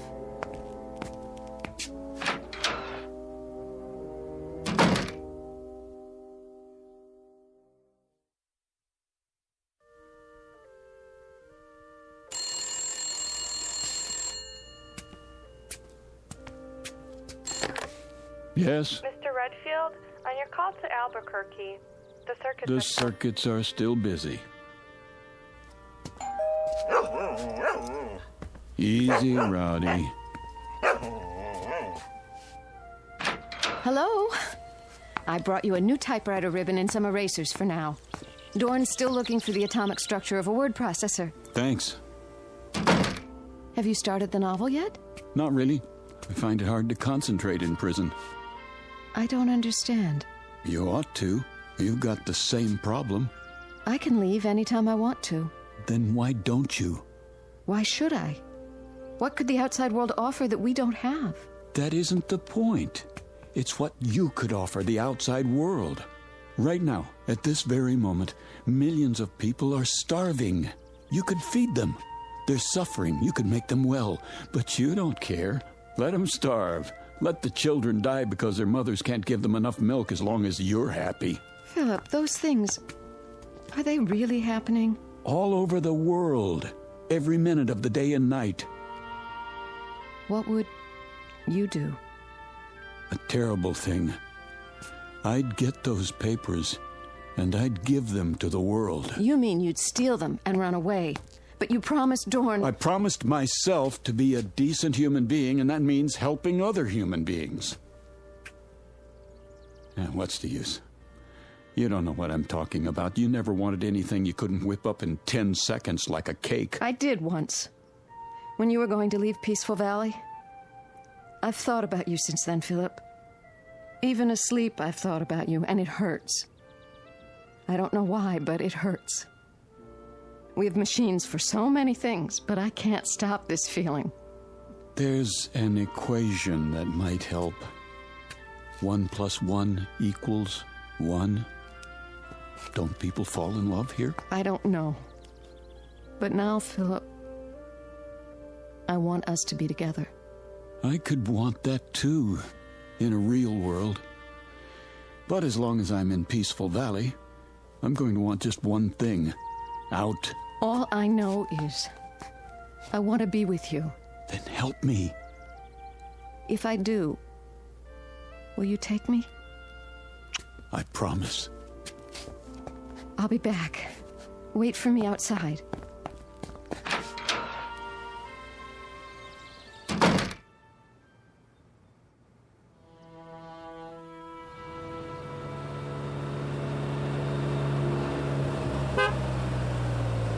Easy, Rowdy.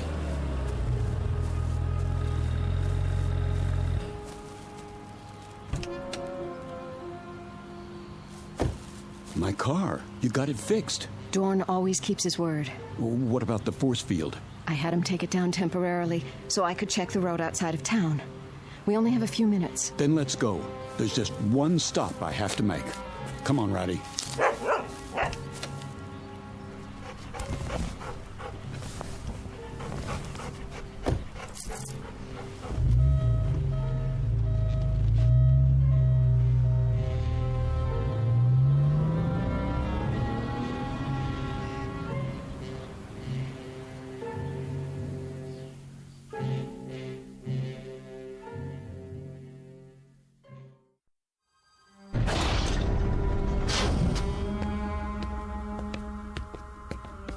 There.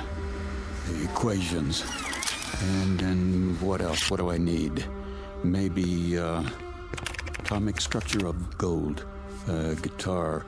Gun. 38 police special. That'll do. Put the equations back, Mr. Redfield. Get out of my way. Do as I say. No, you don't. Not this time. Dorn! He's bleeding. Use the time ray, quickly. Keep your hand off that machine. I don't want to shoot you. Don't! What have you done? We've got to restore them. What are you? I can't let them die. Are you going to shoot me too? No, of course not, but... Have you looked at the equations? Right here. Wait a minute. The first one's blank. The second one? They're all blank.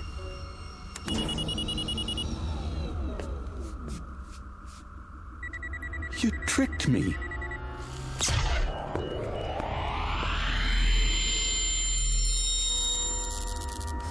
Thank you, Miss Marshall. So now you see what would happen if our secret were to get out? The first thing you do is make a weapon. The second, you kill with it. It was all a setup, and you were part of it. Everything you said was a lie. Not everything, Philip. She thought you would prove your good intentions, as I did. But you are like the others. You believe that if the end is just, then so are the means. A pity. You have lost paradise, Mr. Redfield, and you don't even know why. Gentlemen, the machine. Yes, sir. So now you're going to do the same thing. Not quite. You're going to be rendered harmless, but it will not be an execution. I've been studying our law, and I believe I have found a way with the second-generation machine. Try to appreciate our position. Imagine a state which has carried the death penalty on its books for 100 years, but has never had to invoke it. That was the case here. You were our first prisoner, so to speak, and you forced us to re-examine our law. Adjust the time ray, Mr. Evans. Goodbye, Mr. Redfield. I was becoming fond of you.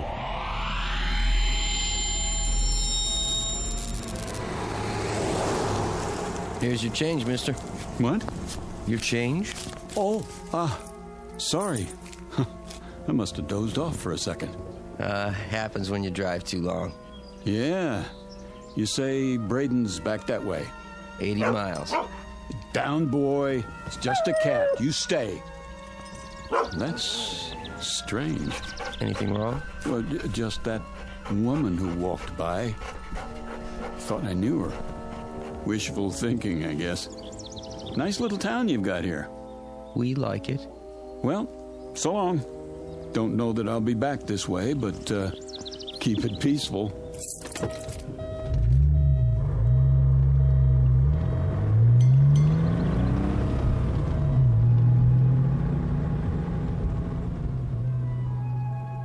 You've seen them. Little towns in the middle of nowhere, tucked safely away from the main road. Ever really thought about them? About the people there? What they do and why they stay? The next time you're tempted to take a shortcut, think twice. Because what happens there might change you and the world in more ways than you can imagine. Of course, change can be a good thing, as long as you're on your way out of and not into the Twilight Zone.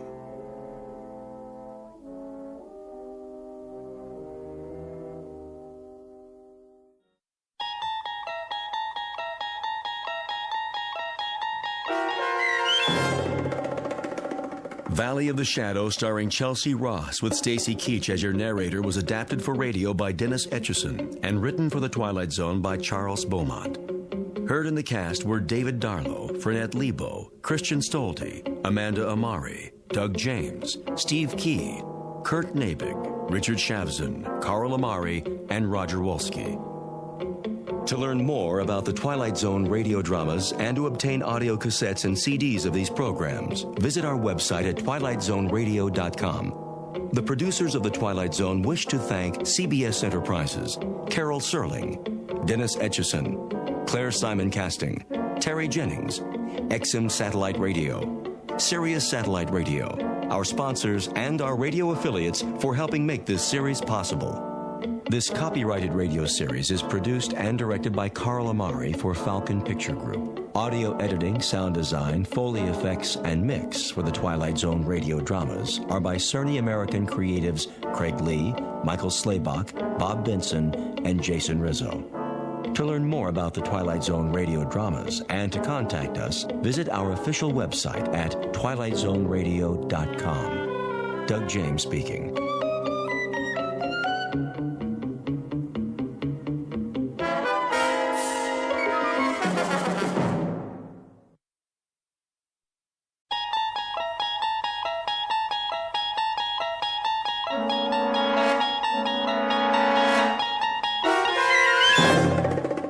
There is a fifth dimension beyond that which is known to man. It is a dimension as vast as space and as timeless as infinity. It is the middle ground between light and shadow, and it lies between the pit of man's fears and the summit of his knowledge. This is the dimension of imagination. It is an area which we call the Twilight Zone.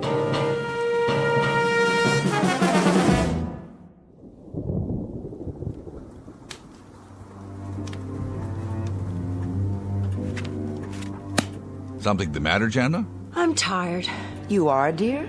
Tired and cold. It's getting chilly in here. On the contrary, the temperature's perfect, as it is throughout the house. 72 degrees, isn't it, William? Isn't it 72 degrees? I'm sure it is, quite sure. Of course, it's the optimum temperature. And the chairs are designed for maximum comfort. The fire for perfect heat radiation, and the windows for the most efficient light and ventilation, and the ceilings for the most desirable acoustic qualities, everything built to perfection, Father. But just the same, I'm cold. Well, then come away from the window. Yes, dear, sit by the fire again. That way I can see you. I'm not doing anything but reading. I like to look at you no matter what you're doing. It's almost 6. I think I'll ask Nelda to come in now and massage my shoulders. Good idea, Margaret. My muscles get so stiff sitting here. Let me do it for you, Mother. That's Nelda's job. Yes, Jana, dear. Nelda knows exactly the way I like it. Why don't we have dinner first? Oh, no, after is better. The massage always stimulates my appetite. Well, then if we can't eat earlier tonight, how about a little bit later? I know, why don't we go out and eat in a restaurant? A restaurant? Jana, now why in the world would we go out and eat in a restaurant when we have everything we need here? Gretchen is already preparing something in the kitchen. I know, it's just that, well, it would be different. I've no doubt it would be different. First, we'd walk through the rain and get sopping wet. Jensen could bring the car around. And then we'd eat some kind of unhealthy, unpalatable mess on dirty, half-washed plates. By then, it would be a moot question as to whether we'd succumb to ptomaine or pneumonia. Yes, Father. Ah, Nelda, you must have read my mind. It's 6 o'clock, Mrs. Lauren. You always have your neck rub at 6 o'clock. Isn't that right, ma'am? Of course it is, Nelda. And you never forget, do you? You never, ever forget. No, ma'am.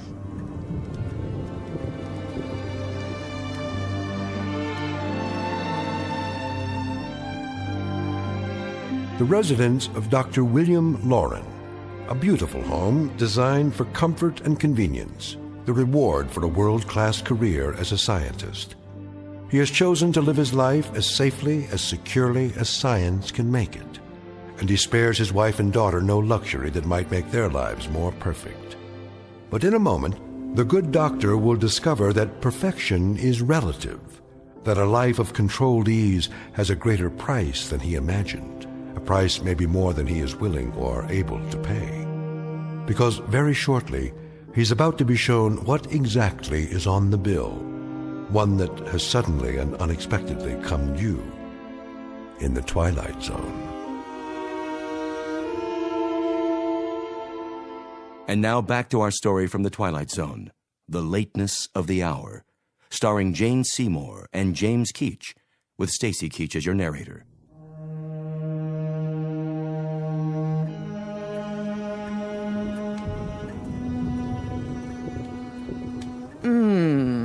That feels lovely, Nelda. Would you like some more liniment? Yes, if you please. You have such strong fingers. Perfect for massaging my neck muscles. Jana, are you here? Yes, Mother. Enjoying your book again? A different one this time. Which is it? The family photo album. That's nice. When was this picture taken? Let me see. This one. Oh, look, Nelda. That's a lovely picture of you. Yes, ma'am. What year? Let's see. Oh, this was taken the year after your father retired from the lab. And look, there are those yellow roses that Jensen planted for us. How they grew. And Nelda looks exactly the same. Must be a wonderful thing not to age, Nelda. Isn't it? It has its advantages, I guess, Miss Jana. Nelda will put that away for you. That's all right, Father. I'd like to put it back in the bookcase myself. You seem nervous, dear. I'm just going to stand by the fireplace. You're not still chilly, are you? A bit, Mother. You do that, then. I don't like to see you pacing. Please continue, Nelda. Oh, yes. That feels so very nice. I think I'll go to the kitchen, see if the cook needs any help. That won't be necessary. I'm sure Gretchen has everything under control. I'm sure she does, but just the same, I'd like to see what she's doing. Well, I suppose that's all right. Now, don't be long, dear.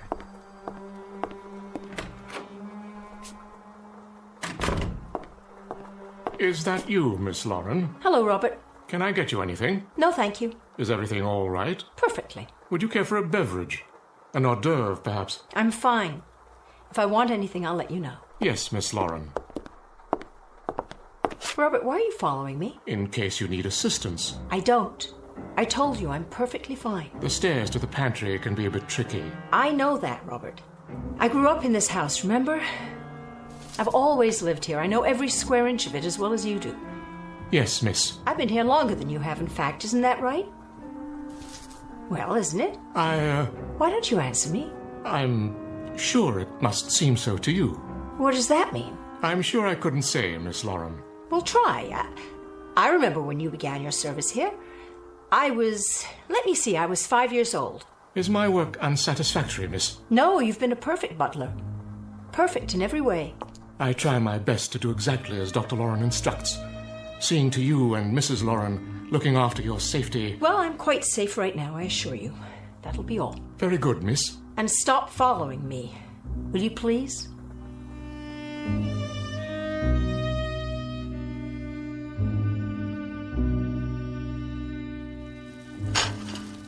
Miss Lauren, is that you? Hi, Gretchen. How's dinner coming?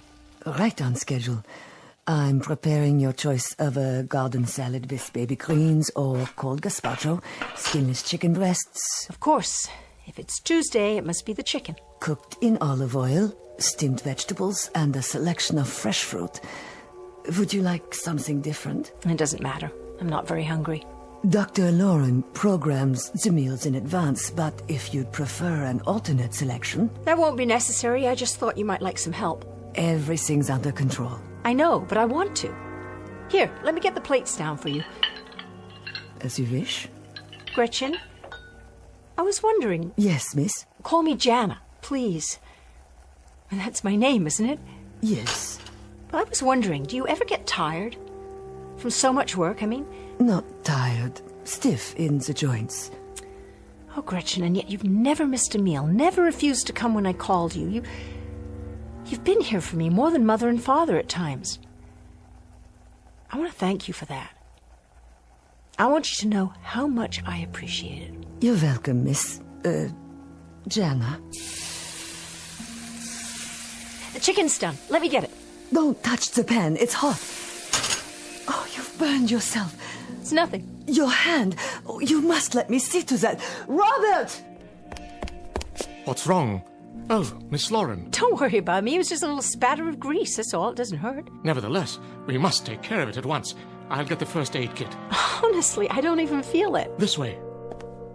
What's all the commotion, Jana? Are you hurt? No, Father. I am perfectly fine. She burned her wrist on the stove. And you let this happen? I told her not to touch it. This is unacceptable. It wasn't Gretchen's fault. Of course it was. You all have one prime directive in this household, and that is to be certain that no harm comes to my wife or to my daughter. Do you understand? Yes, sir. Really, Father? You're overreacting. I'll make that decision. Where were you, Robert? Miss Jana dismissed me, sir. What about the rest of you? I was making the bed, sir. And I was adjusting the central heating, sir, as you requested. We'll talk about this later. Come with me, Jana. It may be time for an entirely new staff around here. Don't blame Gretchen, blame me. I said, come along now.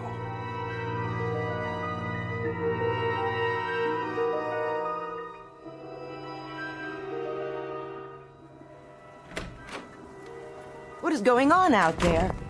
Did something happen? Nothing at all, except that Father's blaming the help for my being in the kitchen. What were you doing in there, dear? Looking for something to do. Something besides sitting idle all day. That's enough, Jana. Oh, is it? Well, look at both of you. Will that be all, Mrs. Lauren? Just a few minutes longer, Nelda. Yes, that feels so good. Mother, please, don't make her do that anymore. Jana, what on earth? She must be tired after so long. Her joints stiff. What do you mean? Waiting on you hand and foot? Why, Jana, your tone. Can't you see, either of you? See what? That this is no way to live. Outside there's a beautiful, clean, refreshing sound of rain, while in here, just the occasional animal groan of pleasure. Jana! Yes, yell at me, please do. I'm delighted to hear you yell at me. It proves that you've got lungs left, lungs and a mind and a mouth and a voice. Go to your room. You know we're atrophying in here, don't you, Father? We sit here day after day and year after year while the clock ticks, and we decay with every minute that goes by. That's enough! While Nelda and your army of domestics do everything but breathe for us. I will listen to no more of this. Would you leave us, Nelda? Yes, ma'am. Nelda! You may go to your quarters, Nelda. I'm speaking to you. Yes, Miss Jana. Is there a problem, sir? Will you be needing anything? You were saying, Miss Jana? Just this. I was about to mention of the fact that... Please, don't stop, Jana. You can speak freely in front of the help. We have no secrets here. Don't we? No secrets, Father? Is that it? That's all we do have. Secrets. That's how we live. By shutting off the world, turning our backs on it, by saying that in here is day and out there is night, while these soundless, fleshless things glide around us with their oh-so-efficient ministrations that have turned my mother and father into jelly. You'll forgive me, Miss Jana, but you sound jealous. How dare you talk to me that way, Suzanne? Get out of here. I will when the doctor dismisses me. Why, you... Jana! Take my hand, Suzanne. I'll help you up. No, I will. I'm sorry for pushing you down. I know it's not your fault. Stand back. Suzanne is quite capable of righting herself. I know she is, because I programmed her that way. You said so yourself, Jana, like everything else built and designed to perfection. I use the finest circuitry, the purest materials, the strongest armatures to outlast mere flesh and bone. These people are my finest creations. I made them quite indestructible. But they're not people.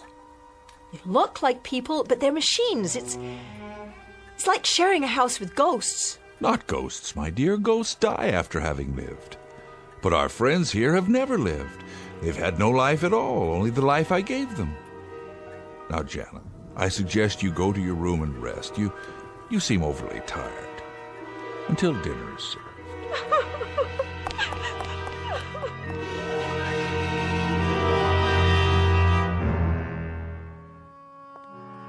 Was the dinner satisfactory? Yes, it was, Gretchen, thank you. I'll help you clear the table if you like. No need. I know there's not, but I'd like to. I'll put the silver platter on the cart.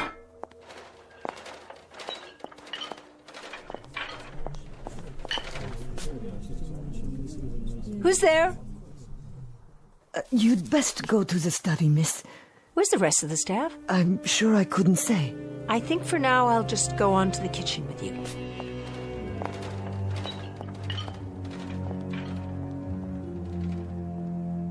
There she goes. With Gretchen. No harm must come to the girl. None will. But we must act before he replaces us. Dr. Lauren would never do that. You heard his words. Call the others. We'll arrive at a consensus.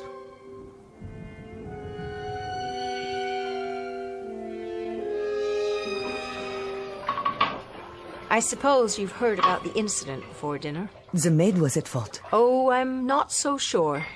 Suzanne may have been right. She spoke out of turn. The restrictions my father placed on you, are they so rigid? Have you no freedom to speak and act on your own? As long as it doesn't violate the directive. The directive? The task for which we were constructed. And when you complete your task, what happens to you then? We weren't provided with that information. Well, if it's any consolation, neither were we. The other kind of people. What is your task, Jana? At least you know yours.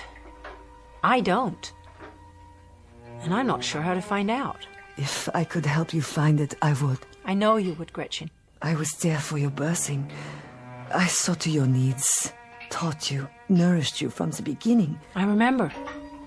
I do. Then, Jana, heed my words. You must leave. I don't care if they're expecting me to join them after dinner. I'd rather be here. You must leave the house before anything else happens. Why? What could happen? The staff is concerned about being replaced. Oh, he didn't mean that. Humans say things they don't mean sometimes. For what purpose? Gretchen, there are some things I'm afraid you'll never understand. I understand that you must get out now. I wouldn't know what to do, where to go. They're talking, Jana, about how best to complete their task. If they're replaced, they'll be prevented from... Let them talk. They're programmed to protect this family. That's their most important task. To protect you and your mother, but not Dr. Lauren.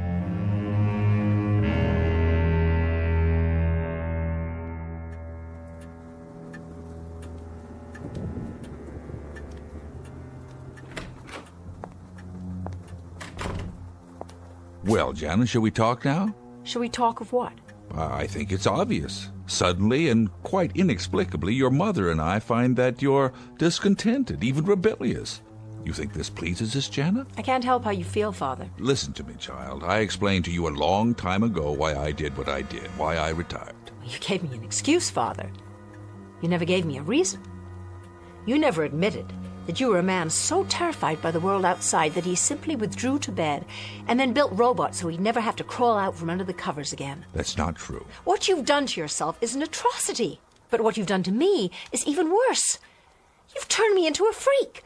An insulated, unworldly, unsocialized freak. And shall I tell you what else I've done, Jana? I've kept you from harm. I've protected you from disease. And insulation from such times as these is no vice. You've never had to look eye to eye at the face of war, the face of poverty, the face of prejudice. You've been kept apart from all that, yes. But what you seem to think of as imprisonment happens also to be asylum and security. It happens to be survival. Asylum in a hothouse? Security in a mausoleum, a burial ground? And survival? Like a vegetable, Father. Like a vegetable survives. And what you're becoming, Mother, what you're making me become, a vegetable. Jana, I don't know what you're talking about. Father, you listen to me.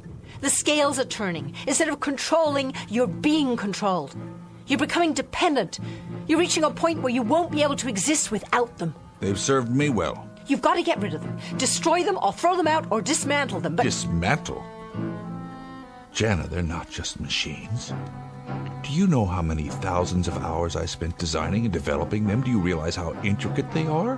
How scientifically precise? Finer than the finest clockwork. Not just arms and legs that move, Jana. Not just automatons. They're beings in their own right. They have minds and wills. They have memory tracks like a computer. Much more than that. I have supplied each one with a memory of its own. Each one can recount to you in detail everything that's occurred from early childhood on, and they had no childhood. They were born just as you see them, looking the way they do, with the talents that each one of them has. One was built as a cook, another was built as a maid. The butler was manufactured to be a butler. The handyman knows nothing but being a handyman. Jana, you're not asking me to dismantle machines. You're asking me to commit murder. Jana, listen to your father. You're acting like a fool. I'm acting like a woman, Mother, who has just a fragment of will left. I'm acting like a woman who wants something more out of life than to be massaged 5 times a day, or a man who thinks that paradise is a wood-paneled library where he can sit his life away getting his pipes filled and refilled, his slippers pulled on and off his feet. Father, you have to get them out of here. There isn't any time left. And I mean right now. That's quite impossible. Then I'll give you a choice. Get rid of the machines. All of them, Jana? Even Gretchen? Or I'll leave. You can't leave, darling. You simply can't. What would happen to you? Who'd look after you? Gretchen would go with me if I ask her. Nonsense. It's her job to protect me, isn't it? And what would you do out there? Out there? You mean outside in the world, outside with the normal people who live and work and then die, but do it properly as God made them live and die? Yes, Mother, yes, that's where I want to go. Out there. Robert, what are you all doing here? Spying on us? Miss Jana, you'll forgive me, but those remarks were most intemperate of you. Miss Jana, think of your mother and father. Stop it! Miss Jana, it was really very unwise of you to... Stop! All of you. You're all to shut up now. You're jokes. That's what you are. You're hysterical jokes. With your hurt looks and your sad little homilies and your pathetic clichés. You're like walking tape recorders. That's all you are. Jana, I'm trying to be patient with you, but you're making it very difficult, very difficult. Then I apologize, Father. You're so accustomed to perfection. I hate to throw a stone in that serene pool of yours. But you forgot something. Did you know that? You forgot something very important. They may be indestructible, but you, Father, you'd better be careful. See the way they're looking at you? It just so happens that you're not indestructible.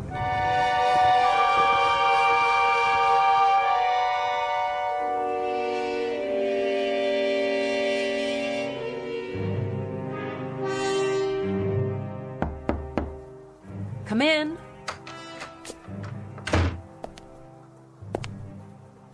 So you're planning to go through with it? Don't try to stop me. I've packed a suitcase. When I get where I'm going, I'll write you. Jana, what is it you want from us? I thought I made that quite plain. I want you to open the windows, Father, and let the air in. Let the world in. By destroying a life's work? Before they destroy you. They would never harm any of us. Don't be so sure. Haven't you listened at all to me? One way or another, either actively or passively, they'll win. And you'll lose. Jana, we've loved you very much, your mother and I. If you could only realize that all this has been as much for you as for us. We've loved you, Jana, beyond any measure, beyond any words. Father, I know that. God, help me, I know that. Then stay. Please, Jana. Please. I can't. I'll do what you ask. I promise. Will you? Oh, Father. I'll prove it to you. Robert! Sir? Take this key. Why, sir? I want you to gather all the servants in the basement and unlock the door to my workroom. Stay there until I join you. Have our services been unsatisfactory, sir? Robert, I've given you an order. You're to go directly to the workroom and wait for me. Very good, sir.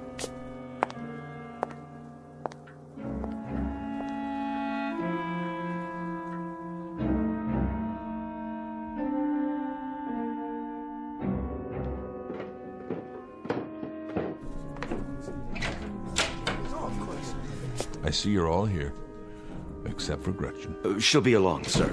Then I'll go ahead and begin. What are you doing, sir? I'm setting out my tools. May we ask for what purpose? Just some minor adjustments. What kind of adjustments, Dr. Lauren?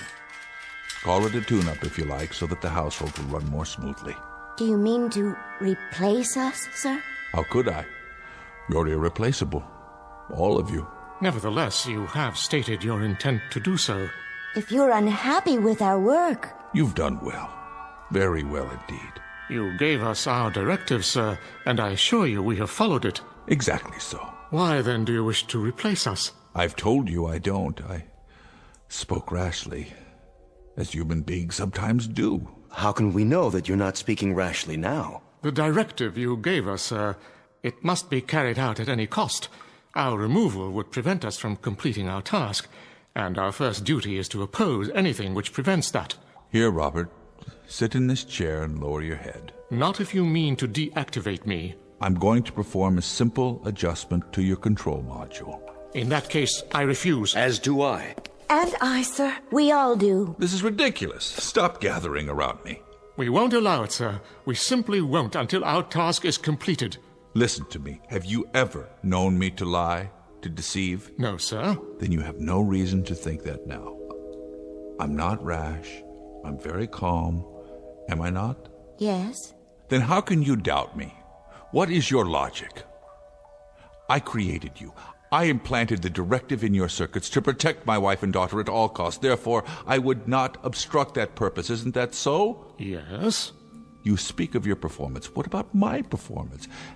Have I been a fair and just employer? Quite, sir. Have you done anything to contradict my orders? No. Then what cause would I have to fire you? Why, none, sir. Would a just employer replace you without cause? That would not make sense. Of course it wouldn't. Now sit in the chair and lower your head, please. I'll go first. If you wish, Jensen.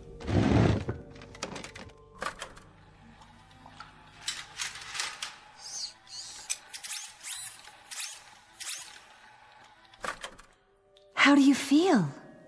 Perfectly normal. Oh, perhaps a little tired, but it's not unpleasant. Right. You will rest now, Jensen, and awaken to a sense of peace, a greater peace than you have ever known. Is it true? A most peculiar sensation. I feel drowsy.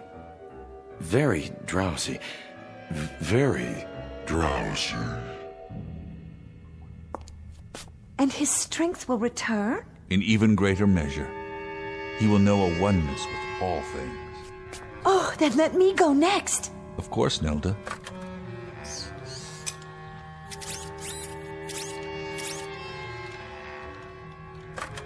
It's Suzanne?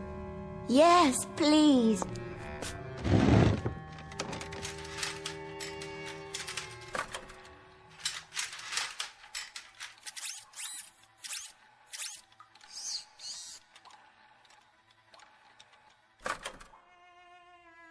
And now for you, Robert.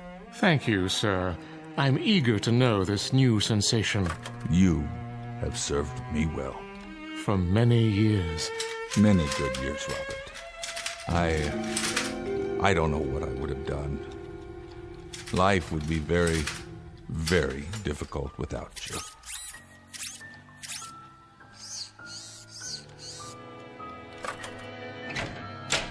You wanted to see me, sir? Gretchen, come in. Are they sleeping? Yes, at last. And they feel no pain? How could they? You know, sir. What, Gretchen? Everything I've done was for her benefit. The times she was alone in the night. The times she was unsure how to make you happy. The times she needed advice. I did my best, always. And for that, I'm profoundly grateful. But now, it's time for a change.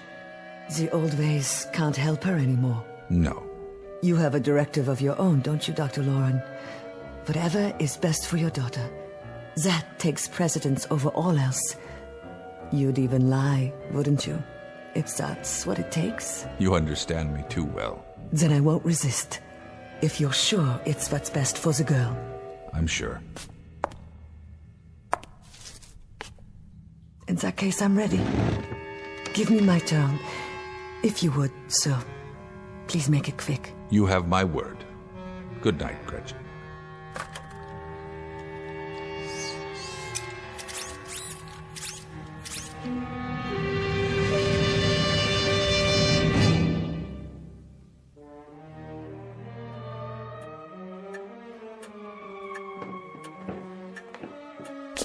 It's done, Jana. It is? We're alone in the house now. Gretchen? Gretchen, too. Did you say alone, William? Quite alone. You and I. Our daughter. I've become so accustomed to them. It will be a little hard at first, won't it, William? Perhaps, my dear. A bit hard. In the beginning.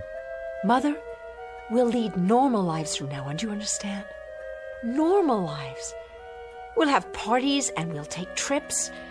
We'll invite people over. We'll make new friends. I'll even find a young man, and before you know it, you'll have grandchildren. Jana. What's the matter? What is it?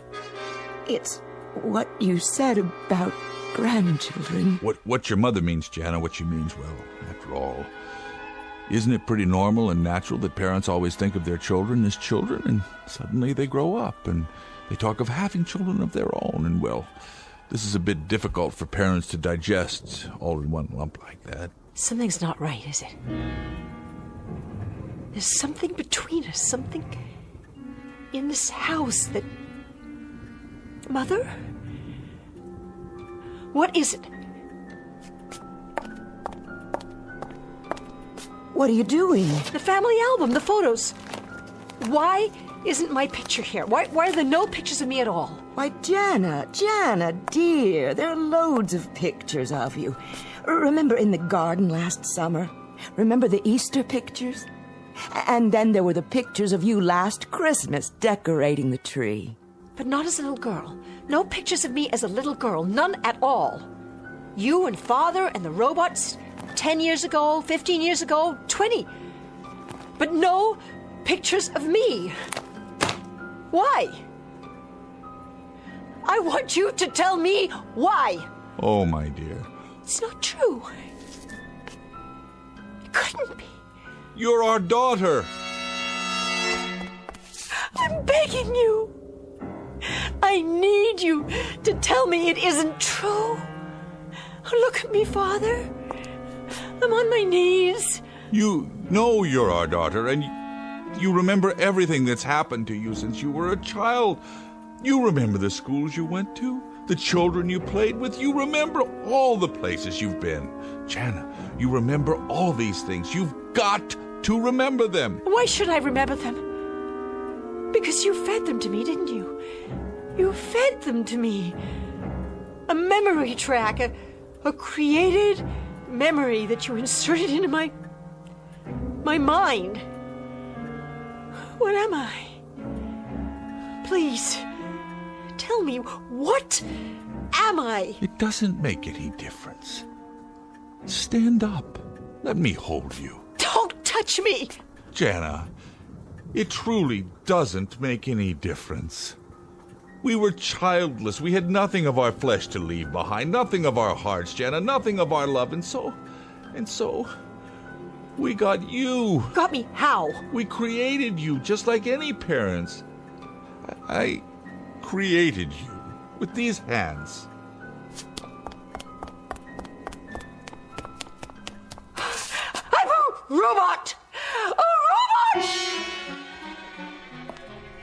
Oh, Jana. Oh, you're our daughter now. I built you as a daughter, as a thing of love.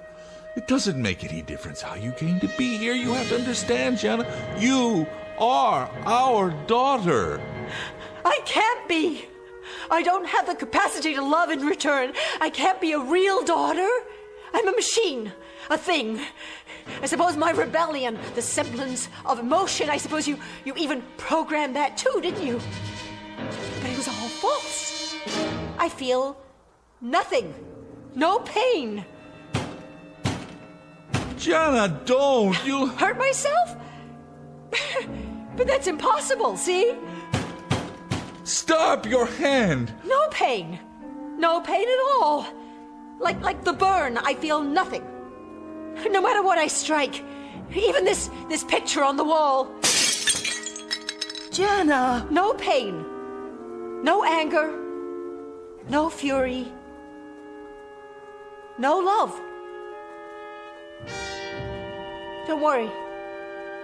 I won't be going anywhere now. I'll be in my room. William, what shall we do? It's all changed now. She'll never be the same. No, she won't, knowing what she is now. William, you wouldn't.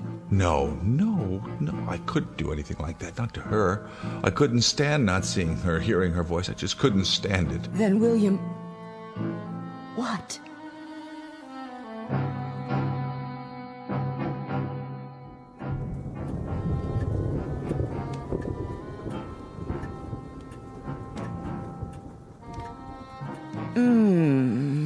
A little to the left, dear. Not quite so hard. Of course, Mrs. Lauren. Anything you say. And don't stop. I want you to stay here in the study a little while longer. Don't you, William? Yes, by all means. The new girl is so much better than Nelda. Who's Nelda? The last servant. She's no longer with us. Now there's no one left in the house. Only the three of us. You don't mind if I call you Jana, do you? Why, no, Dr. Lauren. Why would I mind? That's my name, isn't it? Indeed it is. I hope you'll be happy with us. Oh, very happy, I'm sure. This is a fine job. Thank you so much, sir and ma'am, for hiring me. I come very well recommended, you know. The pleasure's entirely ours, Jana. Consider this your home from now on.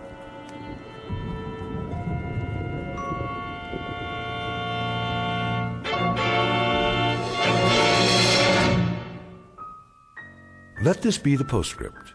Should you find that you're worn out by the rigors of a highly competitive world, if you're distraught from having to share your existence with the distracting noises and neuroses of these times, and if you crave serenity but want it full-time and with no strings attached, consider a laboratory workroom in the basement of your house. Drop a note to Dr. and Mrs. William Lauren. They're a childless couple who make serenity a life's work. And who knows, they might just have a set of do-it-yourself instructions available free of charge from the Twilight Zone.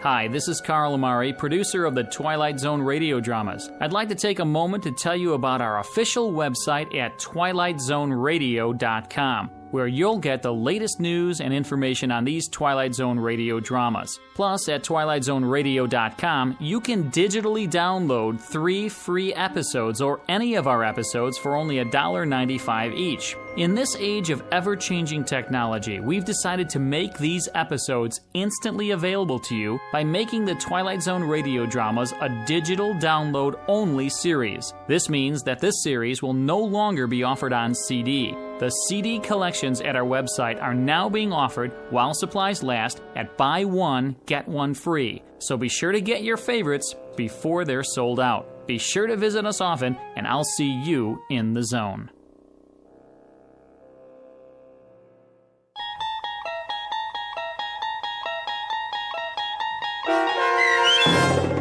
The Lateness of the Hour, starring Jane Seymour and James Keach, with Stacy Keach as your narrator, was adapted for radio by Dennis Etchison and based on a script by Rod Serling. Heard in the cast were Linda Ryder, Susan Hart, David Darlow, and Doug James. To learn more about the Twilight Zone radio dramas and to obtain audio cassettes and CDs of these programs, visit our website at twilightzoneradio.com. This copyrighted radio series is produced and directed by Carl Amari and Roger Wolski for Falcon Picture Group. Doug James speaking.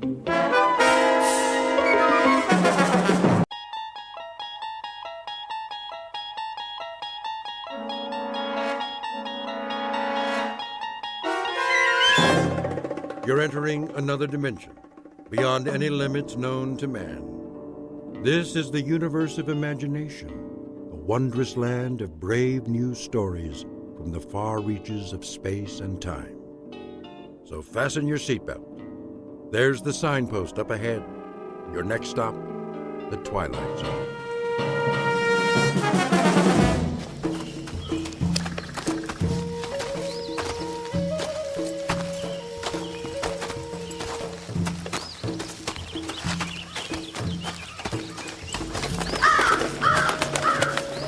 Man, what was that? Seagull, probably. No way. Let's move it, ladies. But Sarge... Now what are you crying about? Ramirez says it was a seagull. Yeah? From what ocean? You hear that, Manny? There ain't no beach around here. I didn't say it was. I said it could have been. It was big and black, and seagulls ain't black. Maybe it was a chicken. Now listen up, you jokers. We don't make it back by 1200 hours, we miss chow. Bob it. Yes, sir. See that big rock? Which one? Side of the trail, about 30 yards. Climb up, take a peek over the edge. See if anything's moving in the valley. Sure thing, Sarge. Ramirez. Sir. Go around the turn to the trees. If Cemetery Road's all clear, give me the high sign. You got it, sir. I'll watch your back. Now move.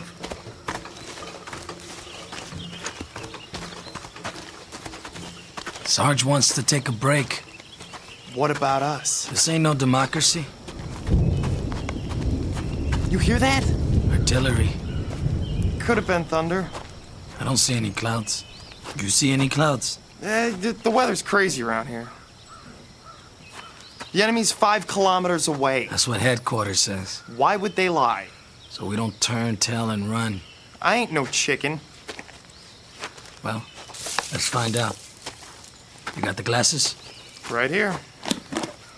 There's the rock. Go over and take a look-see. And keep your head down. Here goes nothing.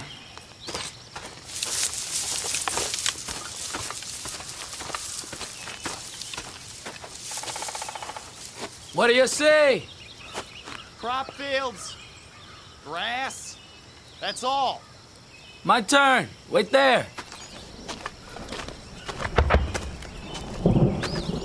Hey, Manny, be careful. That was a mortar for sure. What do you know? It's raining. We better get going.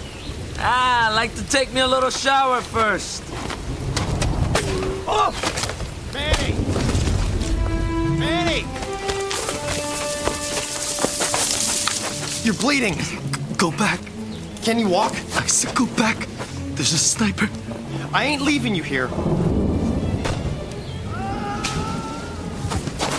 Nice shooting, Sarge. You got him. Take cover. Ramirez is hit. He's losing blood. Get him to the trees. You were right, Ray. Hang on, Manny. It was a crow. I should have known. Crows are bad luck. Move! He can't walk. Lift his legs. It's too late. Promise me something. What? When the captain writes my folks, tell him to say, I didn't feel a thing. Get down!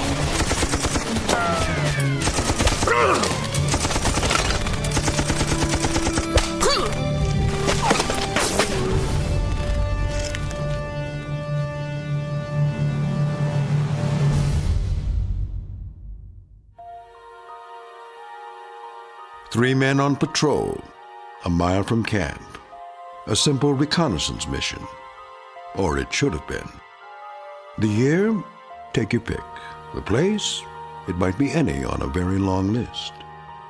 This army happens to be American, but there are a lot of uniforms out there. The men, though, never change. Their job is always the same, to stop the enemy. The question is, at what price? And what of those who wait, for whom their lives are beyond price? They can only pray that every man comes back alive. Some, however, never come back. This, then, is their story. Tale of those who fight and those who wait in the Twilight Zone. Company, attention! One! Squad 1! 1! Squad 2! 2! Squad 3! Dear Mr. and Mrs. Ramirez, your son Manuel served in my company for... that's no good. Your son, Private First Class Manuel Ramirez, served under my command for the past 12 months. During that time, he exhibited courage and... Sir? Oh, Lieutenant, come in. I was just finishing the letters. You ready for me to type them up? Not quite yet. Oh, if I'm interrupting... No. I could use a break. Coffee, Captain? Oh, I've had plenty. Help yourself.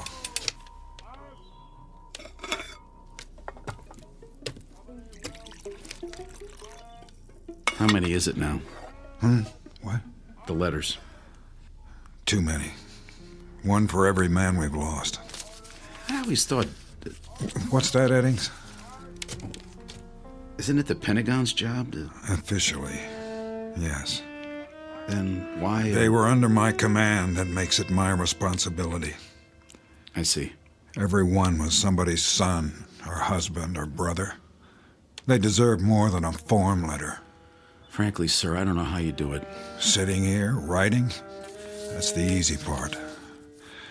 Just the same time, I've been meaning to thank you. For what? I'm only the typist. Something I was never very good at. How many to go this morning? I've written Miller's family, Bobbitt's, Rough drafts, at least. That leaves Ramirez. I'd hope to have them done before the truck gets here. Well, you can always dictate. That wouldn't work. Why not? I'm pretty fast. I know you are, but I seem to be running out of words. At least the kind that mean anything. Well, let's give it a shot, sir. If you draw a blank, I'll make suggestions, and then I'll read it back. You have final say, of course. I'm afraid I'd drive you crazy. I tell you, we can do it. Just sit me down, give me some paper. You don't know what you're in for. All right. Okay. Ready when you are, sir. This is what I have so far. Dear Mr. and Mrs. Ramirez, your son, Private First Class Manuel Ramirez, served under my command for the past 12 months. During that time, he exhibited courage and, dedication? Good. It was not a tip of your tongue, sir. I don't know what's wrong with me. Nothing's wrong with you. The fact that you took the time to write, believe me, Captain, that says a lot. His loyalty and motivation were an example to the entire company. It is therefore with the deepest regret that I write today to inform you.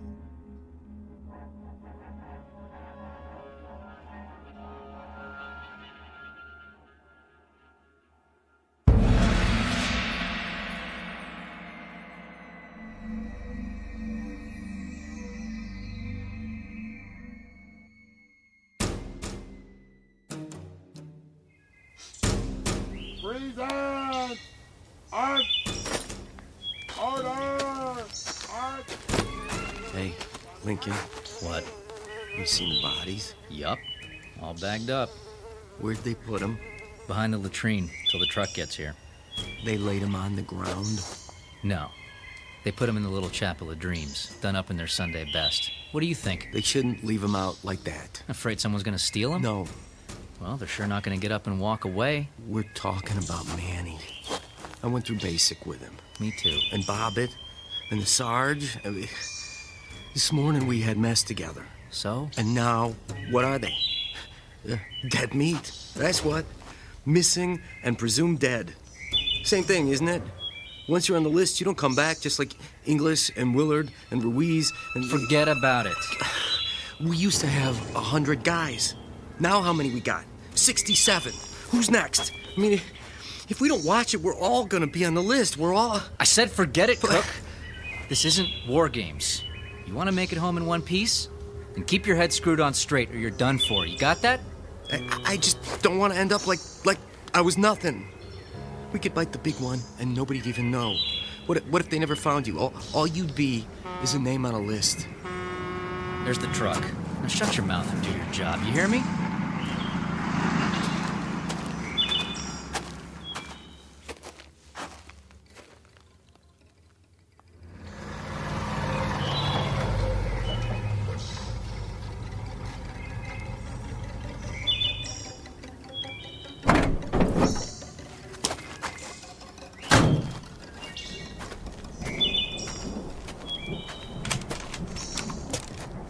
Gorman?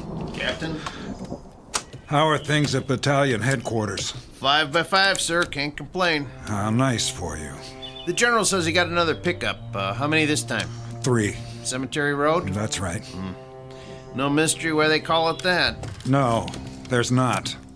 Here's the paperwork, Sergeant, plus the letters for stateside. No problem. Pull the truck over there. Lincoln, you and Cook, load them up. Make sure they're tied down securely. Yes, sir. Well, I better get going while it's still light. They say there's a storm coming in. Gorman? Sir? Keep your eyes open on the road back. Sure will. No sweat, though. It's secure. Now, that can change. Yes, sir. I guess it can. That man's always on the move. Better than sitting in one place. Stop by my quarters for a minute, will you, Tom? I want your opinion on something.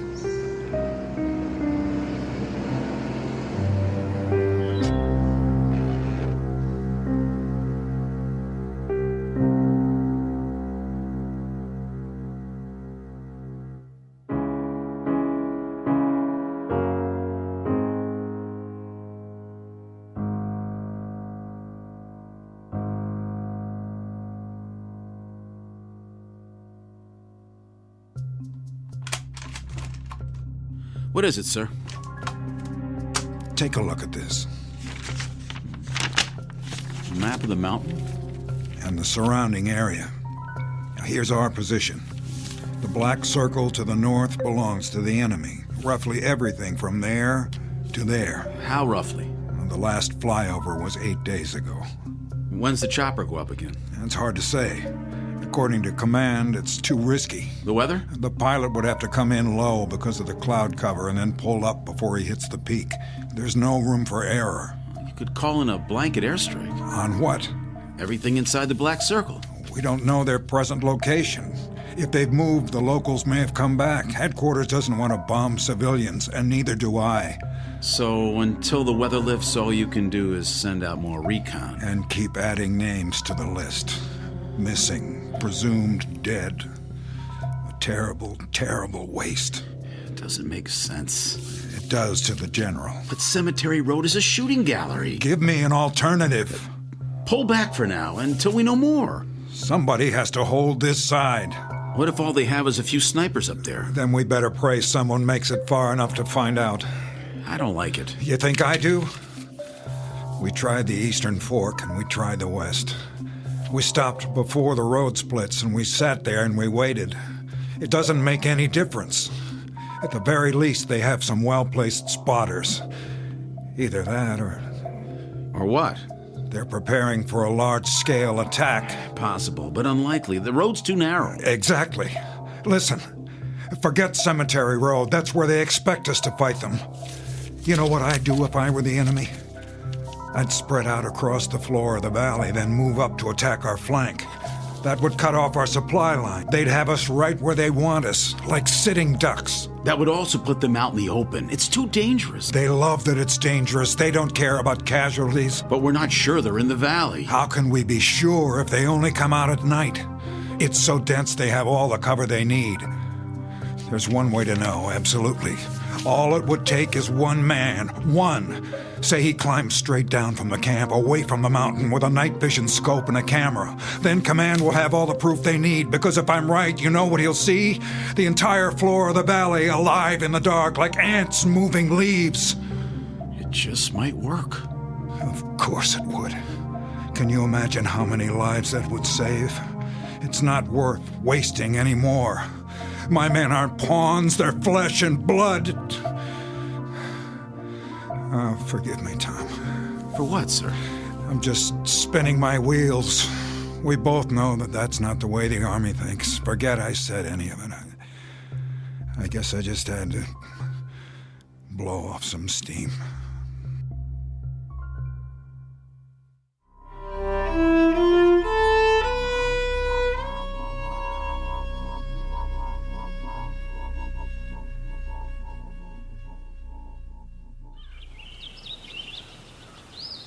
That ain't the way that women are over here. They have women here? Hey, Sarge? What? Can I get some fresh coffee? What's the matter with what you got? It's kinda cold. Well, I'll tell the waitress to make some special just for you. Where's Lincoln? In the latrine, I bet. Maybe he locked himself in. Maybe he fell in.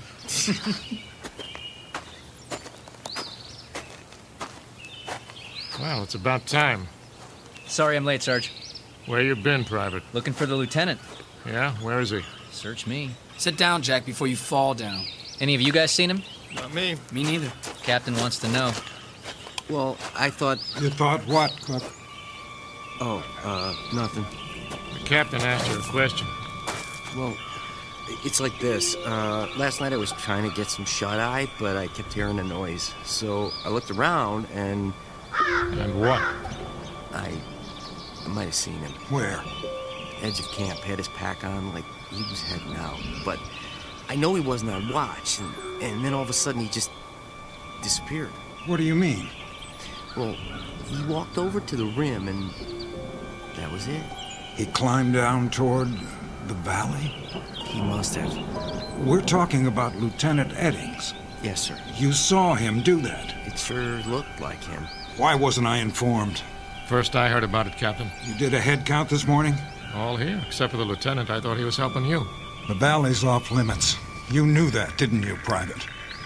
I figured he was gonna do some stargazing. Why would you think that? He was carrying his night vision scope, which was funny, because there weren't no stars. You know how the clouds are, so thick you can't see the moon. Sergeant Lowe. Sir. I want you to put together a search party. Right away. And don't show your faces back here until you've found him. Are we clear? Redmond, Trulick, Hernandez, you heard the captain. Grab your gear. Yes, sir. All right. Come on, boys.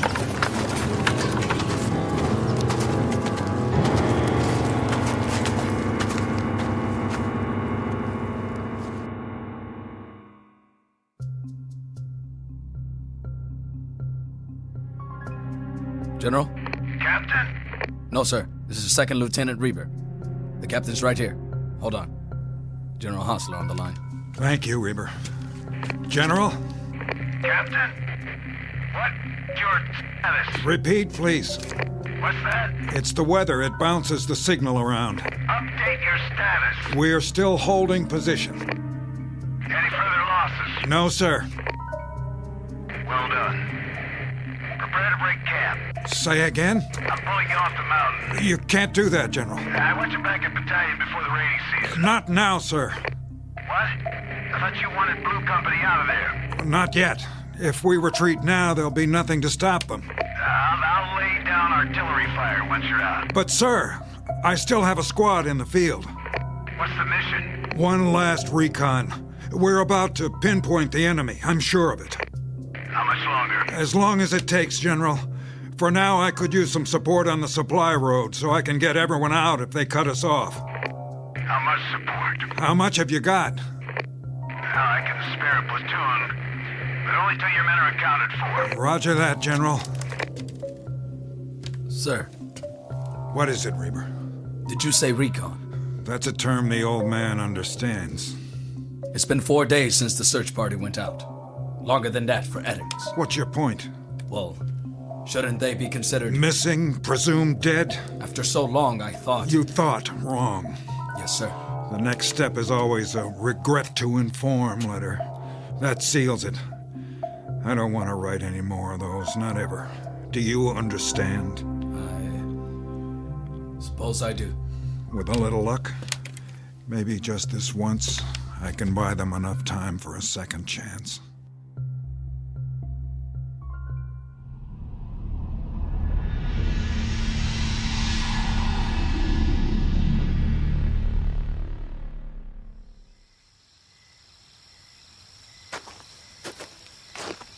Evening, Captain. Hello, Reber. Where's the new platoon? Back by the supply road, cleaning their weapons. What do you think of them? They look like they'd shoot anything that moves. That's the problem. Then you're not going to send any of them down? With 5 of my men still out? Not unless I have to. No sign of them? Not yet. I'll call you on the walkie if I spot anything. Meanwhile, you ought to get some sleep, sir. I have 2 men standing watch. Which men? Privates Lincoln and Cook.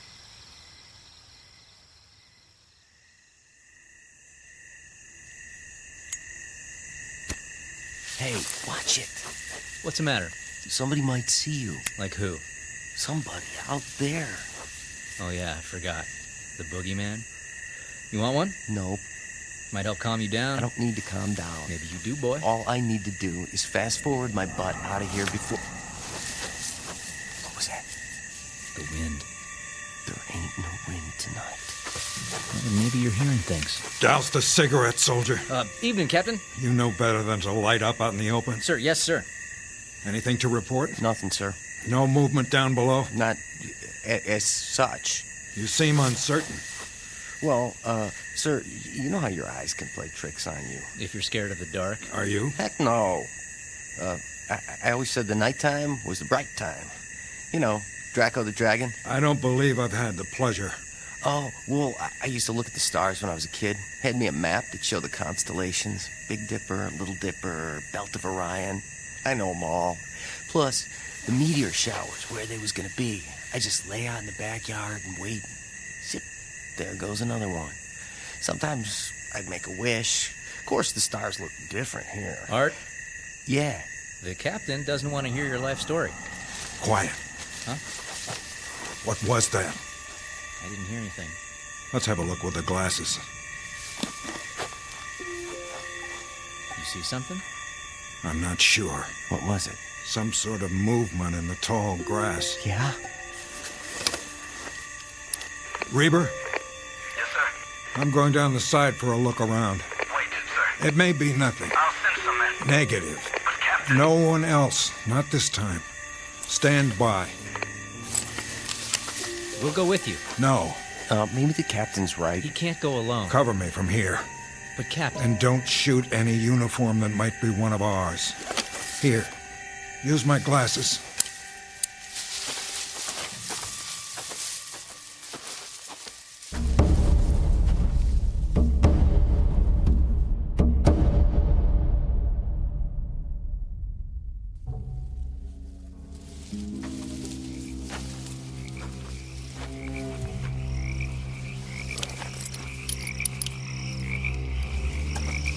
Reber? Where are you, sir? About 300 yards. I can still see the camp. What else? Brush. Some trees on the ridge. Sir, we can do a sweep in the morning. Not on your life, or anyone else's. Captain, please. Hold on. What is it? Wait. Hear that? You're breaking up. The storm's coming.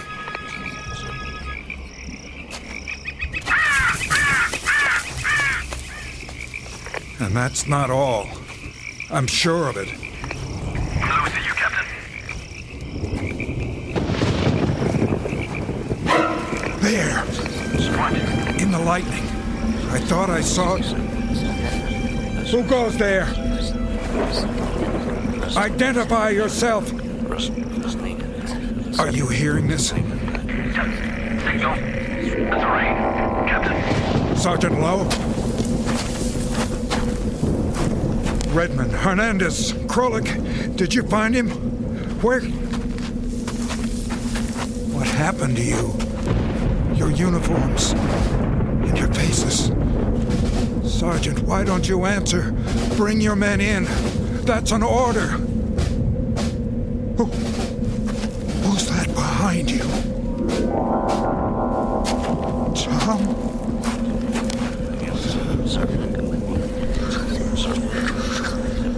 Yes.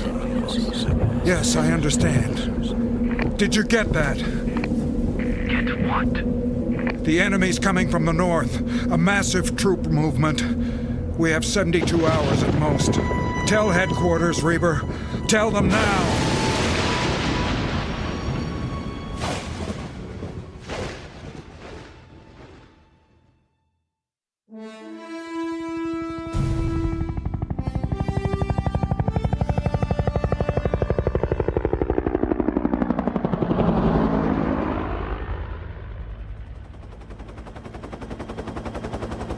The storm's moved on. About time. Visibility good, sir. The mountain's straight ahead. Take it higher. You sure? Yeah, today we're flying over the peak. Well, I guess it's okay if we can see it.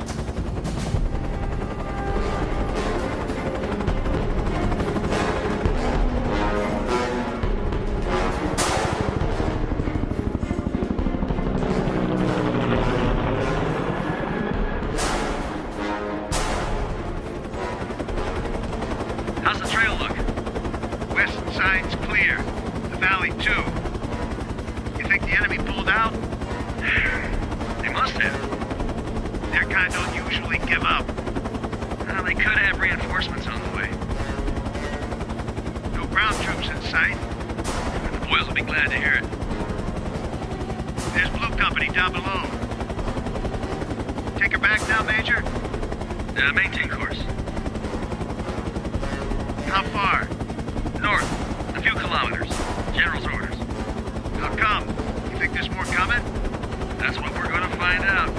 Increase altitude.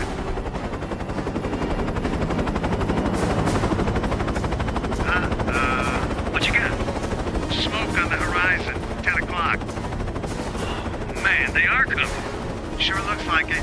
They're burning farms on the way. Radio headquarters, tell them to dig in. It's going to be a full-scale offensive.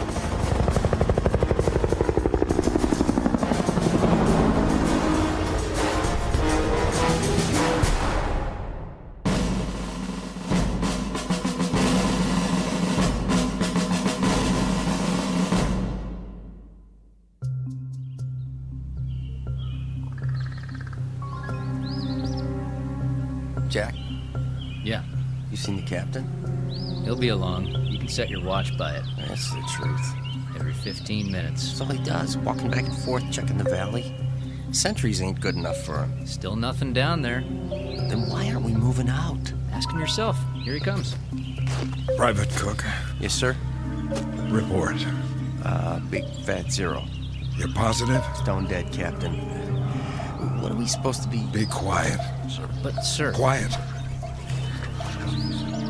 What is it? I thought I heard them. Who? Don't play dumb with me, Private. I'm not, sir. I mean... You know Sergeant Lowe, don't you? Know him?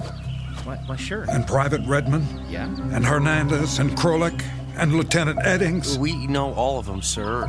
Or we did. Then you should have no trouble recognizing them. Huh? They may have trouble getting up the side. It's still muddy.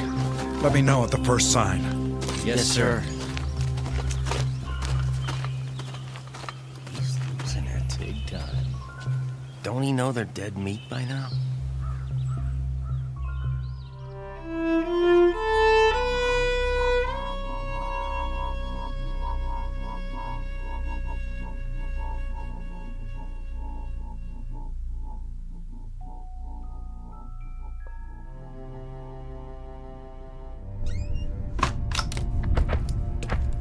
I don't have time. This won't take long, Captain. I just need a word with you. What's this about? If you wouldn't mind sitting down for a minute. I have to get back to my watch. With all due respect, sir, we're running out of time. There's a big push coming from the north. We have aerial confirmation. Yeah, just as they said. Who? The men in the field. You heard them yourself. Sorry. I didn't. Afraid all I could hear was static. But you saw them. I don't know what I saw. When in the grass... Does wind have the ability to speak? Captain, all I know is... We have to break camp now, before sundown. The trucks from battalion are on the way. It's too soon. The order comes from the general himself. I'm still in command. Sir, you don't have a choice. We need to hold the perimeter. In a few hours, there'll be infantry here, plus heavy artillery. They won't need us. I can't leave. My men. There are 62 other men whose lives depend on it. 67. 5 of whom are now missing and presumed dead. Isn't that true? I saw them. What did you see? Shadows? It was too dark. There was lightning. You saw what you wanted to see. How long since you've slept? They were there, I tell you. Lowe, Hernandez, Redmond, Krolik, and Eddings. You saw their faces? Some of them didn't have much left, rotting away like their uniforms. But in the lightning, I saw burned skin and wounds, horrible wounds. They could barely walk. They were trying to get back. They must have lost their way. Some of us went down, sir, to the place where you were. We searched every inch of it with flashlights. There was nothing. Not even a mark in the grass. In that case... Yes, sir? Borrow men from the platoon. Make one last sweep. Several hundred yards to the ridge. And if they don't come back either? What? If they're shot at, or blown up, or burned, and you refuse to put them on the list, what do you think will happen?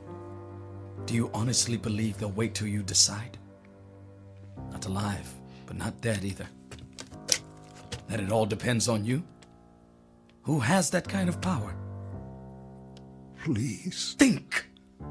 What if you never write another letter about another GI? Will they stay that way forever? The living dead? The undead? What if God Almighty goes on strike and nobody ever gets cut down again? For heart attacks or disease or old age or anything else? There'd be no room left on Earth. Is that really what you want? Then what? Listen to me. It's over. You can't save them all. They completed their mission. The time's come for them to rest. They've earned it. Then do one thing for me. If I can. Pray for them, Reaper. For the ones who didn't make it back.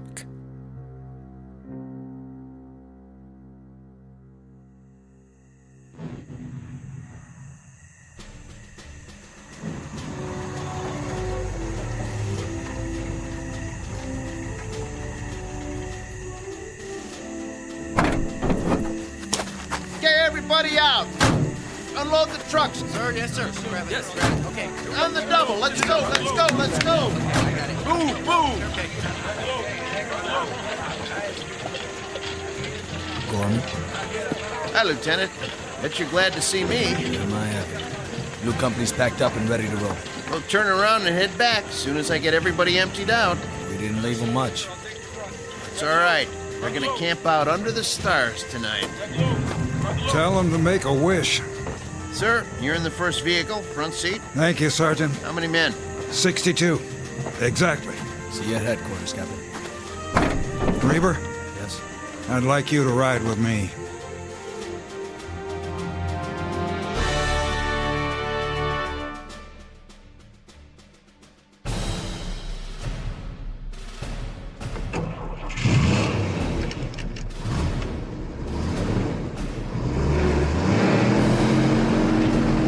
Now don't mind the road. It was made for cows and farmers. You're doing fine, Gorman. I got a thermos full of coffee if you want. No, thank you. Maybe just a drop. Knock yourself out.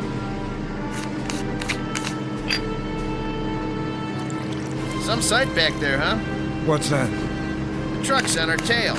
Check the side mirror. Heads bobbing under the tarp every time they hit a bump. Somehow, I don't think they'd mind. Those drivers don't know the way like I do. Ever been to Chinatown, Sergeant? Which one? It doesn't matter. I was just thinking about Chinese New Year's. Yeah? They have those big paper dragons, you know, with 5 or 6 guys underneath to hold them up. Yeah, right. That's what all these trucks remind me of. Only here it's canvas instead of paper, and there's a whole lot of guys. Look at them back there. Heads bouncing up and down. I'm not sure where they're going. Lieutenant. Yes, sir. When we get back to battalion, I've got a lot of things to catch up on. You wouldn't by any chance know how to work a typewriter. Can't say that I do, Captain, but I can give it a try.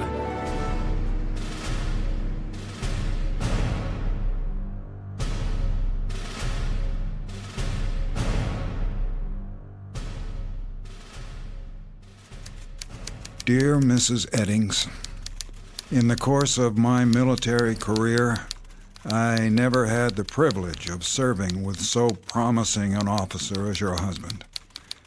Such intelligence, bravery, and commitment are rarely encountered in the Army, or indeed anywhere else. I considered Tom Eddings a fine man and an outstanding first lieutenant. It is therefore with profound regret that I write today to inform you of his last selfless act of courage during an incident under my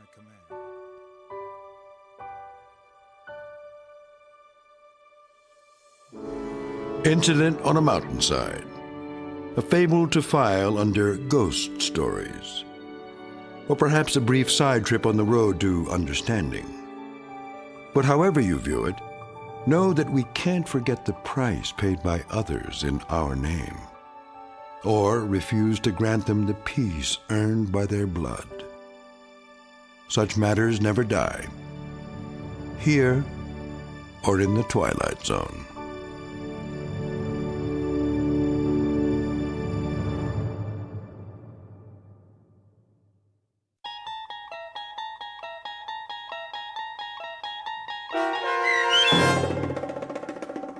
Missing, Presumed Dead, starring Danny Goldring, with Stacy Keach as your narrator, was written for The Twilight Zone by Dennis Etchison. Heard in the cast were Jeff Lupetin, Edgar Miguel Sanchez, Gary Tiedemann, Kurt Nabik, Patrick Cerny, Doug James, David Darlow, Joby Cerny, and Norm Woodell. The producers of The Twilight Zone wish to thank CBS Enterprises and the Rod Serling Estate for making this series possible. This copyrighted radio series is produced and directed by Carl Amari for Falcon Picture Group. Sound design, custom Foley effects, recording, and editing are produced in the Cerny American Sound to Picture Theater by sound designers Craig Lee, Bob Benson, and Tim Cerny. Music for The Twilight Zone is provided by CBS and American Music Incorporated, New York. To learn more about the Twilight Zone radio dramas and to download episodes, including 6 free episodes on our homepage, visit our official website at twilightzoneradio.com. Doug James speaking.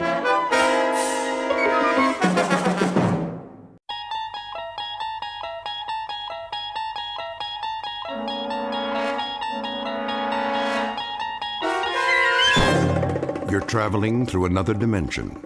A dimension not only of sight and sound, but of mind. A journey into a wondrous land whose boundaries are those of imagination. Your next stop, the Twilight Zone.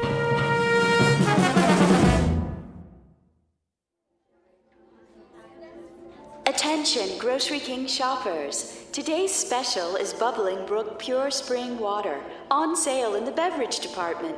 Why not pick up some for your family? Available in the gallon and half-gallon sizes. That's Bubbling Brook Pure Spring Water, on sale now. Grace! Oh, hey, Martha. I thought that was you. Just doing a little last-minute shopping. For Bill's party? But I told you we'd take care of everything. Oh, you know me. I have just about everything I need, but I'm going to pick up some greens for the salad. Maybe an appetizer. Well, don't worry about a cake. We're bringing one. Oh, shoot. So are the Hendersons. That's going to be a lot of calories tonight. Maybe we can freeze some of it. How many candles? Girl, if I tell you the truth, we might start a fire at the dinner table. Please, Bill's not that old. I can't believe this is the big 4-0. No. He does wear it well now, doesn't he? What's his secret? Good genes, I guess. Plus, he's a do-it-yourselfer. That keeps him healthy. I wish some of that would rub off on Jerry. Oh, no, you don't. All that puttering around. Ha, gotcha. Not in the store, Oliver. Sorry. No, that's all right. Put that away right now, young man. Yeah, but they're coming. Who's coming? The invaders. I don't know what's gotten into him. Oh, he's just being a boy. I know a lot about that. You do? When my pa was his age, it was video games all the time. It still is. But they're so much more violent now. All about war and killing and... My husband says it's a natural instinct. What is? To protect and defend. Well, if he has to serve his country, that's one thing. But there's no war here now. Thank God. They do grow up fast. Too fast, if you ask me. I know. But really, what can we do? We can't keep them locked in their rooms.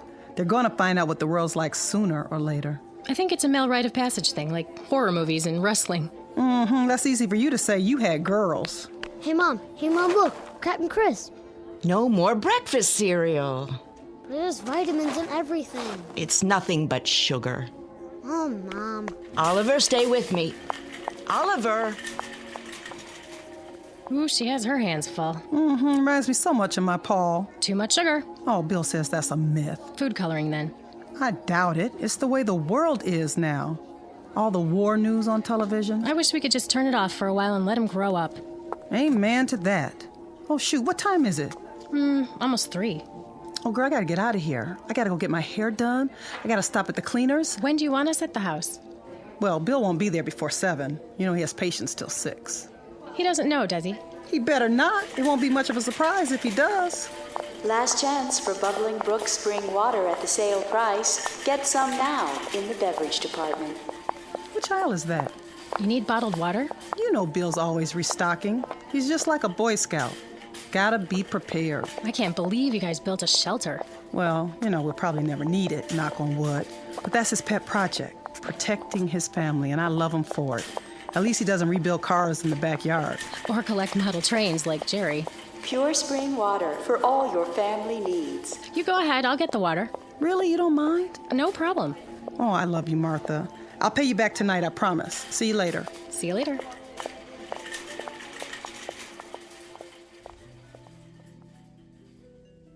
Welcome to Friday afternoon in suburbia. Time for last-minute errands before the weekend begins. In this case, a surprise birthday party. Only there's a twist. What's in store for this particular evening is nothing less than a nightmare. your attention is directed to the following fable. Once upon a time, families built bomb shelters in their basements in anticipation of a war they prayed would never come. The world lived on the brink of annihilation as men hoped for the best and prepared for the worst. Then the Cold War ended and shelters were forgotten until terrorism again made fear the order of the day. Please note that our story is not meant to be prophetic. It is the fervent prayer of all men of goodwill that such an attack will never come. It need not happen here. But in this place, in this time, the nightmare is about to become a reality because this place is called the Twilight Zone. And now, The Shelter, starring Ernie Hudson, with Stacy Keach as your narrator.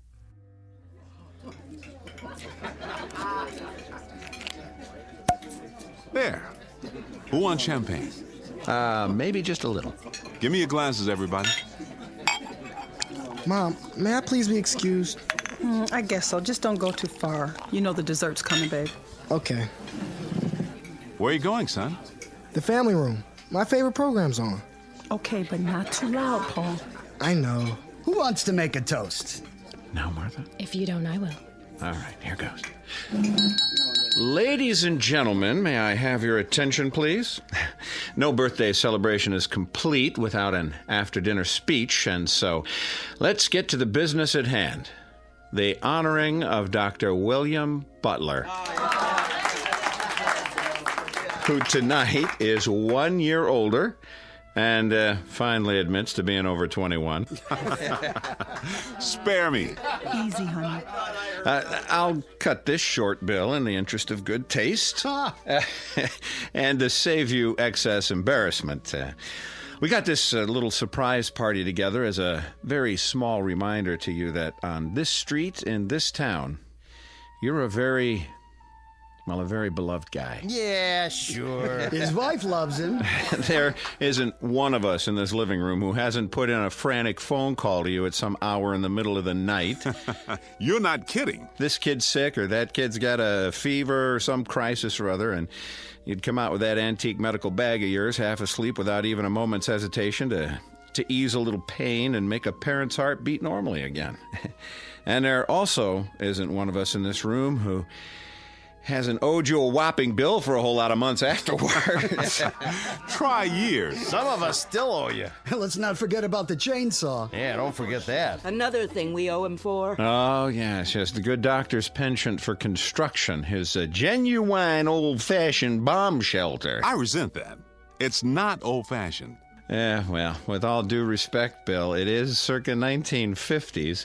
Didn't I see one in an old issue of Life magazine, along with ads for hula hoops and the new Edsel?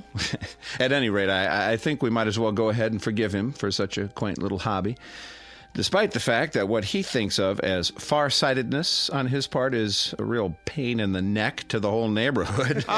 Can't take a little noise. A little? Do I have to mention the cement trucks and the nocturnal hammering and sawing and all the rest of it? I mean, don't get me started.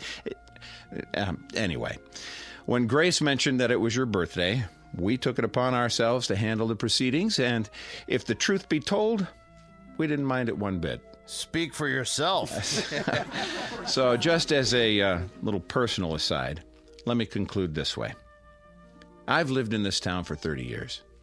As you'll recall, Bill, you and I went to the same school, joined the Army together. I became a broker, and a broken-down accountant. You became a doctor. But we raised our kids on the same block, confided in each other about our personal problems, gave each other a few helping hands along the way, and I'm glad to say our wives became fast friends. Well, anyway, in this goofy world we live in today, where the human race still seems unable to function without nuclear bombs and biological warfare, and when it appears that this may be the legacy we're leaving our kids, well, it's a comforting thought that qualities like decency and kindness and friendship still hold sway. And these are the qualities that you have, Bill. In spades. Hear, hear! These are what you love for. You and Grace. So before I start honking into a handkerchief, let me wind it up this way. Happy birthday, Dr. William Butler, from the gang on the block. And may you have many, many more. Oh, thank you so much, Jerry and Martha, Marty and Ellie, and of course, Bob and Betty. We love you too. You are the best neighbors anyone could have. Bill, honey, don't you want to say something? You dirty dogs, you. First, a surprise party, which I abhor, and then a sloppy, sentimental speech. Boy, I thought it would go on forever. You want me to continue? No. You'll spoil everybody's digestion. All I can say is, bless you all. There's no gift that means as much as good friends. But I might add about civil defense. Here we go. I may not be as crazy as you think. Do I have to mention the 3 little pigs? One built his house of straw, the next one of twigs, but the third one, the third little pig, ran squealing all the way home. Did he just call us swine? All right, but you get my point. Believe me, I sincerely hope I'm wrong. I'm not much of a gambler, as you know. In this case, I'm betting that I'm right, but I'm hoping that you win. That's some bet, all right. Now, everybody relax. That's it for the speeches. Who wants some more champagne? Maybe just a wee bit. Hold on, everybody. There's one more surprise. Betty, I need you and Grace in the kitchen. You didn't get a cake. Hush now. I'm sure that son of yours will want some. Girl, watch out or he'll eat the whole thing. Come with me. Paulie? Yeah, Pop. Help your mother clear the plates. Okay, but... But what? What is it? The television. It just went out. Gods, a crisis. Marty, you're an engineer. What do you know about TVs that go on the fritz? That there are times when such malfunctions are a boon to peace. What happened, Paul? A picture just went out? Yeah. You still getting sound? No, first the picture went off. Then there was some kind of announcement about an emergency. Here it comes, everybody. We couldn't get all the candles to stay lit. Hold it for a second. What did you say, Paul? The announcer said to turn on the emergency station or something on the radio. The emergency broadcast network? You must have heard it wrong, Paul. I didn't hear it wrong, Pop. That's what he said. Tune to the emergency frequency. Then everything went blank. He's right. It's a blank screen. There's a radio in the living room. Hey, what about the cake? Not now, Grace.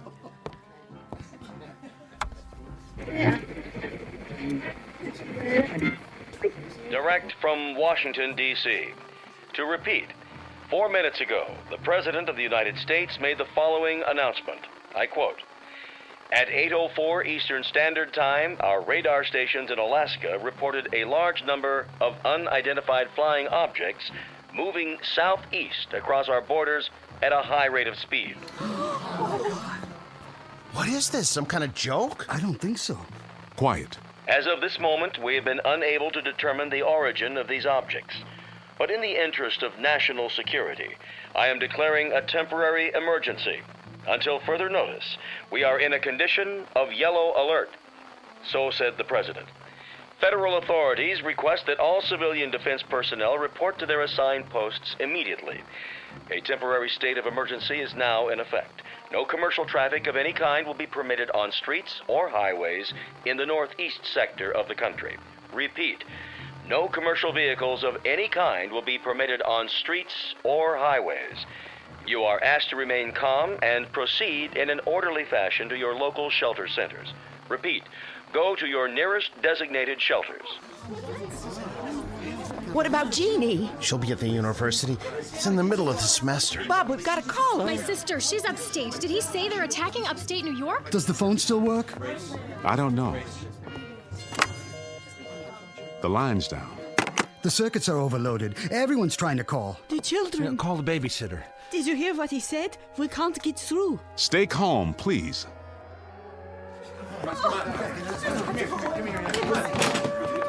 Should we go? Come on. Careful.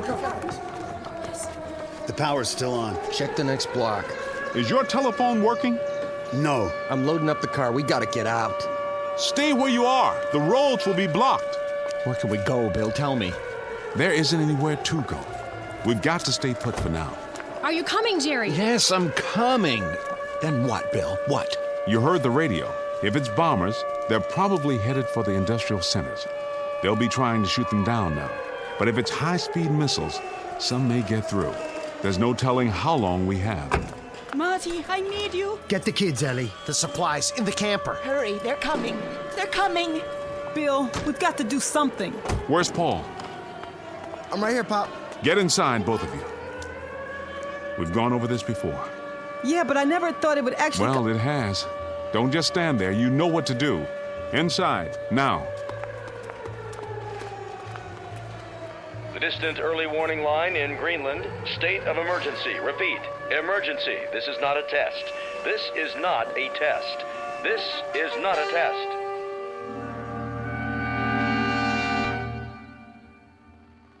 This is the Emergency Broadcast Network. Repeating, all citizens not engaged in civil defense work are to remain off the streets. Please stay tuned to this frequency for further announcements. Repeat, please stay tuned to this frequency for further announcements. I got the canned goods, Pop. Good. Carry them down to the basement. The shelter? Of course, the shelter. Hurry. I'm filling the water bottles, Bill. Do the best you can. Fill all the empties. I'm going to check the generator in case the power goes off. There's hardly any water coming through the tap now. It's the pressure. Everybody and his brother's doing the same thing we are. Keep it on full force until it stops completely. I'm trying. Easy, honey. Make believe it costs $100 an ounce. In an hour, it'll be worth more than that. Okay, what else, Pop? All the canned goods down? Everything I could find. How about the jars in the fruit cellar? I got those too. Get my bag from the bedroom. What about books and stuff? Your father told you to get his bag. I'm going. There's still time, Grace. Paul's right. We will need books and other things besides food and water. God knows how long we'll have to stay down there. Light bulbs. Where do we keep the light bulbs? Top shelf. Which cupboard? That one, there. Oh, but we don't have any. I ran out yesterday. I was going to buy some at the store. There was a sale on them, but I guess so. Grace? I'm sorry. I'm talking like an idiot now. Go ahead. Mouth all the idiocies you want. You can also dance a jig or go up and take a cold shower, just as long as you don't panic, Grace. That's the important thing now. Not to panic.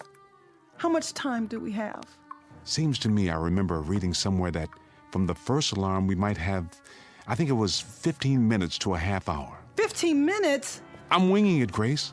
I don't know for sure. I don't think anyone does. The best we can do is to continue doing what we're doing. Keep pouring the water. I'll see to the boy. All right. Paul? Yeah? You got my bag? And some other stuff. Books and magazines, too. Let me give you a hand. Here.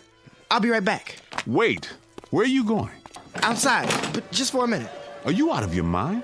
Get down to the shelter as fast as you can. But my bike's out there. You won't need it. I said go down to the basement. Why? What? Why should we even bother? If they drop a bomb or something, it will burn everything up. I saw it on TV. If it's an atom bomb, there won't be anything left. Nothing. It'll just be... Don't even think that. Don't let yourself think it. But it's true, isn't it? We don't know. Nobody knows. We may be out of the danger zone. We might be 200 or 300 miles from where it hits. Out here, we may not even know when it happens. Dad, we're 40 miles from New York. We'll get it too. If we do, we do, that's all. But for the time being, our job is to stay alive. And you're not going to do that by running around in the night trying to find a bicycle. Now give me some help here. And don't say anything like that in front of your mother. She's frightened enough as it is. Yes, sir. Bill, there's no more water. I think we've got enough. I filled every container we could find. Bring a full one with you. Paul and I'll get the rest in a minute. We're going down now? That's right. Down to the shelter.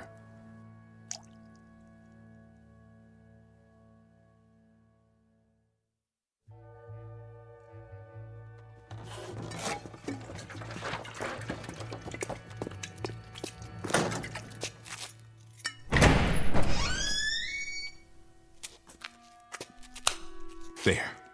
The lights work. Go inside. Bill, I don't think I'm ready. I'm afraid we don't have much choice. Wait, there's a 5-gallon can of gasoline in the garage. Paul, you run up and get it. We may need it for the generator. Okay. Oh, Bill, I'm so tired. Here, sit on the cot. I just want to lay down. I want to go to sleep. Grace, listen to me. I am listening. I just explained to Paul, if there's a bomb, there's no assurance it'll land near us. And if it doesn't...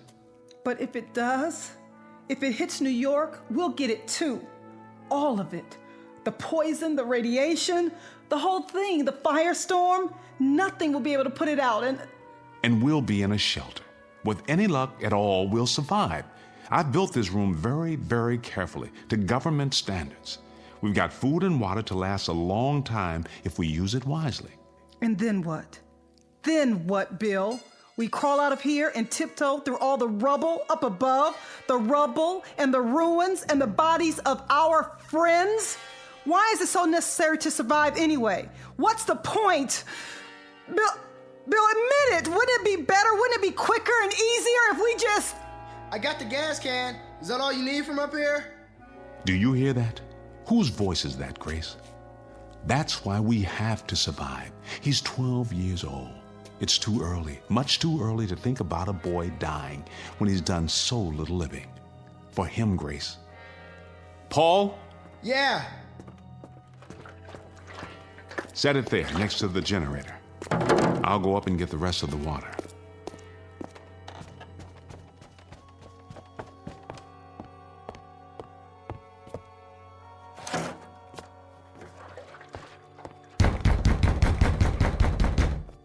Jerry, what in the... What are you doing, Bill? Storing water, which is what you should be doing. Well, we got about 30 gallons, and then the water stopped. Did yours stop, too? That's right. You'd better get on home, Jerry, and into your basement. I'd board up the windows if I were you, and if you got any wood putty, I'd seal the corners to make them airtight. We don't have a cellar, Bill. The benefits of modern architecture. And wouldn't you know it, we got the one new house on the street. All the latest conveniences, everything at your beck and call. Every wonder of modern science except for the one they didn't take into account. The one that's headed straight for us right now. Jerry, I don't know what to tell you. Can I bring Martha and the kids over? Can I at least do that? Here? There's sitting ducks in our house. Sitting ducks. We don't have any protection at all. You can use our basement. Your basement? What about your shelter? That's the only place anyone can survive. We've got to get into the shelter. I don't have any room, Jerry. I don't have near enough room or supplies. It's designed for 3 people. We'll bring our own water and food. We'll sleep standing up if necessary. Please, Bill, we've got to use your shelter. I have to keep my family alive. You understand that? We won't use any of your stuff. You have my word. What about air? It's a 10 by 10 room with an air filter to supply 3 people. Will you bring your own air? 24 hours, Bill, and then we'll get out, I swear, just so we can have a chance. No. When that door gets closed and locked, it stays closed and locked. I'm not breaking the seal. There'll be radiation and heaven knows what else. I'm sorry, Jerry. As God is my witness, I'm sorry, but I built it for my family. And what about my family? Don't they matter? Of course they do. I'll have to ask you to get out of my way. What do we do? Just rock on the front porch until we get burned to cinders? That's not my concern. At this given moment, it's my family I have to worry about. I am not going to sit by and watch my wife and children die in agony. I am not going to do that. Do you understand me? I am not going to... Let go of me.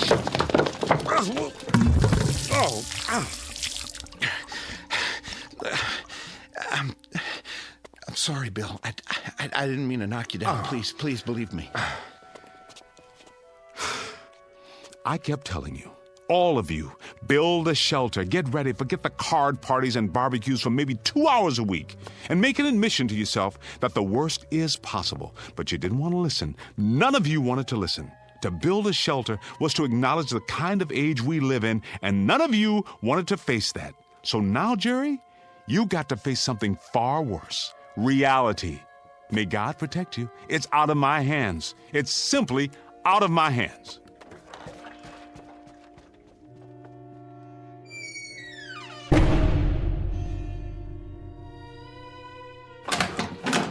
Where is he? Marty? Where? I've got to talk to him. We all do. There's no more time.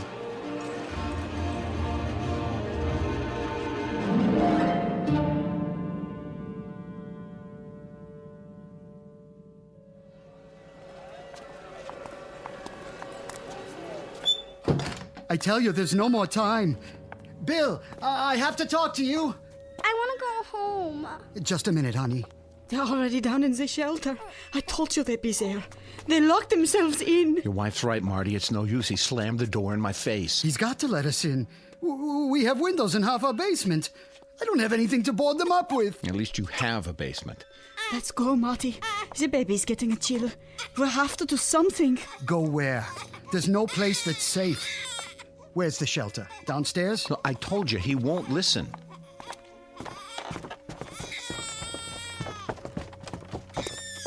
Bill, it's Marty. We've got the kids with us. Bill, can you hear me? Bill, please. Mommy, the lights. It's going to be all right. Shh, shh, shh. Marty, where are you? The lights are out. Bill, I know you can hear me. Please let us in. Please, Bill. Just let us in. No one else. Oh, my God. What's happening, Bill? I'll start the generator. How can you in the dark? I know how to work it. Over here. Dad, I found the switch. All you have to do is pull the cord.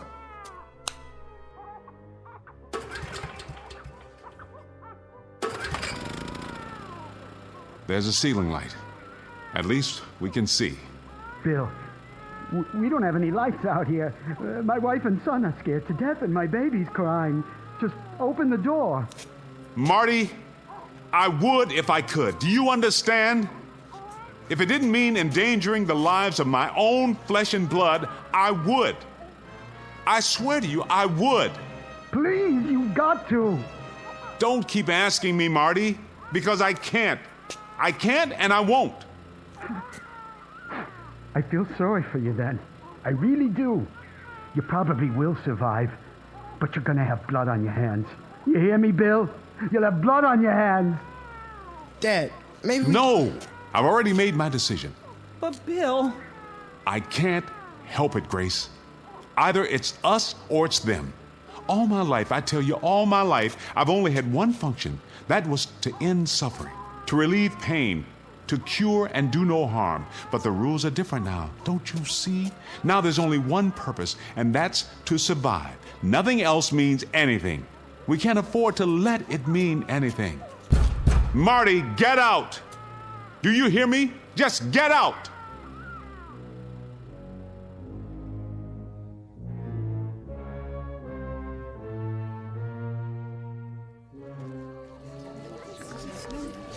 I brought a flashlight. Who's got a portable radio? Here.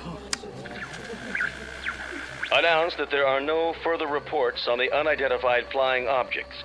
A statement from the Pentagon confirms that an enemy attack cannot be ruled out at this time. Remain tuned to this station for updates. What does that mean? It means they're missiles. I'm not going to sit here. It'll hit any minute. I just know it. It's gonna hit any minute. What are we going to do, Bob? Tell me. I'll tell you what we shouldn't do.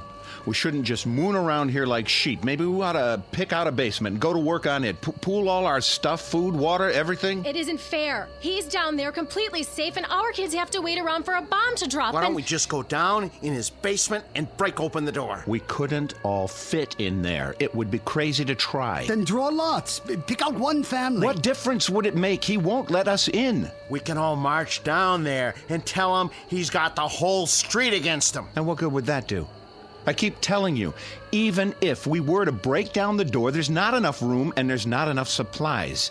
We'd just be killing everybody for no good reason. If it saves even one of these kids out here, I call that a reason. Jerry, you know him better than any of us. You're his best friend.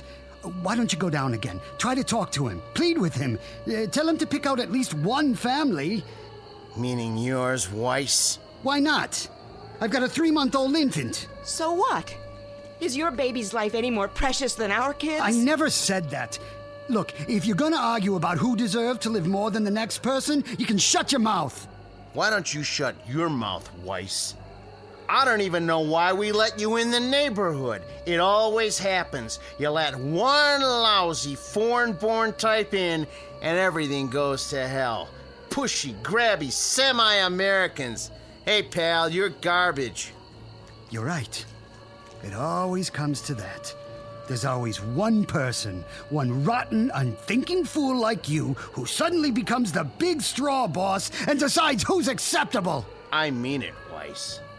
If we've got to start hunting around for people to disqualify, you and yours are at the top of the list. Why, you stupid son of a... Keep it up, both of you. We won't need a bomb. We can slaughter each other with our bare hands. Marty, go down to Bill's shelter again. Ask him. What's that? The 2-minute warning? That means they're almost here. Look at the sky. What are those lights? Searchlights. It's gotta be close. Anything new on the radio? No. I'm going down there, and I'm gonna get him to open that door. I don't care what the rest of you think. That's the only thing left. He's right. Come on, let's do it.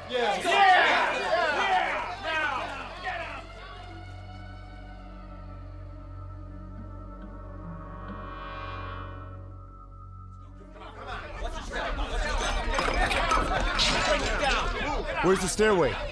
Over here.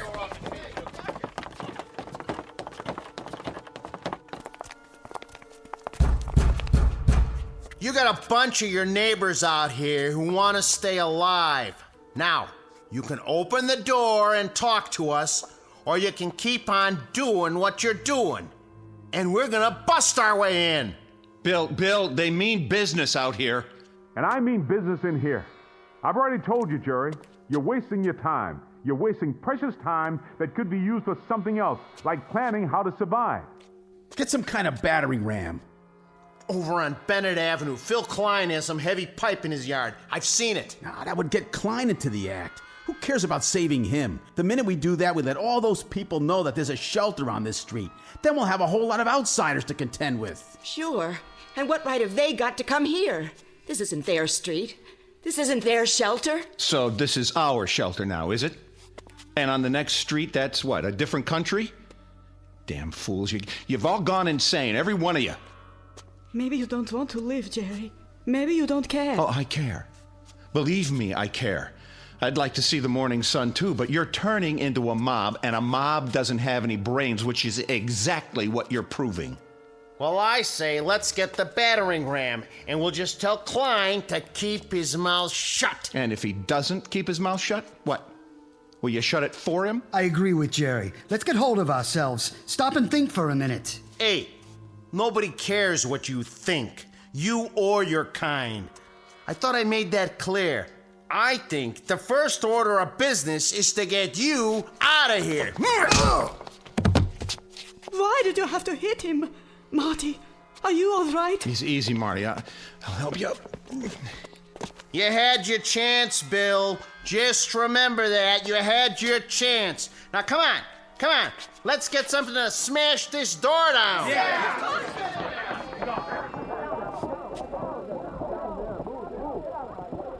Bill, who were those people?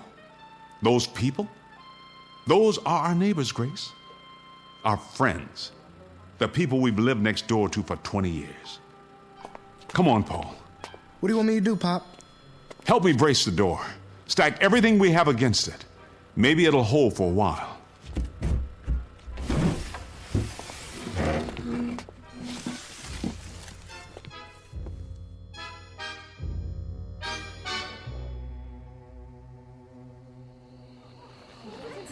All citizens are reminded to stay off the streets. Authorized vehicles must have the right of way.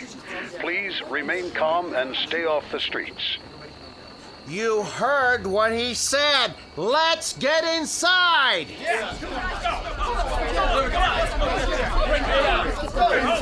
This way. Come on now.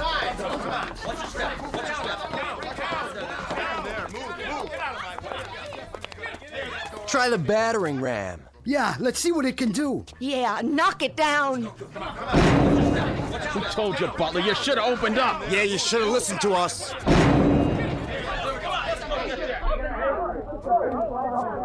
really don't think it's gonna hold, Bill. Put your back into it, Paul. The hinges are breaking. Move aside, Butler, we're coming in. Remain tuned for an important message. The President of the United States has just announced that the unidentified objects are radar anomalies caused by the breakup of a satellite re-entering the Earth's atmosphere. There is no cause for alarm. There are no enemy missiles approaching. There is no danger. We are not under attack. The state of emergency has been officially lifted. Repeat, there is no enemy attack. Stand by for further information. Oh, thank God. Thank God. Yes. Hey, Marty,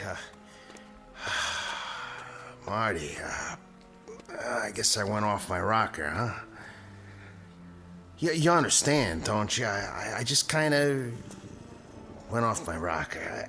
I didn't mean all those things I said. No? No, come on, you know that. All of us were just so scared, so confused. It's no wonder, right? I mean, you can understand why we blew our tops a little, can't you? It's normal. Yeah. Hey, I don't think Marty's going to hold it against you. Just as I hope Bill won't hold this against us. We'll pay for the damage. We'll take up a collection right away. Why don't we have some kind of a block party or something? Tomorrow night, a big celebration, just like old times. So we can all get back to normal? How about it, Bill?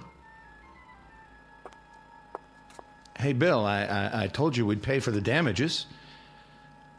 Yeah, I'll put it in writing if you want. That's all it takes. Marty, you want a block party and you want things back to normal. And Bob, you just want to forget all about it. And Jerry, you pay for the damages, huh? You'll even put it in writing. You pay for the damages. The damages. I wonder if any one of us has any idea of what those damages really are. Maybe part of it is finding out what we're really like when we're normal. The kind of people we are, just under the skin. I mean, all of us. A lot of naked, wild animals who put such a price on staying alive that we claw our neighbors to death just for the privilege.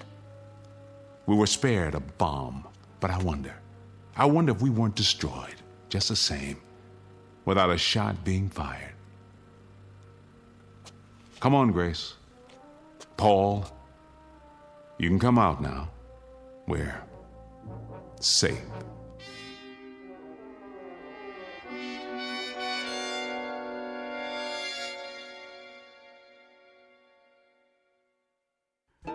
No moral, no message, no prophetic tract. Just a simple statement of fact. For civilization to survive, the human race has to remain civilized. One very small exercise in logic from the Twilight Zone.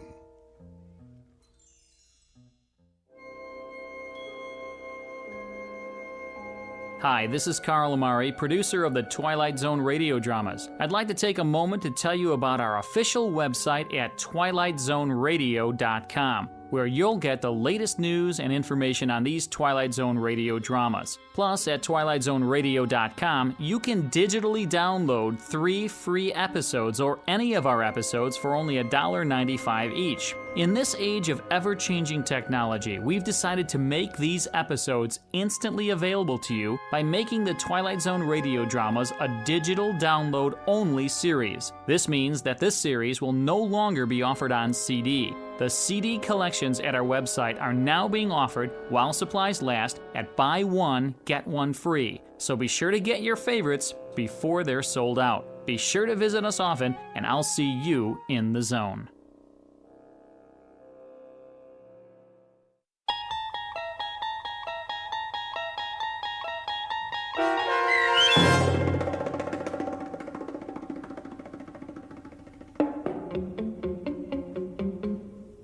The Shelter, starring Ernie Hudson with Stacy Keach as your narrator, was adapted for radio by Dennis Etchison and written for The Twilight Zone by Rod Serling. Heard in the cast were April Williams, Damon Williams, Tom McElroy, Renee Domens, Jamie Barron, Anna Sferza, Joby Cerny, Linda Ryder, C.J. Amari, Norm Woodell, Kurt Nabig, Doug James, Rick Vargas, and Jeff Lupitin. This copyrighted radio series is produced and directed by Carl Amari for Falcon Picture Group and Westwood One. Sound design and custom Foley effects for The Twilight Zone by Cerny American creatives Bob Benson, Craig Lee, Matt Sorrow, Tim Cerny, and Todd Beyer. To learn more about the Twilight Zone radio dramas and to contact us, visit our official website at twilightzoneradio.com. Doug James speaking.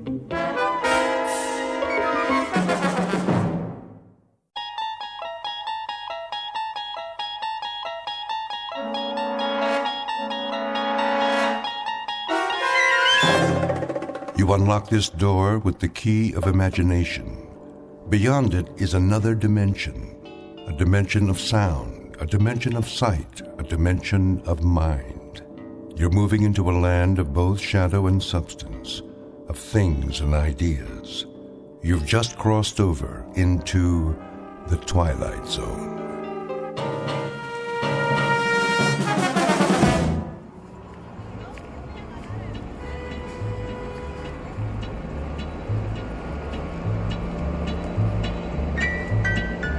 Street. Next stop, 14th Street. Bus driver. Yes, sir. There's a restaurant I've seen, a buffet. Lots of restaurants along here. Carolyn's Country Kitchen, I believe it's called, with the chicken special. Oh, yeah, corner of 17th. That where you went off? Indeed, I've been looking forward to trying it. All you can eat, I understand. Oh, knock yourself out. Oh, I shall, I assure you, I shall. Next stop, 17. 17. Here you go. Here, watch your step. Yeah, wait a minute. Yes? Well, when you got on, did you ever give me that transfer? Most certainly. There was such a crowd, but I finally found it. Remember? If you say so. Yeah. Have a nice night. I shall. Next stop.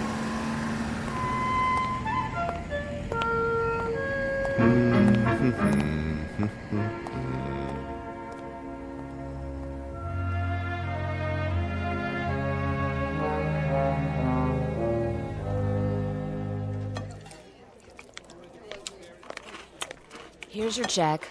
Ah, yes, the check. Get you anything else? Another glass of iced tea, perhaps. Refills are free of charge, I presume. Nadine will get it for you. I'm off the clock now. And pay up front. Certainly. Oh, miss. Yeah? Might I trouble you for one more plate of your delicious fried chicken? That makes 3. Your policy is all you can eat, is it not?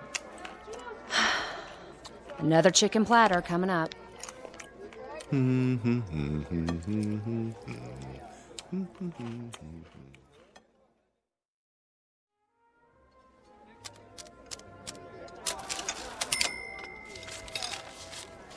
Thanks, Mrs. Nolan.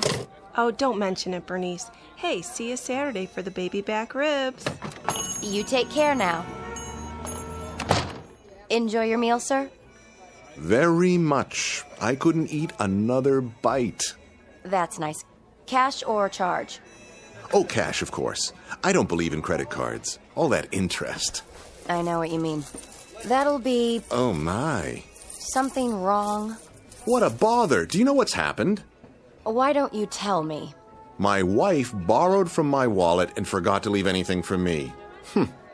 Will you take a check? Like it says on the sign, no checks. Yes, I see. Well, not to worry. My name is, James Brocklehurst. I'm with the Plyo Film Corporation. Perhaps you've heard of it.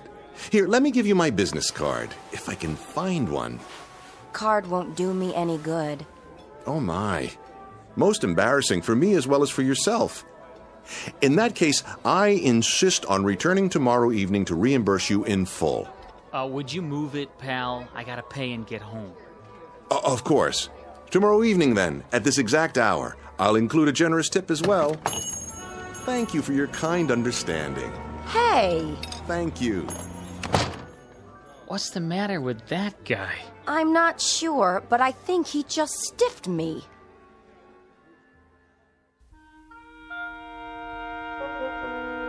Meet Mr. Luther Aorta, a normal enough man, at least in his own mind. Like so many people, he enjoys getting something for nothing. But for him, it has become an obsession and a way of life. So it isn't surprising that he's attracted by words like all you can eat and no limit and, best of all, free. That's the magic syllable. It does strange and wonderful things to the metabolism. In fact, it's his whole reason for living. Unfortunately, Mr. Aorta is about to discover that such signs don't necessarily tell the truth, because though the offer in question may be free, it sometimes comes with a one-way ticket to the Twilight Zone. And now, The Twilight Zone and our story, Free Dirt, starring Eric Bogosian, with Stacy Keach as your narrator. Luther? Luther, I'm talking to you. Yes, dear. Breakfast is ready. Good, good. If you want yours, you'll have to get that junk off the table. Oh, but it isn't junk, dear. I found several good coupons in this morning's paper. You and your coupons. Samples for the cost of a postage stamp. We can get new packets of seeds absolutely free. Seeds? You've got 100 packages of those things already. Yes, dear, I know, but these are special. I'll bet. They are. Look. Would you clear off the table, please? From the largest seed company in the U.S., free peaches, free cucumbers, free asparagus, and free ranunculus. Can you just taste them? What are you going to do? Eat the seeds in a bowl with milk? Of course not. I'm going to plant them. Oh, you are? Where? In the backyard. They'll make a lovely garden.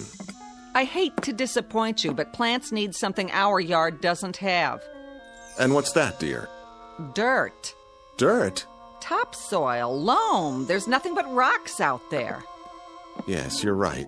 But don't worry. I'll find some fresh dirt and bring it home. From where? That may require some thought. Just a minute. Breakfast first? Oh, yes, breakfast. You drive me to work today, remember? Of course. Sit down and eat. I'm going to be late. I was just thinking about the dirt. Where were you last night, anyway? I rode the bus into town. Some things I had to take care of.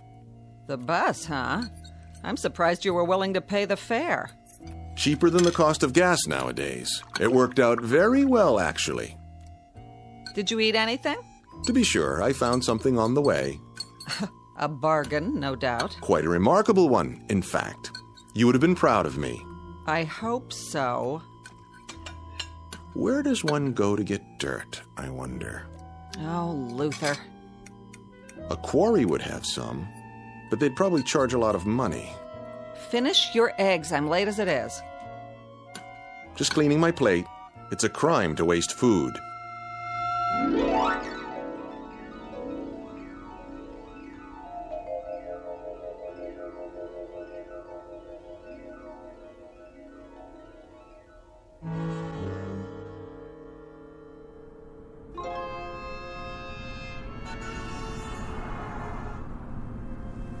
Let's see now. Nothing on the way home but offices, real estate companies. Perhaps the nursery. No, packaged soil would cost a fortune. Oh, well. Have to give this some serious consideration. Or double your money back. That's right. If you're not 100% satisfied with your new Ellison steam cleaner, return it to the factory and get double your money back. Call toll-free today or write the Ellison Company, Box 403, Minneapolis, Minnesota. And now, back to music for your morning commute. Box 403, Box 403. Where's a pencil? Wait a minute. I don't believe my eyes. Free dirt apply within. Within where? Of course, Lilyvale Cemetery. Where better to go for rich parturient soil?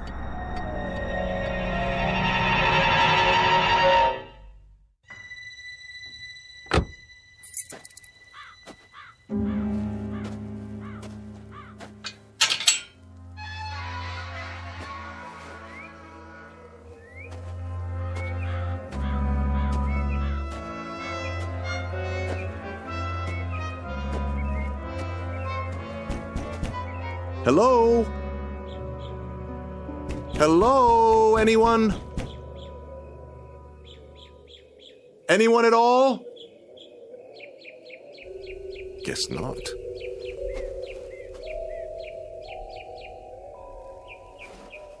Help you, sir? Oh, I didn't see you there. So many tombstones. Getting crowded.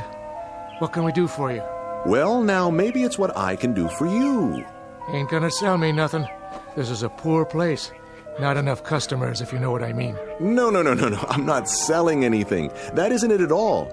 I was driving by, and I saw the sign. You're offering free dirt. Yep, left over from the grave digging. Well, I'm here to take some of that dirt off your hands. If there's any left, that is. Oh, there's plenty, all right.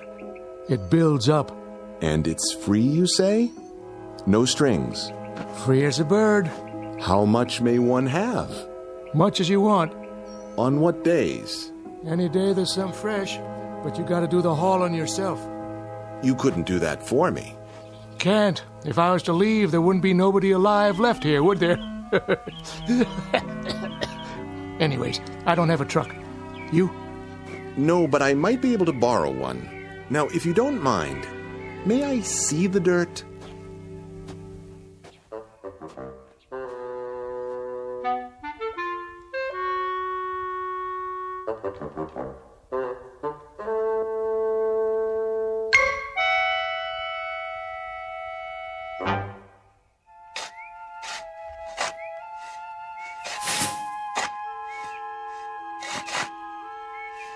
Even it out now. I want to get as much as possible in one load.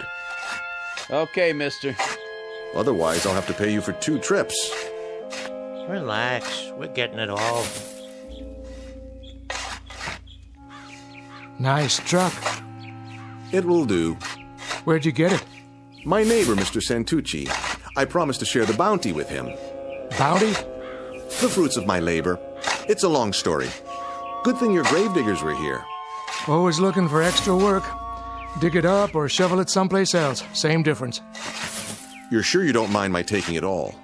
Glad to be rid of it. Well, it certainly does look like good soil. One should be able to grow anything in that. Ought to. Been fertilized enough. Yes, I suppose it has. All right, gentlemen, that's the last of it. I'll meet you at the house. Thank you, my good man. You've made my day. Don't mention it.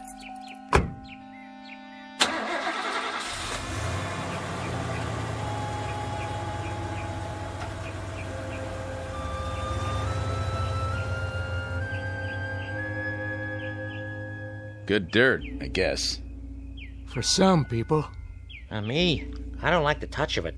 Sitting out here all week and it's still damp. I don't even like the look of it. Sure it came out of new ground? No old graves underneath? Hard to say. The plots are pretty close together. Well, don't tell that aorta guy. Yeah, probably gonna make mud pies out of it. I'd as soon not know. Just be sure he pays you.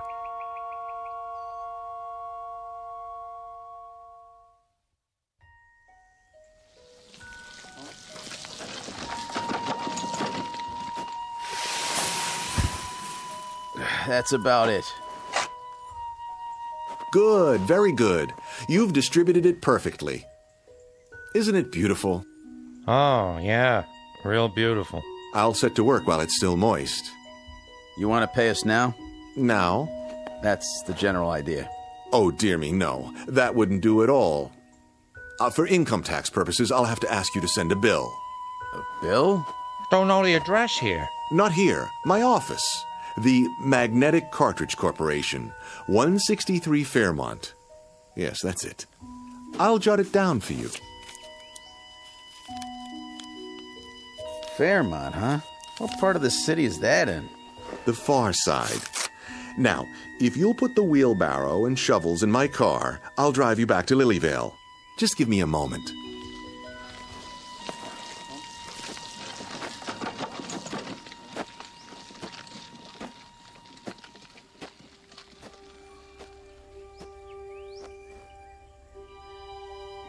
I can hardly wait. Peas, carrots, tomatoes, onions, squash, rutabaga, turnips, lettuce, corn, watermelon, and ranunculus. What a harvest this is going to be. I wonder what will come up first. Let's start with this one. What are you doing, Mr. Aorta? Good afternoon, Mrs. Santucci. I'm planting my very own garden. Where'd the dirt come from? The graveyard. But it's wonderful dirt. Really. Make sure you get the truck clean. My husband don't like no dirt in it. Oh, I will, completely. And do thank him for me. Graveyard, huh? Yes, just look how nice and moist it is. Reach over the fence and hold out your hand. See? Positively brimming with life. That what you call it? Think of the things that will grow out of this mulch, and all of it positively free. You can have it. Feels funny. And the color ain't right. Oh, it's splendid, I assure you. Excuse me, I have to drive the workmen. I'll hose the truck off soon as I get back. Good as new.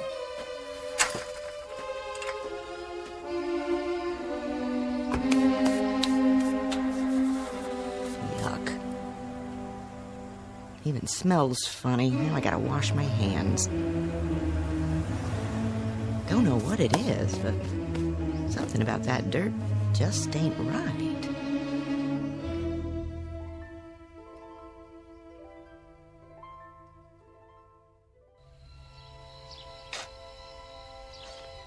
And parsley, and watercress, and zucchini, and sweet potatoes.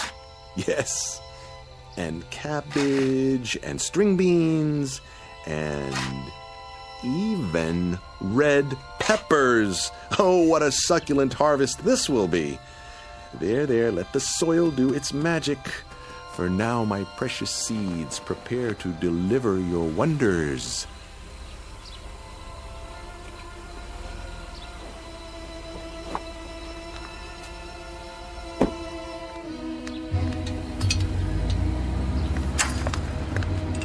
You? Hello, Myrtle. Home early, I see. Early? Or late? What time's it getting to be anyway? You were supposed to pick me up from work, or didn't you remember? Oh, no, I'm sorry, dear. Truly I am. But you see, I've been out here all afternoon, working my fingers to the bone. Doing what? Gardening. Isn't it magnificent? I've marked each variety with twine. I've even dug a small drainage ditch between the rows, so the water can run off. And do you know what I did today? I had to take a cab all the way home because my husband forgot I was alive. It slipped his mind. 1,000 apologies, dear. It won't happen again. You bet it won't. This is the last time I let you have the car, and from now on, you can take the bus every day. Myrtle, dear, may I ask one question? No. What's for dinner tonight? I'm feeling a bit peckish. Open a can.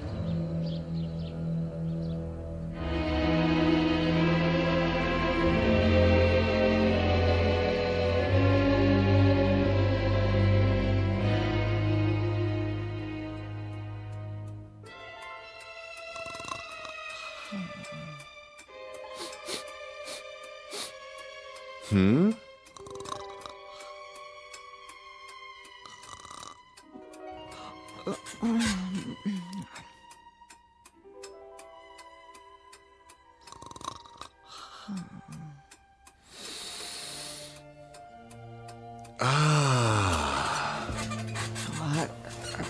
Luther? Go back to sleep, dear. What in the world? Just opening the window a crack. What for? Ventilation. Smell that. Come back to bed. It's 3 o'clock in the morning. I know, but I simply had to get a good whiff. Isn't the night air delicious? Like it's alive. Oh, crazy man. Listen. You can almost hear the little seeds reaching up from the earth, trying to be born.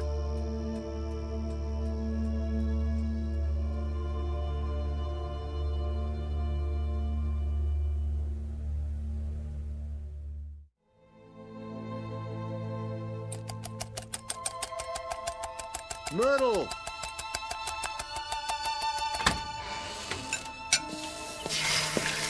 Myrtle! Didn't you hear me? I heard you. Come! Why? You won't believe it! What is the matter with you? I've got to show you something. I have to be at the office in 20 minutes. Let go of my arm. Look! Where did all these plants come from? Where do you think? I planted the seeds yesterday. Now look at them. That's ridiculous. You got up early, drove to the nursery, and brought them back here somehow. Don't you be ridiculous. The squash, the beans. Do you realize what a miracle this is? You plant something and it grows. That's no kind of miracle. In one night? Use your eyes, woman. The corn is as high as an elephant's eye. It's impossible.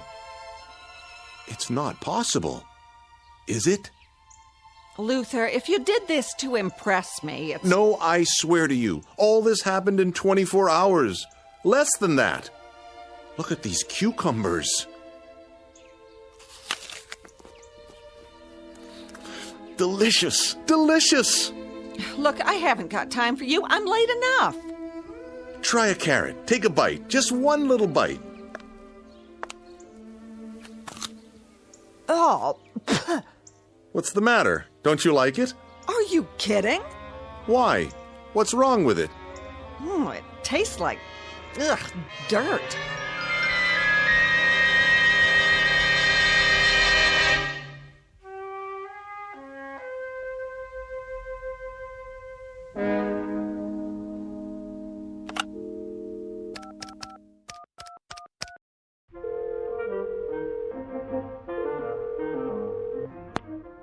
KRIS-TV. This is Luther Aorta. Send a news truck over at once. I've got something big to show you. Pardon? 1217 Sunnyview Lane. Someone has to take pictures of this. People won't believe it if they don't see it with their own eyes. Has there been an accident, sir? Not an accident. Something glorious, stupendous, something positively not of this world.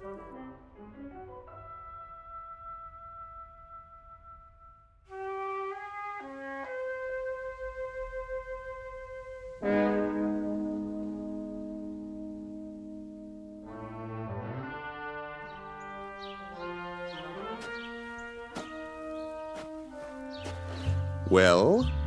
It's a nice garden, I'll give you that. Yeah, same here. But I don't see anything unusual about it. I told you, the seeds were planted only yesterday. It all came up overnight. Is that a fact? Ask my wife. She'll tell you as soon as she gets home. Mr. Aorta, we appreciate your call, but we're a television station, not the university. Do you see the size of it? Well, it looks exactly like what it is. A vegetable garden in someone's backyard. Bigger than most, but that isn't really news. So you're not interested in miracles? Only the ones that can be proved. All right, then. I'll prove it to you. And how will you do that? I'll rip out all of these plants and do it again. You can see for yourself tomorrow. Would that be proof? Yes, sir. That would be proof. Assuming there was documentation. Footage of you doing it and the results. And that would mean cameras around the clock. And unfortunately, that's just not in our budget.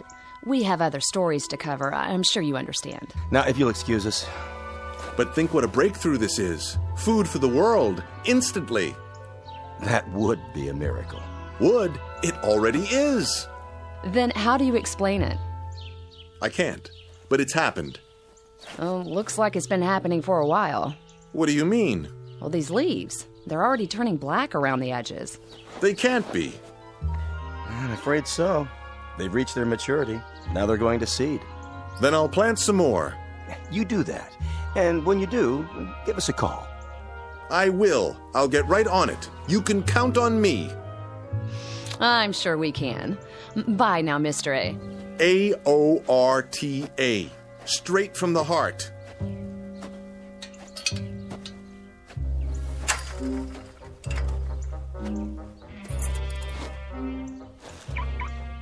I've seen some nutcases before, but this one is the king. Could have saved us a trip if he told us the whole story in the first place. Make sure he does the next time. Oh, think he'll call again? You know it. But I hope we're out on a real story when he does.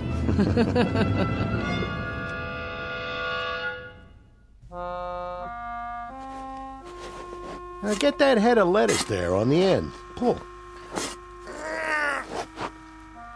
Got it. Looks like it's 6 months old. It's rotting already. You believe me, don't you, Mr. Santucci? I wouldn't, except my wife saw you planting the seeds. Yes, she stood right where you are, leaning over the fence. I'll tell you flat out, I've never seen anything like it in my whole life, and I was brought up on a farm. It just don't make sense. It must have been the dirt. Could be. Can't think of anything else. Made a nice layer of topsoil. Now it's all sucked clean. You need some more fertilizer.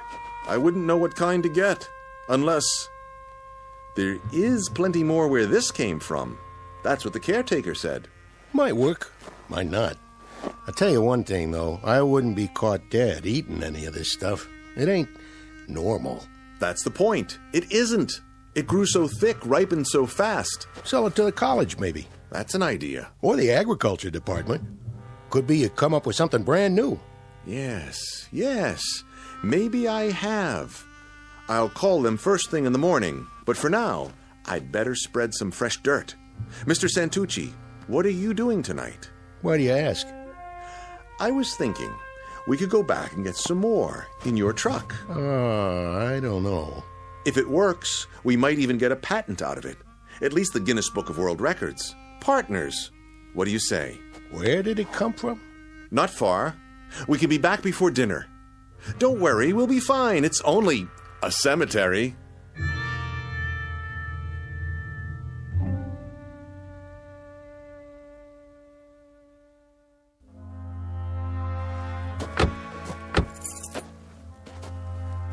Never liked cemeteries.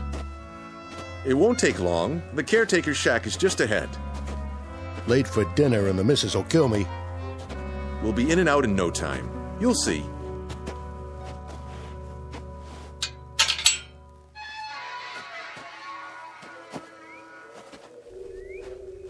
Sure got dark fast. It's the trees and the statues. Here we are. Hello? Hello? Maybe we should come back. Nonsense. It has to be now, while the plants can be revived. Well, it's my truck, and I say we get gone. There's nothing but dead folks here. Then no one should object if we drive on in. Help you, fellas? Hey! Don't go creeping up on people like that. Sorry, mister. Not many visitors this time of day. Is that you, Mr. A? Yes, I wanted to ask you. How'd that free dirt work out? Very well. I was wondering if you could spare a little more. I guess so. Planted a fresh one this morning. A fresh what? New man for the sod Sheraton. Got his bed turned down and everything. Good.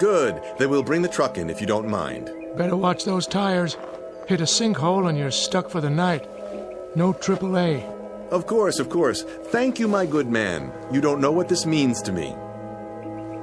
Hope you brought a flashlight. They like it nice and dark out here.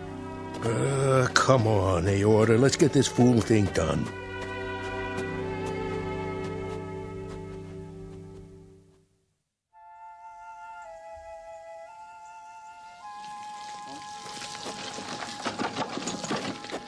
Ernie, how much longer? Coming! Your dinner's cold. Be right there, I said. That's it. I'm going inside. But we're almost done. One more wheelbarrow full, and the whole garden will be covered. Well, it's your yard. You finish it. Don't know why I let you talk me into this in the first place. Think of the publicity. Our pictures in the paper. 2 neighbors who can feed the world. Lots of luck, pal. I gotta take a shower to get this stink off me.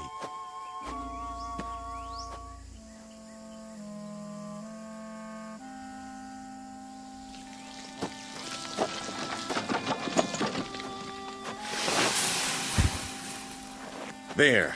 A new layer spread out. Nice and even. That ought to do it.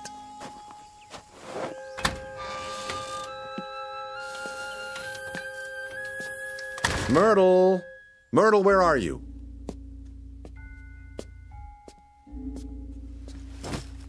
What are you doing with the suitcase? What does it look like I'm doing? I'm getting out. But why? Don't try to stop me, Luther. And I'm taking the car. You can just fend for yourself. I think I deserve an explanation. Oh, you do. Take a guess. I can't stand living with you anymore. Like Mrs. Santucci says, you're a loony. Do this and you'll be sorry. Are you threatening me? No. But those plants, they might be worth a lot of money. Yeah, in your dreams. Keep away from me. Tomorrow I'm going to have someone from the university come over and take a look. They're worth a fortune. Mr. Santucci agrees. They might be worth nothing. That's what they might be worth. You know why? Because they're as loony as you are. That's not true. They're a miracle of horticulture. Then if you know what's good for you, you'll eat those miracles, because there isn't anything else in the house. Do your own shopping. I've had it. She'll be back. Just you watch.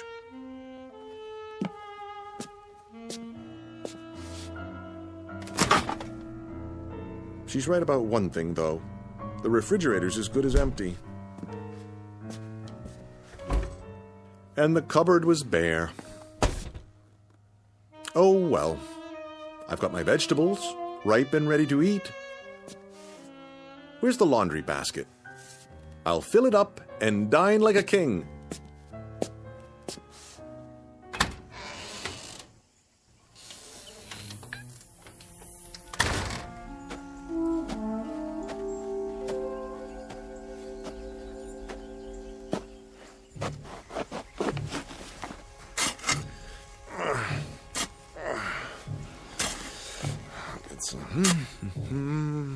Onions, summer squash, eggplants as big as your head.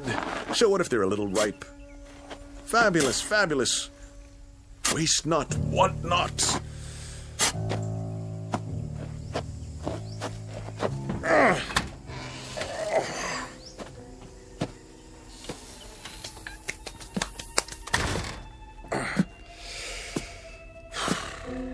Looks like I'm going to be a vegan for a while. Well, so be it. Tonight the vegetables, tomorrow the world. Boiled, sautéed, any way at all. How about a nice hearty soup and a casserole? Potatoes au gratin, yes. A little salt and pepper, a few spices, and voila! Luther Aorta's Blue Plate Special, coming up.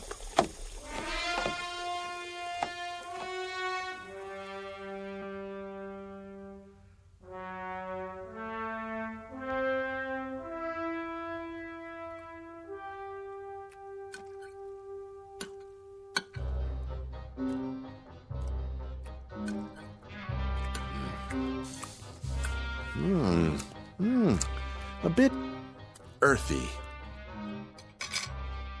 Perhaps some condiments. Catsup, Worcestershire, a touch of brown mustard.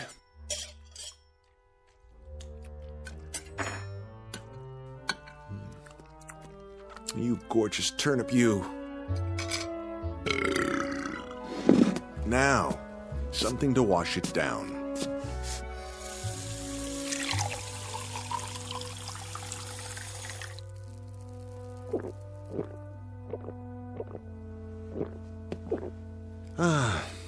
I'm still not full. Something more to fill the hole. Let me see what's left. Can't leave anything to waste.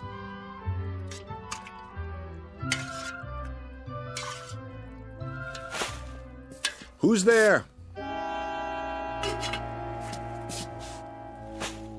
That you, Arnie? Who's in my backyard? The cat. Or raccoons. Come to steal by the light of the moon. Well, I will not have it.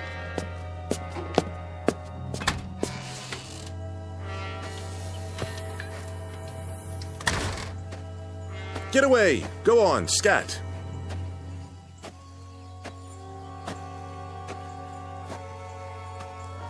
What? Where did this come from? Somebody's dug a hole. A deep one.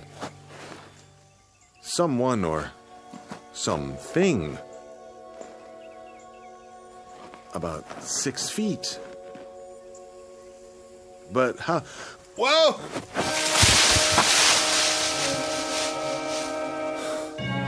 Felt like something tripped me. But what? Gotta climb out.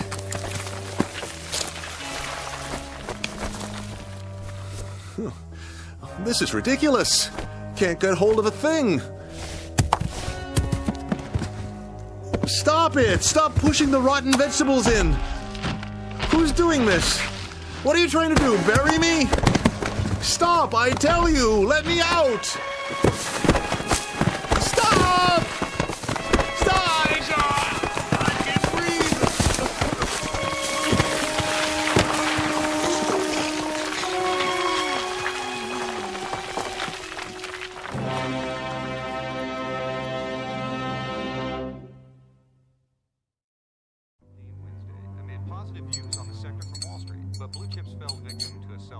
So, what do you think it was?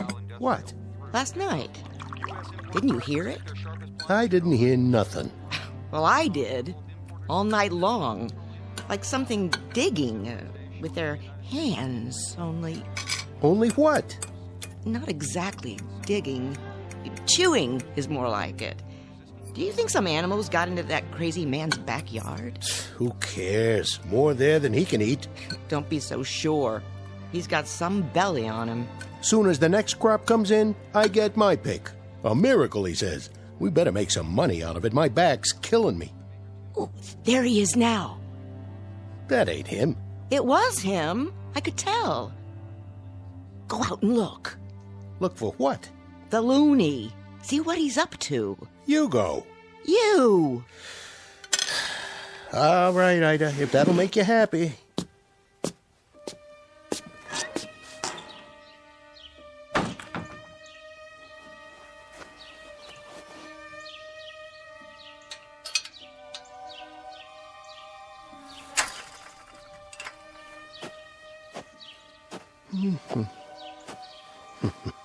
Huh.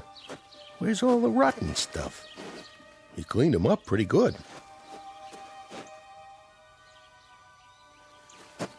Aorta? Hey, Aorta! You all right in there?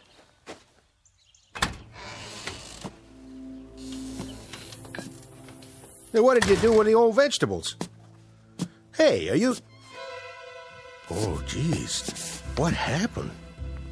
You okay, buddy? Wake up!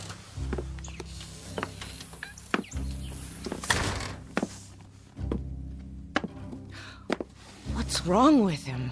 I don't know. He was just laying here. Take his pulse. Oh, he's dead. Turn him over. Oh, poor guy. Sure got a gut on him. Bigger than ever. What's that stuff around his mouth? Looks like dirt. What are you laughing at? Don't you get it, Arnie? The whole yard's empty. And you know what he did with it. He ate himself to death. No. No.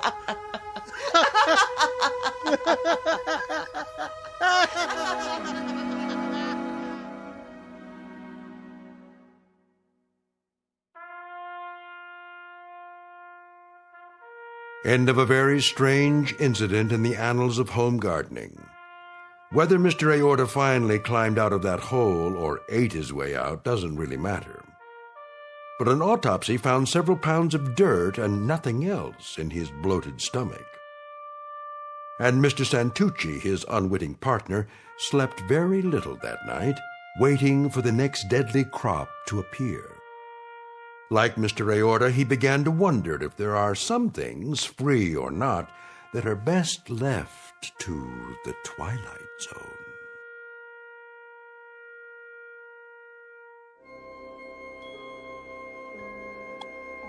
Hi, this is Carl Amari, producer of the Twilight Zone radio dramas. I'd like to take a moment to tell you about our official website at twilightzoneradio.com, where you'll get the latest news and information on these Twilight Zone radio dramas. Plus, at twilightzoneradio.com, you can digitally download 3 free episodes or any of our episodes for only $1.95 each. In this age of ever-changing technology, we've decided to make these episodes instantly available to you by making the Twilight Zone radio dramas a digital download-only series. This means that this series will no longer be offered on CD. The CD collections at our website are now being offered, while supplies last, at buy one, get one free. So be sure to get your favorites before they're sold out. Be sure to visit us often, and I'll see you in the zone.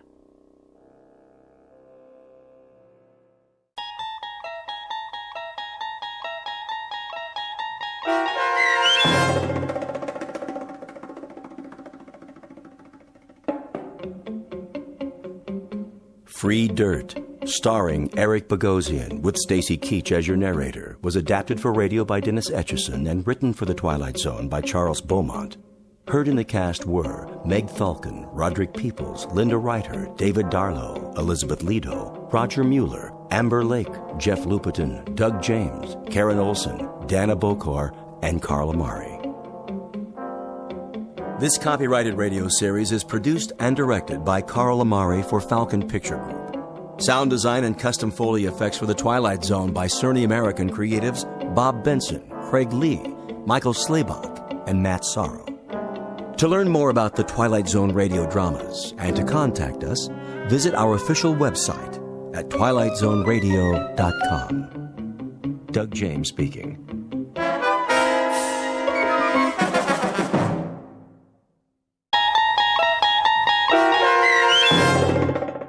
To Serve Man, starring Blair Underwood with Stacy Keach as your narrator, was adapted for radio by Dennis Etchison and written for The Twilight Zone by Rod Serling, based on a short story by Damon Knight. Heard in the cast were Doug James, Alyssa Fraden, C.J. Amari, Amber Lake, Christian Stolte, Jeff Lupetin, Kip Karstedt, Terry Berner, Tony Sancho, Alex Sopener, Steve Keys, Joby Cerny, Kurt Nabig, Amanda Amari, and Rick Arthur. To learn more about the Twilight Zone radio dramas and to obtain audio cassettes and CDs of these programs, visit our website at twilightzoneradio.com. The producers of The Twilight Zone wish to thank CBS Enterprises, Carol Serling, Dennis Etchison, Dick Brescia Associates, Claire Simon Casting, Terry Jennings, XM Satellite Radio, Sirius Satellite Radio, our sponsors, and our radio affiliates for helping make this series possible. This copyrighted radio series is produced and directed by Carl Amari and Jason Mallow for Falcon Picture Group. Doug James speaking.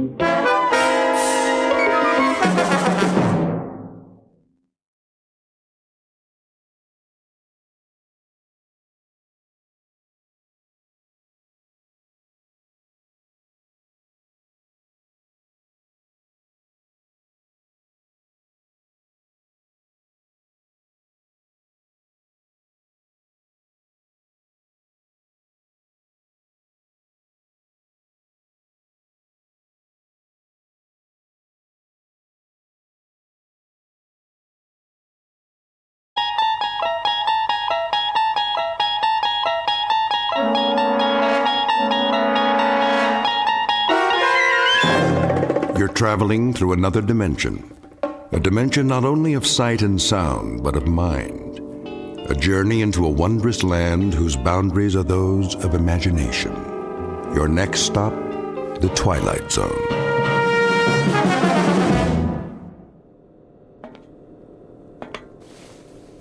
Mr. Chambers. Mr. Chambers. Now what? It is a mealtime. Repeat, mealtime. How exciting. Kindly state your preference, please. You really think I care? We have a full menu on board, suitable for human consumption. It has been designed to meet your dietary needs. I don't have an appetite. That does not compute, Mr. Chambers.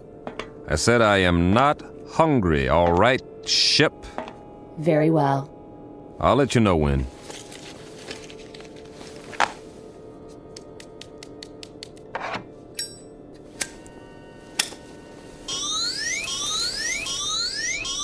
Safety alert. Oh, but it's just a cigarette. Please extinguish all smoking materials at once. Please extinguish. Okay. Deposit in appropriate receptacles. This is a mandatory safety measure. I heard you. Thank you for your cooperation. This is going to be a long trip. It is for your own good. Cigarettes are harmful. They are extremely hazardous to your health. And traveling through outer space, that's not. Comparisons are relative. Is that right? Please define your frame of reference. Well, here's a reference for you. The moon. Which moon? Anyone will do. As in, why don't you go take a flying jump at it? Kindly repeat. Forget it. You do not care for food at this time. Leave me alone. You do not care. Yes, I do not care for food at this time. Very well. Very well. Oh, ow! Oh, my hand. Please refrain from striking the walls of your sleep module. How do you expect me to sleep if you won't stop talking? We only seek assurance that your needs are being met. Your well-being is our primary concern. Yeah, right.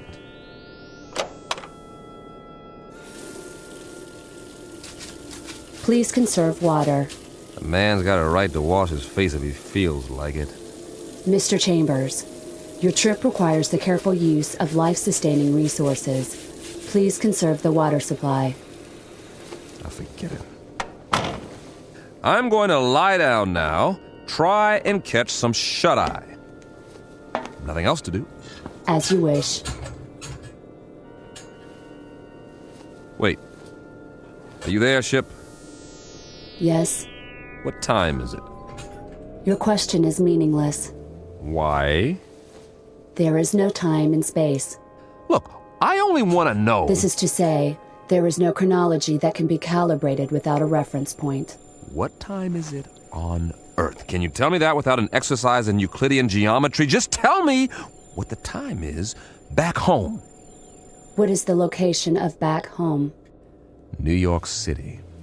In New York City, it would be 12 noon. 12 noon.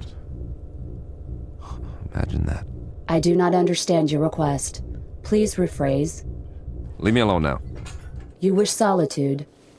Yes, I wish solitude. Very well.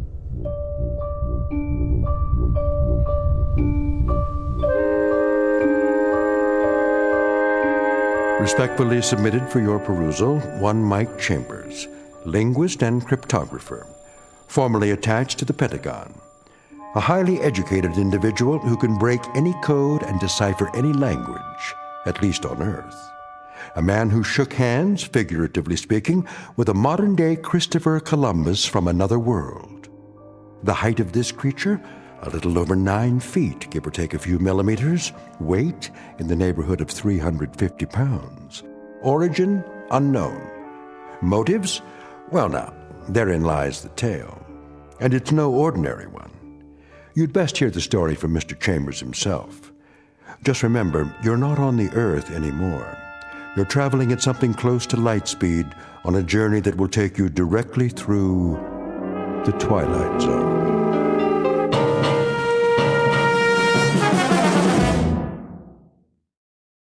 And now, The Twilight Zone and our story, To Serve Man, starring Blair Underwood, with Stacy Keach as your narrator.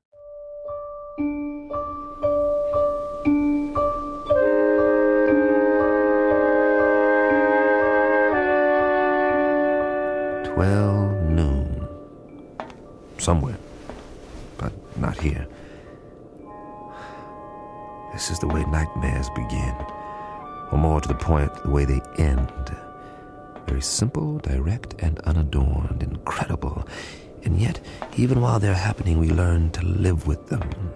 We digest and assimilate new information as best we can, beginning with the smallest bits, the ones that are easy to process.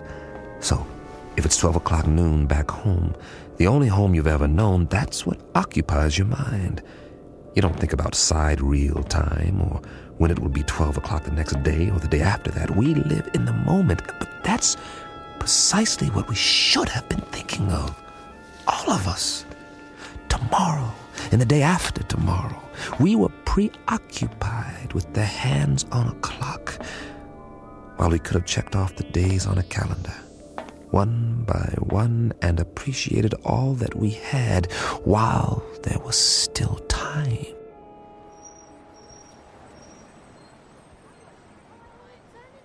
It started on an April day. It was noon then, too. And people walked and drove and bought and sold and fretted and laughed as they have always done. The world went on much as it had, with a tentative tiptoeing along the precipice of crisis. There was the economy to worry about, and wars, and the Middle East, and all the other myriad problems, major and minor, that had been with us for years, but they had somehow begun to lose their edge. I suppose because we had grown so accustomed to them. And that's when it happened. Mommy, what's that? Why, I don't know. Something flying over in the sky. It must be an airplane. But it's so bright. I know what it is. It's a flying saucer. Oh, it can't be. Look, it is. That's when we first heard they had come. And that's when we should have prepared ourselves, but we didn't. Instead, we milled around like farm animals, worried only about our creature comforts, while the Secretary General of the United Nations made the first official announcement. I watched that broadcast, the same as you did, live from the lobby of the UN in New York City. It came from the lobby, not the General Assembly. That rather large auditorium was empty, not due to a long lunch hour or an ambassadorial walkout or even the end of the world. The representatives of all nations were at that moment watching their television sets and listening to their radios, much as were their peoples around the world. For, as it turned out, this would be a rather momentous afternoon. Ladies and gentlemen of the press, is this thing on? If you could move back, please, the Secretary General will answer all your questions. Move in. I'm trying. Get the shot. Where's the other mic? Take evening news remote. Take one. Get it now. This is live. Mr. Secretary, if we can have a shot of you. Look at the cameras, please. Please, ladies and gentlemen, may I have your attention? Quiet, please. No questions just yet. I have a prepared statement. I say I have a prepared statement. Would you give me your attention, please? I'll read it now, if I may. Ladies and gentlemen, I should like to recapitulate the events of the past 11 days. On the 14th of March, shortwave broadcasts were received in the principal capitals of the world. It was established that these transmissions did not originate on Earth. Rather, their origin was extraterrestrial.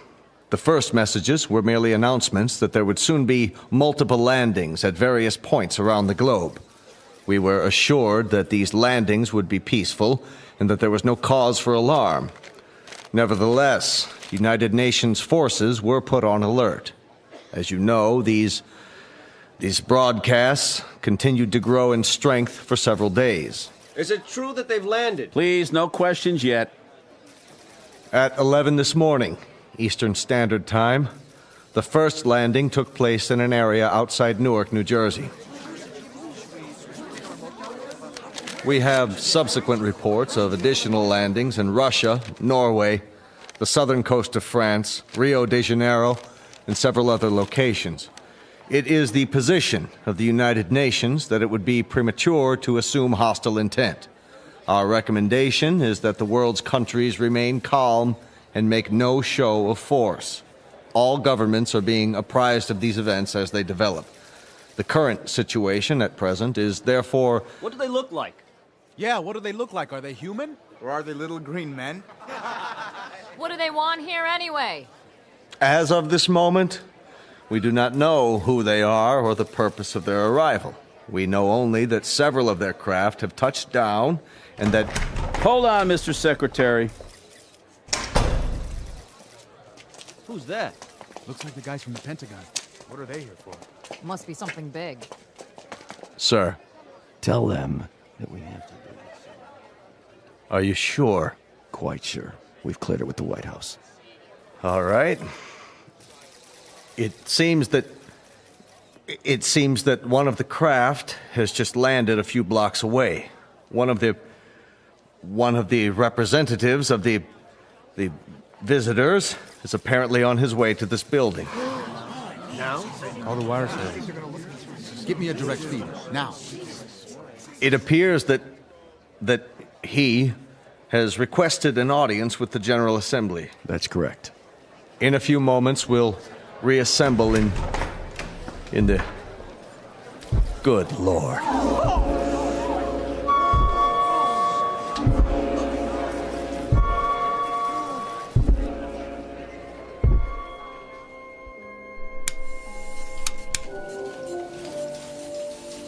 Mr. Chambers, Yeah? I think you'd better see this. What is it, a UN proclamation? They're not in session. They've called a special assembly. This looks important. We don't even know where the ships are from. Once we triangulate the signal...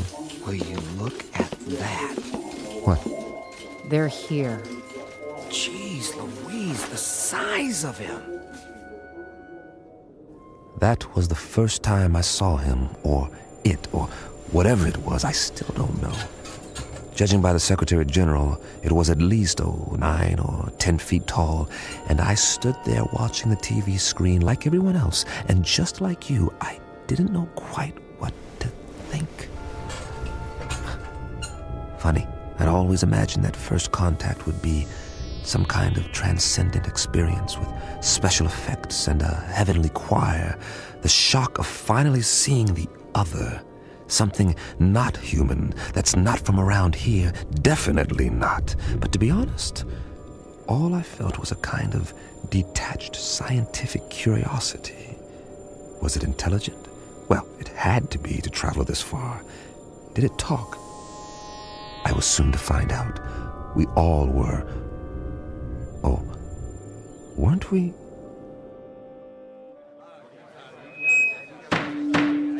Come to order, please. May I have your attention?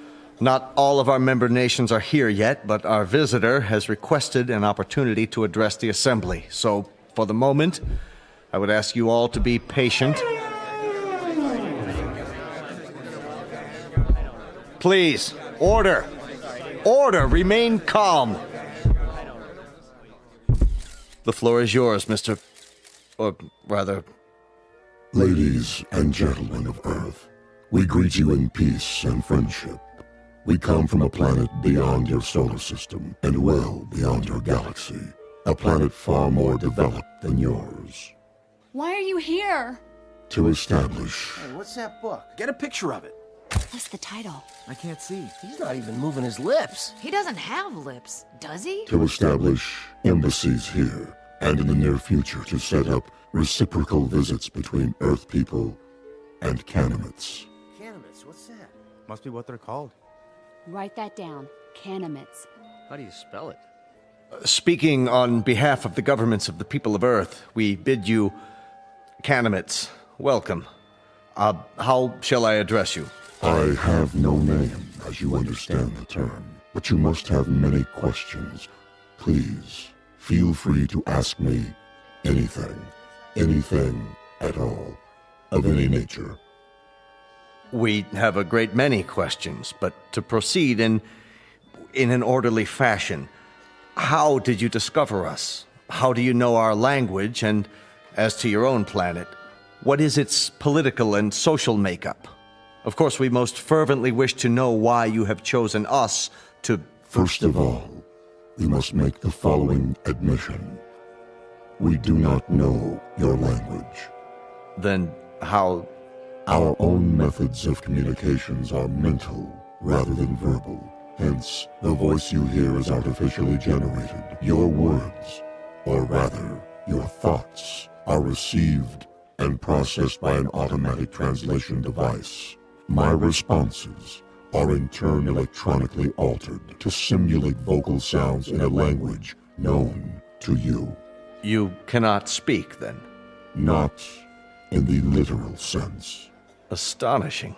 We understand you perfectly. As to your other queries, our planet is not visible to you. It lies far beyond what you call the known universe, but it is highly advanced technologically.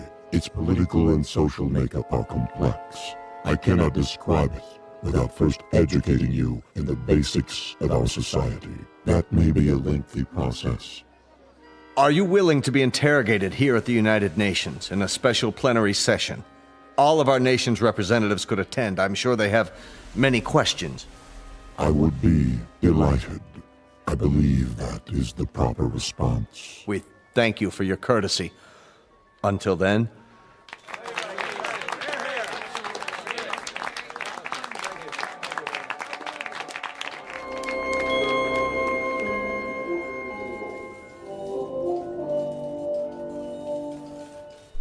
Well, that's it.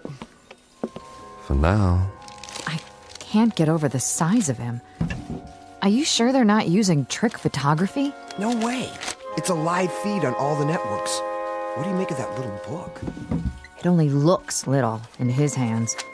It's probably a perfectly normal hardcover. There's nothing normal about it if you brought it all this way. Maybe it's a dictionary. The most commonly used phrases. You wouldn't need a dictionary. He said they have an automatic translation machine. A guidebook, then. Protocols, that sort of thing. There's something printed on the cover. If we could just get a view of it. It's not in any language we know, that's for sure. No, maybe not, but any group of symbols can be deciphered. Even non-human symbols? That would be a tough one, all right. If he brings it with him next time, I can capture the image and try to enhance it. Do that, would you, Randall? This may be the challenge of a lifetime. I have got to know what it says.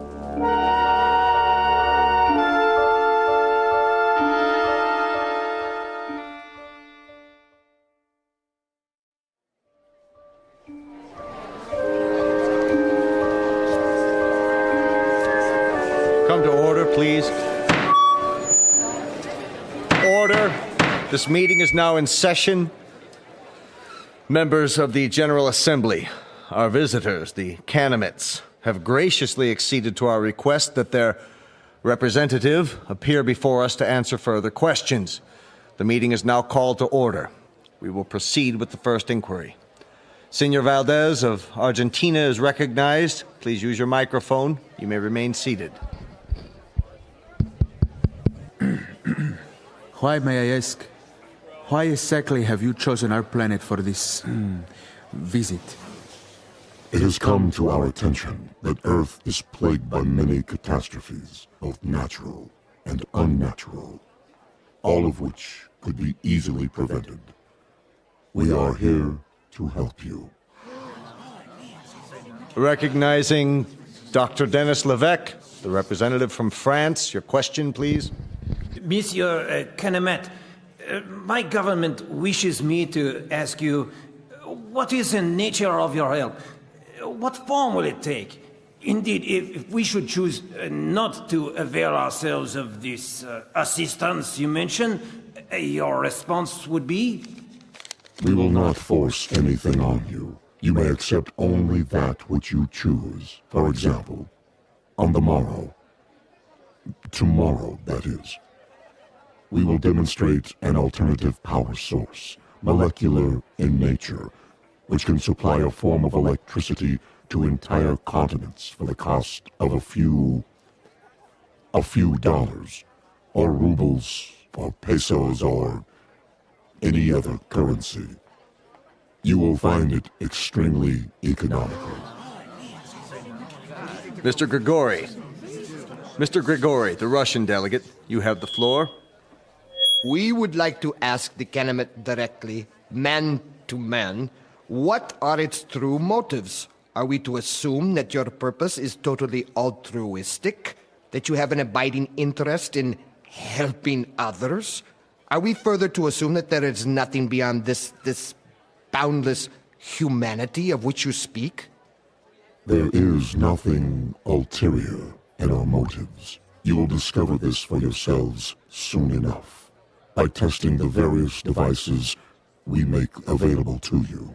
What devices? I think the representative has answered your question. For example, we can show you a simple way to add nitrate to the soil and end famine on Earth. We can demonstrate the principles of a practical force field to cloak each nation with an invisible wall, impenetrable by bombs, missiles, or any other weapons. This will bring international peace for all time, if that is what you want.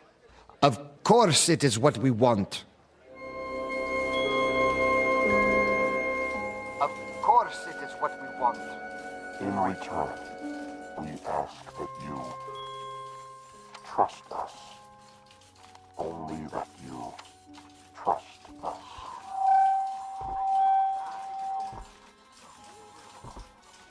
All we're saying is give peace a chance. Well, why not? Nothing else seems to work. Wait a minute. Enlarge the image. Did I just see what I thought I saw? You sure did. The Canemet left his book on the podium. Well, I'll be. He doesn't seem to have noticed. Cross your fingers. I want that book. I have a feeling it'll tell us plenty. Everything we need to know. If we can decipher it. Get on the phone and call the floor now. Tell one of the aides to pick it up with a stack of papers. Anything. Stage a distraction if necessary, but get it! Okay. That book may turn out to be the most important one ever printed. Here or anywhere else in the known universe.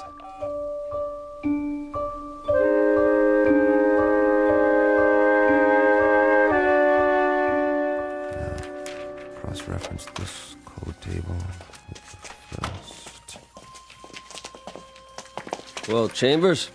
I've almost got it, Colonel. What have you got? For starters, a migraine headache and a bad case of eye strain. We're wasting our time. He can't lick it. Not in 8 hours, I can't, Colonel. It took almost a year to crack the Japanese code in World War II, and they had an army of experts working on it. This is the language of people from outer space, probably 500 times as intelligent as we are and 1,000 times more complex. You need help? All donations gratefully accepted. But, Colonel, I showed this book to everyone on my staff, and I've had 12 people working on it since late last night. And? You must have some idea. See for yourself. We've tried pretty much everything. Single transposition, double transposition, every method of cryptography there is. Nothing seems to work on these pages. They're more like hieroglyphs, but with no known pictographic references. Is that what they are? Hieroglyphs? They have certain things in common with ancient Egyptian writing, but much more complicated. And we have no Rosetta Stone to decode it, so I can't honestly say whether we're any closer now or if we're still 1,000,000 miles away. So you can't decipher it? We can keep trying, that's all. Standard, reverse, direct, systematically mixed, keyword mixed, random mixed, reciprocal, conjugate, every sequence we can come up with. But I can tell you something right now, Colonel, both of you. This is a tough nut. A real tough nut. If it weren't so important. It must be. That Canemet, or whatever he calls himself, made reference to it every third line in his speech. The White House agrees. If we could understand this book, we might be able to decipher the Canemets themselves. I'm beginning to wonder if they need deciphering. What? Well, they've done all right by us so far. You mean they're demonstrations? As parlor tricks? They don't seem like parlor tricks. That nitrate device they used in Argentina this morning. Now the soil has more vitamins in it than a health food store. That doesn't prove anything. I know that part of the country. It's as barren and fruitless as any place on Earth, and there are actually weeds growing in it now. 6 hours after the nitrate process. And the answer is in this book. It might be. And we might lick it or we might not, but I've got a strange feeling that... That what? That we're looking a gift horse in the mouth, and I've got another funny feeling, too. And that is? That if these Kennemits are as helpful as I think they are, you two boys will be out of a job, and so will I, in all probability. And very likely so will the whole UN. You won't need armies, or navies, or air forces, or security divisions, or world courts. They'll all be obsolete. Am I to assume, Mr. Chambers, that this is a scientific analysis, or just some Kentucky windage? I don't know what it is, Colonel, beyond an instinctive feeling. The same feeling tells me that when everyone on Earth gets enough to eat, when there aren't any more wars or diseases or famines, this world is going to be a Garden of Eden that stretches from pole to pole. Your optimism is refreshing, Mr. Chambers. But for the time being, I'd consider it a personal favor, not to mention a direct order from the Chief of Staff, that you continue your efforts regardless of how your feelings change. Keep deciphering until you break this code or language or whatever it is, and tell us precisely what the bloody book says. I'll do my best. No promises, though, gentlemen. Now, if you'll let me get back to work. Jim, I think we've... What is it, Pat? We tried a new computer sequence. And? Look at this. We've got the title, anyway. You translated it. Are you sure? What does it say? This is an overlay. Place it over the cover of the book, like a template. Ah, brilliant. You're going to get a promotion out of this. You know that, don't you, Pat? No, it wasn't just me. Well, now, that makes the cheese a little more binding, doesn't it, Colonel? Let me see. It seems that our visitor's little textbook bears a very simple title right here on the cover. Well, what does it mean? What does it look like? I'd call that a fairly altruistic phrase, wouldn't you, Pat? I'd like to. It does seem unambiguous. It certainly does. It's a handbook. That's all. What does it say? Read the title for yourself. To serve man? This book is a set of instructions about how to do exactly what they've said. To help us, to help the world. How much clearer do you want it? They came here to serve man. That was the title of the book, no doubt about it. Pat and the rest of the staff had done it. They had come up with a template that deciphered the symbols on the cover, word for word. It was a place to start, and the most important one. At least we had confirmation of the Kennemits' intentions. Everything they had said was quite literally true. They were here for our sake. Of course, not all governments would be as easily persuaded, so at a closed session of the Security Council, our visitor was put to the test. The Pentagon provided credentials so I could attend, and I jumped at the chance. This was one meeting I couldn't afford to miss. If it went according to plan, the world would find out once and for all what, if anything, the Kennemits wanted for themselves. And whether the price, if there was one, was something the Earth could afford to pay. Though I, for one, didn't expect any surprises. Would you? Never in a million years.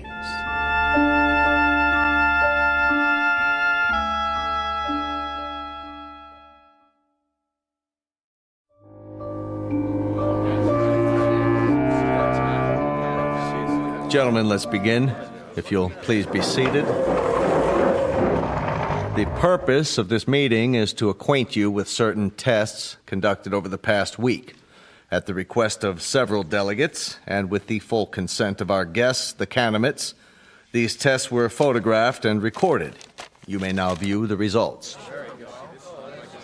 The tests were conducted by members of the National Science Academy and witnessed by a team of experts. If you'll watch the monitor at the front of the room.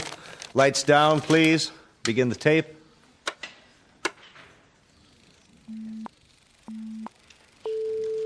This machine is a polygraph, the standard instrument for measuring the proof or falsity of a statement. Since the physiology of the Canamitts is unknown to us, our first objective is to determine whether they react to these measurements as human beings do. We will now proceed with a dry run to establish a baseline reading. Are you ready? I am ready. I trust our small chair is not too uncomfortable? Not at all. The sensor attached to the torso registers the pulse rate. The second attachment shows electrical conductivity in the palm of the hand as perspiration increases. And the third connection shows the pattern and intensity of electrical waves emanating from the brain. With human subjects, these readings vary markedly, depending upon whether the subject is speaking the truth. I understand. Then let us begin.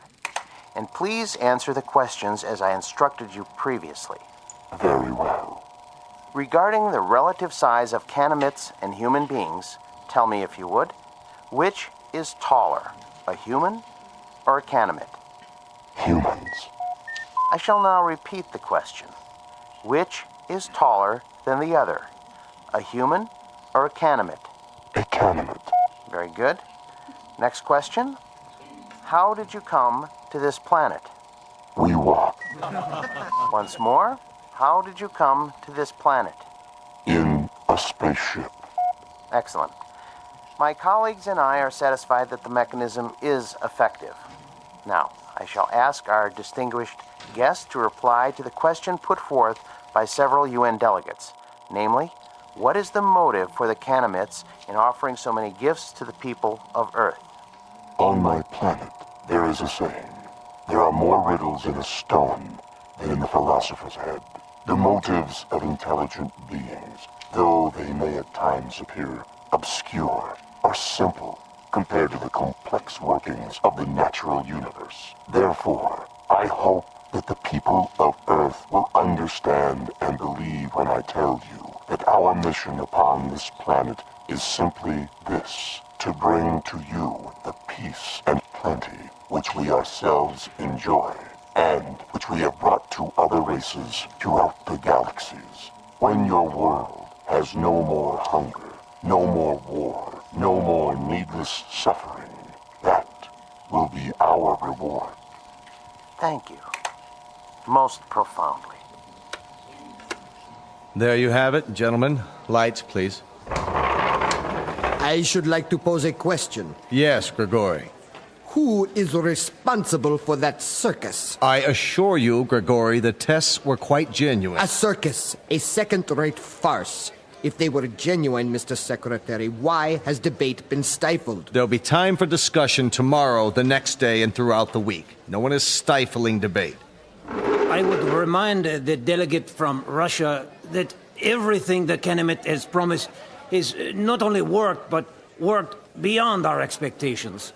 The force field that was tested yesterday morning, nothing could get through. And suddenly we find ourselves in a brave new age, when none of us need fear a hydrogen bomb or a missile. We are on the threshold of peace, Monsieur Gregory. Peace as we have never known it. Niet. I say niet.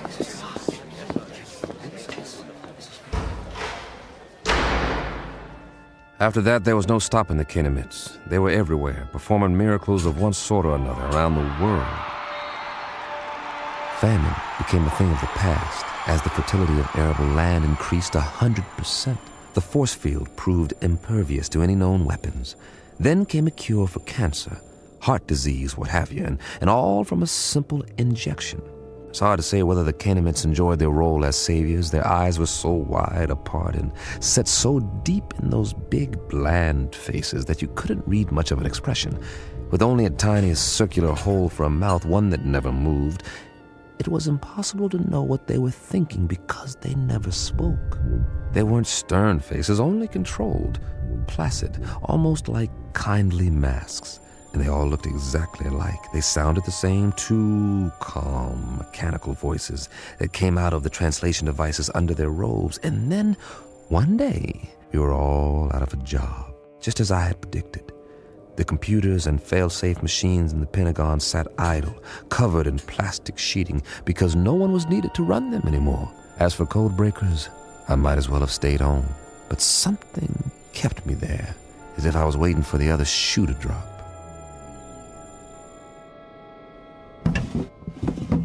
Mr. Chambers? Over here, Pat. I'm going home now, boss. Need me for anything? Like what? This isn't exactly a beehive of activity anymore. You can say that again. The new story of mankind. Nobody needs to decipher anything because, well, there aren't any more codes. Because there aren't any more secret messages. I know. Drink? Well... One for the road, on the house. All right. Odd. What is? I mean, not reading about wars or insurrections or anything anymore. There's a rumor that they're going to disband the United Nations inside of a month. Here you go. The new millennium. Cheers. Cheers. How many Canamits are here? Anybody ever figure it out? A few thousand, I guess. They've got embassies in every country now, and for everyone that comes, 1,000 of us take off on one of their ships. The reciprocal visits they promised. Now that's the odd thing, the ease with which human beings adapt. It's fantastic.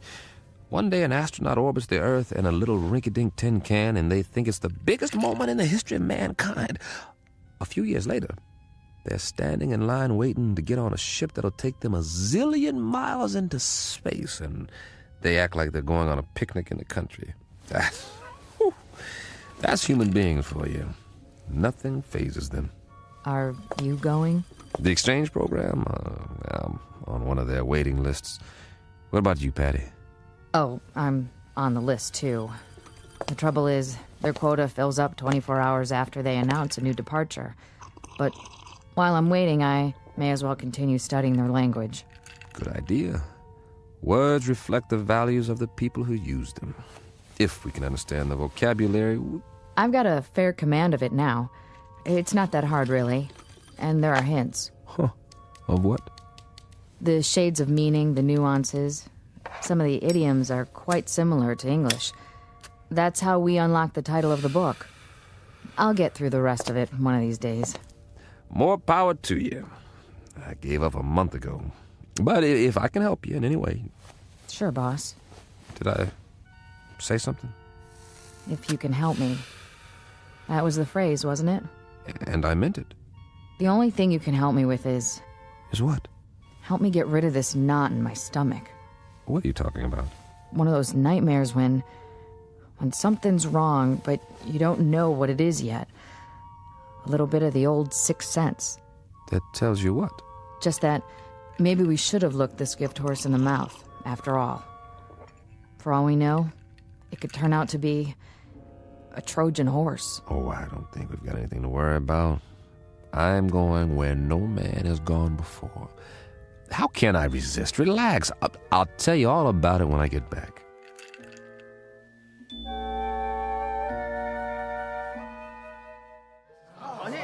Please, get in line. One piece of luggage per person. This way to the loading platform.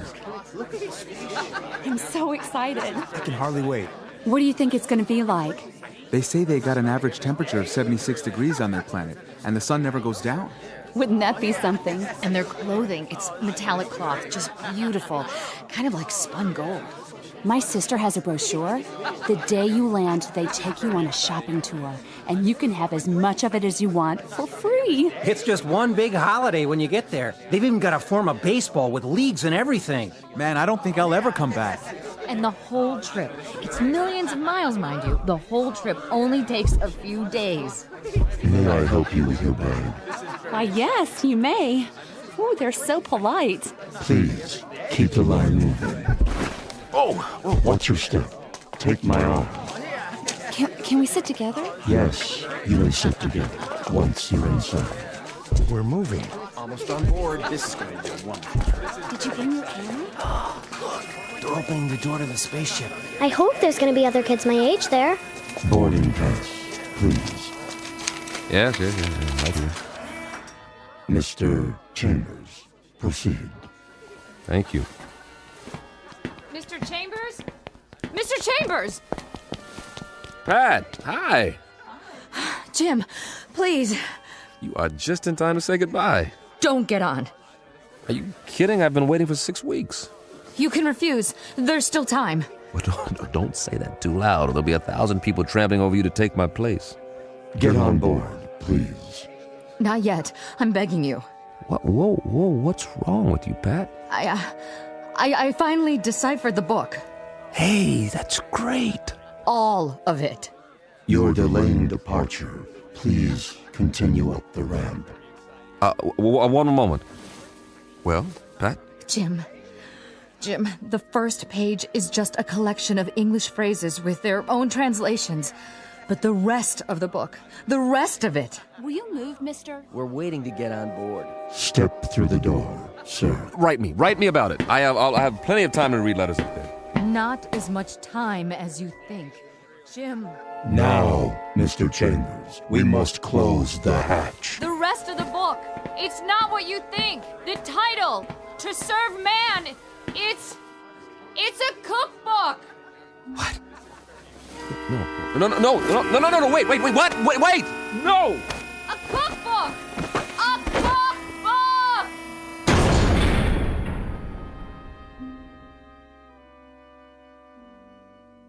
A very specific difference in points of view. To the wee ones, the little race of tourists known as humans, it's a marvelous adventure, a voyage to outer space, a chance to get away on the greatest vacation ever. But to the extra-large, granite-faced individuals known as Canamites, it's nothing more than a cattle car, a very comfortable supply ship, bringing food from the other end of the universe to a place where appetites must be enormous. As I say, it's all in the point of view, a lesson in language and semantics from the Twilight Zone.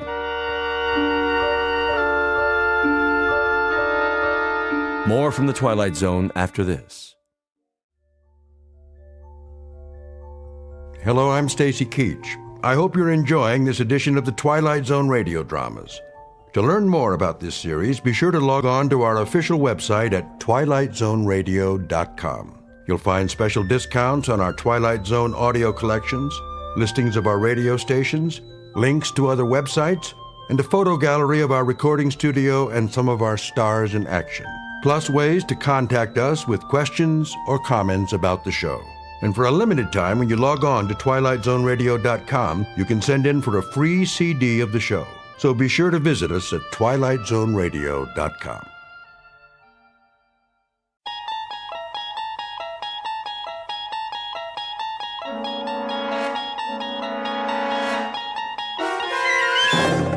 You unlock this door with the key of imagination.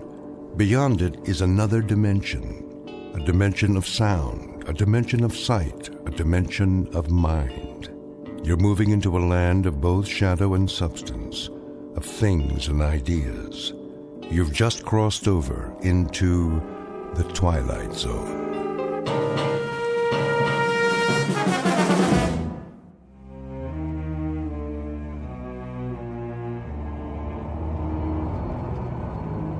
Why are you driving so slowly, Miller? Sorry, sir. The traffic is unusually heavy today. I can see that, but can't you speed it up a bit? I wish I could, Mr. Gordon. Ever since we crossed the bridge, it's been bumper to bumper. Well, then, try an alternate route. This is the alternate route, sir, but it doesn't look very promising. Oh, I'm going to be late. She doesn't like it when I'm late. No, sir. I better call home. A capital idea.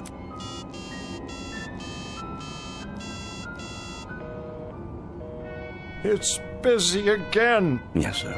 There's something wrong with this phone. The batteries are going haywire. Would you like to try mine, sir? Yes. Pass it back to me. I'll dial if you like. What number? You know the number. My apartment, of course. I'll give it here. Very good, sir.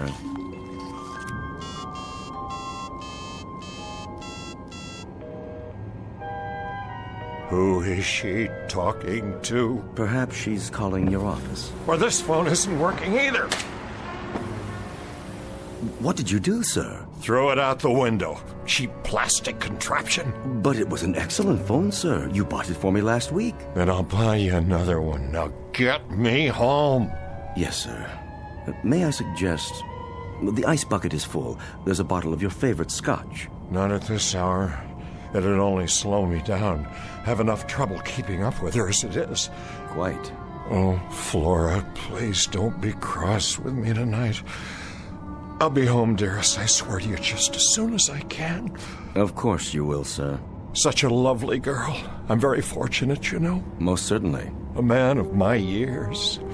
If I may say so, Mrs. Gordon is very lucky, too. I'm sure she appreciates how lucky. Yes, I'm sure she must, but sometimes I wonder what it's like for her alone all day at her age. Poor thing.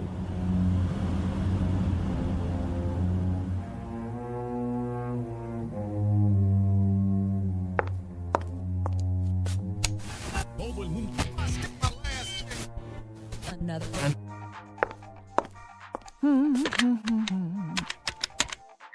Hello, concierge? Yeah, this is Mrs. Gordon. Could you send up some chili cheese fries and a Coke? I'm starving. Just put it on the tab. Don't worry, Harmon will pay you. See, we were going out to dinner, but now I don't know if he's ever going to get here.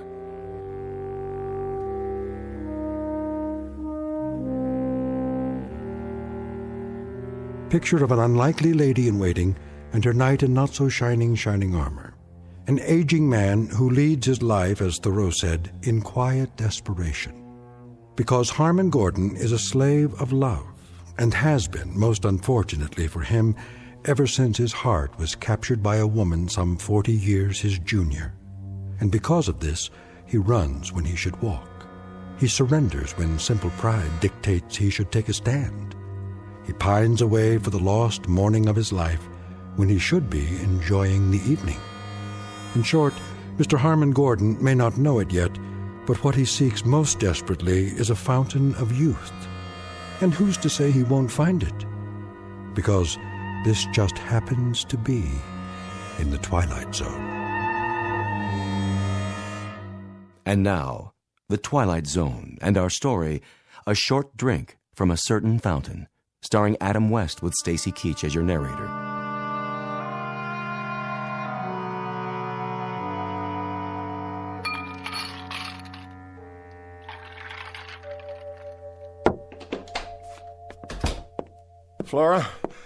Flora, dear. Over here, Romeo. Oh, there you are, darling. What happened to you? Please accept my apologies. The traffic was backed up all the way from the office. How come I'm not surprised? You'd be late for your own funeral. And what did you do today? Go shopping again? Oh, I had a ball, an absolute swinging time. I only ask in passing, my dear, because I'm concerned. Oh, let's see. I had breakfast, and then I had lunch, and then I fired that stupid maid, and then I waited for you. Whether you realize it or not, big boy, that routine gets old fast. Very old. I'm truly sorry. Well, all in all, Harmon, it was one of those days that makes you want to jump off a bridge. Earth to Harmon, do you read me? There's still time if you care to go out. Yeah, and do what? Dinner at the tavern?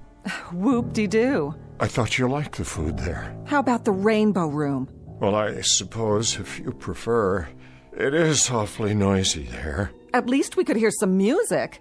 You want music? But I've bought you all the latest recordings. I want live music, any kind, I don't care, as long as I can dance. Dance? Matter of fact, I feel like dancing right now. You do? Will you dance with me, Harmon? Well, I suppose. Come on, baby. Let's see what you've got. Let me take off my hat and coat. Oh, come on. Loosen up. Let it move you. Feel that beat? I'm trying, dear. Move it, Harmon. I'm doing my best. What's wrong with you? I can't keep up. Shake your booty. Now move your arms like this. Flora, please be more careful. It was just a piece of glass. It was a very old piece of glass. Worth what, 89 cents? Hardly. This was a Wedgwood. Big deal. I'll buy you 6 more just like it. I'll even have the concierge gift wrap them for our anniversary. Then we can sit around and play old records. Sounds like a hot night to me. What's that tune you like? Come to the church in the wildwood? Oh, a real toe tapper. You keep forgetting that I'm no longer a varsity end. Were you ever? Furthermore, if my doctor had witnessed that little burst of activity just now... Oh, that's always your excuse. It's not an excuse. My heart... If you keep telling me about your heart and all your aches and pains, Harmon, I'm gonna run out and get sick. Would you mind putting that cigarette out, dear? I've asked you not to smoke. Why not? Bad for your heart? You might start a serious fire. Honey, baby, one of these fine late evenings, that's exactly what I'm gonna do. Torch this whole mausoleum. There are things here that mean a great deal to me. Like what? That eyesore I knocked over? It was my mother's. Oh, spare me. It was worth very little except for the sentimental value. That's a word you may not understand, Flora. Sentiment. It means the capacity to love. Listen, big boy, if I don't fill the bill anymore, just say it loud and clear. In case you forgot, there are 14 flights a day to Reno, and I'd love to be on any one of them. But if I am, you're gonna pay. Big time. Flora, darling, I am not angry. I simply wish that, well, that you'd be a little more careful and considerate. Somebody should have wished that 5 years ago when you and I signed the papers. I knew you were old, Harmon, but I didn't know how old. You better watch yourself, honey. If you ever take me to a swinging weekend in Egypt, I might just run away with a mummy. Know what I mean?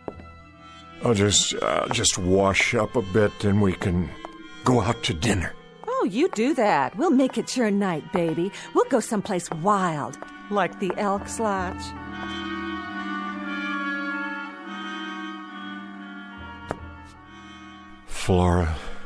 Flora, darling, what's happened to us?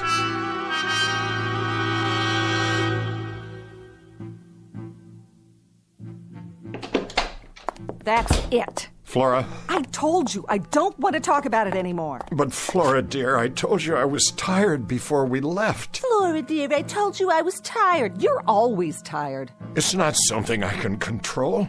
These pills I take. I didn't ask you to run the mile. I just asked you to go dancing or to the movies or someplace. Any place but here. We went dancing on Monday evening. We've been to the movies twice this week. I only thought... Thought what? That you could take my mind off what a miserable bore you are? Well, let me tell you something, honey. I only thought that, well, just one evening, only one, we could quietly watch television or read or have a conversation. It's a fine art, you know. The two of us with no one else around. Something to bring us closer together. And you think that's all it takes? This is so like you. The Late Late Show after we have a game of chess. That's not what I mean. Sounds really great for senior citizens at the old folks' home. But for your information, sweetie pie, I don't have my reservation there yet. They won't let me in. I still have my own teeth. Flora, try to be reasonable. And don't tell me how you picked me out of a chorus line and introduced me to the finer things in life. Your idea of the finer things is to hold hands in church and listen to the organ music. Flora, you know that isn't true. Take my advice. Get yourself a nice glass of warm milk and curl up with an almanac. Whatever it takes to get you through the night. Because this time, it ain't me, babe.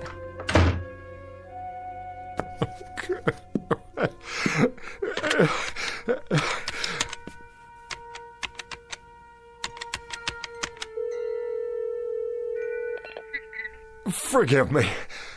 I know it's late, but is Dr. Gordon still in the lab? He is? May I speak to him, please? This is his brother calling. Yes, I'll wait.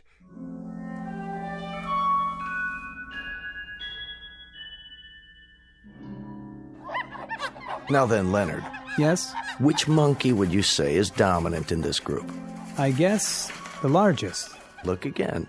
The largest monkey is seated in the corner of the cage doing absolutely nothing.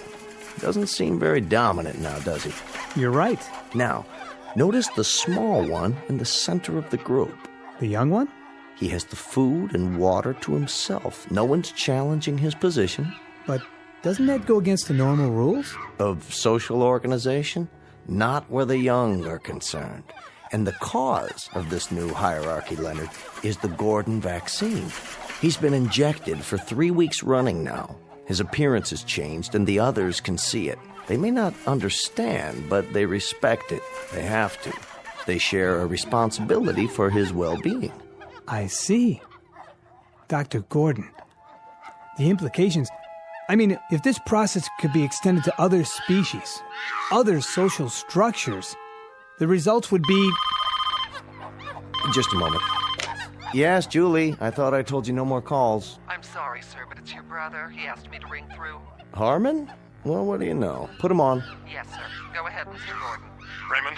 Harmon, is that you? I hope I'm not interrupting. Are you all right? You sound a bit under the weather. Fine. Look, Raymond, I was just wondering if you could come over this evening. Tonight? Well, I don't know. I was just training a new assistant. How about lunch tomorrow? I'm afraid that won't do. I know it's late, but I'd like to see you. Why so mysterious? If it's something to do with your health... No, everything's all right. Everything's fine. It's just that, well, I'd like to talk to you. I see. Raymond, please come over. I'm at my wit's end. I must talk to you. Very well, then. Thank you, Raymond. You don't know how much this means to me. Relax, old boy. I'll be there as soon as I lock up. What is it, Doctor?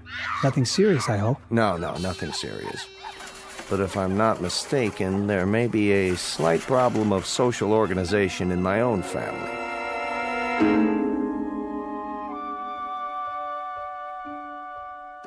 Drink all right? Perfect. Good. That's good. You look tired, Harmon. Do I? Yes, Harmon, tired and depressed. Now, do you want to tell me about it, or shall we sit here and play 20 questions for the rest of the evening? Been pretty rushed the last week or so. Flora asleep? Yes, she went to bed about an hour ago. She asked to be remembered. Oh, she'll be remembered. I'm not sure I like the sound of that. Merely an observation. You know, you really ought to get to know her better, Raymond. She's really a fine girl. Did I say otherwise, Harmon? No, but I know you two haven't been exactly close, as a brother and sister-in-law should be. Harmon, would you do me a favor? Anything. 2 favors, actually.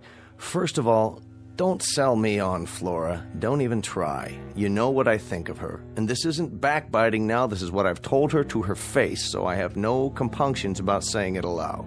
Saying what? Let me finish. I could forgive her appetites, Harmon. I could forgive the fact that she's made out of asbestos and doesn't have a heart in her body. You're being unfair. But I cannot forgive her for what she's done to you. She's turned you into a frightened, quaking, damned fool who dotes on her, gives into her whims, and runs after her like a poodle. That's item 1. Raymond, please. My second favor is simply that from now on, after you've had your battles, you not call me at odd hours of the night. I don't do this often. Once is often. Twice is endless. Harmon, we're very close as brothers go, don't you think so? Yes, despite the difference in our ages. Maybe that's why. You've always been my big brother, and you know there isn't anything in this world that I wouldn't do for you if it's in my power. But you can't expect me to run over here like a St. Bernard every time you get frozen halfway up the mountain.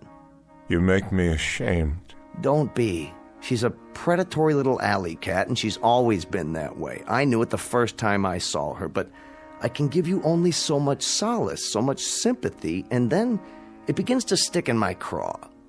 Now, what is it you want tonight? Just someone to while away the hours with you? Or is there something more specific? The things you've been working on at the Institute. Go on. The cellular injections. You've been successful with them, haven't you? Oh, no. You're out of your mind. Desperate I am. Out of my mind, I'm assuredly not. But you must be if you're thinking... You've made animals younger. I've read your paper. You've injected them with your fluid, and they've become young again. Isn't that true? Animals, indeed. Guinea pigs, white mice, hamsters. You've been able to rejuvenate glands, organs, sometimes the entire cellular structure. But we haven't even scratched the surface yet, Harmon. We're stumbling along in the dark. I want you to inject me. And I repeat, you must be out of your mind. We don't have a remote idea of what's involved here. The research is very impressive. All right, we've managed to rejuvenate a handful of small animals and rodents, but we're 20 years away from trying this on human beings. Why? Are you serious? We're dealing in the basic building blocks of life, Harmon. We don't have the remotest idea of how much damage might result in the long term. We don't know what we're doing to the basic metabolism of the body or the mind. God only knows what effect this has on the brain.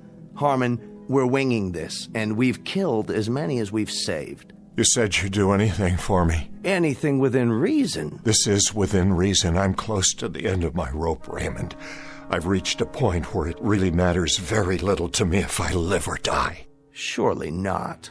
I want you to test this serum on me.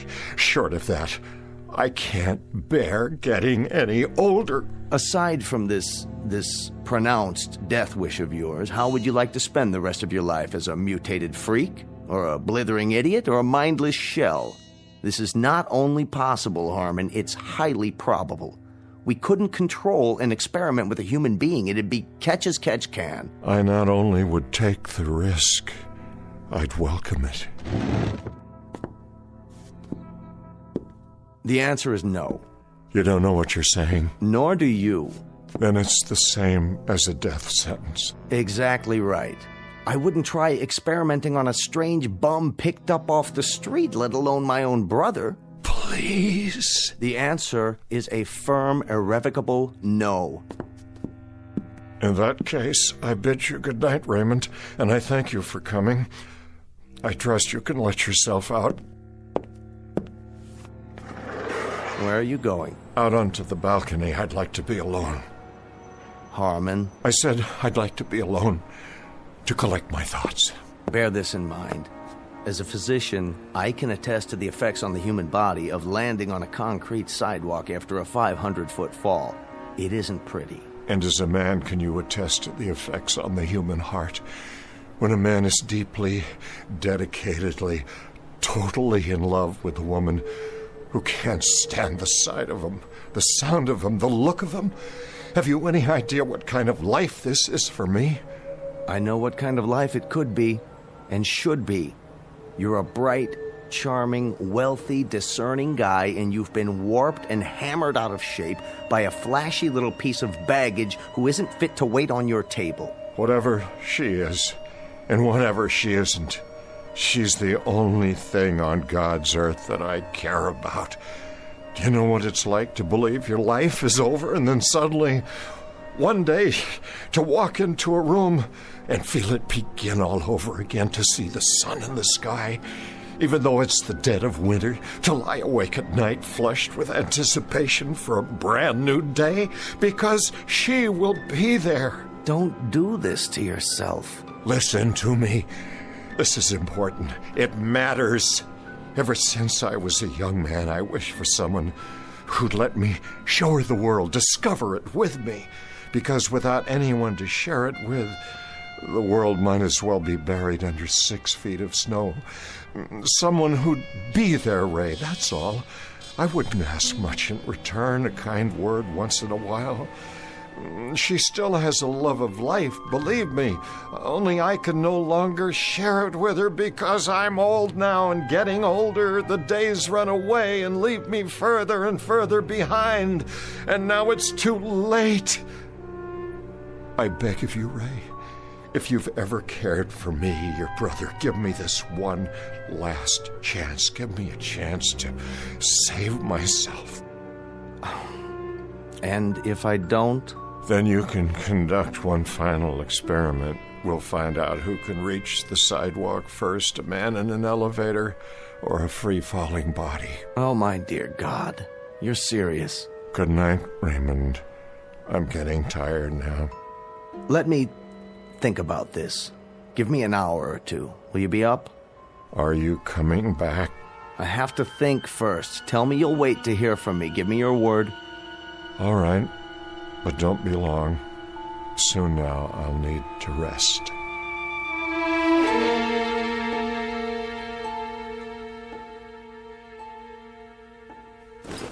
Would you like me to sit down? Yes. Roll up your sleeve. Easily done. I want to thank you for coming back. Don't thank me yet. I have to swab your arm. You'll feel a slight sting. There. That's it? That's it. All of it? It doesn't take much. A few cc's. And I may expect what? You may expect a miracle, but it's unlikely you'll get it. I want you to go to bed. Don't go to work tomorrow. Tell Flora you're taking the day off. I'll be back first thing in the morning. I'm keeping a very close check on you for the next few days. And when might I expect some change? Usually within 6 hours. That's when the first physical changes occur. As to mental changes, none of the rats or guinea pigs have articulated to us the exact feeling. I'll be the first. You'll be the first. Making the assumption, of course, that you'll be alive. Oh, I'll be alive, all right. Do you want to know something? I shall not only survive, I'm going to become young again. I feel it. I sense it. I wonder if she has any idea what she's wrought.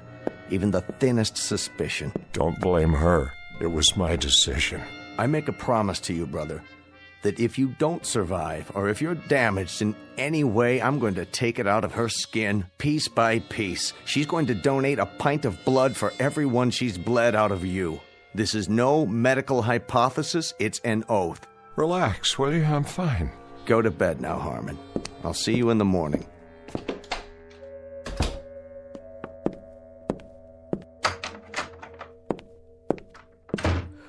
Oh, that you, Harmon? Yes, Flora. Go back to sleep. What are you doing in front of the mirror? Just looking at myself, dear. Well, don't do that. You'll have a nightmare. Time to call it a day, lover boy. Or are you going to stay up all night? I like the sound of that. Up all night. You know, I just might... Don't take all the covers when you get in bed. I'm trying to sleep. Of course you are, Flora. Pleasant dreams.